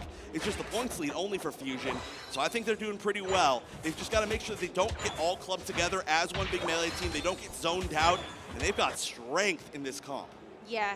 Stick together, stay together is what they must be chanting in their heads as they are about to head on into their final stretch, trying to look for that prime positioning in the tall grass, not wanting to get caught on out. However, we did have that pollen puff exposing the Garchomp from there, along with the Crustle as well. Oh, that was really scary. That Rock Tomb was so good, and the tough part here for Cakelock is they've got to make the first move as a full melee comp. If they can land one big Rock Tomb, that is going to be almost nearly a guaranteed KO, but they've got to find it. They've got to find it on the right target. If they can catch out that Chandelure, that would be everything, but if they rush in blindly, then they will end up blind, as that Chandelure is just going to unite. They're going to turn on them. It's going to be very difficult, and they've got to play patient. They've got to find their moment, but they've got to do it with not too much time left. Yeah, but you do have Dragon diving on in. They are able to use their eject button away from that Rock Tomb, so not getting caught on out. They are just trying to play with their food here, seeing if they can also get a pick on there, as Buzzwell is looking to have a feast on that Ashiva. But here we go, we're going in and diving on in, using those Unite moves. Revenant Rain going to shred on down. 2 members of Cakelock have been eliminated. Mimikyu has locked down that Chandelure. However, they didn't end up getting knocked on down, able to use that present to shut it on down, and Fusion have the lead with 5 members still left standing. Only 2 on Cakelock remain. Umbreon is here. This is a chance to steal. It's the only chance, but they're not there in time. Rayquaza getting taken by Fusion. They are going to get that last KO as well. Every member up, every member with 50 points in their pocket. Hundo Burgers across the board, and only 1 member even up to try and defend on the side of Cakelock. This lead is growing and growing and growing, and with 30 seconds left, I don't think there's any chance for Cakelock to make it back into this game, especially not if they're getting KO'd like this. I think it is safe to say that we have your top 4 here.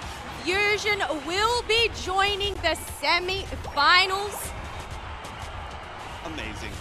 As their 4th region of the semifinals as well. That's a great thing to see. They're going to be taking down game number 2. Fusion moving into our top 4. Congratulations, taking down Cake-Clock, who, again, huge shout-outs to Cake-Clock. Without a doubt, the underdogs, I would say, of this entire tournament. Making it to the top 8 is an amazing, crowning achievement, but they just weren't quite able to topple the undefeated champs of this entire season, who have literally not lost the tournament yet. No, they have come first throughout, and they are looking to put another first on the board. But there are still some titans here that they will have to get through. But that score must be something to be proud about, as we do have some sportsmanship going on through. Because you know what? 4th place is something to brag about as well, especially at the World Championships. It is. I mean, honestly, the level of skill at this year as well is the highest that it's been across the board. We have had world-class teams that could have potentially won Worlds that didn't even make it into day number 2. So just make it into day number 2, make it into top 8, make it into top 4. Every single step along the way is just more and more proof that you are a force to be reckoned with. But we can take a few looks at the replays of how this all went down. And honestly, this felt relatively close, but Fusion just felt like they just always had the right answer at the end. Yeah, I think that Chandelure, being able to utilize that, turn out the lights and leave Cake-Clock fumbling around in the dark. They couldn't see, they couldn't do anything. Some great team fights. It was really, I guess, you know, cat and mouse here. Chase, are we going to go in? Are we going to go out? But Fusion just played that so well, being able to wipe down the majority of Cake-Clock and take down that Rayquaza. There we go. We have the Chandelure Zainus, who is our player of the match. Yeah, really, Chandelure, like I said, it looks so powerful on paper, but the problem is defensively. It is so weak, but the strategy, the entire strategy around Fusion is being able to put that Chandelure in positions where it is not in danger, which is such an impressive thing to do so consistently, and they do that. And once you can do that, Chandelure is an unstoppable force. Like you said, blinding, doing tons of damage. Imprison as well is one of the strongest moves in the entire game, honestly, if it's used correctly. Such a difficult Pokemon to play effectively, especially against other strong teams, but Fusion can do it, let me tell ya. No, that is a great point. Imprison into a bunch of melee-type Pokemon. When you have that dive, they just get stopped right in their tracks, and Chandelure able to make it on away behind the wall of Fusion. But here we are, Chef. We have our top 4. That's right, and I know I keep saying it, I'm just so excited about it. You know, we've had a few kind of regional dominances in the past, but in our top 4, right? We've got APAC, we've got Japan, you know, I'll say the names. We've got Onic Rise, you know, from APAC. We've got Fennel from Japan, we've got Zora Tigers Gaming from Korea, and now we've got Fusion from LATAM. So that is 4 separate regions, and 4 regions that have never won Worlds, because of course, North America's won Worlds every single time. So we're gonna see a new region win, we're gonna see a new team win, we're gonna see 4 extremely strong regions from all across the planet battle it out. It is so cool to see as a fan of Pokemon Unite. It is, and Fusion have broken their curse as well. They took that game 2-0, which yesterday they were actually 2-1 for the whole day, and plus that earlier match earlier on as well. So, curse is broken. Well, if there's one time you want to break the curse, it's probably later in the tournament, right? Take more losses early. That is how Luminosity won their tournament last Worlds, where they lost their first game of the entire tournament and just kept on going. But Fusion, that just means they're probably getting stronger and stronger and stronger as time goes on. They're adapting the strategies of their opponents. They're adapting to the strategies of their opponents. They're looking at tape, everything about it. And now, like we said, many more difficult opponents ahead. Specifically, their next opponent is going to be Zora Tigers Gaming of Korea, who really got a chance to show their stripes in that last game. I mean, that had to be an upset, right? I think against Zeta, that looked like they were so good, and a lot of people didn't expect them to get this far. You know who did? Zoinks. He had them pretty high up on their power rankings. But you know what? We are going to have more matches for you very shortly. Coming up next, we have Onic Rise going up against Fennel. This is a match you do not want to miss.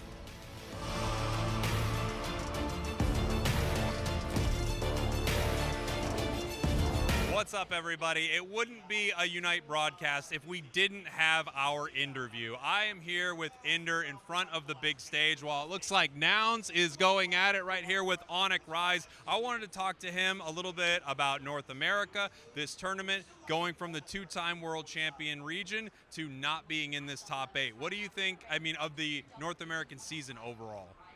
Yeah, North America's had a tough start to the season, a lot of roster changes.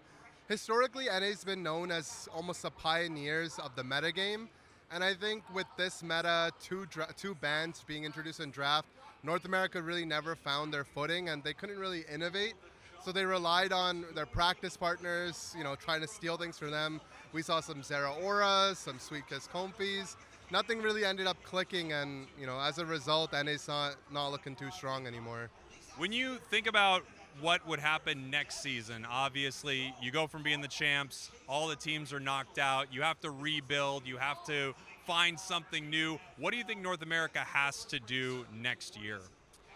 Yeah, I think a lot of what happened this year was people wanted to make power teams, try to get the best player in each role on each team.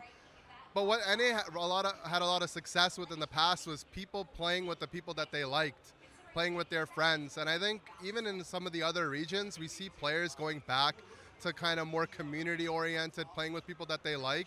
So I hope maybe in North America we can resolve some of the inner wars that have happened throughout the year and kind of just go back to playing with your friends and doing your best. Tell me a little bit, you were the coach of the Orange Juicers, you were here with them. Tell me a little bit about what it was like, that experience. Obviously you go from being a pro player to now helping a pro team try to win here at Worlds. What was that like for you? Yeah, on me, definitely it's a little bit tough. I'm used to competing on the biggest stage. Being here, I wish I was on that stage myself.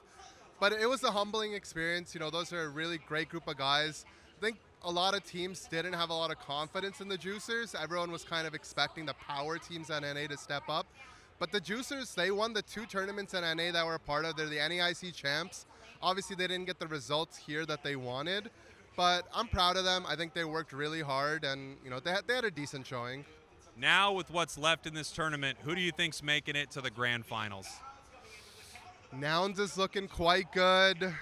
Fennel's everyone's favorites. I think it's going to be a tough road for Nouns, but my former teammate Toon is up there. I want to see him in the grand finals. And on the other side, we saw Legacy get dropped out by Kakalok. That was a big upset. So anything can really end up happening, but I've got my money on Toon and Nouns. Amazing stuff. Thank you very much, Inder, for this interview. Gotta go!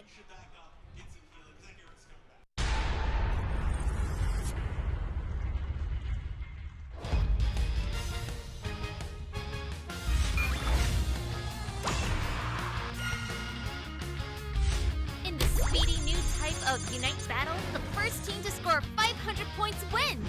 Remote Stadium returns with new upgrades. Wild Pokemon, berries, and even scoring area have all been updated to keep things fresh. Plus, make use of new AOS technology to spice up matches in fun and unpredictable ways. Employ unique strategies in every stage of battle. This new mode is officially launching next spring. Stay tuned for more info. Pokémon UNITE!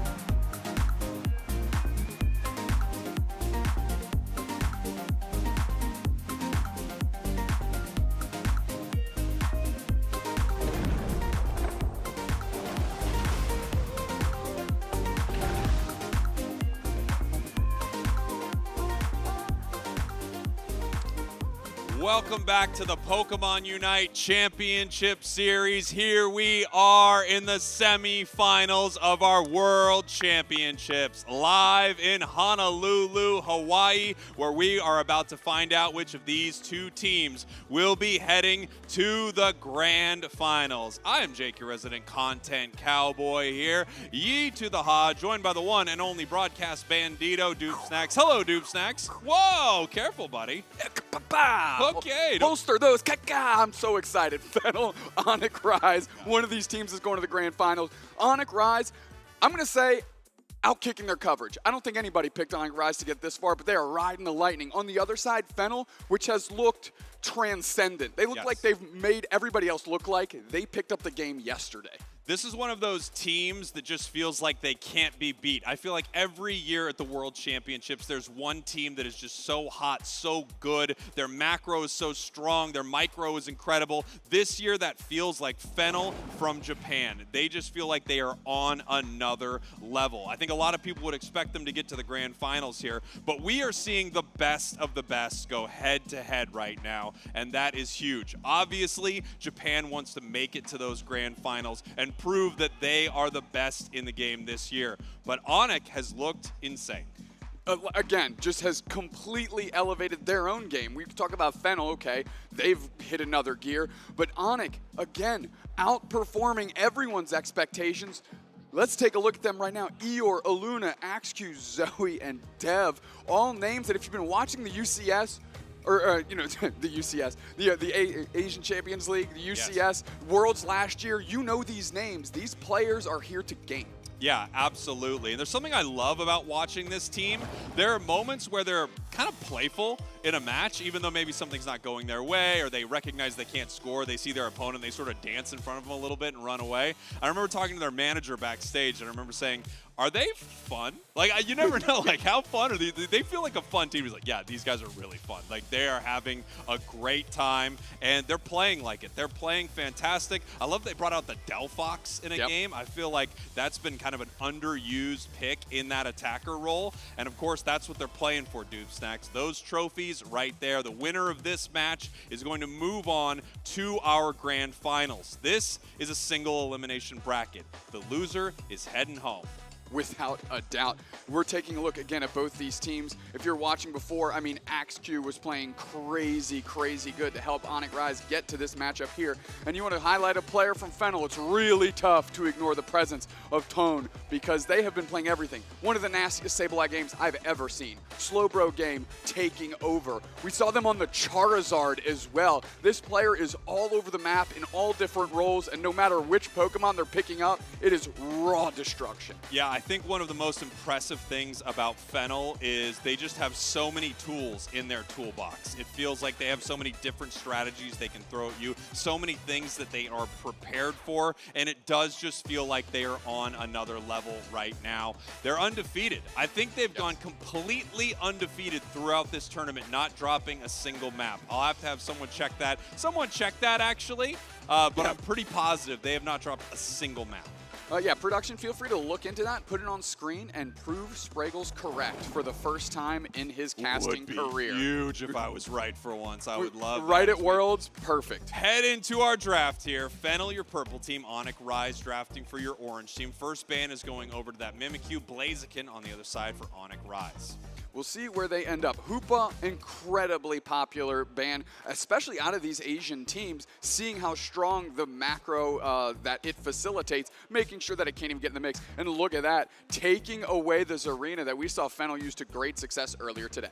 First pick heading over to Fennel, they are grabbing this Urshifu. Yes. We've seen so many different Urshifu looks throughout this tournament. Lots of teams on Dark Bear, lots of teams on Water Bear here. And it feels like no matter what you bring it in for, it is causing a lot of havoc here. The picks on the other side, Onic Rise grabbing Umbreon, feels like the tank that people are picking up, like the star defender, and Cerulege, a Pokemon that I feel like has been up and down, but some of these top teams are crushing with it. Yeah, it's really the tale of two Pokemon here. It's like Cerulege is S tier, Cerulege is F tier, and Onic Rise is putting all their eggs in the Cerulege basket.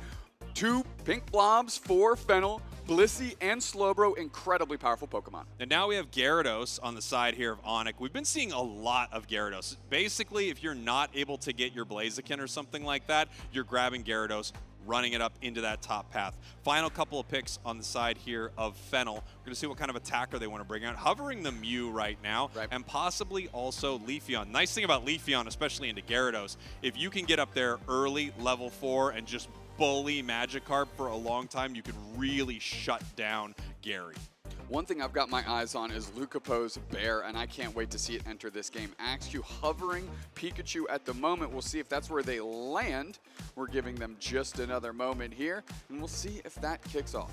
Yeah, we're going to see what they want to lock in here, and they do lock in the Pikachu as their final pick. We've seen a few teams actually play Pika this weekend, and it's looked pretty good each time. Some teams playing it as more of a support Pikachu. They've got an EXP share on it. They have a curse item on it. Other times you're using it in that Volt Tackle Electro Ball moveset. That way you can just set up situations where Leafeon or Urshifu can't fight in some of these big moments here, as we are going to be heading into our first game of our semifinals very, very soon. It's right around the corner. We've seen, again, the double defender, but Umbreon support role a little bit over this weekend, and sometimes it's looked pretty anemic. I'm excited to see Onic Rise flip that narrative around a little bit, because a lot of NA teams went into this well and it didn't pan out for them. Yeah, looking at this Pikachu right here, I'm thinking with choice specs and a curse item, we're most likely looking at Thunderbolt, which could be huge. You do a lot of damage at range, you have a great stun, and then you are making sure that the healing is reduced for the entire team.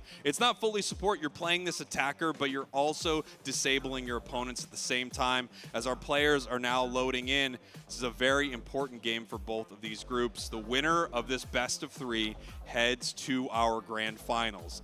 Obviously, I think most people would say Fennel is the favorite. Onic is going to try to prove them all wrong here today. Here we go, everybody. Our first game of the semifinals. Fennel, your purple team. Onic Rise, your orange team. Japan versus Asia Pacific West in our semifinals, as we have the Leafeon running to the top path, instead deciding to give all of the central area over to this Cubfu so they can get enough experience to get online. Zoe running right past 2 ships, passing in the night here. Unfortunately, Sprague is correct. Fennel is 100% win rate in this event. Congratulations. Let's go! I'm right about something! Oh man, that's huge. I feel like I'm in the grand finals. That's a big time win. It's not a trophy, but it's certainly a mental win if I've ever seen one. Quick score there out of Dev. They're trying to make it back. Peak doing a good job smothering them down, trying to make it back to their side of the map quickly. You don't want to give up a knockout to a Magikarp. No, that would be huge right there. And we've seen a few teams do it today where Magikarp evolves to Gyarados before the 9-minute mark. It's really difficult to deal with as Eeyore's made it up to this top path. There's the Ceruledge looking to see if they can find some action that top path, possibly pick up a KO, and now running to the bottom path. They might run into each other. Hey guys, how you doing? We're both deciding where we're going to go as they head towards this bottom path for the fight at these birds. I'm taking a look here. Lucapo's going to go for a big time engage. They are this rapid strike Urshifu, and once they decide to go in, you know the rest of Fennel's going to follow. This is a special player on a very special Pokemon, and I'm so happy they went with Rapid Strike. We're going to see a lot of movement. Take a look at this here. Leafeon getting really aggressive, and here comes the Gyarados. Big fight happening in the top path. Gary's in a lot of trouble. Umbreon's in a lot of trouble, but it picks up a KO and has to run. Pay opener there, and now they're able to get some points and to at least follow that up. Lucapo's going to peel back, and it looks like Yume might have to. Of course not. Nobody goes down on Fennel. Nobody gets knocked out on Fennel. They really don't get knocked out on Fennel. It's Banana Lands. How do they do that? They're so impressive. The way they juggle some of these team fights and multiple members of their team make it out on almost no HP. It's so impressive. I think that's one of the things that's been so interesting to watch on Fennel is how good they are at moving in and out and weaving in some of these big fights. Of course. All right, Ceruledge going right on top, and that's a great KO on Lucapo. They're going to need to grab that back the other way. Can they sort out Eeyore?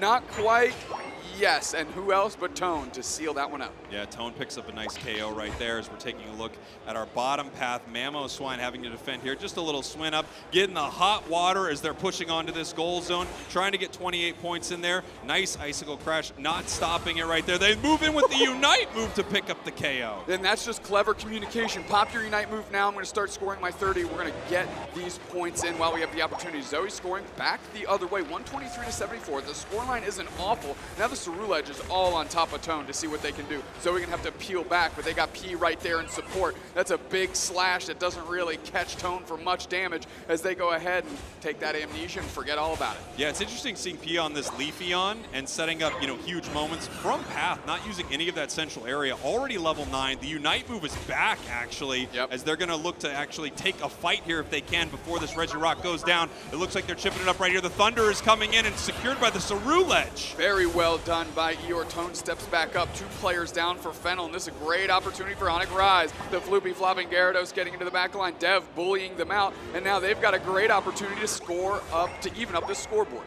And here we go. They decide not to break this goal zone. Instead, head into the central area here of Fennel. And this is actually, it feels like a page out of Fennel's playbook. They're moving into that central area, taking it away from them, leaving that goal zone up so their team can continue to farm experience in that bottom path. However, it looks like Fennel has sent Leafeon down there. It's going to be hard to out-secure a Leafeon. Yeah, and meanwhile... And it's gone immediately. And it's gone. I was right at one point, remember? At one point, Lucapo going to grab that Regieleki and break a goal zone up top, so they're still holding on to that score lead. AXQ going to peel back for a moment. Zoe getting popped, and Lucapo kind of goes in and says, use your wish, we're going to throw more damage at you.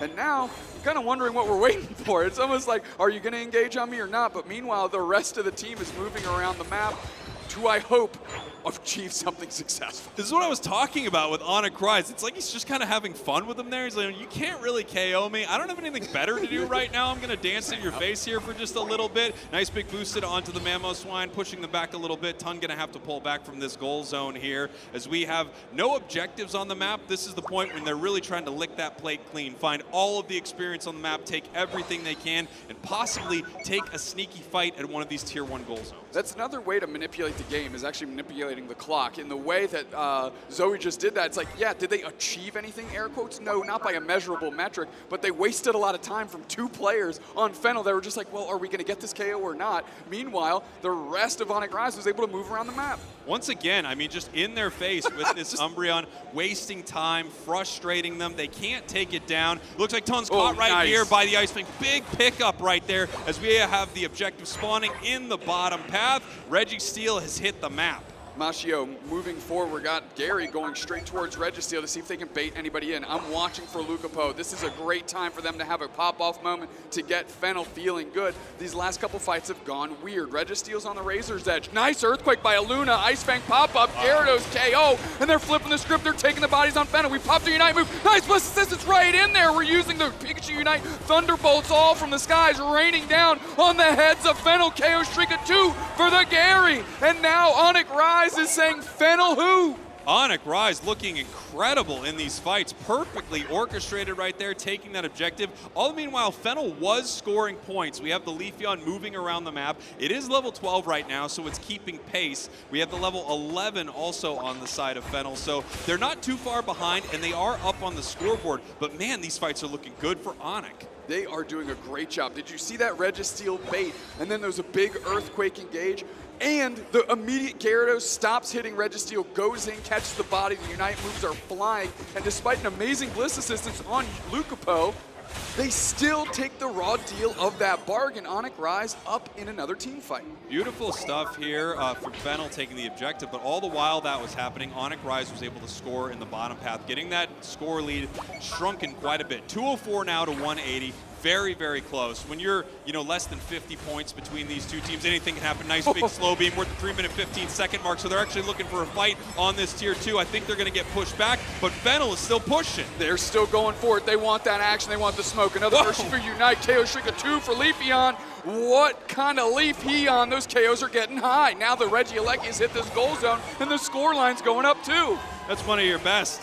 That's one of your best, 337 to 180, tier 1 broken, as we have Onic now on the back foot. Huge fight there from Fennel, but they used a lot of Unite moves. You can see the entire side has no lights lit up. It's Halloween, they're not giving out any candy. They need to recharge those Unite moves from Rayquaza here in 35 seconds. Another objective in the bottom path here, 15 seconds until it drops. Onic's in a weird spot because they have a ton of experience on their side. Their Unite moves should be good to go, but they're way behind on score. I think they're really going to want this objective so that they can take a big fight at Ray. There's not a lot of time on the clock. They're rushing to it now. It took 60 seconds for Fennel to absolutely flip Onic Rise's strategy on its head, and now they're way up on experience, on points, and we have a Ray around the corner, and now Onic Rise needs to do something with it. They recognize that there's no way they can rip this in time and get good positioning here at Ray. Onic moving into the Rayquaza pit, looking to see if they can find a fight. No one caught there with that Earthquake. Leafeon moves in, the Ice Fang misses. We have the Boosteds, we have the Hot Water, we have the Solar Beam into another Boosted, into a Razor Leaf. The Mamoswine's in trouble, but they are peeling back. Another Scald, and it looks like they're moving in. Def goes in, but they're getting collapsed on popping the Umbreon Unite. Zoe's going to try and get out, but on the top side, it's a Luna low on HP. Ice Fang up on Lucapo. They get the KO after the Pikachu Unite move. Now all of a sudden, Dev has to peel back. They still have everybody standing, but everybody's so low HP, they can't leverage the sick catch on Lucapo. Beautiful catch right there, but they all need to reset, and this Umbreon's in a lot of trouble, and that's devastating there for Onic. They've lost one of their defenders as they're moving into this Ray pit. They are down, a minute 15 on the clock. The Hot Water finding him in the tall grass, and Onic is in hot water right now. They need to make a play. They need to get Ray. They're too far behind. Even a full pocket score won't do it. Moving on to Rayquaza now, and they're ripping it. Full rip. Slow beam on Gyarados. Who's going to secure this thing? It's getting low. We've got the Blissey in the middle. It's the Blissey! With the Egg Bomb, Yume getting it done. P going to score. 4 players down for Onic Rise, and Onic Rise is finding themselves falling fast. Onic Rise not in control of that fight. A beautiful secure there from the Blissey, and Fennel is taking game 1 in commanding fashion.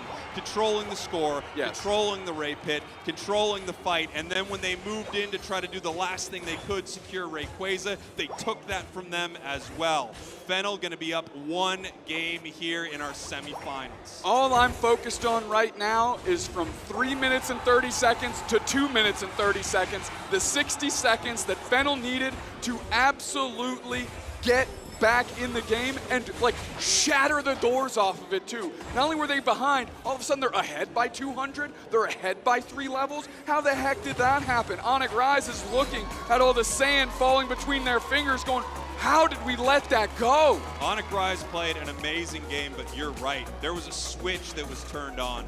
Fennel. When they took that fight with that Regieleki in the top path, they changed the game for themselves. They put themselves in control. They looked amazing in that Rayquaza fight, and there just was not a lot that Onic Rise could do. Onic felt like they were in control.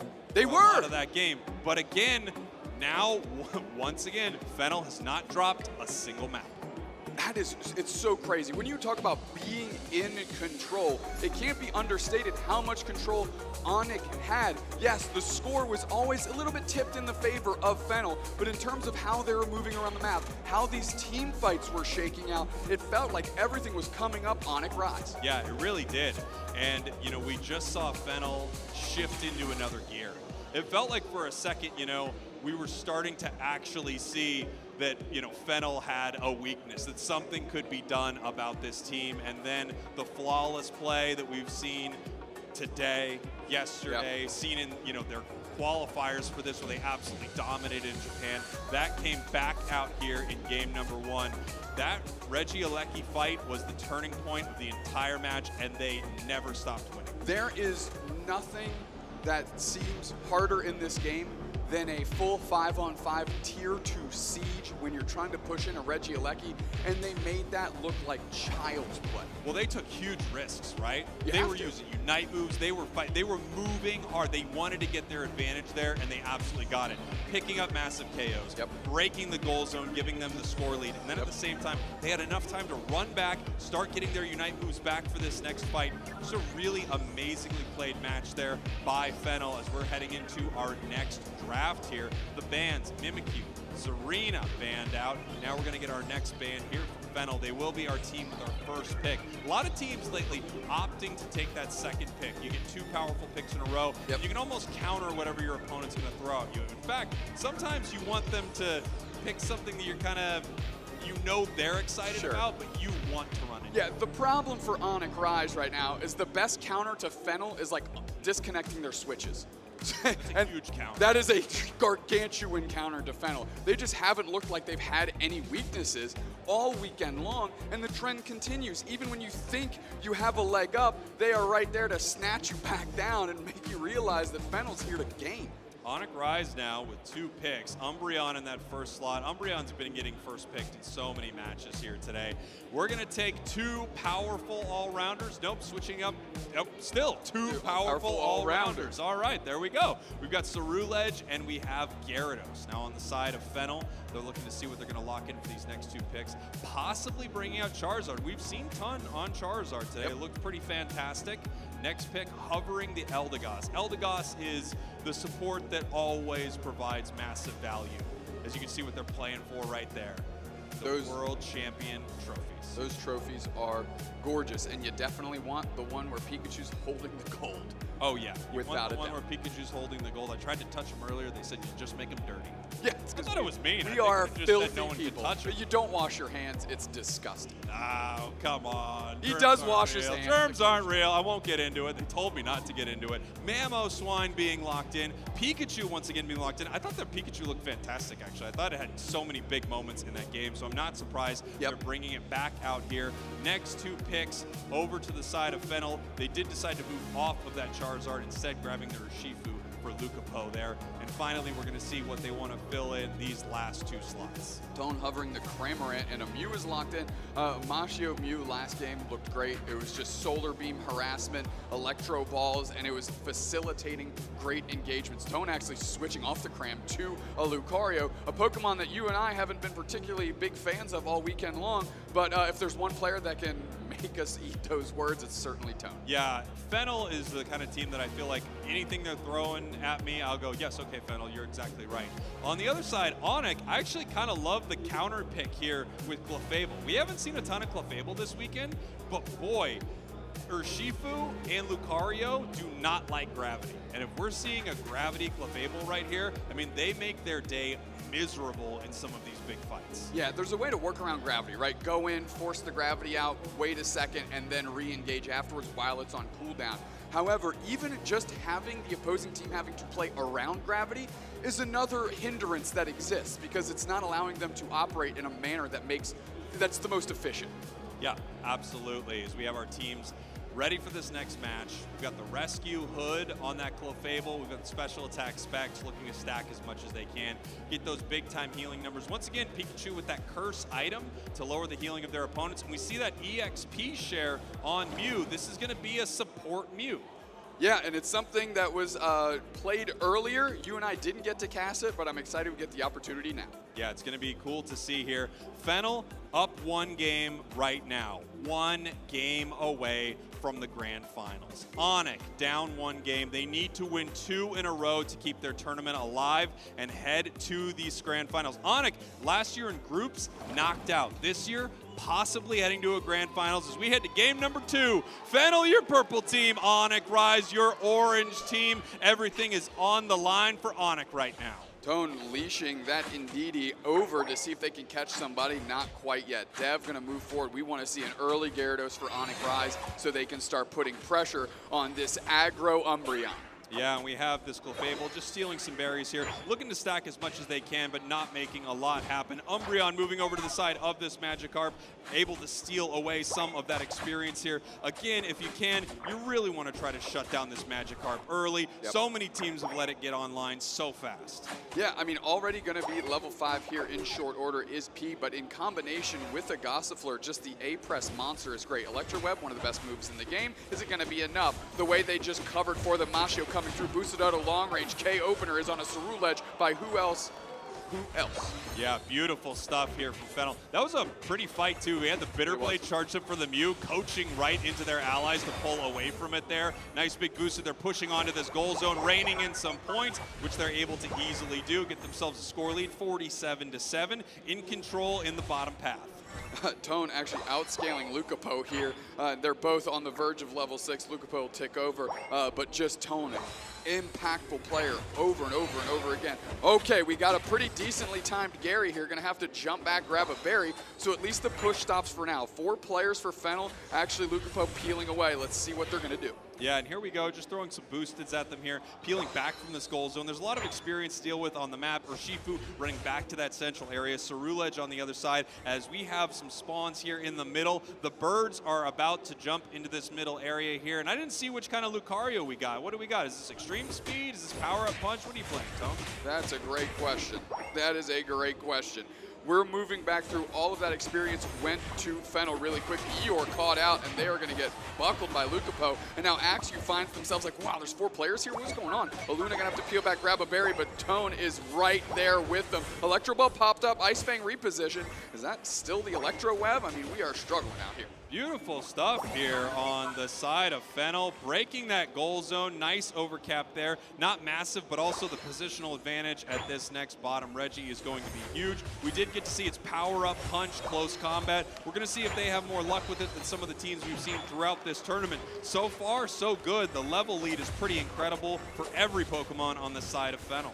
Beat down almost an entire level on Dev over there on the Gyarados, but still hanging in there, hanging tough. Umbreon has great sustain, and the way that they're playing this aggro, Umbreon is going to be able to scrap pretty well on its own. Yeah, and now down in the bottom path here, we have Urshifu starting this Regice. Multiple members of Onic Rise moving down for this fight. Huge catch right there with the Ice Fang.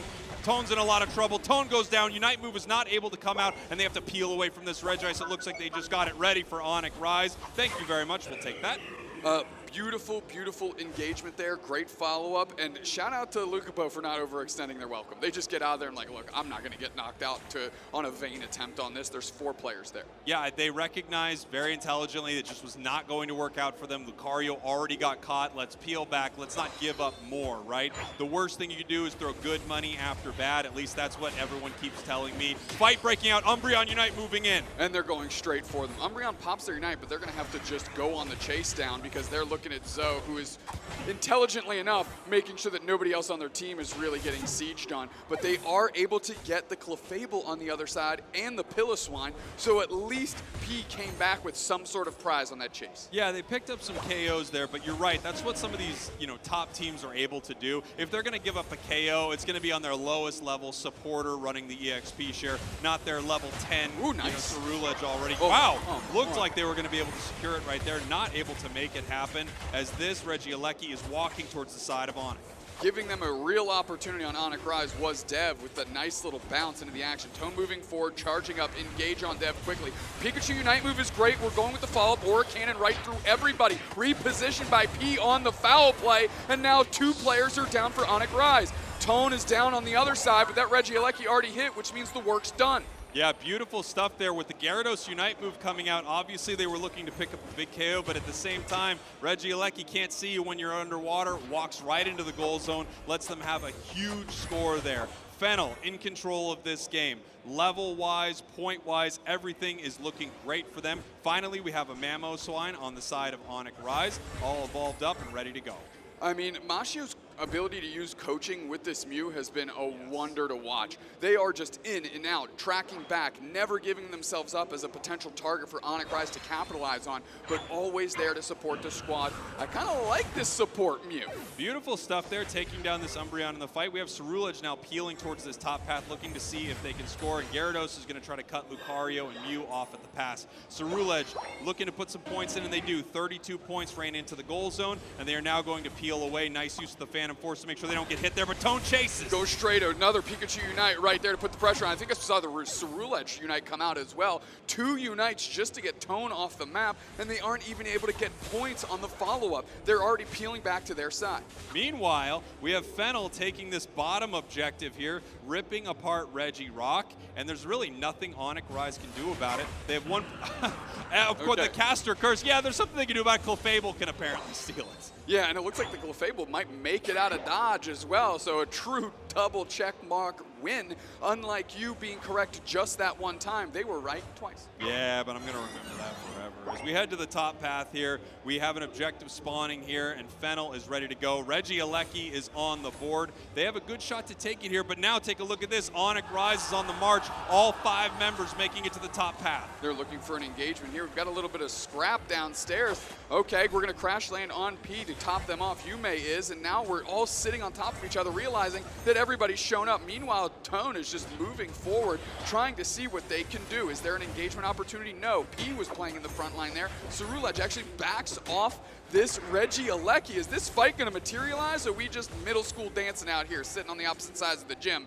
It looks like we're going to take a deep breath and follow for an engagement in a few. Yeah, we're going to see how these players want to engage right here. Obviously, it's hard for Fennel to jump in and fight near this gravity, and it's difficult for Onic Rise. They have no goal zone. They don't have good positional advantage. They're just moving back and forth, back and forth. There's so much experience on the map. There's so much that could be done, and Fennel notices it. Mew running to the bottom path to score here. Onic sees that. They move towards Reggie Alecki. Reggie Alecki's at half. I mean, Onic Rise is definitely going to have to take this. Tone not even willing to engage. They're just going to sit on pad to see if they want to defend. If it hits, they have a great opportunity for an overcap. Aluna going straight for Tone, actually, and they're going to let it walk. Beautiful stuff there, bringing them 152 to 251. A full pocket score when we have double time here in 20 seconds will put them up by 1 point. Onic Rise's tournament life is on the line right now. The last hope for Indonesia, the last hope for APAC West. They have to somehow take down Fennel.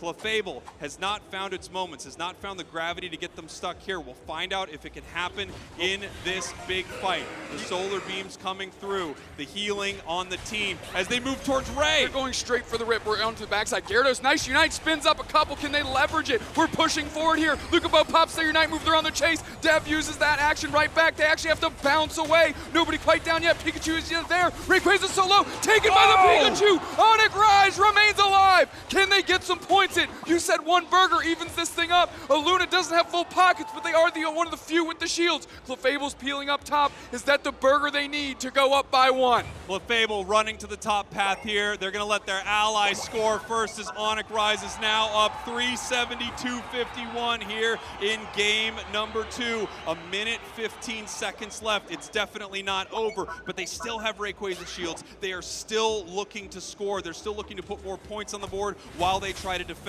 Meanwhile, we saw the gravity in that fight. They caught them in it like Sandra Bullock, and they were able to shut them down. Huge fight for Onic Rise as they are now pushing towards this tier 2 goal zone. Here comes Fennel. Crash landing is Dev. They're going to have to try and stop these scores. Nice little solo bounce to make sure that P can't get their points in. We've got just the moonlight. We've got the gravity down. They can't press this pad. P is low on HP. Lucabo comes back in. We're bouncing backwards. Another grav put down. Crash landing on top of their heads is Pikachu with another Unite move, getting 2. And now Tone is standing all by their lonesome with just Yume in their back pocket, and there's not enough in the tank to get this done. KO streak of 3 out of this Pikachu. Give him the whole squad. Wow, look at that. Onic Rise has done the impossible. Well, not impossible for them. They finally take a match off of Fennel. Fennel can be beat, everyone, and it could happen in this next game as our semifinals are all tied up. Onic Rise handing Fennel their first loss of the weekend. Their first map loss of the weekend. And you know what they say, when it's you and me, it's game 3. That's right, my friend. Always a game 3 with us. And, you know, that's the reason no one could take down Fennel. They just needed the right casting pair to make sure that they hurt their game. We are the kryptonite of efficiency when it comes to tournaments being run. Are we running long? Send us up there. We'll make it a little longer for all of you, but who wouldn't want to watch another match between these 2 titans right here?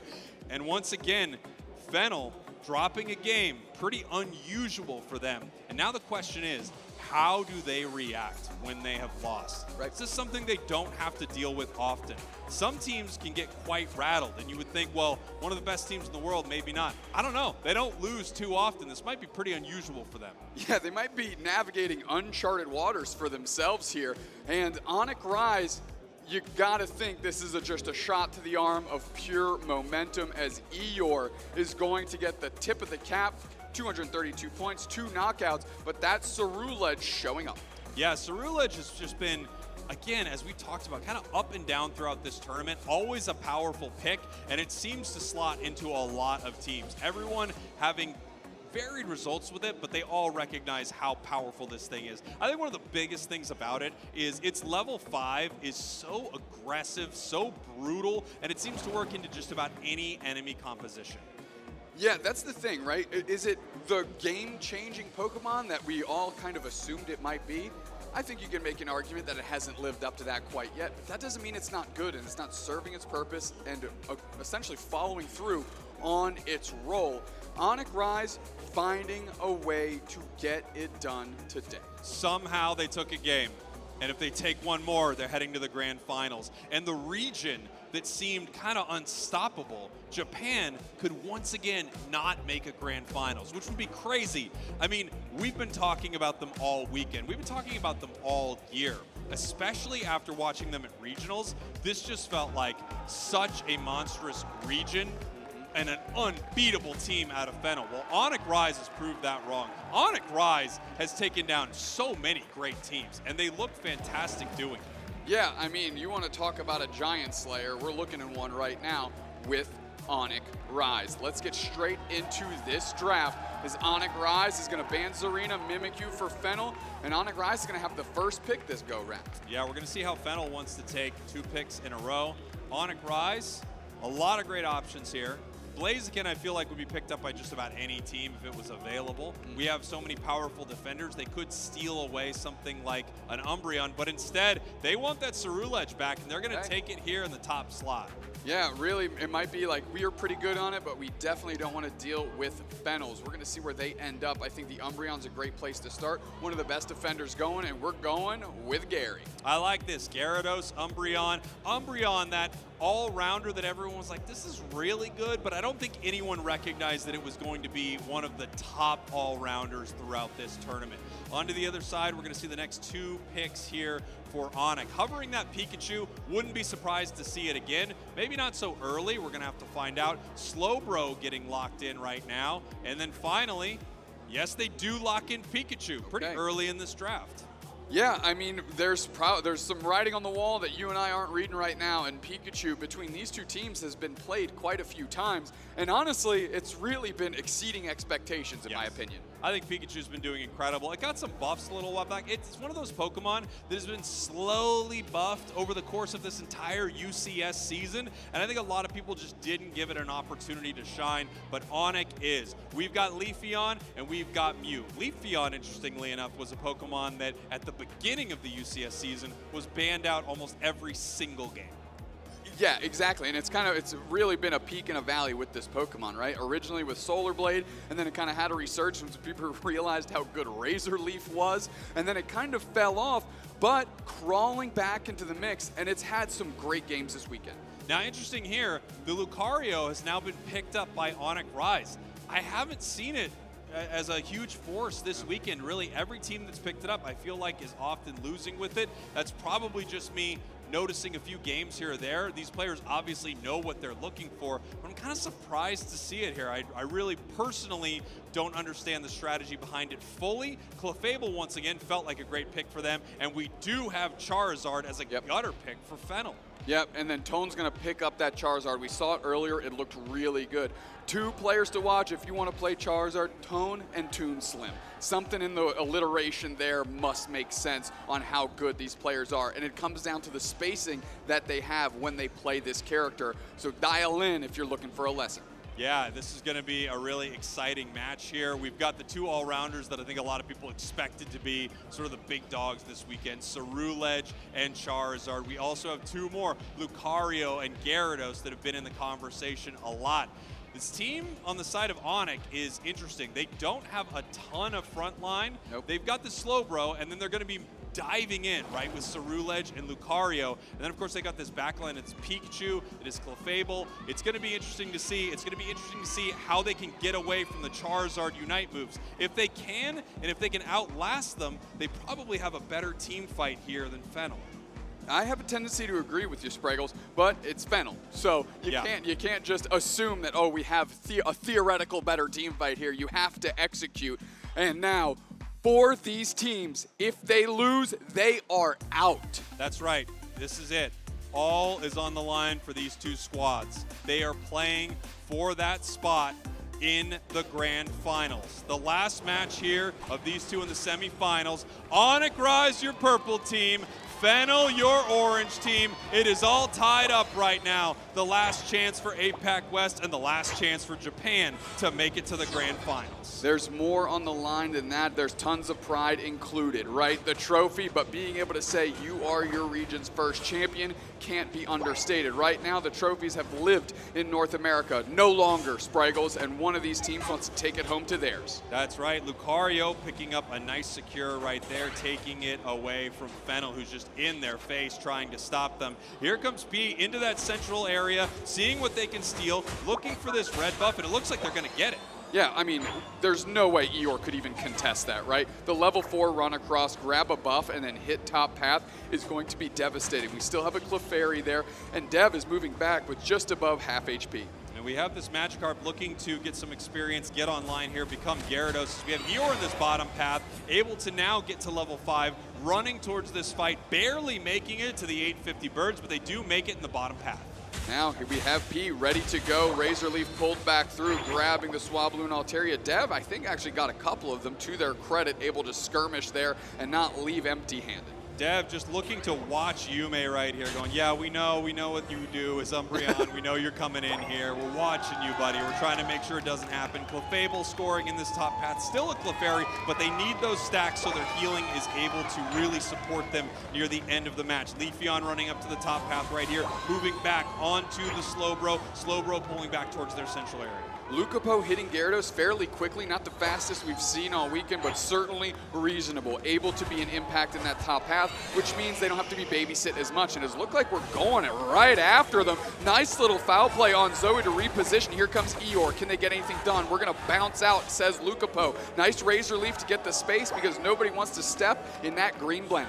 They pull back from this fight, now towards this central area. We can see P taking a lot of this here. Beautiful Razor Leaf, gets it all over to the side of Fennel as they run down to this bottom path. That Charizard's 8, it almost has its Unite move, and once it has its Unite move online, every single fight is going to be an issue for Onic Rise. That is without a doubt. We are dipping out of there, says Eeyore, because the pressure is just too much. Mashio peeling back. Electro Ball goes for the secure on the wild Pokemon. Luna stepping up. We've seen them on Mamoswine Tice. Slowbro might be the difference maker here. Yeah, Slowbro pushing forward, getting some vision here, and we can see Charizard just pushing them back there, looking for this level 9. If they're able to get it right now, this fight changes dramatically. That's 9. They can now push towards this with impunity. They know if they move in, they can grab a member of the team, and Onic is aware of that as well. They see them at 9, trying to push back the Umbreon right here as they get ready for this bottom objective. It looks like they're going to have to give it up. They recognize without a Unite move, there's not much they can do, and they say, hey, fair enough, we're just going to score and break your goal then. What's crazy is right there was a 5 versus 3.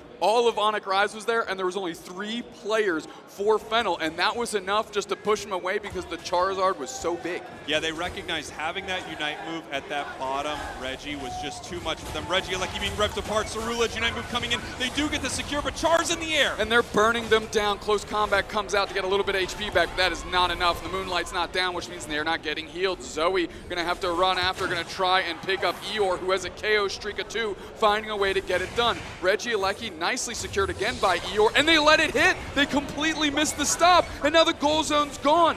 Yes, they still have the lead, but they're finding quality KOs and they're climbing back up. Zoe just rolled a Hyper Beam. They lock it in, and that spells disaster for Fennel as Eeyore is still going. Can Lucapo leverage a knockout here? Spraggles, they need one big. They bounce into the middle, trapped in the gravity. They find action, son, and now they're getting on the goal zone plus 35. He coming up an absolute savior in this fight with this Leafeon that was going horribly wrong for Fennel. Nice little stack here in this top path on Clefable. Again, they don't give up a ton of experience here with this KO, and they're running right back for it. They're saying, look, I'm really trying to stack these specs up. I gotta heal the squad right here. And when you're KOing a lower level Pokemon Dupe Snacks, you really don't get a lot of XP. Right. The reverse, of course, is huge.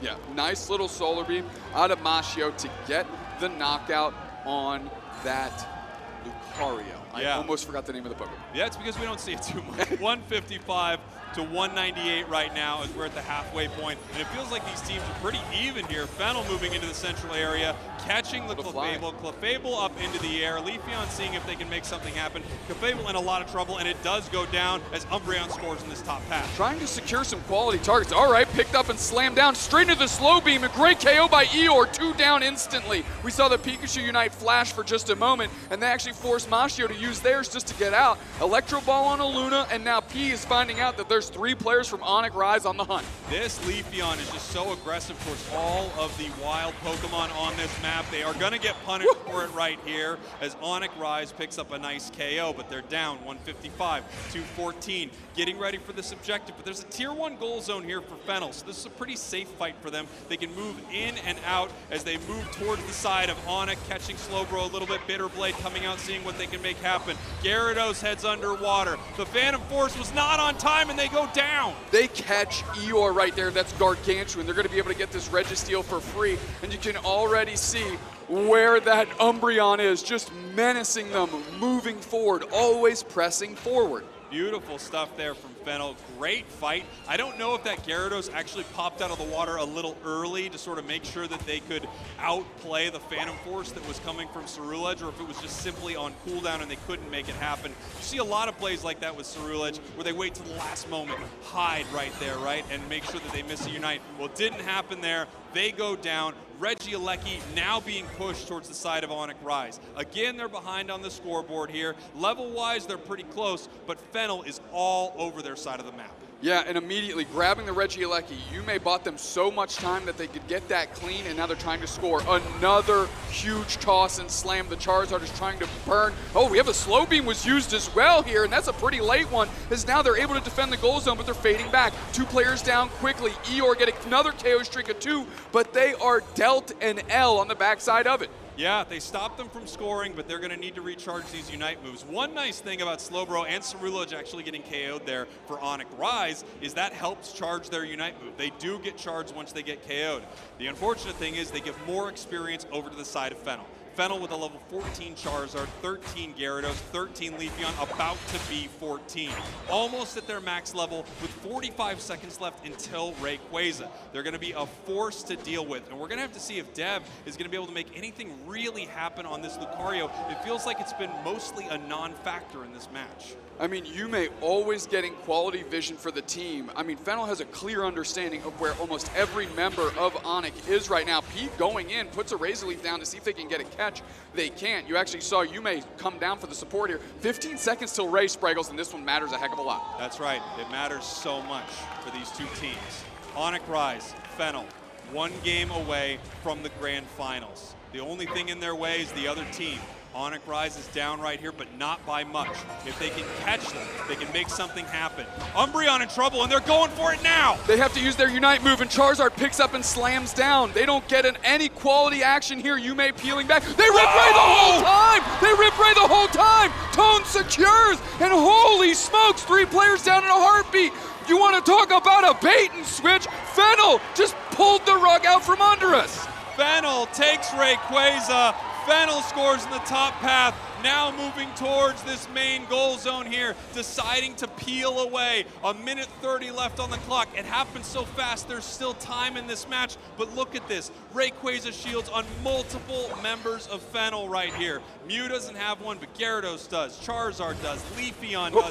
As Gyarados is looking to make something happen, the slow beam stops them. They're going to get a KO. They're going to break a Ray shield, but 2 members of Fennel are running towards their main goal zone, and they're going to score more points. This is going to make the lead almost insurmountable for Onic Rise. We've got 1 minute left, Spraggles, and they're going to need a miracle on the side of Onic Rise. They've been riding this miracle all weekend long. Is there anything more in the tank? Mashio says, doubt it, son. We're putting so many points in. This thing is over. 45 seconds until the Rise has fallen. That's right. 409 to 869. There's just nothing that Onic Rise can do here. They would have to KO every single member of Fennel, and even then I don't know if there are enough points on the board. More members of Onic Rise do fall. Fennel takes game number 3. Fennel from Japan is heading to your grand finals. You look at how good this Fennel squad is. They're acing the rest of the team as we go into the last 10 seconds. They are in the grand finals, and they've looked like the best team all weekend. It shouldn't be a surprise. Can anyone beat Fennel? So far, the answer to that is no. Onic giving them the best run for their money so far. But Fennel, from Japan, heading to your grand finals to prove that Japan is the best region in the world. What a play. We thought that Yume was getting caught. No, they were doing the same thing we've watched him do all game, wasting time. We actually saw the Charizard Unite come out on Illuna. The Slowbro realized they have to go help sort out the team, so they actually peel away from the Ray pit, and that immediately spells the demise of Ray as they jump on top of it, secure, score, and win. Taking a look at some of these amazing moments throughout this 3-game series, the only team to take Fennel to a 3-game series. Onic Rise in game number 1. This was that push, Dupe Snacks, that was just so beautiful. The game changer. They threw their Unite moves what felt like a little late, but they broke the goal zone, controlled this here, and then Blissey with the miracle secure here with the Egg Bomb. Here it comes. Boom! Somehow, Egg Bomb always gets it done. It's just the story of Pokemon Unite. If there is an objective and there is an Egg Bomb, there is a route to victory. We are moving through, and this was a great team fight by Onic Rise in Game 2 to take this right, and secured by the Pikachu with a basic attack. Incredible stuff here from Onic, actually able to take a game off of Fennel. Beautiful stuff, but match number 3, as we said, they were just taking Rayqua's big time win. Our player of the game, and I think this is about right, P on that Leafeon. They were everywhere all at once, scoring, putting pressure on their opponents, taking away experience, and then every time that Fennel needed that support of a brutal speedster, they were there. Great play by every member of Fennel. No doubt about it. We even saw like Mashio, for example, go from support Mew to the bot path attacker Mew, and both looked great to facilitate this team. Fennel is throwing so many unique looks at these opposing teams. Of course it's difficult to keep up. Yeah, there we go. The sportsmanship between these two squads. Onic making it so far this year, almost all the way to the grand finals. Stopped by what looked like the unstoppable squad that is Fennel. Fennel, representing Japan, will be the first team qualified for our grand finals, and I don't think anyone's too surprised to hear it. Nobody's surprised about Fennel, but can we send off Onic Rise with the highest level of respect? They gained this weekend. Absolutely. They shattered dreams of their own. I know they're walking away with theirs kind of in tatters, but they ended a lot of runs of a lot of quality teams that some people would have said had the best chance to win, or at least give Fennel the run for their money. Onic Rise, big thumbs up. Yeah, incredible stuff from Onic Rise. Falling just short of making it to the grand finals against one of the best teams in the world, possibly a team that will be your grand finals champion. We have more incredible Pokemon Unite coming very, very soon. Of course, our grand finals are right around the corner. We have one more semifinals to see. The question is, who will be moving forward, Dupe Snacks? Your guess is as good as mine now. Everything that I thought I knew about this game is out the window, and I'm just along for the ride with everybody else. I am loving every single moment of this. That's right, and something that you might not expect at home, the next 2 matches are going to be played in the new 500-point mode. No, I made that up. Fair enough.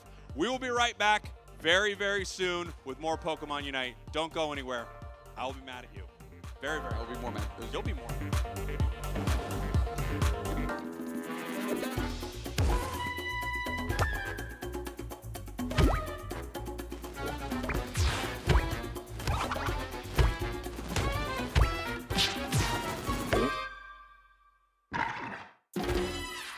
What is up, everybody? I am down here on the floor in front of the Unite stage with Draku. Draku has been watching a ton of the games all day today, and yesterday he spent a lot of time at the B stage watching a lot of the games we didn't get to see on broadcast, so I really wanted to pick his brain. I was over there for a bit, but what were some of the craziest moments that you got to see on the B stage? I think a lot of us heard it more so on, online, but Luminosity Gaming two-time World Championships not coming to day number 2. That was a huge upset on the B stage. Yeah, without question, right? And it's one of those matches that we didn't expect to see on broadcast after they take down Legacy. You don't think that Luminosity is then going to lose to what would be looked at as the last place team, the lowest seed team in that group. Were there any matches that you saw over there that kind of made you rethink what you thought about a team coming into Worlds? I definitely was putting some of the Philippine teams on the lower end of the bracket, but they really, really, really impressed me today, especially Talon Esports and, of course, Ice and Almenta, who did end up knocking out Luminosity Gaming. Yeah, incredible stuff. Question that I feel like I have to ask you. Why is it when we queue into each other, you steal Talonflame from me? Talonflame is such an underrated pick. It's so much fun, especially in solo queue. It's sometimes really, really hard to counter, and it's a slippery Pokemon. It doesn't have it's not a water type Pokemon, but it does get around the map very quickly. Now, obviously, we don't have any money on this, but who do you have your money on winning this whole thing where we're at right now? Ooh, that's a really good one. I think I'm going to have to say Fennel. They look really, really, really good. It's hard, right? There's always one team that feels like they are just sort of heads and tails above the competition. A lot of years we've looked at that as Luminosity. Right now, it does look like Fennel. If it's not Fennel, who do you think makes it? Ooh, that's a really, really tough one. I do have to give it to Nouns Esports, though. Those. Coming back right now, because before we head to our next match between Fusion and Zora Tigers Gaming, we wanted to do an interview up on the big stage Zoinks with is finally your ready. winners from our last match here. Zoinks said he didn't know if he could handle it. I said, Zoinks, I know you can. We're going to send it up to the big stage right now. You can do it, buddy. All right, thank you so much for a second chance. That means so much, Spraggles. Yes, I am here on the big stage with Tone after an amazing tournament win. And now, with Fennel making it into the grand finals, this is the first time a Japanese team has ever made it into the grand finals of a Pokémon UNITE World Championship. How good does that feel to be that team? ポケモンユナイトの決勝戦は初めて日本人のチームが決勝に進むことになりました。今の気持ちはいかがですか? My heart broken. いや、とても嬉しいですし、すごい名誉なことです、本当に。でも本当に手がもう震えちゃって、はい、もう緊張でもう手汗も止まらないし、すごい嬉しいです。I'm extremely happy and I'm very nervous so much that my hands are shaking. Yeah. Okay, I mean, that makes sense. That last matchup looked like your toughest match yet, since it went 2-1 in map score against Onic Rise. How did you find the victory against Rise? ただいまの試合は非常に難しい試合だったと思います。2-1で、それに対してどのように対応できましたか? そうですね。もう正直に言っちゃうと対応はできていません。もう彼らのディフェンシブなプレーはすごい素晴らしくうまくて、もう本当に対応するのは難しくて、集団戦で勝ち切るっていうビジョンがあまり見えませんでした。なのでもうオブジェクトを絡めた勝ち方をするしかないと判断して、今回はオブジェクトを絡めて勝ちました。So this time our opponent had a very good defensive strategy. So we had to make sure that in the end we had to make sure that we got the objectives in order to get that win.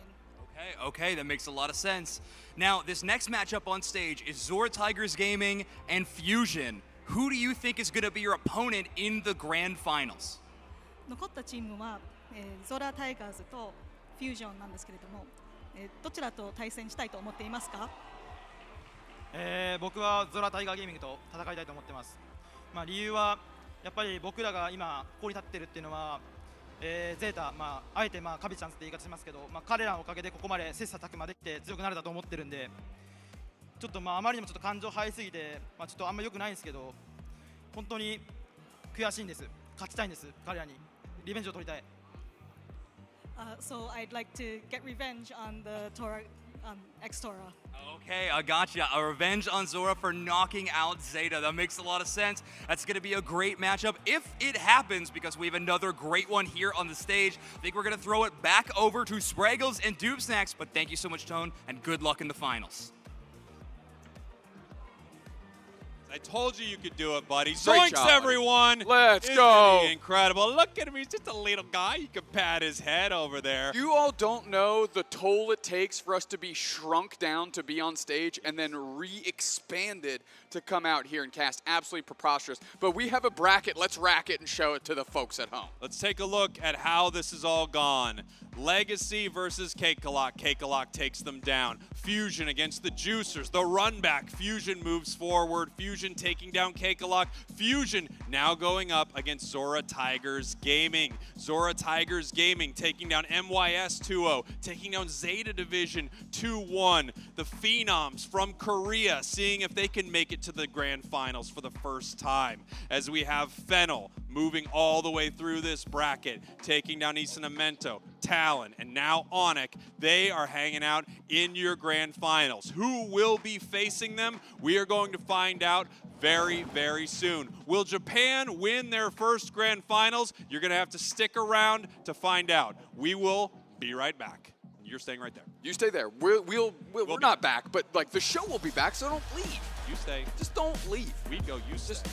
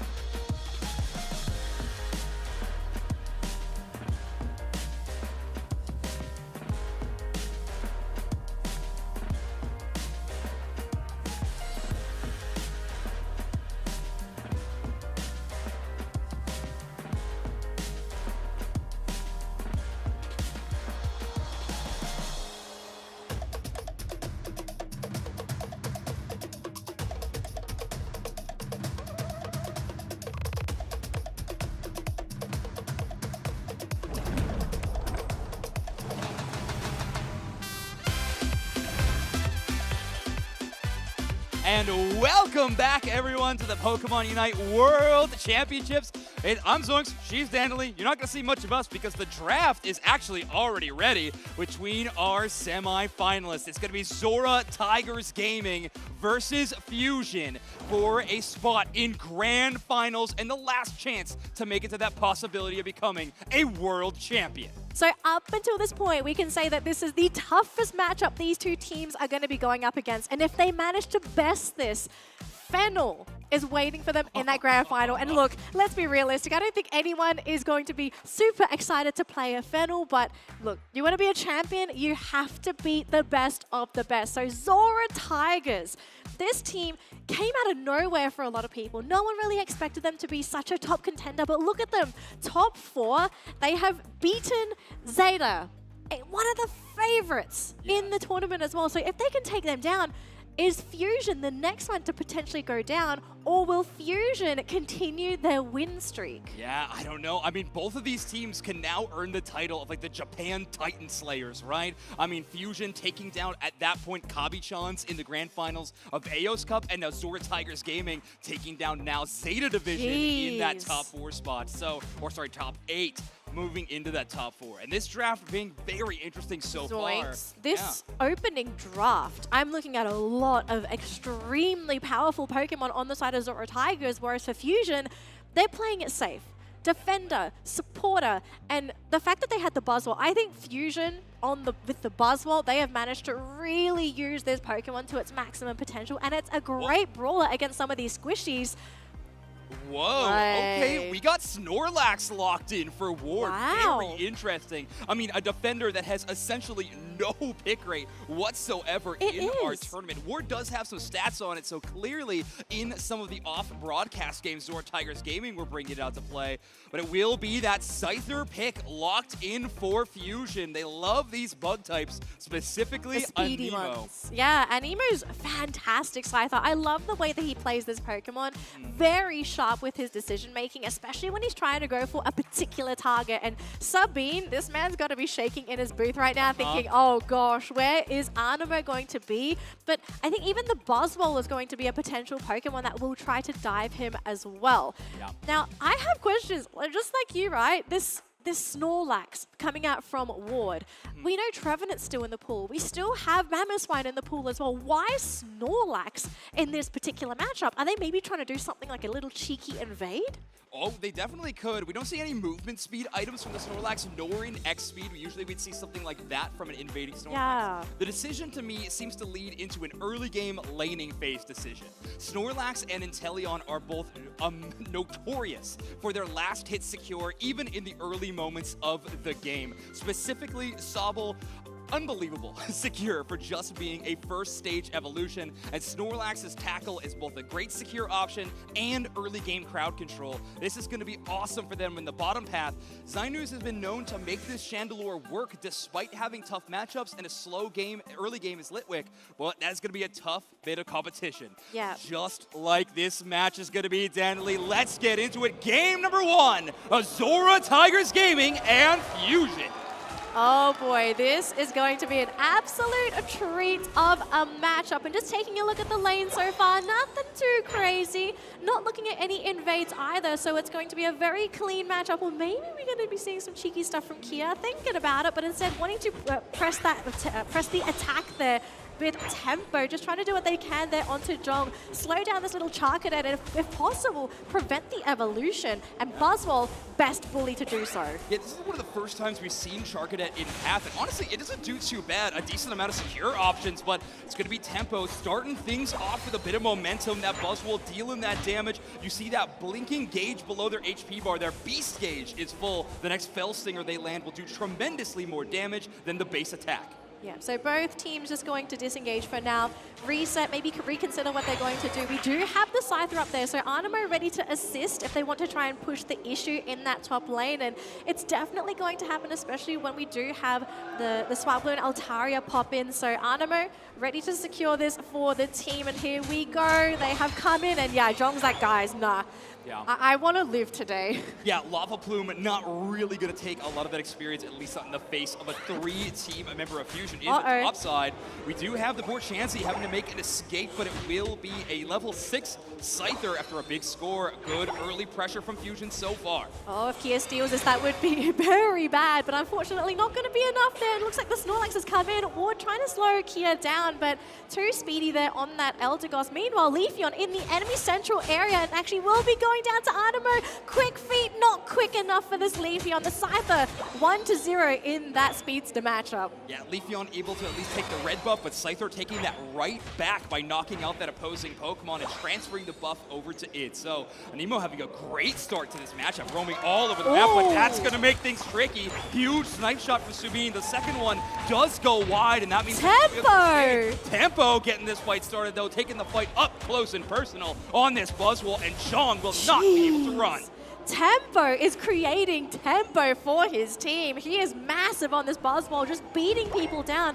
And for Zora Tigers, just the way that they've built up their entire composition, they don't really have anyone outside of that Snorlax that can stand toe-to-toe with that Buzzwole. So they're going to have to try and figure out a solution when it does come to dealing with tempo in those team fights. Yeah. Will it have to be Sabine with the potential pokes and prevent him from coming in himself? Or is it going to be some kind of burst potential? We don't know yet, but this Buzzwole is a problem for this team so far. All right, Emerald two-step will start things off with the KO. So Zora Tigers Gaming finally with a bit of wind beneath their sails. KO trying to defend the goal zone against 3, but that's a KO streak of 2 for this Leafeon. Right. Fuel gets the work. Ghostfire versus Ghostfire right below the goal zone, but that will be 6 in, leaving this goal zone at 3. A small overload, but still breaking the goal. Zinus thought he was safe. He even stuck around as well. Very big loss for the team there to lose the Chandelure. Really don't want to lose your attacker there if possible. Have them just looking for that experience, but look at the Snorlax, the sleep onto Animo. Beautiful play. Love how Ward is doing such a diligent job in protecting Sabine. He understands how pivotal Sabine is in these fights, especially with the snipes. And oh my gosh, there's the follow-up from our from Zhong, and he just comes in, triple KO, grabs everything, the buffs, the experience. How is Zora Tigers so clean?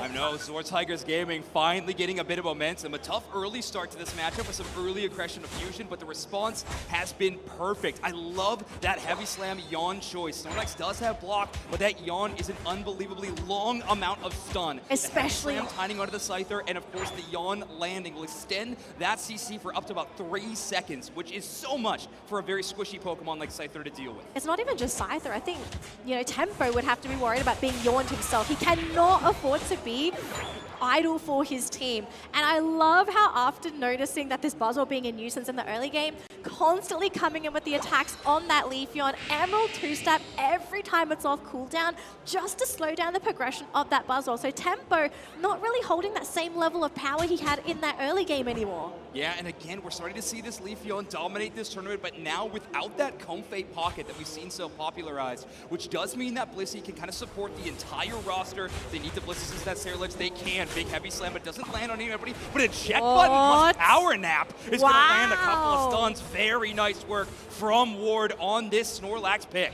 Fusion, though, very lucky not to lose any Pokemon in their central area, so they managed to retreat, and because they know some Unites are on cooldown, maybe thinking for themselves, maybe we try and make a play happen here, especially with the Reggies coming into play very soon. Yeah, Fusion want a foothold back in this matchup. Objectives would be a great way to do it, but it looks like they're aiming at a siege on a tier 1 in the top path. Great spot to do so. It only has 1 left on it. You could overdunk by a ton. Ward takes a ton of damage. Buzzwole Unite will get that execute, and Animo's going to bring the Scyther Unite as well. Green Illusion Dive hits out a few targets, but that's 2 Unite moves from Zora Tigers Gaming to trade the other direction.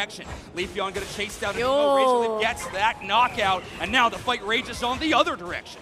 Man, that Bliss Assist makes it so difficult for Animo to try and go for the snipes, but look at that! Oh my gosh, the Unite, the catch onto the Leafeon, and the Midnight Ignite as well. Snorlax is back into the fight though, Ward providing assistance. Zhong doing quite a bit himself, taking out the support. And now both teams trying to find their next opening. And actually, Zora Tiger's looking to grab the objective themselves. The Snorlax being punted back by Tempo, trying to push him back and lower his health. Chandelure waiting in the wings, trying to go for the burst himself. The Secure is there, and it's going to be, yet again, Jong picking up the Secure on that Regieleki. And now Fusion needs to back up. They cannot afford to lose Pokemon in this attack. Yeah, impressive stuff. I mean, we had Draken looking for some backline targets on this Slowbro, but Ceruledge able to take them out from Jong. It's just too tough of an opposition to work with in that objective fight. However, a nice rotation by Anemo will net them that Reg Ice, so a healing buff for the whole team, but most importantly, that precious experience they need. And they're actually looking okay on the side of Fusion. 12, 12, 12 for their damage dealers. Looking pretty solid, but they are playing catch-up to Zora Tigers Gaming right now. Yeah. Chandelure, though, hitting that level 13, so it might be Zinus to really be that hard carry for the team, just really dish out that damage and really provide assistance for Anemo, because I don't think Anemo has that element of surprise anymore. He can't just go in and try to pop somebody. We've seen time and time again the Blissey on point with the Bliss assists. Of course, yeah, the Bliss assist. It's also a great answer if that early slow beam comes out. It's one of the best ways to make sure that targeted Pokemon is kept up and running in some of these fights. Bliss assistance not only gives you healing shields, it also redirects a lot of the damage to Blissey themselves and absorbs so much of it. It's such a clutch defensive support Unite move. 30 seconds to go on the clock before we have that last 2-minute stretch, and Rayquaza hits that field. But look at how defensively Fusion are positioned.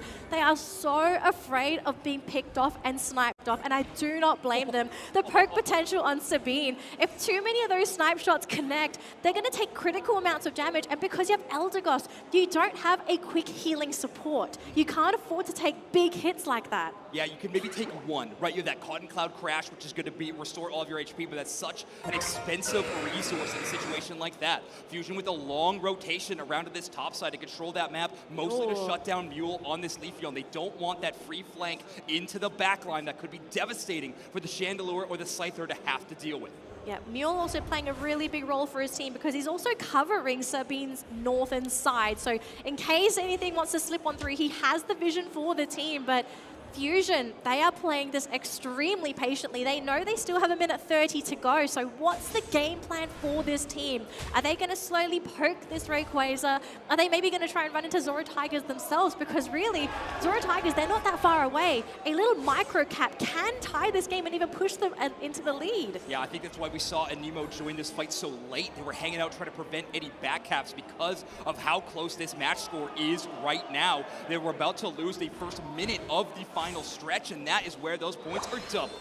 Snorlax going to finally hit the Rayquaza just a little bit to apply a bit of pressure. And that Imprison is going to lock them down. Where all eyes are on Tempo at the moment now. He's looking for a big They found Tempo! They're hit by that heavy slam and yawn. That Buzzwole is immediately down. Power Nap into the middle. Ceruledge uses Ren clears some space. Surf going to stop and does lock down the Ceruledge, but they don't get the KO. Let's see, healing's going to keep them up for long enough. Draken, Anemo, and KO trying to hold things down, but that is so much to make up for. Ward is going to run, get knocked out with the Leafeon. Will put in a hundo burger. They're going to continue the fight here, though. Draken really wants Sabine, and this Bliss, he's already used that Bliss assist. Anemo's still here. If he can try and get the jump onto Sabine, this could be huge. Going under the support instead, getting rid of the Blissey. The support would be massive, but I don't think they can find them. Tempo is back. He's finally come back into this game. Leafeon is out of the picture, and Rayquaza is dropping low. At this point of the game, you would need to have a player not only at Rayquaza, but also at a goal zone. Tempo will secure the Rayquaza on that Buzzwole, but it won't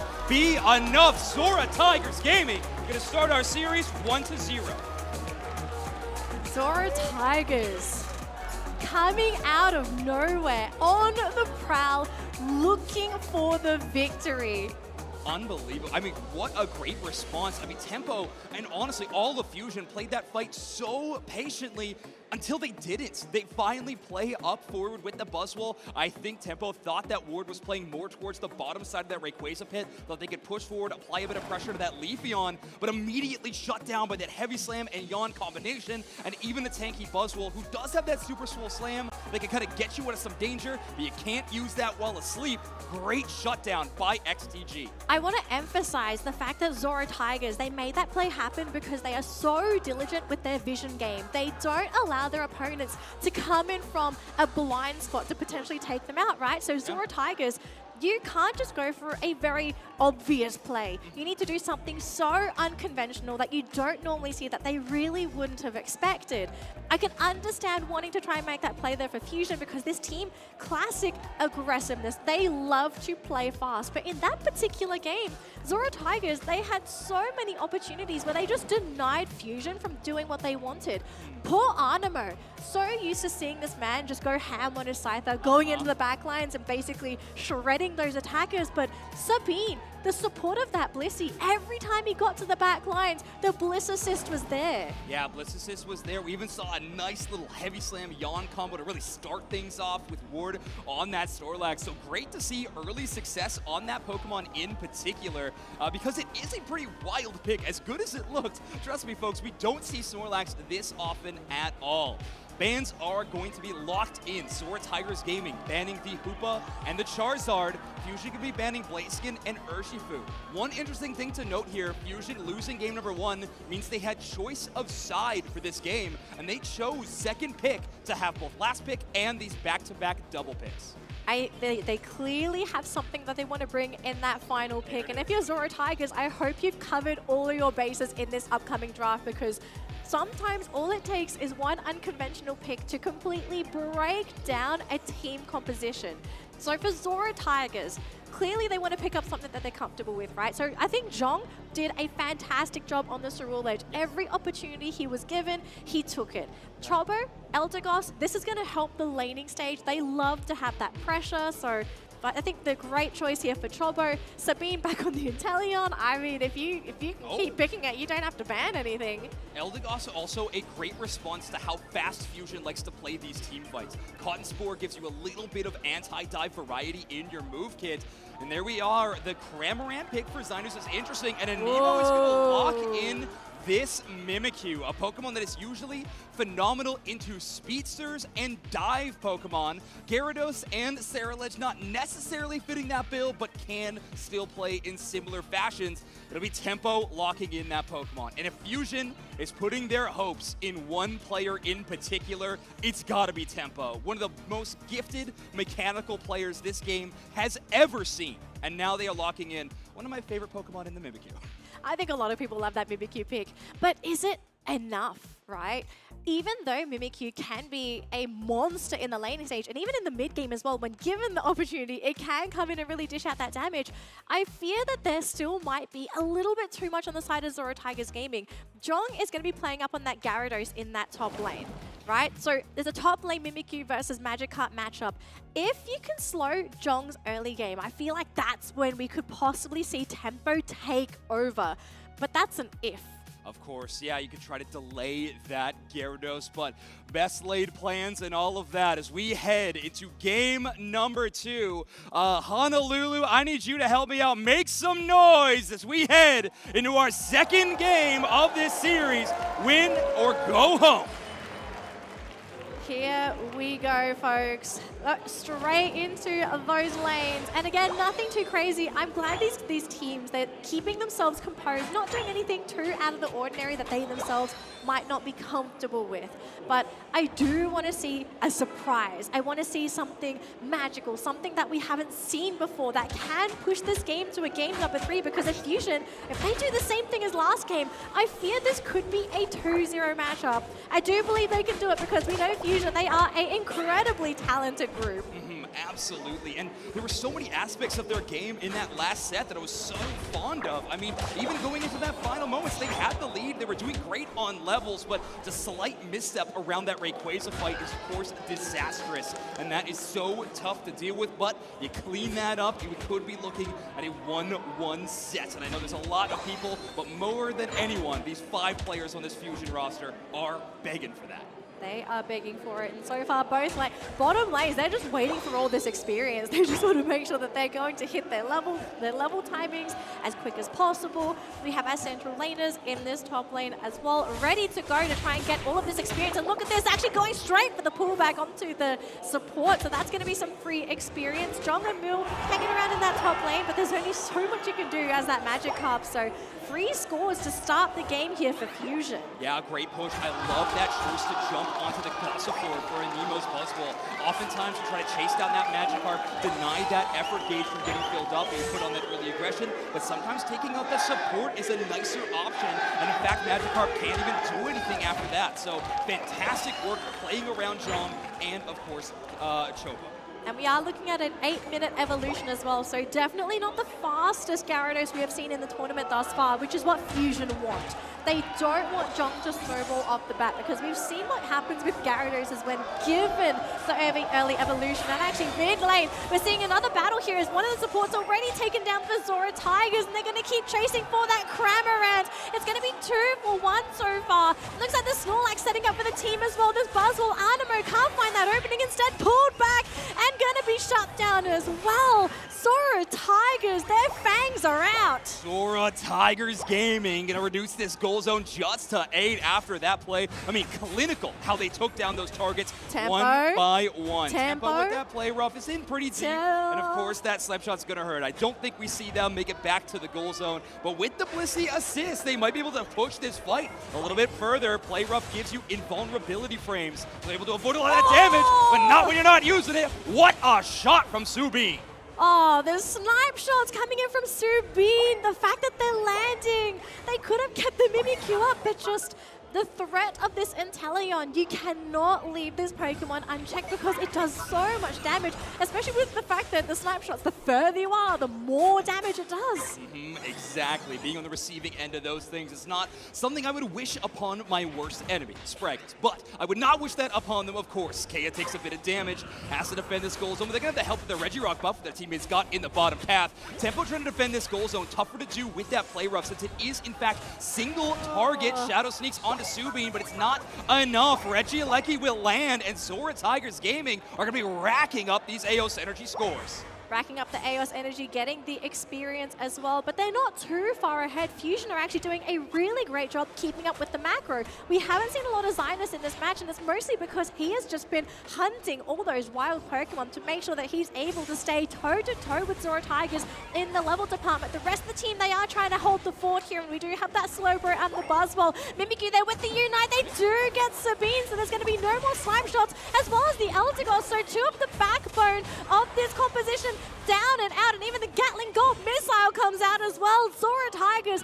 they may have finally been halted. Yeah, Fusion get a foothold as they take down a few targets. My favorite play in that entire match is from Tempo in that engage. They use the Unite move so early to lock down that Inteleon. A lot of people like to wait for a big Unite move or something that you could shut down, but in fact, sometimes just forcing a fight to be 5v4 is so much better for your team. Great call by Tempo. They might be pretty low level in this matchup right now, but they're starting to catch up. They can absolutely catch up, especially if they can keep coming up with those very crafty plays. Play with Zora Tigers' feelings and really coax out the backline, put them into a more manageable position. I love the fact that after that one fight, Fusion, they are hunting. They're not going to sit passively on their heels. They're looking for more, and they want to do this because they want that map control. They want Zora Tigers to not feel safe. Yeah, I like this play from Fusion. They read the Regieleki play by Zora Tigers Gaming, and they're going to all rotate towards the bottom path. Chobo is going to attempt to defend that goal zone, but held by a telekinesis from Draken is going to be just enough to rein in these points, and that's a tier 2 goal zone broken. Fusion now going to have time to recall and defend against this Regieleki. No worse for wear. No worse for wear, and this is going to be an issue for Zora Tigers in that late game because the home base is now exposed. So not only do they have to manage that top lane, but home base, that being exposed, it's extremely far. It requires a very fast Pokemon to go back home and defend this. Bottom lane, there's tier 1. They really want to break it, Zora Tigers, but can they do it? The Gatling Gulpit's there to continue to zone them out. Zinus, his Unite has been so crucial in ensuring Zora Tigers can't fight where they want. Yeah, what a credit to Cramorant Unite move that even with a Unite they moving caught Snorlax the Mule! other way, it still hurts. Bliss Assistance is on that Mimikyu, so that damage buff enough to take out the first KO. Play with me onto Ward, and together the team will find the KO on the Snorlax. Yet another falls, and Anemo starts picking up some steam. Fusion, they are smelling that game number 3. They are feeling it, and they are looking like they could very easily take this game, as they have won the past couple fights very convincingly as well, especially with the way that they are picking off Zora Tigers. Fusion have to keep this up. They have to keep up the aggression. They can't sit on their heels, even though they are looking pretty in their current position, because we know for a fact Zora Tigers, they will look for you if they need that experience as well. And they actually managed to catch the Slowbro there with the Yawn. They're going to try and hang around. Unite is used there onto Jong, that Gyarados. He will stick around the Cerulean. They're using the Unite to maybe try and zone again, but the team is here. Slowbro is down, and actually, they're just going to back on out. It's a 1-for-1. That's a lot of resources used just to knock out a Slowbro, and Tempo's going to walk away with 2 KO, so I don't think Zora Tigers Gaming is happy with that exchange at all. Fusion hold on to that defense. They do allow that one score because of a nice yawn from Ward, but other than that, they hold on. I like that play from Draken, hiding out in that tall grass forever on that Slowbro with the sole purpose of defending that tier number 1. No real Regieleki gamers on the roster of Fusion, as they are going to be giving up on that objective time after time and instead trying to find value elsewhere. Tough part is no goal zones on the bottom side to score in outside of the home, so it's just going to be knocking out wild Pokemon and setting up for this Rayquaza. Yeah. So Jong has gone into that bottom lane just to clean up those last few wild Pokemon. Really wants to get that experience, creep closer and closer to that level 13, because we have 20 seconds to go before we hit that final 2-minute stretch. And at the moment, looking pretty spread across the board here for Fusion. We have that Mimikyu guarding that top goal zone, the Slowbro at that bottom goal zone. I don't blame Fusion for being quite defensive here, because there are too many open goals to worry about at the moment. And we all saw how that last team fight played out, right? An extremely patient exchange where Backcap could really turn the tide of this entire series. Zora Tigers Gaming trying to lock in their spot in the grand finals in this final stretch. Fusion trying to keep their tournament dreams alive and force us to a game number 3. Now the question is who makes the move first, because Zora Tigers, they are the ones behind, so ideally they want to have the dream initiation. And is it going to come down to Jong? Is he going to have to put on his snorkel and go for that Dream Dragons Unite? All right, there's a Shadow Sneak that does land onto Mule. That is Tempo chasing it down. Play Rough is going to get them out of danger. It's a lot of Unite moves, but Jong going to be the first one to strike. Sorry, Mule takes that KO. Mule now putting up 2 as Mimikyu also falls. Gyarados jumps to the back line to try to help defend, but it's Fusion who strikes back. Rayquaza at about half HP. Fusion trying to chase down the remaining members of Zora Tigers Gaming. Jong needs to find a good place to engage, but there's no one at the moment. Ward yawns that Buzzwole, and Nemo is stuck in that position. Rayquaza extremely low. It's knocked out. It's Zora Tigers Gaming. Nemo is still there, though, defending. They cannot break a shield. There's 2 Rayquaza shields to none, and Zora Tigers Gaming needs to take this lead and put in these points. And Kia, the shield is so low. Can they break it? They broke it. They broke the shield. They broke the shield. Only 1 score in from the Eldegoss. 100 points. Zora Tigers Gaming now holds the lead, but we got 40 seconds left, and Fusion streams are still alive. It's still alive, but they have to wait for those 10-second respawn timers. Can they even make it in time to that tier 1 goal zone in the top lane? That's the closest one that they can go to right now. They got the call. There's no backup. All they have is 20 seconds to take someone sneak this into the home base? tournament fate. Mimikyu is moving towards potentially the home base, but it's back to that tier 1. Tempo does land the Shadow Sneak onto Subin all the way in the back. That's the first KO. Ward does block. Heavy Slam blocks up this 58 points in the tier 1 from the Sarah Ledge. Back the other way. Blissey puts in 20. 20 more from Tempo. The scoring race is so unbelievably close.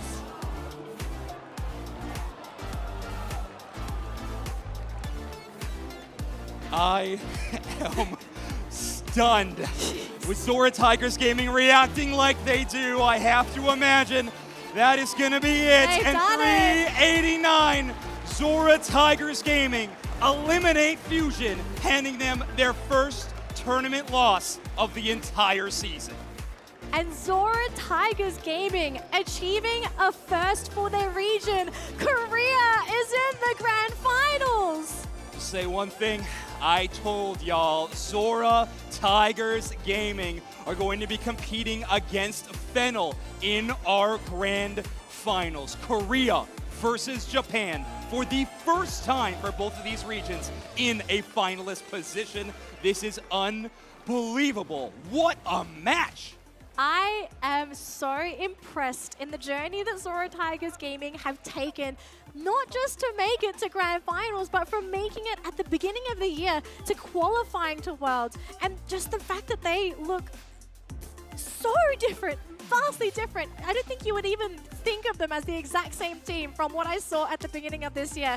They started out all right. They looked a little scrappy at times, but as the year progressed, they cleaned up. They polished up their skills. They've managed to really solidify their pool of playable Pokemon, and they can now play it to absolute perfection, knowing all of the limitations needed to execute in the most crucial moment of their competitive careers. Zora Tigers Gaming, you are so right, Danley, have leveled up, evolved their game time and time again, but truly only one question remains for this team. Are they going to be our world champion? And the tough part is there's a pretty big asterisk there. It's Fennel in against them. Okay, I will have a counter argument. I didn't make an argument, but go ahead. We do have a little argument here. Zora Tigers have beaten Zeta Division, and I feel that is probably the closest team to Fennel. Not the same because, of course, they do have their own individual quirks, but I feel like if you can beat Zeta Division, I think Zora Tigers, they have the knowledge to best this Japanese meta. Yeah, I mean, they clearly had the answer in one matchup. The question is going to be, are they going to have it in another? But, I mean, with Zora Tigers Gaming taking out a team like Fusion, in which I admit was #1 on my power rankings going into this tournament, able to take down them, I mean, the sky's the limit. My whiteboard was the limit, but now the sky is the limit for Zora Tigers Gaming. Anything is possible. I mean, Zora Tigers, I'm very sure they're coming into the tournament and they're just saying, guys, we made it to grand finals. Like, they're happy already. Obviously, the crown is next, but we've seen these guys backstage. They are so casual. They're like, we're watching the games with us as well, and they're just talking amongst themselves. They're not sitting there just thinking strategy. They're watching, they're eyeing at the other teams as well. So I can't imagine what they're currently feeling going into that grand final. Yeah, the energy from Zora Tigers Gaming is contagious, so we want to share it with all of you. On stage, we have an interview, I believe, with Kellosaurus, and of course, Zora Tigers Gaming. Take it away, Kello. Can we hear it for Zora Tigers Gaming once again? What an incredible set. In that last 10 seconds, it was so close. What was going through your mind and what were your teams saying to each other? 마지막 10초 동안 정말 많은 생각들이 오고 갔고 소통도 많이 있었을 텐데 주로 어떤 생각과 어떤 소통이 오고 갔나요? 저희가 이번 마지막 게임에 힘들게 이겼었는데 저희가 골을 이기는 걸 아니까 이제 골만 막으면 된다고 4명이서 충분히 막을 수 있다 생각해서 4명이서 막고 확실히 이기기 위해서 그 저희 파라블레이즈를 바텀에 보낸다는 콜을 하고 위에서는 계속 이제 급하게 그 상대를 죽여야 된다는 콜을 하면서 있었습니다. We had a really rough last game, but we challenged through. As soon as we got the Rayquaza in the middle, we knew we just had to defend the goals, and our priority was to send the Cerulege to the bottom lane, while the top is just busy fighting off the other team. Putting the trust in your teammates, going and getting that back cap, that was absolutely insane. How do you feel knowing you are one step closer to becoming the 2024 Pokémon UNITE World Champions? 이제 결승전 우승자가 되기까지 한 발짝 더 다가섰는데요. 현재 기분이 어떠신가요? 사실 저희가 그 여론 자체가 계속 mỗi 게임마다 역배였었는데 일단 이렇게 오게 돼서 기분이 좋고 이제 여기까지 왔으면 우승해야죠. You know, there have been a lot of talks here and there on our way all the way up here, but we made it all the way here, and all that's left is to win. All there is left to win. However, we still have the grand final. Zora Tigers Gaming going up against Fennel. We're going to throw it back to your casters, Dana Lee and Zoinks. Thank you so much, Kellosaurus. Great to hear from Zora Tigers Gaming because they could be our champions coming up very, very soon in our grand final, Stanley. They could very well be one of the champions. They have the qualities. They made it here this far, and it's not a case of them being lucky. They didn't just get 1 point, 2 point. They convincingly beat all of their opponents. They beat Fusion, they beat Zeta Division. The fact that they were able to beat these monsters, MYS as well, along their journey, Zora Tigers, the unassuming champions, I'm down for that. Yeah, I mean, at this point, you can no longer sleep on this squad. Zora Tigers Gaming, like you mentioned, have taken down so many squads. The same can be said for their opponents, though, in Fennel. I believe we're going to take a look at our bracket here, but as we get set up for our championship finals. But I'm hearing we just got to get that final set up very soon. This was the bracket we were taking a look at. So Zora Tigers Gaming dispatching Fusion, Zeta Division, and Team MYS. Fennel, on the other hand, knocking out Isen Argumento, Talon, Onic Rise, and now their next opponent. Well, can they beat Zora Tigers Gaming? I think that's the next question for Fennel. And we can only find out in that grand final matchup. So I hope you all are ready for it because it's going to be an absolutely thrilling grand final here at the Pokémon UNITE World Championship Series. But before that, let's have a quick break so you guys can prep for the grand finale.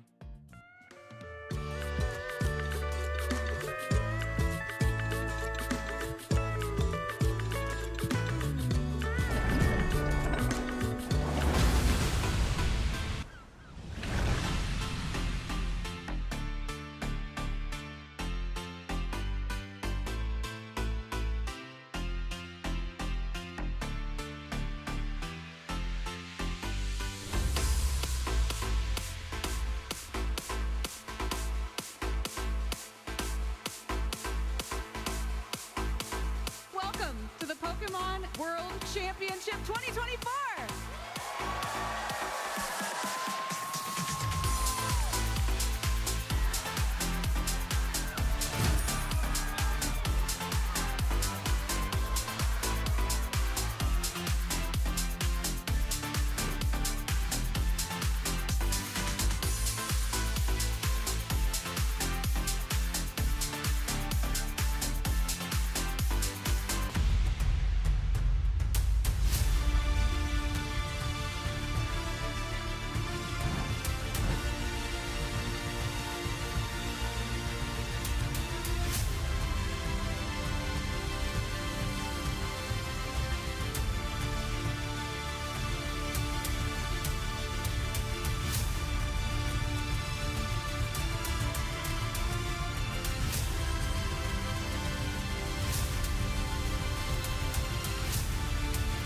We're so excited to come together and celebrate Pokemon!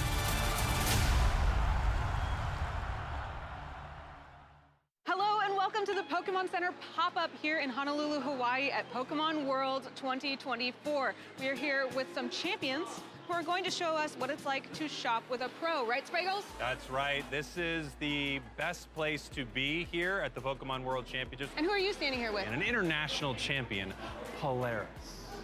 And I am here with international champion Avery. And what is it like to compete in a Pokemon championship? Well, kind of stressed. If you're doing a battle, you have to determine if you win or not. How do you feel about competing this year? It's pretty fun. Are you gonna win, do you think? I hope so. What are your favorite things to shop for? Plushies. I mostly like the big ones. How do you feel coming here to compete in Hawaii? A little nervous because I don't know what to play yet. I mean, you're a champion. You can make it happen. I love that I've gotten to meet you before, actually, at a Pokemon Center. I've met your family before. What's your favorite part about traveling to compete with all of these Pokemon events? It's really fun to play Pokemon. I love the game. And what's the best part about bringing your family to all this stuff? My dad, mom, and Cyrus, they just come and they watch and they like cheer me, and it's really fun for them. Do you think Cyrus will one day be a champion like you? Probably. I really hope so. What's your favorite thing about coming to the Pokemon Center? Definitely big plushies. What's the #1 thing you're looking for in there? A big Slowpoke. A big Slowpoke. You heard it here first, folks. A big Slowpoke. You told me that you like to look at giant plushies, and I couldn't find a giant plushie, but I found something really big for you. Are you ready? This Pokemon can turn into any Pokemon. What do you think? Pretty cool. There you go, that's for you. You said you wanted a big plushie. I found you something even bigger. Oh. Okay. Yeah, it's big, right? What do you think? I think it's amazing. All right, well, you're taking it home, buddy. All right, let's go. Here we go. Told you it was huge, right? Pretty big. Watch it. Watch it 10. Watch it 10.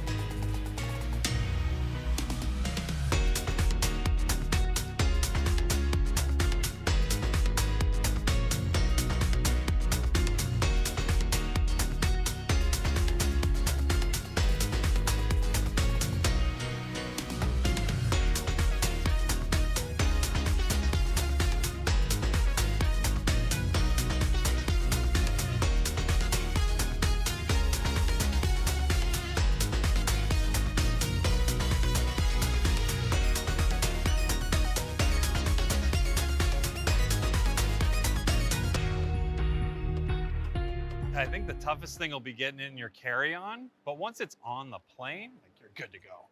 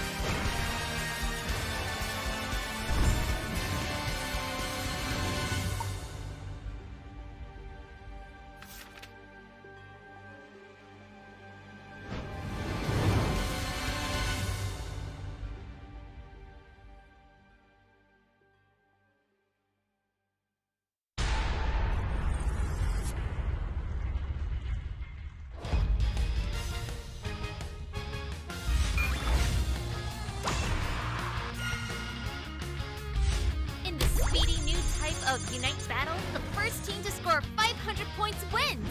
Remote Stadium returns with new upgrades. Wild Pokemon, berries, and even scoring area have all been updated to keep things fresh.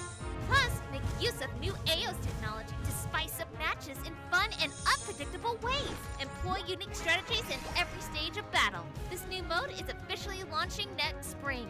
Stay tuned for more info. Pokémon UNITE!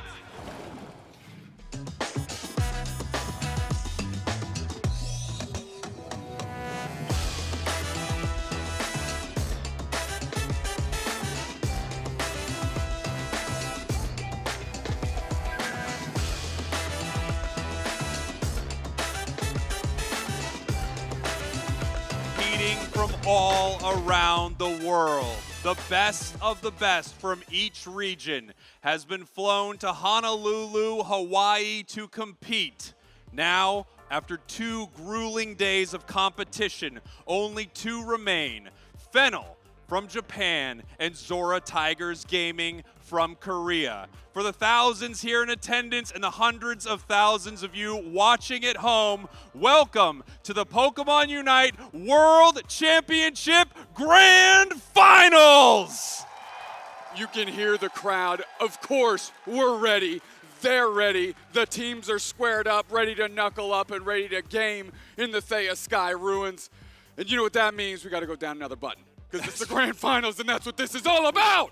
He's going to unbutton his shirt even more the more intense I it have gets. 4 more buttons, folks. Pretty incredible. We have 2 incredible teams for you right here. Again, Fennel from Japan, Zora Tigers Gaming from Korea. We are going to be sending it up to the big stage to introduce our players. Take it away. All right, thank you so much, you two. That's right, we got a little special something cooked up for all of you here in attendance for our grand finals. So Kellosaurus, I believe we're gonna be introducing these players. Are you ready? Let's do this. All guys. right, let's do this. Hit it, Kello. Lukapo, watch out for that dive. Here they come. All right, we'll bring Lukapo out in a second here. Well, I think we'll wait a bit of time till production tells us, I think we're there waiting on us. Hey, audience, how you feeling about Pokemon Unite Grand Finals?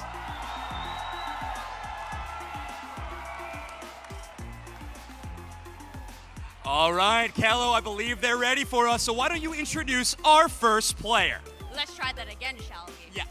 Watch out for that dive. Here comes Lukapo.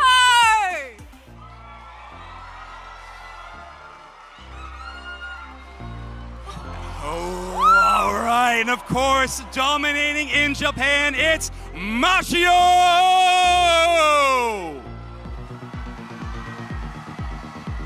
Go ahead. The final boss, Ton. They've won absolutely everything so far. It's Yume!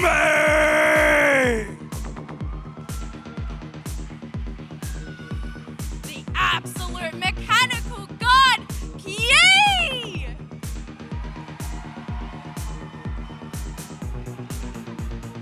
All right, we're gonna jump right into their opponents in Zora Tigers Gaming. To start things off, their team leader, we got Chobo!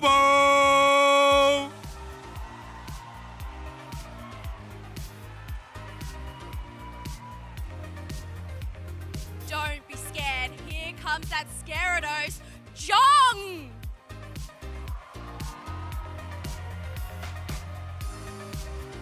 The sniper who absolutely never misses, it's Subi! This defender ain't no pretender. Here comes Ward.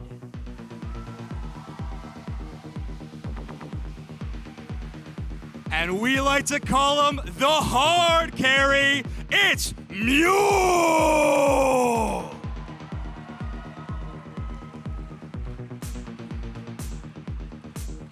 All right, Honolulu, one more time for your 2 finalists.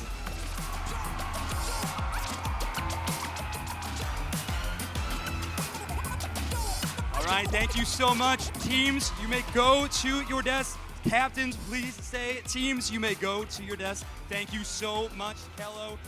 We are going to be setting up our match here very soon. We are going to get 1 player from each team. Tone, we'll have you here for just a moment. This is going to be an incredible matchup. And we are going to have the translators on just a way. Your semifinalist games were unbelievable. So exciting, incredible matches. We wanted to get a word in from them each. So let's start with Fennel. You've been dominating all tournament long. 1 opponent stands in your way. How confident are you that you can become the world champion, Tone? トンさん、フェネルはもうすごいいっぱい活躍してきて、もう調子とても良さそうなんだけど、もうこれから決勝戦に入るので、自信はありますか？あります。僕らがこれまでしてきた努力は絶対に何も負けてません。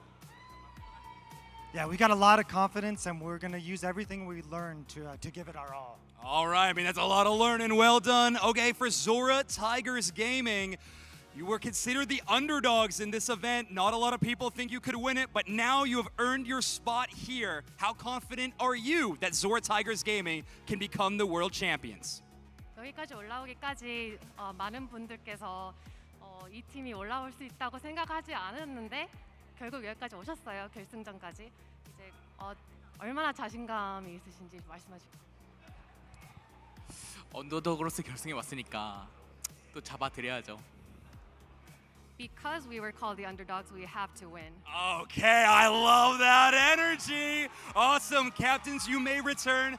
Thank you so much. Our grand finals is now set up. If we want to get one final handshake between our two competitors, one final handshake between our two as we start our matchup. Wonderful. Good lucks exchange, wonderful. You may return to your desk. Casters, we're gonna throw it back over to you for our grand finals. That's right. We are back here getting ready for a best of 5 grand finals to determine your Pokemon Unite World Champion. Both of these teams making their way through a 16-team single elimination bracket here in day 2, which means they are both undefeated heading to our grand finals. You only get one bite at this apple, Spriggles. Best of 5, that's it. There's no bracket reset here. There's no nonsense, no funny business. One of these teams is going home. The other team will be undefeated, will be your world champion, and will be the Kings of Honolulu. That's right. They become the Kings of Honolulu. That's a new thing that we just added, by the way. I'm hearing they don't become the Kings of Honolulu, but Production, what they do can we become make them Kings? Thank is the Pokemon Unite World Champion. 2 regions who have not made it to a grand finals yet. Japan, this is the region we expected to be here, and Zora Tigers Gaming from South Korea, as they mentioned on the stage, the underdogs. They sure aren't playing like it today. No, not at all. And if you've been watching these two squads battle it out, you can definitely see that they have elevated and stepped up to this opportunity. We saw Zora Tigers Gaming. We are looking at Fennel right now, and everybody has come alive for both of these teams to show why they deserve to be here in those grand finals. The question is, will Fennel take this whole thing home? The favorites here, a team that a lot of players and viewers would have said is their #1 to win the whole thing.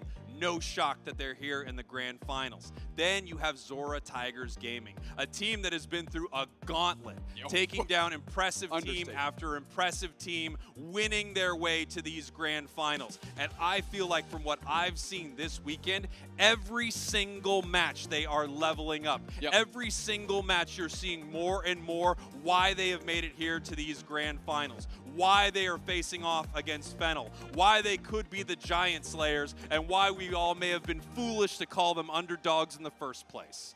We take a look. You look at their day 1, and you say, man, they might have barely made it into the top 16. But once they showed up today, they really snatched this opportunity with the second life they've gotten, and they have marched through, you said it, an absolute gauntlet of what were predicted to be the top teams at this event. And right now, they're looking across at Fennel saying, you're just the next one on the chopping block. Of course, the match we just saw before this saw Fusion. A lot of people thought Fusion, Fennel, that's happening. That's our grand finals. Fusion, the first team to qualify for Worlds. Perfect throughout their season. Perfect throughout most of their days here at the World Championships. But Zora Tigers Gaming handled them. In fact, they looked incredible against Fusion. We're seeing these wonderful fan-made signs right there. Fan-made signs right there. And I'll tell you what, that Lukaba one was pretty darn styling. There's a Spriggles sign in the crowd, all right? It's not just the, some people like the casters too. Some people. Honestly, we've been told a lot less. Some people. A lot less, we're being told. These teams are dialing in. Again, a best of 5 separates them from lifting the Grand Champion Trophy here in Honolulu. They are dialed in. Zora Tigers Gaming looking for the last and final and biggest upset of their tournament run. Fennel can't be understated. A lot of folks thought this is the best team going into this thing, and they've been playing like it. That's right. Fennel almost not dropping a single match throughout their series, not even one game until finally the last semifinals against Onic Rise. They actually showed a small sign of weakness. They can be beaten, and now Zora Tigers Gaming is going to try to prove it. I told you there was a sign. I didn't make it up, everybody.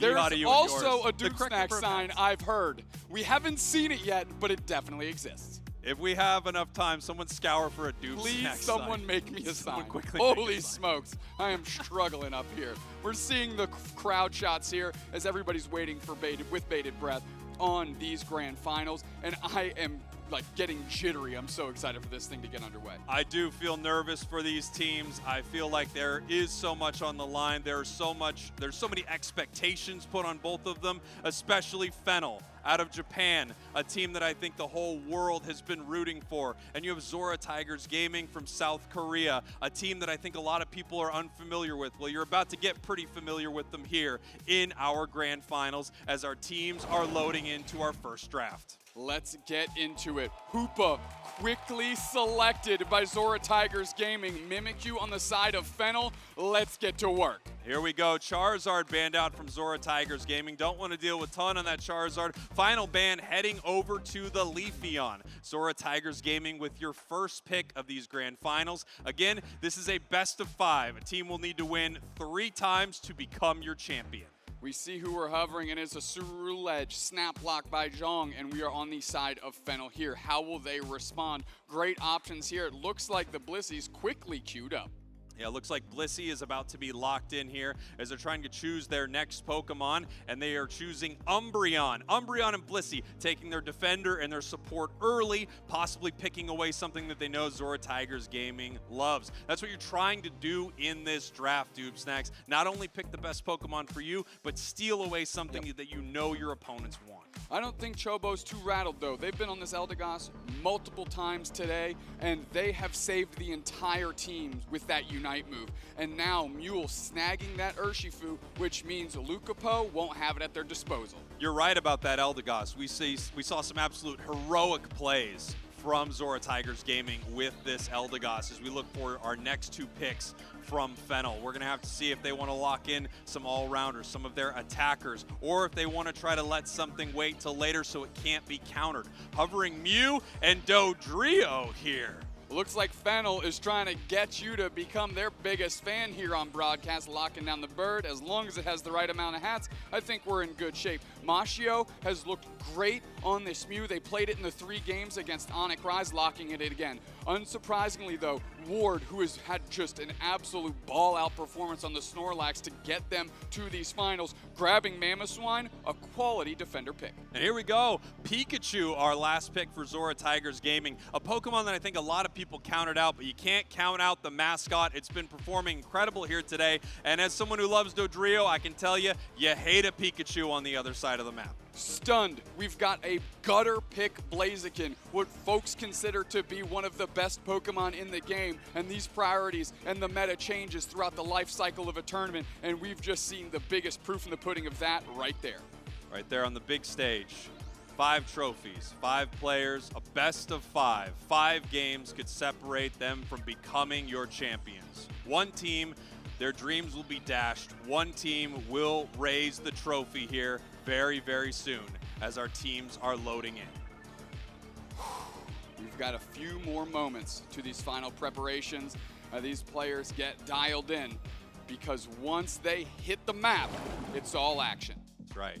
You have to imagine that the pressure is intense. This is the most pressure they've ever played under. They've been playing here all weekend, but they haven't been playing for everything. They haven't been playing for the grand finals, the championship trophy, the lion's share of a $500,000 prize pool as they're getting ready for it. And you know what?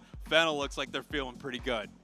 Yeah, they're dialed in. They're ready to go. I think they know that this is their tournament to lose. And Zora Tigers Gaming, on the other hand, they're playing with house money. They're ready to cash in big in Honolulu. And here we go as we get ready for it. Game number 1 is set to get underway. Zora Tigers Gaming, your purple team. Fennel, your orange team. These are the grand finals of the Pokémon UNITE World Championships. They're not letting anything up to chance here. It's all about that action. You see both central area Pokemon getting their support player to follow them around to make sure there's no invade shenanigans to kick off the grand final. That's right. Urshifu takes a little while to get online, and it can definitely be pressured. As a lot of pressure is actually move towards this bottom goal zone here. 4 members of Fennel assaulting this tier 1. Mamoswine trying to push them back right here, but they are just having a lot to deal with. Fennel has done an amazing job switching up every strategy and look that they've thrown at their opponents, keeping them on their toes, and essentially making any research may have done obsolete. Nice Electro Ball boosted auto follow-up. Mule is right there, Ton taking a ton of damage, and they're able to make it back.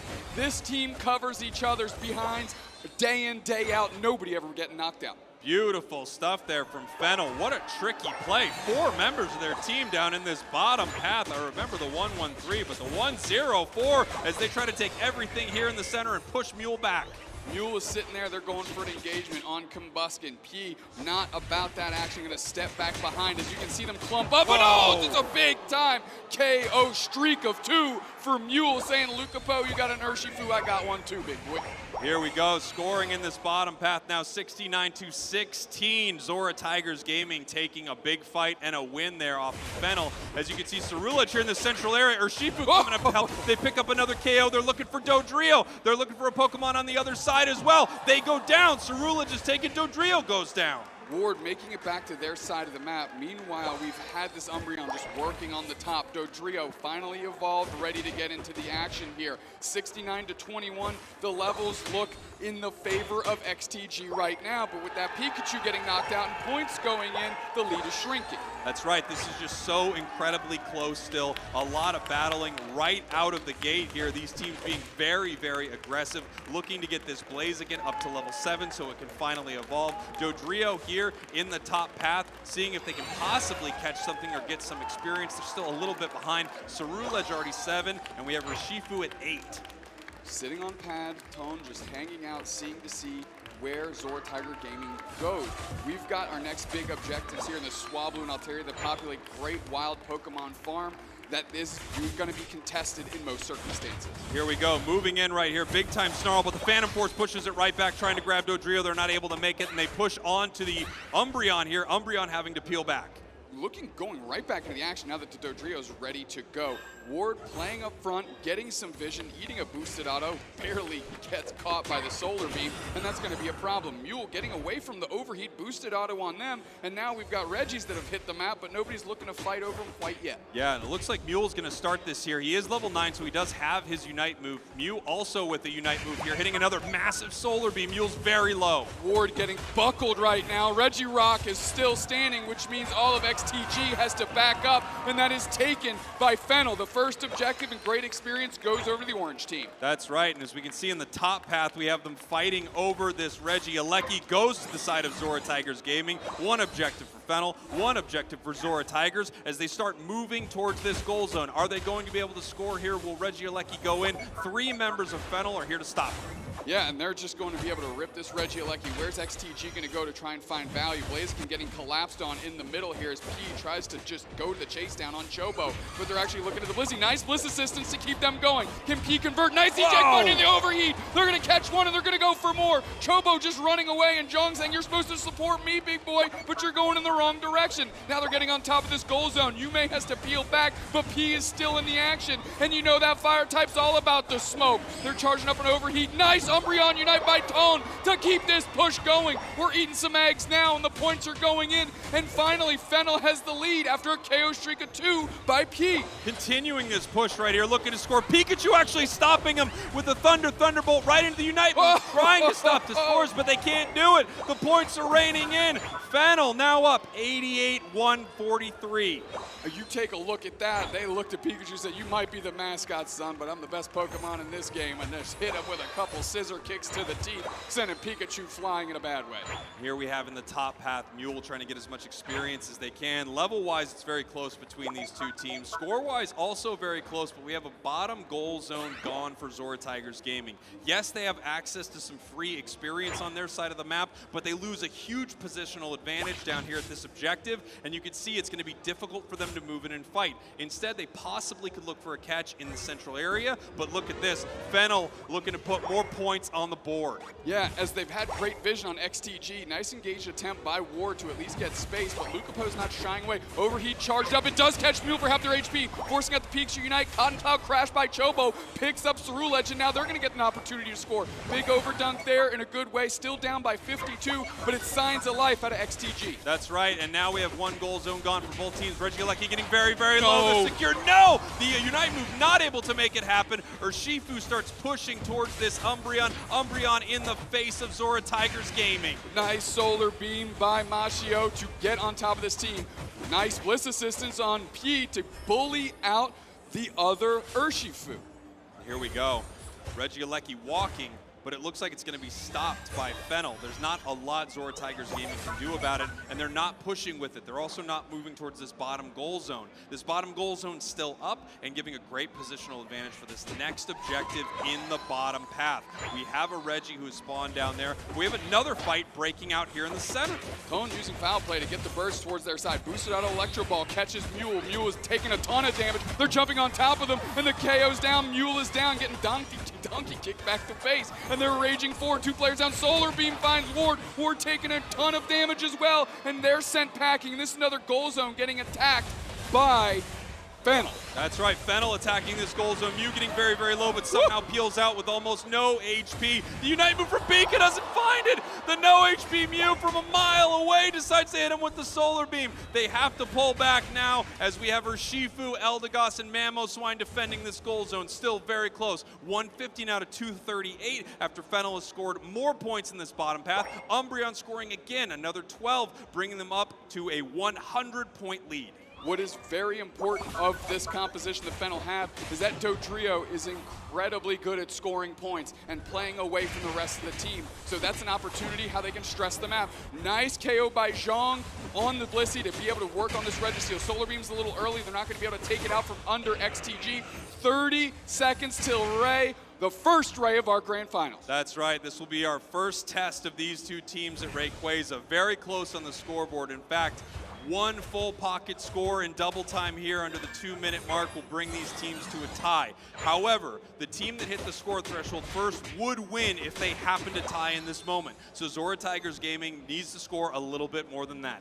10 seconds now as we have Fennel positioning around this Rayquaza. Same thing here with Zora Tigers, finding out exactly how they want to engage here. They know they're behind. They know they're going to be the team that needs to make a play. And Dodrio can run away, as you said, and score at any moment. We're going to see how Zora Tigers wants to play this. Getting aggressive, moving towards the side of Fennel right now. We have Mamoswine Pikachu, and we have Cerulege hiding in this tall grass, waiting for this fight. They don't want to make a mistake, but they do need to make a move. Fennel chipping up Rayquaza, getting it ready, or just really trying to bait their opponents into a fight. Nice big Solar Beam onto the Mamoswine. Urshifu still waiting for this fight. Blaziken pushing back and forth, and Fennel can do this all day because they are in the lead. Cerulege is coming around, looking for their moment. Pikachu with the Thunderbolt, pushed back by the Mew. Still no engagement here, Doopsnacks. Both teams playing very, very safe, and here comes Umbreon! Umbreon Unite, great double engage after the foul play. They're looking for the target. Zhang is solo Solar Beam. They pop their Unite move to save them. The shield is so low. Mashio goes back in. They're popping back forward. Nobody goes down just yet. Subin is an absolute blender here. It's finally Mule gets attacked here after they use their Unite move. Bliss assistant to the middle. They're going to keep this thing going. And finally, this Dodrio's coming alive. A KO for each head that it has. They're sitting on top of them. Big charged up overheat. And that's curtain, son. Just Ward standing, and they're trying to rush back to the middle. But I don't think Fennel cares about the big dragon. That's right. They can run and score right here. Dodrio putting some scores into this top path as points rain into the bottom goal zone. 30 seconds left on the clock as multiple members of Zora Tigers Gaming are coming off of respawn. Back from the Pokemon Center, but there's not a lot of time. There's not much they can do here. Completely zoned out, not able to push towards Rayquaza with only 15 seconds left on the clock in the score lead here. Fennel takes game number 1 in our grand finals. What a match by them. Really, from beginning to end, it felt like they had a really good pulse of what XTG was trying to do. Yeah, it felt like Fennel played incredibly right there. As you can see how hyped the crowd is for Japan, how hyped they are for these grand finals. Fennel feeling great, playing great, beautiful Rayquaza fight. And you see how good these two teams are, Doob Snacks. In these moments, you'll notice a fight going on and on and on, and no one going down. The level that these defenders and supporters play at, protecting their team, how good they are at the macro and micro in these moments, able to move in and out of combat. It's just so incredible watching these top tier players on these top teams have a Rayquaza fight. It's a thing of beauty.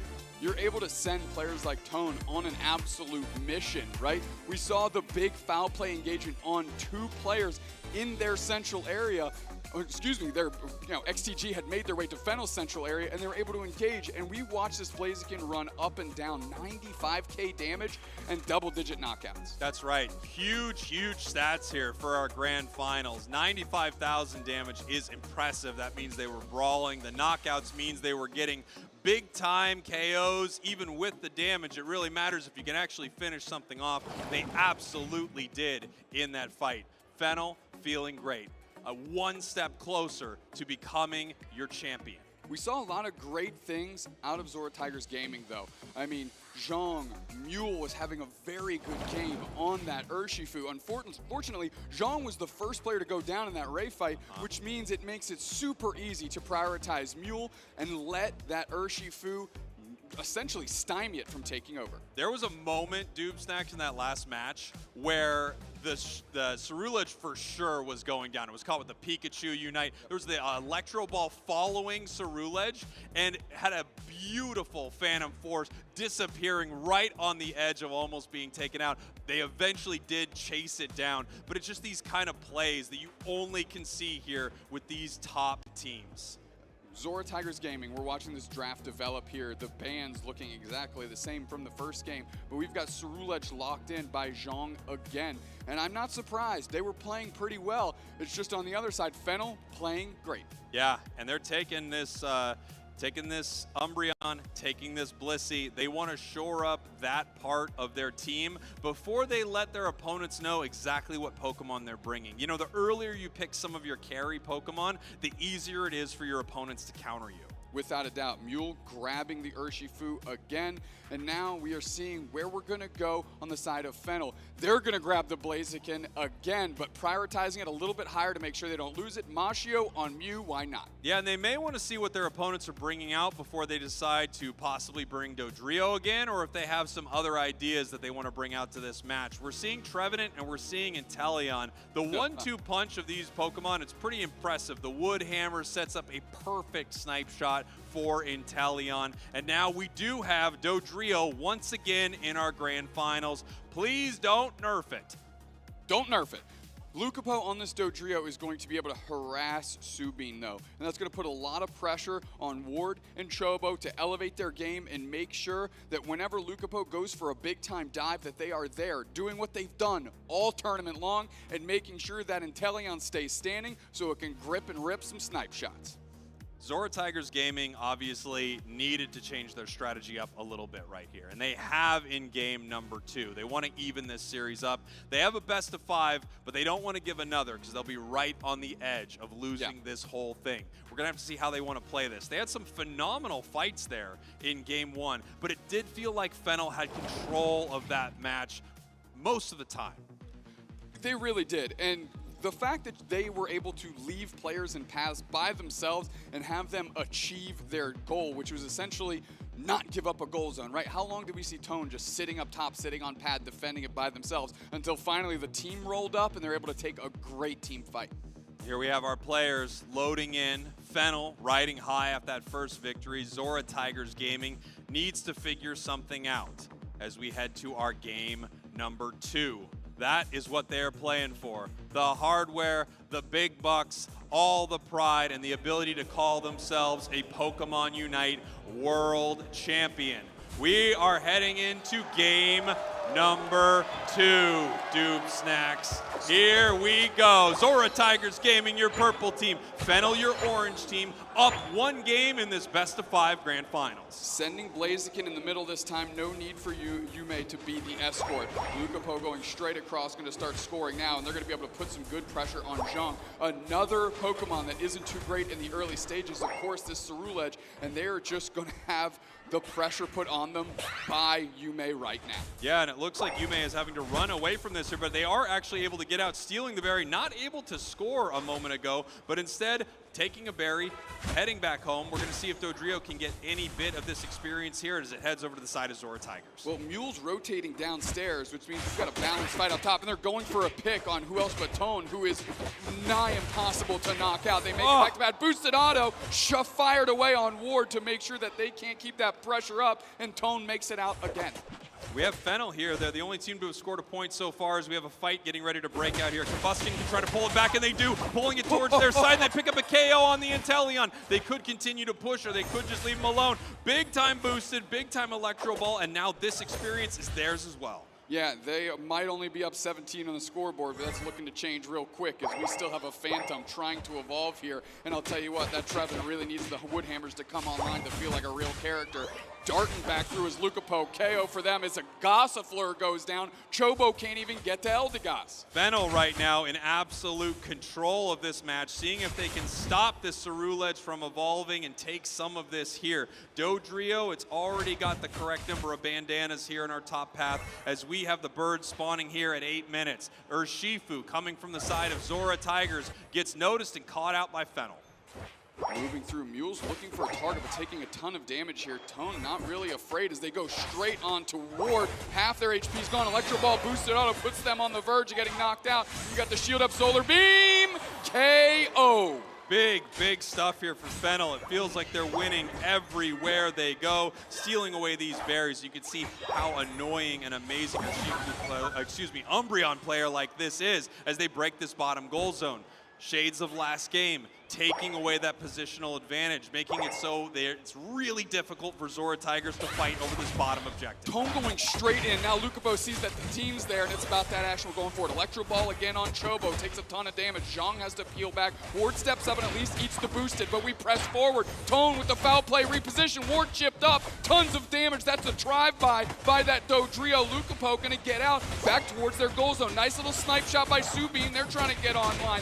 Finally, the tree is knocked out. The snipe shots are going wide, Ray Finkel, and now XTG has to look at Regieleki and hope that they can take it. That's right, they're just going to try to rip it off the map as fast as they can, get it for themselves, and they do. Snipe shot by Inteleon, able to get the secure. This is going to walk towards Fennel. They could let this in for a very, very small overcap here in the top path. They also could try to stop it and not give any score or positional advantage to their opponents, and it looks like that's what they're going to do as they're making their way down to this bottom path, possibly looking for a sneaky catch right here, not able to pull them into the overheat. Tone is fearless, seeing 4 players and going straight after their tank, saying we have nothing but action for you. Regice is getting ripped. We're going to put overheat is there, eject button in to get it. Taken by Fennel. That is clockwork, son. And now we're using the Tone Unite move. 2 players down. The pressure is crushing them into a diamond. Subin gets buckled. Fennel is on fire, funneling them the KOs. His XTG. They're going to sit on this goal pad. That's another one.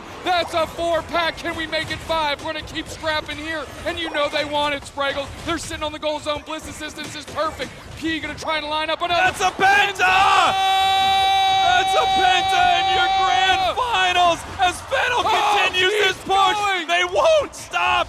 Every member of Zora Tigers trying to push them off of this goal zone, and it looks like Fennel is just trying to assert their dominance here, prove a point. They could have left a long time ago, and they're trying to leave with the trophy here today. Subin again finding some snipe shots finally. KO streak at 2 for them, good experience. Popping their Unite move, they're looking for Tone. They say, I'll take a couple myself. Lucapo snuffing out Mule, no problems. Looking like a donkey out here getting put down. Look, Zora Tigers Gaming had an incredible defense right there. They picked up a ton of KOs. They got a lot of catch-up experience, but boy, that looked good for Fennel. And a penta KO in a match like this feels pretty dang good. Scoreline as well, 93 to 220 with a tier 1 still up on the side of Zora Tigers. An absolute clinic out here. You are looking at Fennel, and they are not giving up an inch to this XTG team. Reggie Lackey getting work done. Snipe shot going wide. That's going to make it tough to pressure. Tone looking at this. Trev Unite does catch 3. Overheats charge. Another objective secured. They use the Unite move. Does the Urshifu, but they go down before they can leverage it. Snipe shot hits the Blissey Yume, but they're looking to score. Reggie Lackey is going to hit, and this is a big overdunk opportunity. Chobo and Subin are playing from a mile away, and Fennel is humming. Beautiful stuff. Huge overcap in the top path. 93-290 with 4 minutes on the clock. It's a level 13 Blaziken, and it's playing like it. I think it's going to stay here in their central area. Why not? It has control over everything else in this match. Bliss Assistance moves in. Come on. Trying to put more and more onto the plates of Zora Tigers. A double KO. They won't leave, and Zora Tiger Gaming can't do anything about it. I got that hot chicken karate. We split logs out here. That Trevenant's done for. Fennel is on another galaxy right now. They are commanding this entire map. Fennel is playing like the team a lot of people expected them to be. Getting ready for this Reggie Rock. We have multiple members of Fennel here while they're scoring in the top and bottom path right now, increasing their score lead. We have Cerulege moving in. Muse in. Nah, that's okay. I'll become invincible here for a moment as we finally have an objective that looks like it's going to go the way of Zora Tigers. And I think Fennel doesn't care because they want the action. They are up by a metric ton here. And Tone, no exception, going straight at them again. Why not? We are all over them. Solar Beam comes through. John goes down. We are looking for Chobo. Nice little Dodrio Unite to get on the backside, and they're gone. Cotton Cloud Crash is going to land. There's nobody to save because all of your friends are in the Pokemon Center. We're looking for it. We're going to go for it. Nurse Join, we got another one. We need to get them sorted out. Eject button overheat doesn't matter. We're surfing through. We don't care. We are going for it. This crown is going to be ours. Incredible stuff from Fennel. They just won't let up. The fight continues. They push forward and pick up more KOs. Blissey decides to get in the action. I'll take a KO as well. I feel like everyone's getting them out here, right? Fennel dominating this game. 30 seconds until Rayquaza. It's not over, but they are stomping on Zora Tigers Gaming in their central area. Pushing back right now, seeing if there's anything they can do. Almost eating a massive overheat from the tall grass. 20 seconds until Rayquaza, and these teams are getting ready for it, DreamMax. They are biding their time. If you're Fennel, you're like, okay, maybe we'll farm up, maybe we'll hang out. Let's just talk about what we're going to do. Oh, go straight to XTG and get this Dubsky? Of course, that's exactly where we're going. Here we go. 5 seconds until Rayquaza. That is a level 15 Blaziken on this side of Fennel. Not surprising here. I think it has 15 plus KOs as we have members of Zora Tigers Gaming looking to see if they can find Fennel. Fennel has been so aggressive, but right here, they can kind of relax for a bit. They're up so much on the scoreboard. Zora Tigers Gaming just needs to come in, and then they can catch that Tiger in the trap and take game number 2. It's hard because Tone is still running at them. They've got a great idea of where all XTG is. Nice Solar Beam. Ward is at half HP already, which means they can't lead an engagement here. Snipe Shot hasn't found a mark yet. Two Beams moving around. Let's see if they can actually get. Cerulege with the back cap 88, but that's not going to make a big dent in this just yet. Not yet. They're looking for a possible fight here. Fennel is. Obviously, Zora Tigers Gaming needs to make a play. They decided to score here, which is good, but they need to take a big fight. The problem is on the other side is Fennel that's been absolutely handling them all game, and here comes the overheat. Edge goes right to the downside. We're fighting in the middle. Umbreon Unite pop to get the shields, and we're going forward. Mule is down instantly. We're Cotton Cloud crashing, not going to save anyone, but at least Luca Poco's down. Mashio looking for an opportunity. They dart over the wall. Ward is like, where is my team? What just happened? I don't know if you forgot about this, but we need this Ray. Ward with a Horn Leech, but they're so low. They're going to be easy to be sorted out by the level 15 Blaziken here. Meanwhile, we have Chobo just A-pressing the Rayquaza. It's below half. We're moving to the middle. There's one player down, and it's the Snipe Shot and Teleon for a chance. They get buckled. 10, Jack, Queen, King. That's an ace, and Fennel is looking to take game 2. Fennel takes game 2 in commanding fashion. Urshifu hanging out at the home base. There's nothing they can do in this moment. We had multiple members of Fennel go down, and they said, yeah, an eye for an eye. We'll take the eye of the tiger here and take the whole team. Fennel up 2 games in your grand finals, and I don't know if anyone can beat this team. We are looking here, and this seems like deja vu if you've been watching UCS Worlds Finals. These teams that have made the finals, that have looked to be the favorites, have dominated. Year 1, 3 straight games. Year 2, 3 straight games. Year 3, when it's you and me, it's game 3. We'll see if that happens here. That's what we're looking to find out right now. Zora Tigers Gaming have their backs against the ropes. They need to win 3 in a row against one of the best teams in the world. A team that's looking to prove that Japan is the best region in the world and looking to prove that Fennel is the greatest to ever do it. It is amazing how when we run to our grand finals here at DreamMax, there is just 16 KOs. I was kind of right. 15 plus, baby. That is wild. 107,000 damage. And I'll tell you what, when he heard the crowd pop off when they were sieging that goal zone and they saw that KO streak of 4 kick up, and then they saw the KO streak of 5, that big penta, the crowd became electric, and that just fuels what you're doing, and they just again hit yet another gears. I don't know how many gears are in a car, but I know how many gears are in Fennel, and it's literally infinite. I've heard that there are thousands of gears in a car, but you're right. Fennel has them beat by a mile. That's kind of a car And that's a reference. car thing. We nailed it. Good. Hey, we're bringing it home, too. As we get ready here for game number 3, Fennel looking to bring home that trophy here in Hawaii. Japan has been a region that has always been amazing, always competitive, but they've never been at this level, and they've never been competing in a grand finals. The same can be said for South Korea and Zora Tigers Gaming.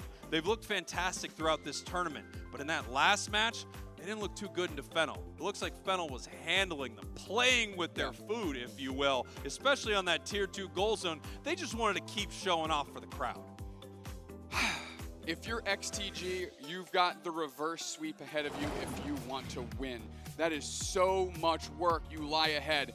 Take it 10 minutes at a time. The next 10 minutes is the most important of your tournament, and Fennel only wants to play 10 more minutes of Unite today. That's right. Zora Tigers Gaming has to win this thing bit by bit, the same way that you eat a Buick, just a little bit at a time, just bit by bit. Brought a car thing back. Pretty good, right? As we look at our bands here, Charizard, Cerulege, Mimikyu, and Leafeon first pick to Zora Tigers, and they are taking away this Umbreon. Yeah, I mean, Tone's been insane on it, but that does unlock the Hoopa. We'll see if Fennel truly cares about it. They've been operating incredibly well without it so far. Is that the well they're going to dip into now that it's their opportunity? Take a look at this here. Blaziken, I mean, are you shocked after that performance last game? There's no way they want their opponents to have this Pokemon. We may be looking at the best Blaziken player in the world right now.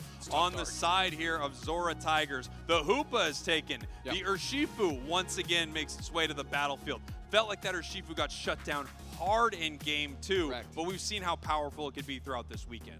Yeah, I mean, the focus, the prio of attacking Zora Tigers game that Fennel has put into practice was meticulous, right? In the first game, it was Zhong, then Mule. In the second game, it was Mule, then Zhong. Depending on how they're going with these engagements, switched up what they're doing, and Fennel was always on the same page. Now, we have Tone on this Mamoswine, Mashio, Mew, match made in heaven. Here we go. We've got the Mamo. We've got the Mew. On the other side, Gyarados possibly coming out. We saw this earlier in the day from Zora Tigers, and it looked pretty amazing. Once again, they're bringing the Inteleon. If those snipe shots land true, it will be amazing for them. And Lucapo says, I don't see any reason I'm not bringing the bird back here for game number 3. I'm looking to win this whole thing, and I've been feeling pretty good on it. Well, there's another thing Fennel needs to consider. If they're going to win right now, these are going to be their Pokemon that they're going to be stapled to as the one they won the World Championships with. Now, Lucapo loves Dodrio 3 times in a row. They're trying to make you their biggest fan. Is it working? Absolutely. Not enough people are playing Dodrio. It's an epidemic out there. I didn't want to take a moment in the grand finals to talk about it, but we need your support. When you log on to Pokemon Unite, play Dodrio. It's important. It's a 3-headed bird with the perfect amount of hats, and not enough of you are doing it. Also, actually, you know what? Don't play it. They're going to nerf it again. Don't nerf it again! We are moments away from game 3. 10 minutes separate Zora Tigers Gaming from being eliminated and Fennel from being your world champions. It's going to be pretty hard to dig themselves out of this hole. Not impossible. And we've seen Zora Tigers Gaming have amazing sets. But Fennel is flying high right now, and they are looking to swoop down and snatch those trophies right out of the hands of Zora Tigers Gaming. That last match was a clinic. It was a whole hospital. It was just about every medical unit you could imagine. I mean, it was insane what they did to Zora Tigers Gaming in Game 2. We're going to have to see if they can bring that to game number 3 and just close this out right now. We're queuing in. We're locking in. Fennel's locking in. Zora Tigers Gaming better lock in because they are about to be eliminated. And really, Fennel looks unstoppable going into this third game. For Zora Tigers Gaming, this is your moment. This is when the Eye of the Tiger could start playing for you and you start fighting back. I don't know if you heard the bell yet, Zora Tigers Gaming, but it's time to turn this thing on and start fighting. Fennel seems to have your number, but you want to prove everyone wrong. You want to prove that you're not the underdogs. You're going to need to do it here in game number 3. We're looking them load in. They've got the Pokemon they want to take to battle. Thea Sky Ruins is about to be populated by 10 players, 10 trainers, and 10 minutes left to get this thing done. Fennel feeling great right now. Just this moment waiting for this match here. They have to be feeling pretty confident. You don't want to be overconfident, but you know what? I don't think that would hurt them too much. They've just been playing so incredibly well. Only one team throughout this entire weekend has even taken a single game off of them. That is how good they are. And that is what they want their World Championship run to look like. An almost flawless march to the Grand Finals. It needs to be a little less flawless if you're Zora Tigers Gaming. They are getting ready to jump into the action, which we were in. We are in the action here of game number 3 of our Grand Finals here. Fennel, your orange team, Zora Tigers Gaming, your purple team. And you know what, I'm not gonna lie to you, Dupes. Next, looks like we're having a little bit of a problem here. This might even be worse for Zora Tigers Gaming. Yeah, this is pretty choppy, but we're going for the scores. We're gonna stack them up. We're gonna do our best out here. Ward gonna peel back, of course, grabbing that Umbreon out from Tone, worth that first pick. We're about to find out. Mule heading up to the top path here with the Rapid Strike Urshifu, seeing what they can make happen as they move up here. Dodrio already online. The Mammo Swine goes down as they push for this fight. Magikarp not online yet, but it's getting very, very close, especially if they can pick up a KO or an assist. Still just this little Torchic. Ward able to foul play back all of the Swablu and Altaria. An Electro Ball comes through and tries to pick it up. Mashio getting a little bit, but not as much as they'd like, as Subin is knocking on the door of Inteleon.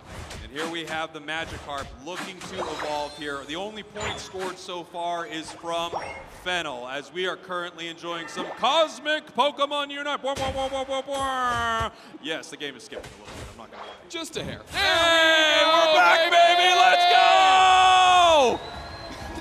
We see Yume going up. P gonna peel back as Combustion, the ugliest Pokemon in the game. As they're working through this, indeed, we're going for 1v1 Subin. Yume running away here. Ward not really willing to chase, and Yume not ready to give up on this experience. We have Dodrio moving towards the center here. Shifu pushing in, looking for a fight, not able to make much happen. The hyperspace hold there, but Umbreon not able to make it back through it. Huge Solar Beam takes the KO, and Mammo Swine pushing forward, looking to grab with the Ice Fang. Not able to make it happen, but Urshifu needs to run away once again, and it feels like this Urshifu is always running away from these fights because Fennel is dominating them. Yeah, the Piloswine has those little tusks, like T-Rex arms, can't quite reach as far until it hits Mamoswine, but Tone is ready to go and ready to go to work. The portal is down. Mule doesn't even, I was gonna say, Mule waits for it, takes it back. Are they coming back through? Yes, we're gonna go for this engagement here. Mule gets picked up, put down by the Ice Fang, and now Luca Poe's there to do a ton of damage. Mule getting chopped up, taken down quickly. The portal is way too late, and they blink out of existence with full HP, roar right back through. His Gyarados is online. And Here we go, Dodrio looking to make something happen here in this top path. Ton looking to start it here with the Ice Fang. Gets the secure on the wild Pokemon, but not able to grab anyone from Zora Tigers Gaming just yet. They decide to break this goal zone. This is a play they've been making over and over again. Get rid of this tier 1 in the bottom path. They don't get as much experience as they would in the top path, and they take away all their positional advantage down there. Regieleki getting ready to head over to the side of Zora Tigers, and it does. On the bottom path, we have Fennel ripping apart this Registeel. We're going to be able to get it. Blaziken's got the rip, it's got the secure, and it's got the steal right now. 15 to 107. Ton in a little bit of trouble right here, getting caught out, and they go down.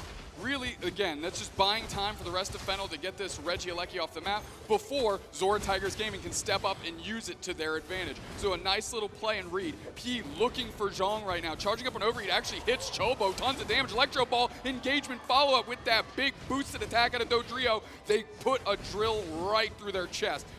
Darting back, overheat charge up, nobody home.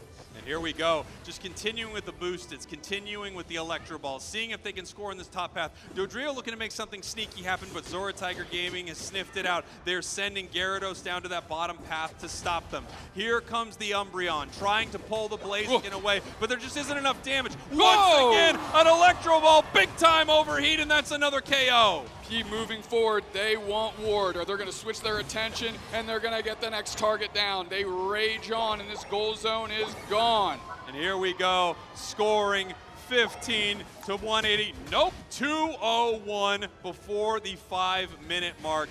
Huge lead here for Fennel. Fennel is just playing so incredibly well. Like champions have in the past, they are coming to our grand finals, and they are proving it with dominant performances. Zora Tigers Gaming needs to step it up. They need to find their moments. Could this be the start for them? Well, it has to be. They are so far behind, and if they don't win this game, it's all over. Fennel becomes your champions. P getting immediately collapsed on. This is a great KO for them, actually forcing out the Inteleon Unite move, and they are going to able to get that knockout on P. At least that's good experience. That's where it starts. Where do we go from here, Spraggles? That's the question for Zora Tigers Gaming, right? How are they going to be able to come back? They have Unite moves. They can get a massive catch. If they're able to grab Dodrio, as they've grabbed Blaziken right here, they can come back in this game experience-wise. Score-wise, it's going to be a long time before they're able to climb that mountain, but they're looking to make it happen. A reset coming through this hyperspace hole as Regieleki is walking towards this top path. Members of Zora Tigers are now going to have to decide if they want to fight here or if they want to find other opportunities. The map is littered with experience. There are wild Pokemon everywhere. They can get back in this game experience-wise and get ready for a fight near the end of the match if they just take some of it. But there's another objective on the map, and there's a Blaziken that just seems to do whatever it wants on the side of Fennel. Lucapo easily getting out of the trap that was sprung on them as Tone is living in the central area of Zora Tigers Gaming. Poor Mule can't take any of their air quotes safe farm because Tone is living in their house. Here we go, Regirock going down to the side of Zora Tigers. They actually have a little wind in their sails right now. The match is slowly turning in their direction, looking for another KO. It's on a support, but they'll take it. They'll take anything they can get. Big time overheat. Gyarados uses the bounce to peel out of this fight. As Mamoswine looks to move in, Umbreon in a lot of trouble, gets shut down. I mean, that was a forced out Umbreon Unite a little late. They're gonna have to work to get that back. And we're using the Unite move on the Urshifu Mules going in. They don't get a KO for it. We're going rings unbound. They just want to take a fight. They need a confidence booster from somewhere. We're surfing through his Machio. Subin finds a target on the Dodrio. Now there's 3 players down in a heartbeat for Zora Tigers Gaming. They picked this fight, but they weren't ready for the bang action that Fennel's ready to bring. KO Shrika 2 for P. They're keeping this pressure on. KO Shrika 3, and I don't see this number going much higher unless Zora Tigers Gaming is willing to play ball. And here they go. Blaziken just not stopping here, looking to make a statement. They're continuing the fight, but a massive catch there for Zora Tigers. That is a level 14 Blaziken. The experience that just went over to the other side can help even up this match. They know they're behind on points by a lot, but they can get close on levels and they can win a big fight. They could come back in this game, and catches like that could make it happen. It could be the overconfidence of Fennel that lets Zora Tigers Gaming take game number 3. Regieleki walking right now as Zora Tigers is going to need to decide When do they make their stand? Because DreamMax, this could be their final stand. This could be their final match of this series. This could be the final Rayquaza where Fennel takes the whole thing and proves to the world that they are the best. We're looking now at how Zora Tigers wants to play it, because Fennel can do whatever they want. They're going for the and rip on the way right Rayquaza! now. They're going straight forward. The stun in the middle. Who's going to go for the secure? Ray Solo. Who's going to get it? It's going to be taken by Fennel. It's going to be taken by Fennel. Mashio gets it done. I'll tell you what. Fennel has only been in Honolulu for a couple days, but Hawaii has a new alei. Bow down to your Chiefs of Unite. Fennel! The points continue to rain in. The Rayquaza is taken. A flawless game number 1. An even better game 2. And in game 3 here of your grand finals, Fennel now just gets to do what they do best in KO members of Zora Tigers Gaming. The undefeated, the unbeatable, the unstoppable. And I know we've got 1 minute and 10 seconds left, but I gotta be honest with you, everybody. It's over already. You're looking at your grand finals world champions. Fennel from Japan has taken this whole thing, and it looks like the enemy home goal zone is theirs as well. From the first minute to the last minute, besides Onic Rise taking one 10-minute stretch out from under them, they have been perfect. They have been meticulous. They are now your world champions, and there is absolutely no doubt who the #1 team in Pokemon Unite is right now. The clock counting down here before they can celebrate. They don't want to set their controllers down. They don't want to set their device down. They want to savor this moment, because in 20 seconds, they get to come to the full realization of what we in this arena have already found out. Fennel is the best to do it this year in Pokemon Unite. Japan is the best region in Pokemon Unite. As we are counting it down, the last 5 seconds here before we can crown our champions. Fennel!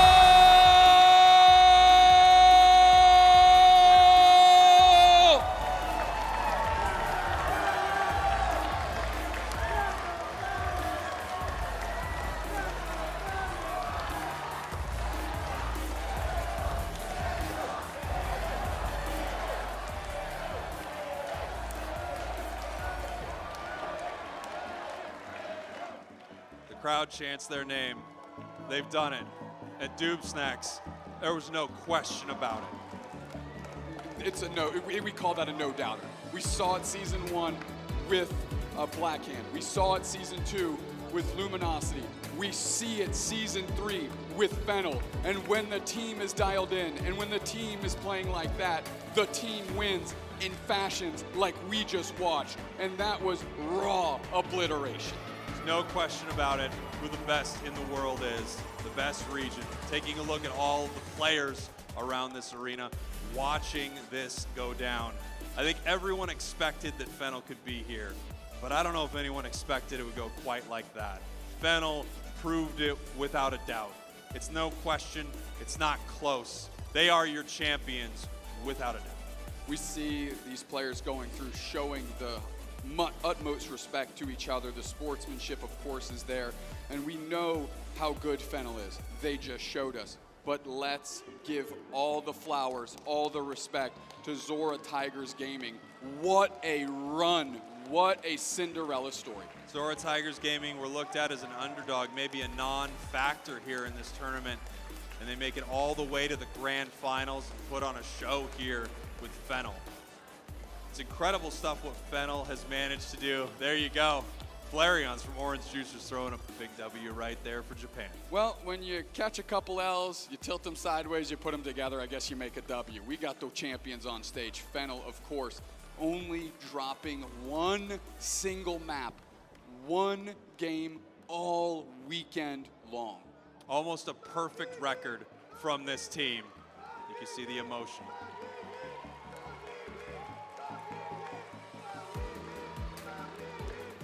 It's been a long road for Japan. They've never made it to the mountaintop. And here they are, the best in the world, the best region in the world with the best players. Can anyone stop this team? this is going to be looked at as one of the greatest teams to have ever played the game. In one of the most competitive years the game has seen, they sit supreme. And wow, what a statement. Not gonna lie to you, I want to cry a little bit. I've seen all the emotions. I'm getting overwhelmed here, DreamMax. I mean, we have the Japanese casting desk right next to us, and the emotion that we've seen just when they made it to the grand finals from their casters, the excitement and passion they have not only for this game, but of course for their home region, and for them to deliver the big time win that I know Japan knew they were capable of achieving. It's got to be an absolute breathtaking moment for them. And in a moment here, they will get to hoist these trophies high above their heads and declare themselves the champion. It's the third time we've seen it here in Pokemon Unite. It's the third time it's been done in dramatic fashion. It's the third time it's not ended with a period, but an exclamation point, saying that they are the best in the world. Finally, Japan has made it. Finally, they have done it, and now they get to enjoy being the best. I'm taking a deep breath here, and I'd drink it all in too. I wouldn't be busy and bustling around to try and get off that stage. Drink in every single moment, and I'll tell you what, I'm just beyond fortunate to have been here with you to watch this phenomenal crowning achievement for Fennel and the region of Japan. Right back at you, my friend. This has been absolutely amazing to see. We knew how good this team was, but man, did they show it here today. Wow. I might be just staring at the score screen at this point. Yeah, I mean, it's nice to see that victory screen there, right? Let's take a look at some of the big moments here from our grand finals here at the World Championships. And a lot of these are just going to look like a highlight reel for Fennel. Yeah, I mean, again, statement plays here. We're already watching game 2, and this was that crazy penta push that they were able to get done. And the crowd, I mean, they came alive, right? The crowd was building momentum in game 1. Once we saw that penta in game 2, you could tell the tides and the fandom had shifted. All of the momentum was behind Fennel, and that carried them blistering past the finish line. What an incredible series. What an incredible 3 games. To have 3 games to be your Grand Finals World Championship games go like that. I mean, especially this game 2, unbelievable. And you can see how hyped the crowd was throughout the entirety of it. I tell you, DreamMax, these Unite crowds are absolutely insane. They have the backs of the teams that they support. And what's great about Unite is they have each other's backs as well. Once the team is eliminated, you just kind of filter to a new squad and you back them up all the way through the finish line. We're taking a look at our completed Day 2 bracket. And again, you got to look at that grand finals. Fennel 3-0 to become champions. That's right. When you look at this bracket, there were so many amazing teams that made it to this top 16. But the real story is Fennel 2-0.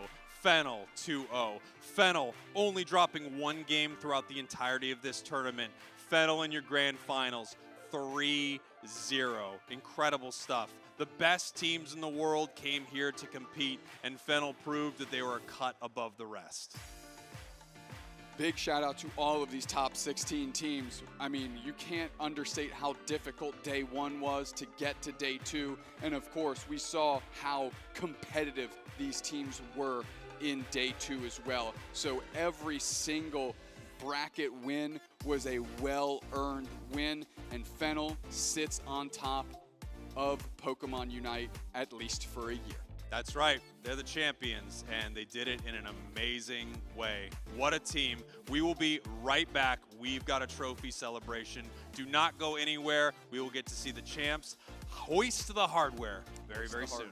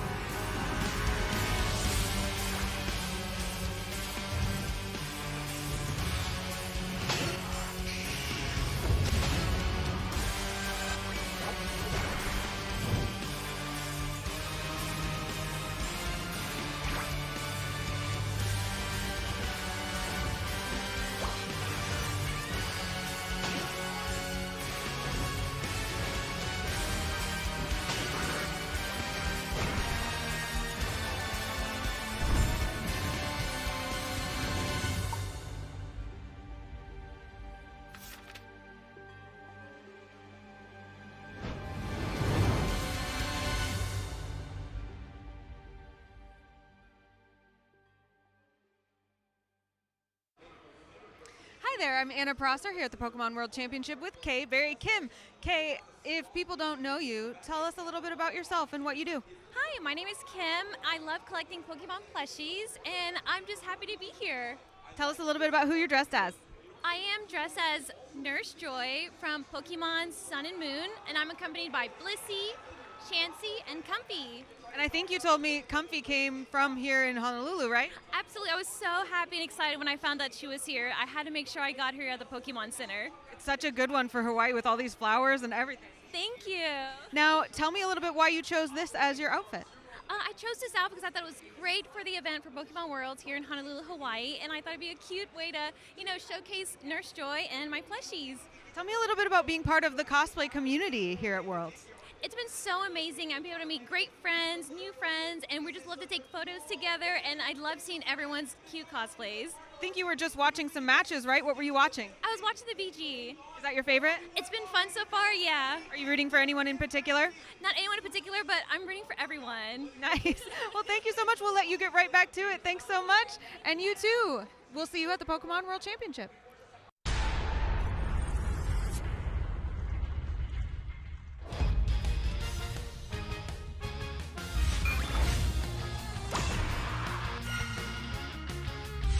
In the speedy new type of Unite battle, the first team to score 500 points wins. Remote Stadium returns with new upgrades. Wild Pokemon, berries, and even scoring area have all been updated to keep things fresh. Plus, make use of new AOS technology to spice up matches in fun and unpredictable ways. Employ unique strategies in every stage of battle. This new mode is officially launching next spring. Stay tuned for more info. Pokémon Unite!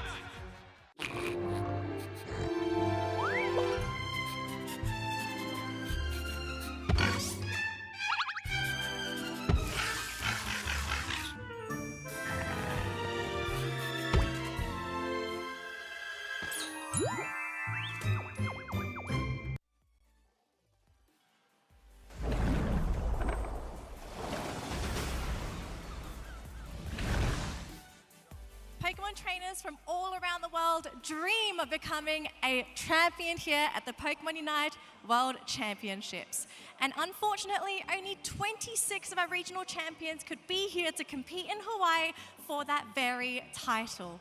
And of course, after 2 fantastic play days here at the World Championships, we are now ready to crown our champion.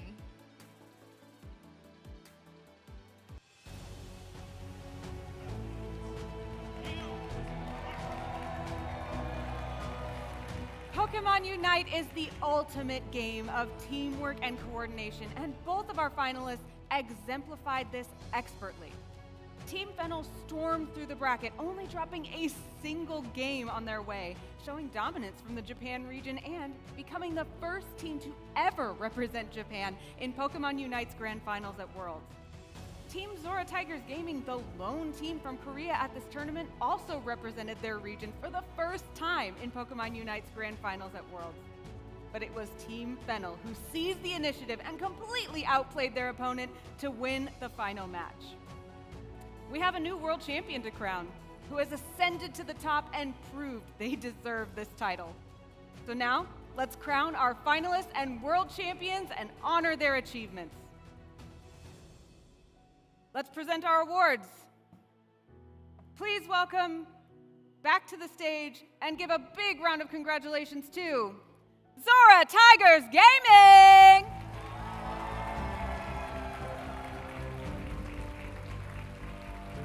Let's hear it for your players. Ward, Mule, Subin, Jung, and Chobo!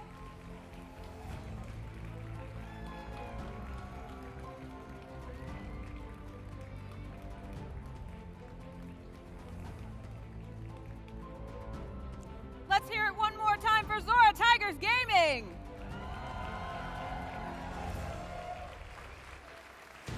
And now, the team who won the day. Let's hear a big round of applause to our 2024 Pokemon Unite World Champions, Fennel!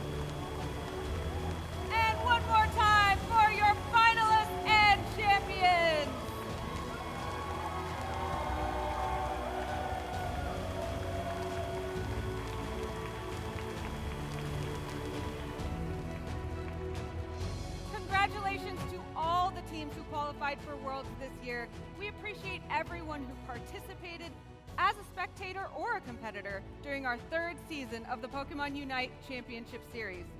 We are not done with Worlds 2024 though. Tomorrow is Championship Sunday for all our other Pokemon titles, and closing ceremonies will wrap things up at the end of the show. But to wrap up the end of the show today, let's head back to our lounge. Casters, back to you.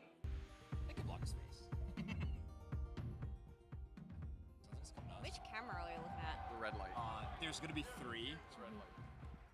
Here we are in the Analyst Lounge to wrap up what has been an incredible weekend of Pokemon Unite and an incredible season, the 3rd season of Unite, and man, they really brought it all out here today. I want to hear some final thoughts from all of you about this weekend and, of course, this incredible season. Danielle, why don't you start us off? I think firstly, I am so proud of all my teams from the Asia region. I have been such a big supporter for you guys. You did amazingly this year, even though some of my teams, they didn't maybe finish as high as they wanted to. Be proud. You made it to Worlds, and I hope I see you again next year. Snacks! Well, the benchmark has been set, that's for sure. That is for certain. Holy smokes, if there's ever a champion that deserved it, it's Fennel. They completely dominated this entire tournament. So hats off to them. 3 hats if you've got them, as we see them there hoisting up their trophies. On behalf of myself, peace, love, and hugs. Hannah Olive, I love you. Thanks for coming with me to Hawaii. And Unite whips. It's so friggin' sweet. I can't wait for next year, and hopefully they'll have us back. Amazing. Unite whips. Callo! I have got to give it up to the crowd. The energy they were bringing was absolutely electrifying. Cheering for Fennel. I know, seeing you guys pop off, it was such an intense moment. I loved every moment of this weekend. We literally had everything in this tournament. We had underdogs through a top 16 that was unbelievable already. A dominant squad. I mean, it's not a Unite World Championships without a 3-0 Grand Finals. I think we're sticking to tradition, but I mean, if it's to a team like Fennel, I think we all give it the credit it deserves, because what a dominant team. I think I am the first one to say it, maybe not the first one, but I think we all want to see this roster of 5 playing again next year, because I want to see them continue this competition. My voice is completely gone. Hey, let's go, Chef. I may or may not have been screaming throughout the entire weekend, but this was such an emotional win for so many people out there. I was watching the Japanese casters. They were screaming and crying, and the crowd was crying, and the Japanese staff was crying. It was just like such a big win for them after we got to see them get so close in their, home kind of turf last year. So huge congratulations to them. It felt like one of the most emotional victories I've ever seen at one of these. Just a beautiful moment and the most competitive year we've ever had. Without a doubt, I can't wait to see what's going to happen next year. That's right. It has just been so amazing from the start of this season all the way until now. Seeing all these teams from all over the world come here and compete. It's been incredible. Fennel looked insane, and they proved it that they are the world champions here. Japan gets to hoist the trophy. They are the best region in the world. I have to say a thank you to all the competitors. Thank you to everyone who works on this show. Thank you to all of you for watching. Thank you for listening. This exists because you support it. This is incredible, and it's a privilege that I get to be here for it. Thank you all. This has been the 3rd season of the Pokemon Unite Championship Series. Those were your grand finals. Goodbye, everybody. A final yeehaw to you and yours. We did it. We did it! Let's go!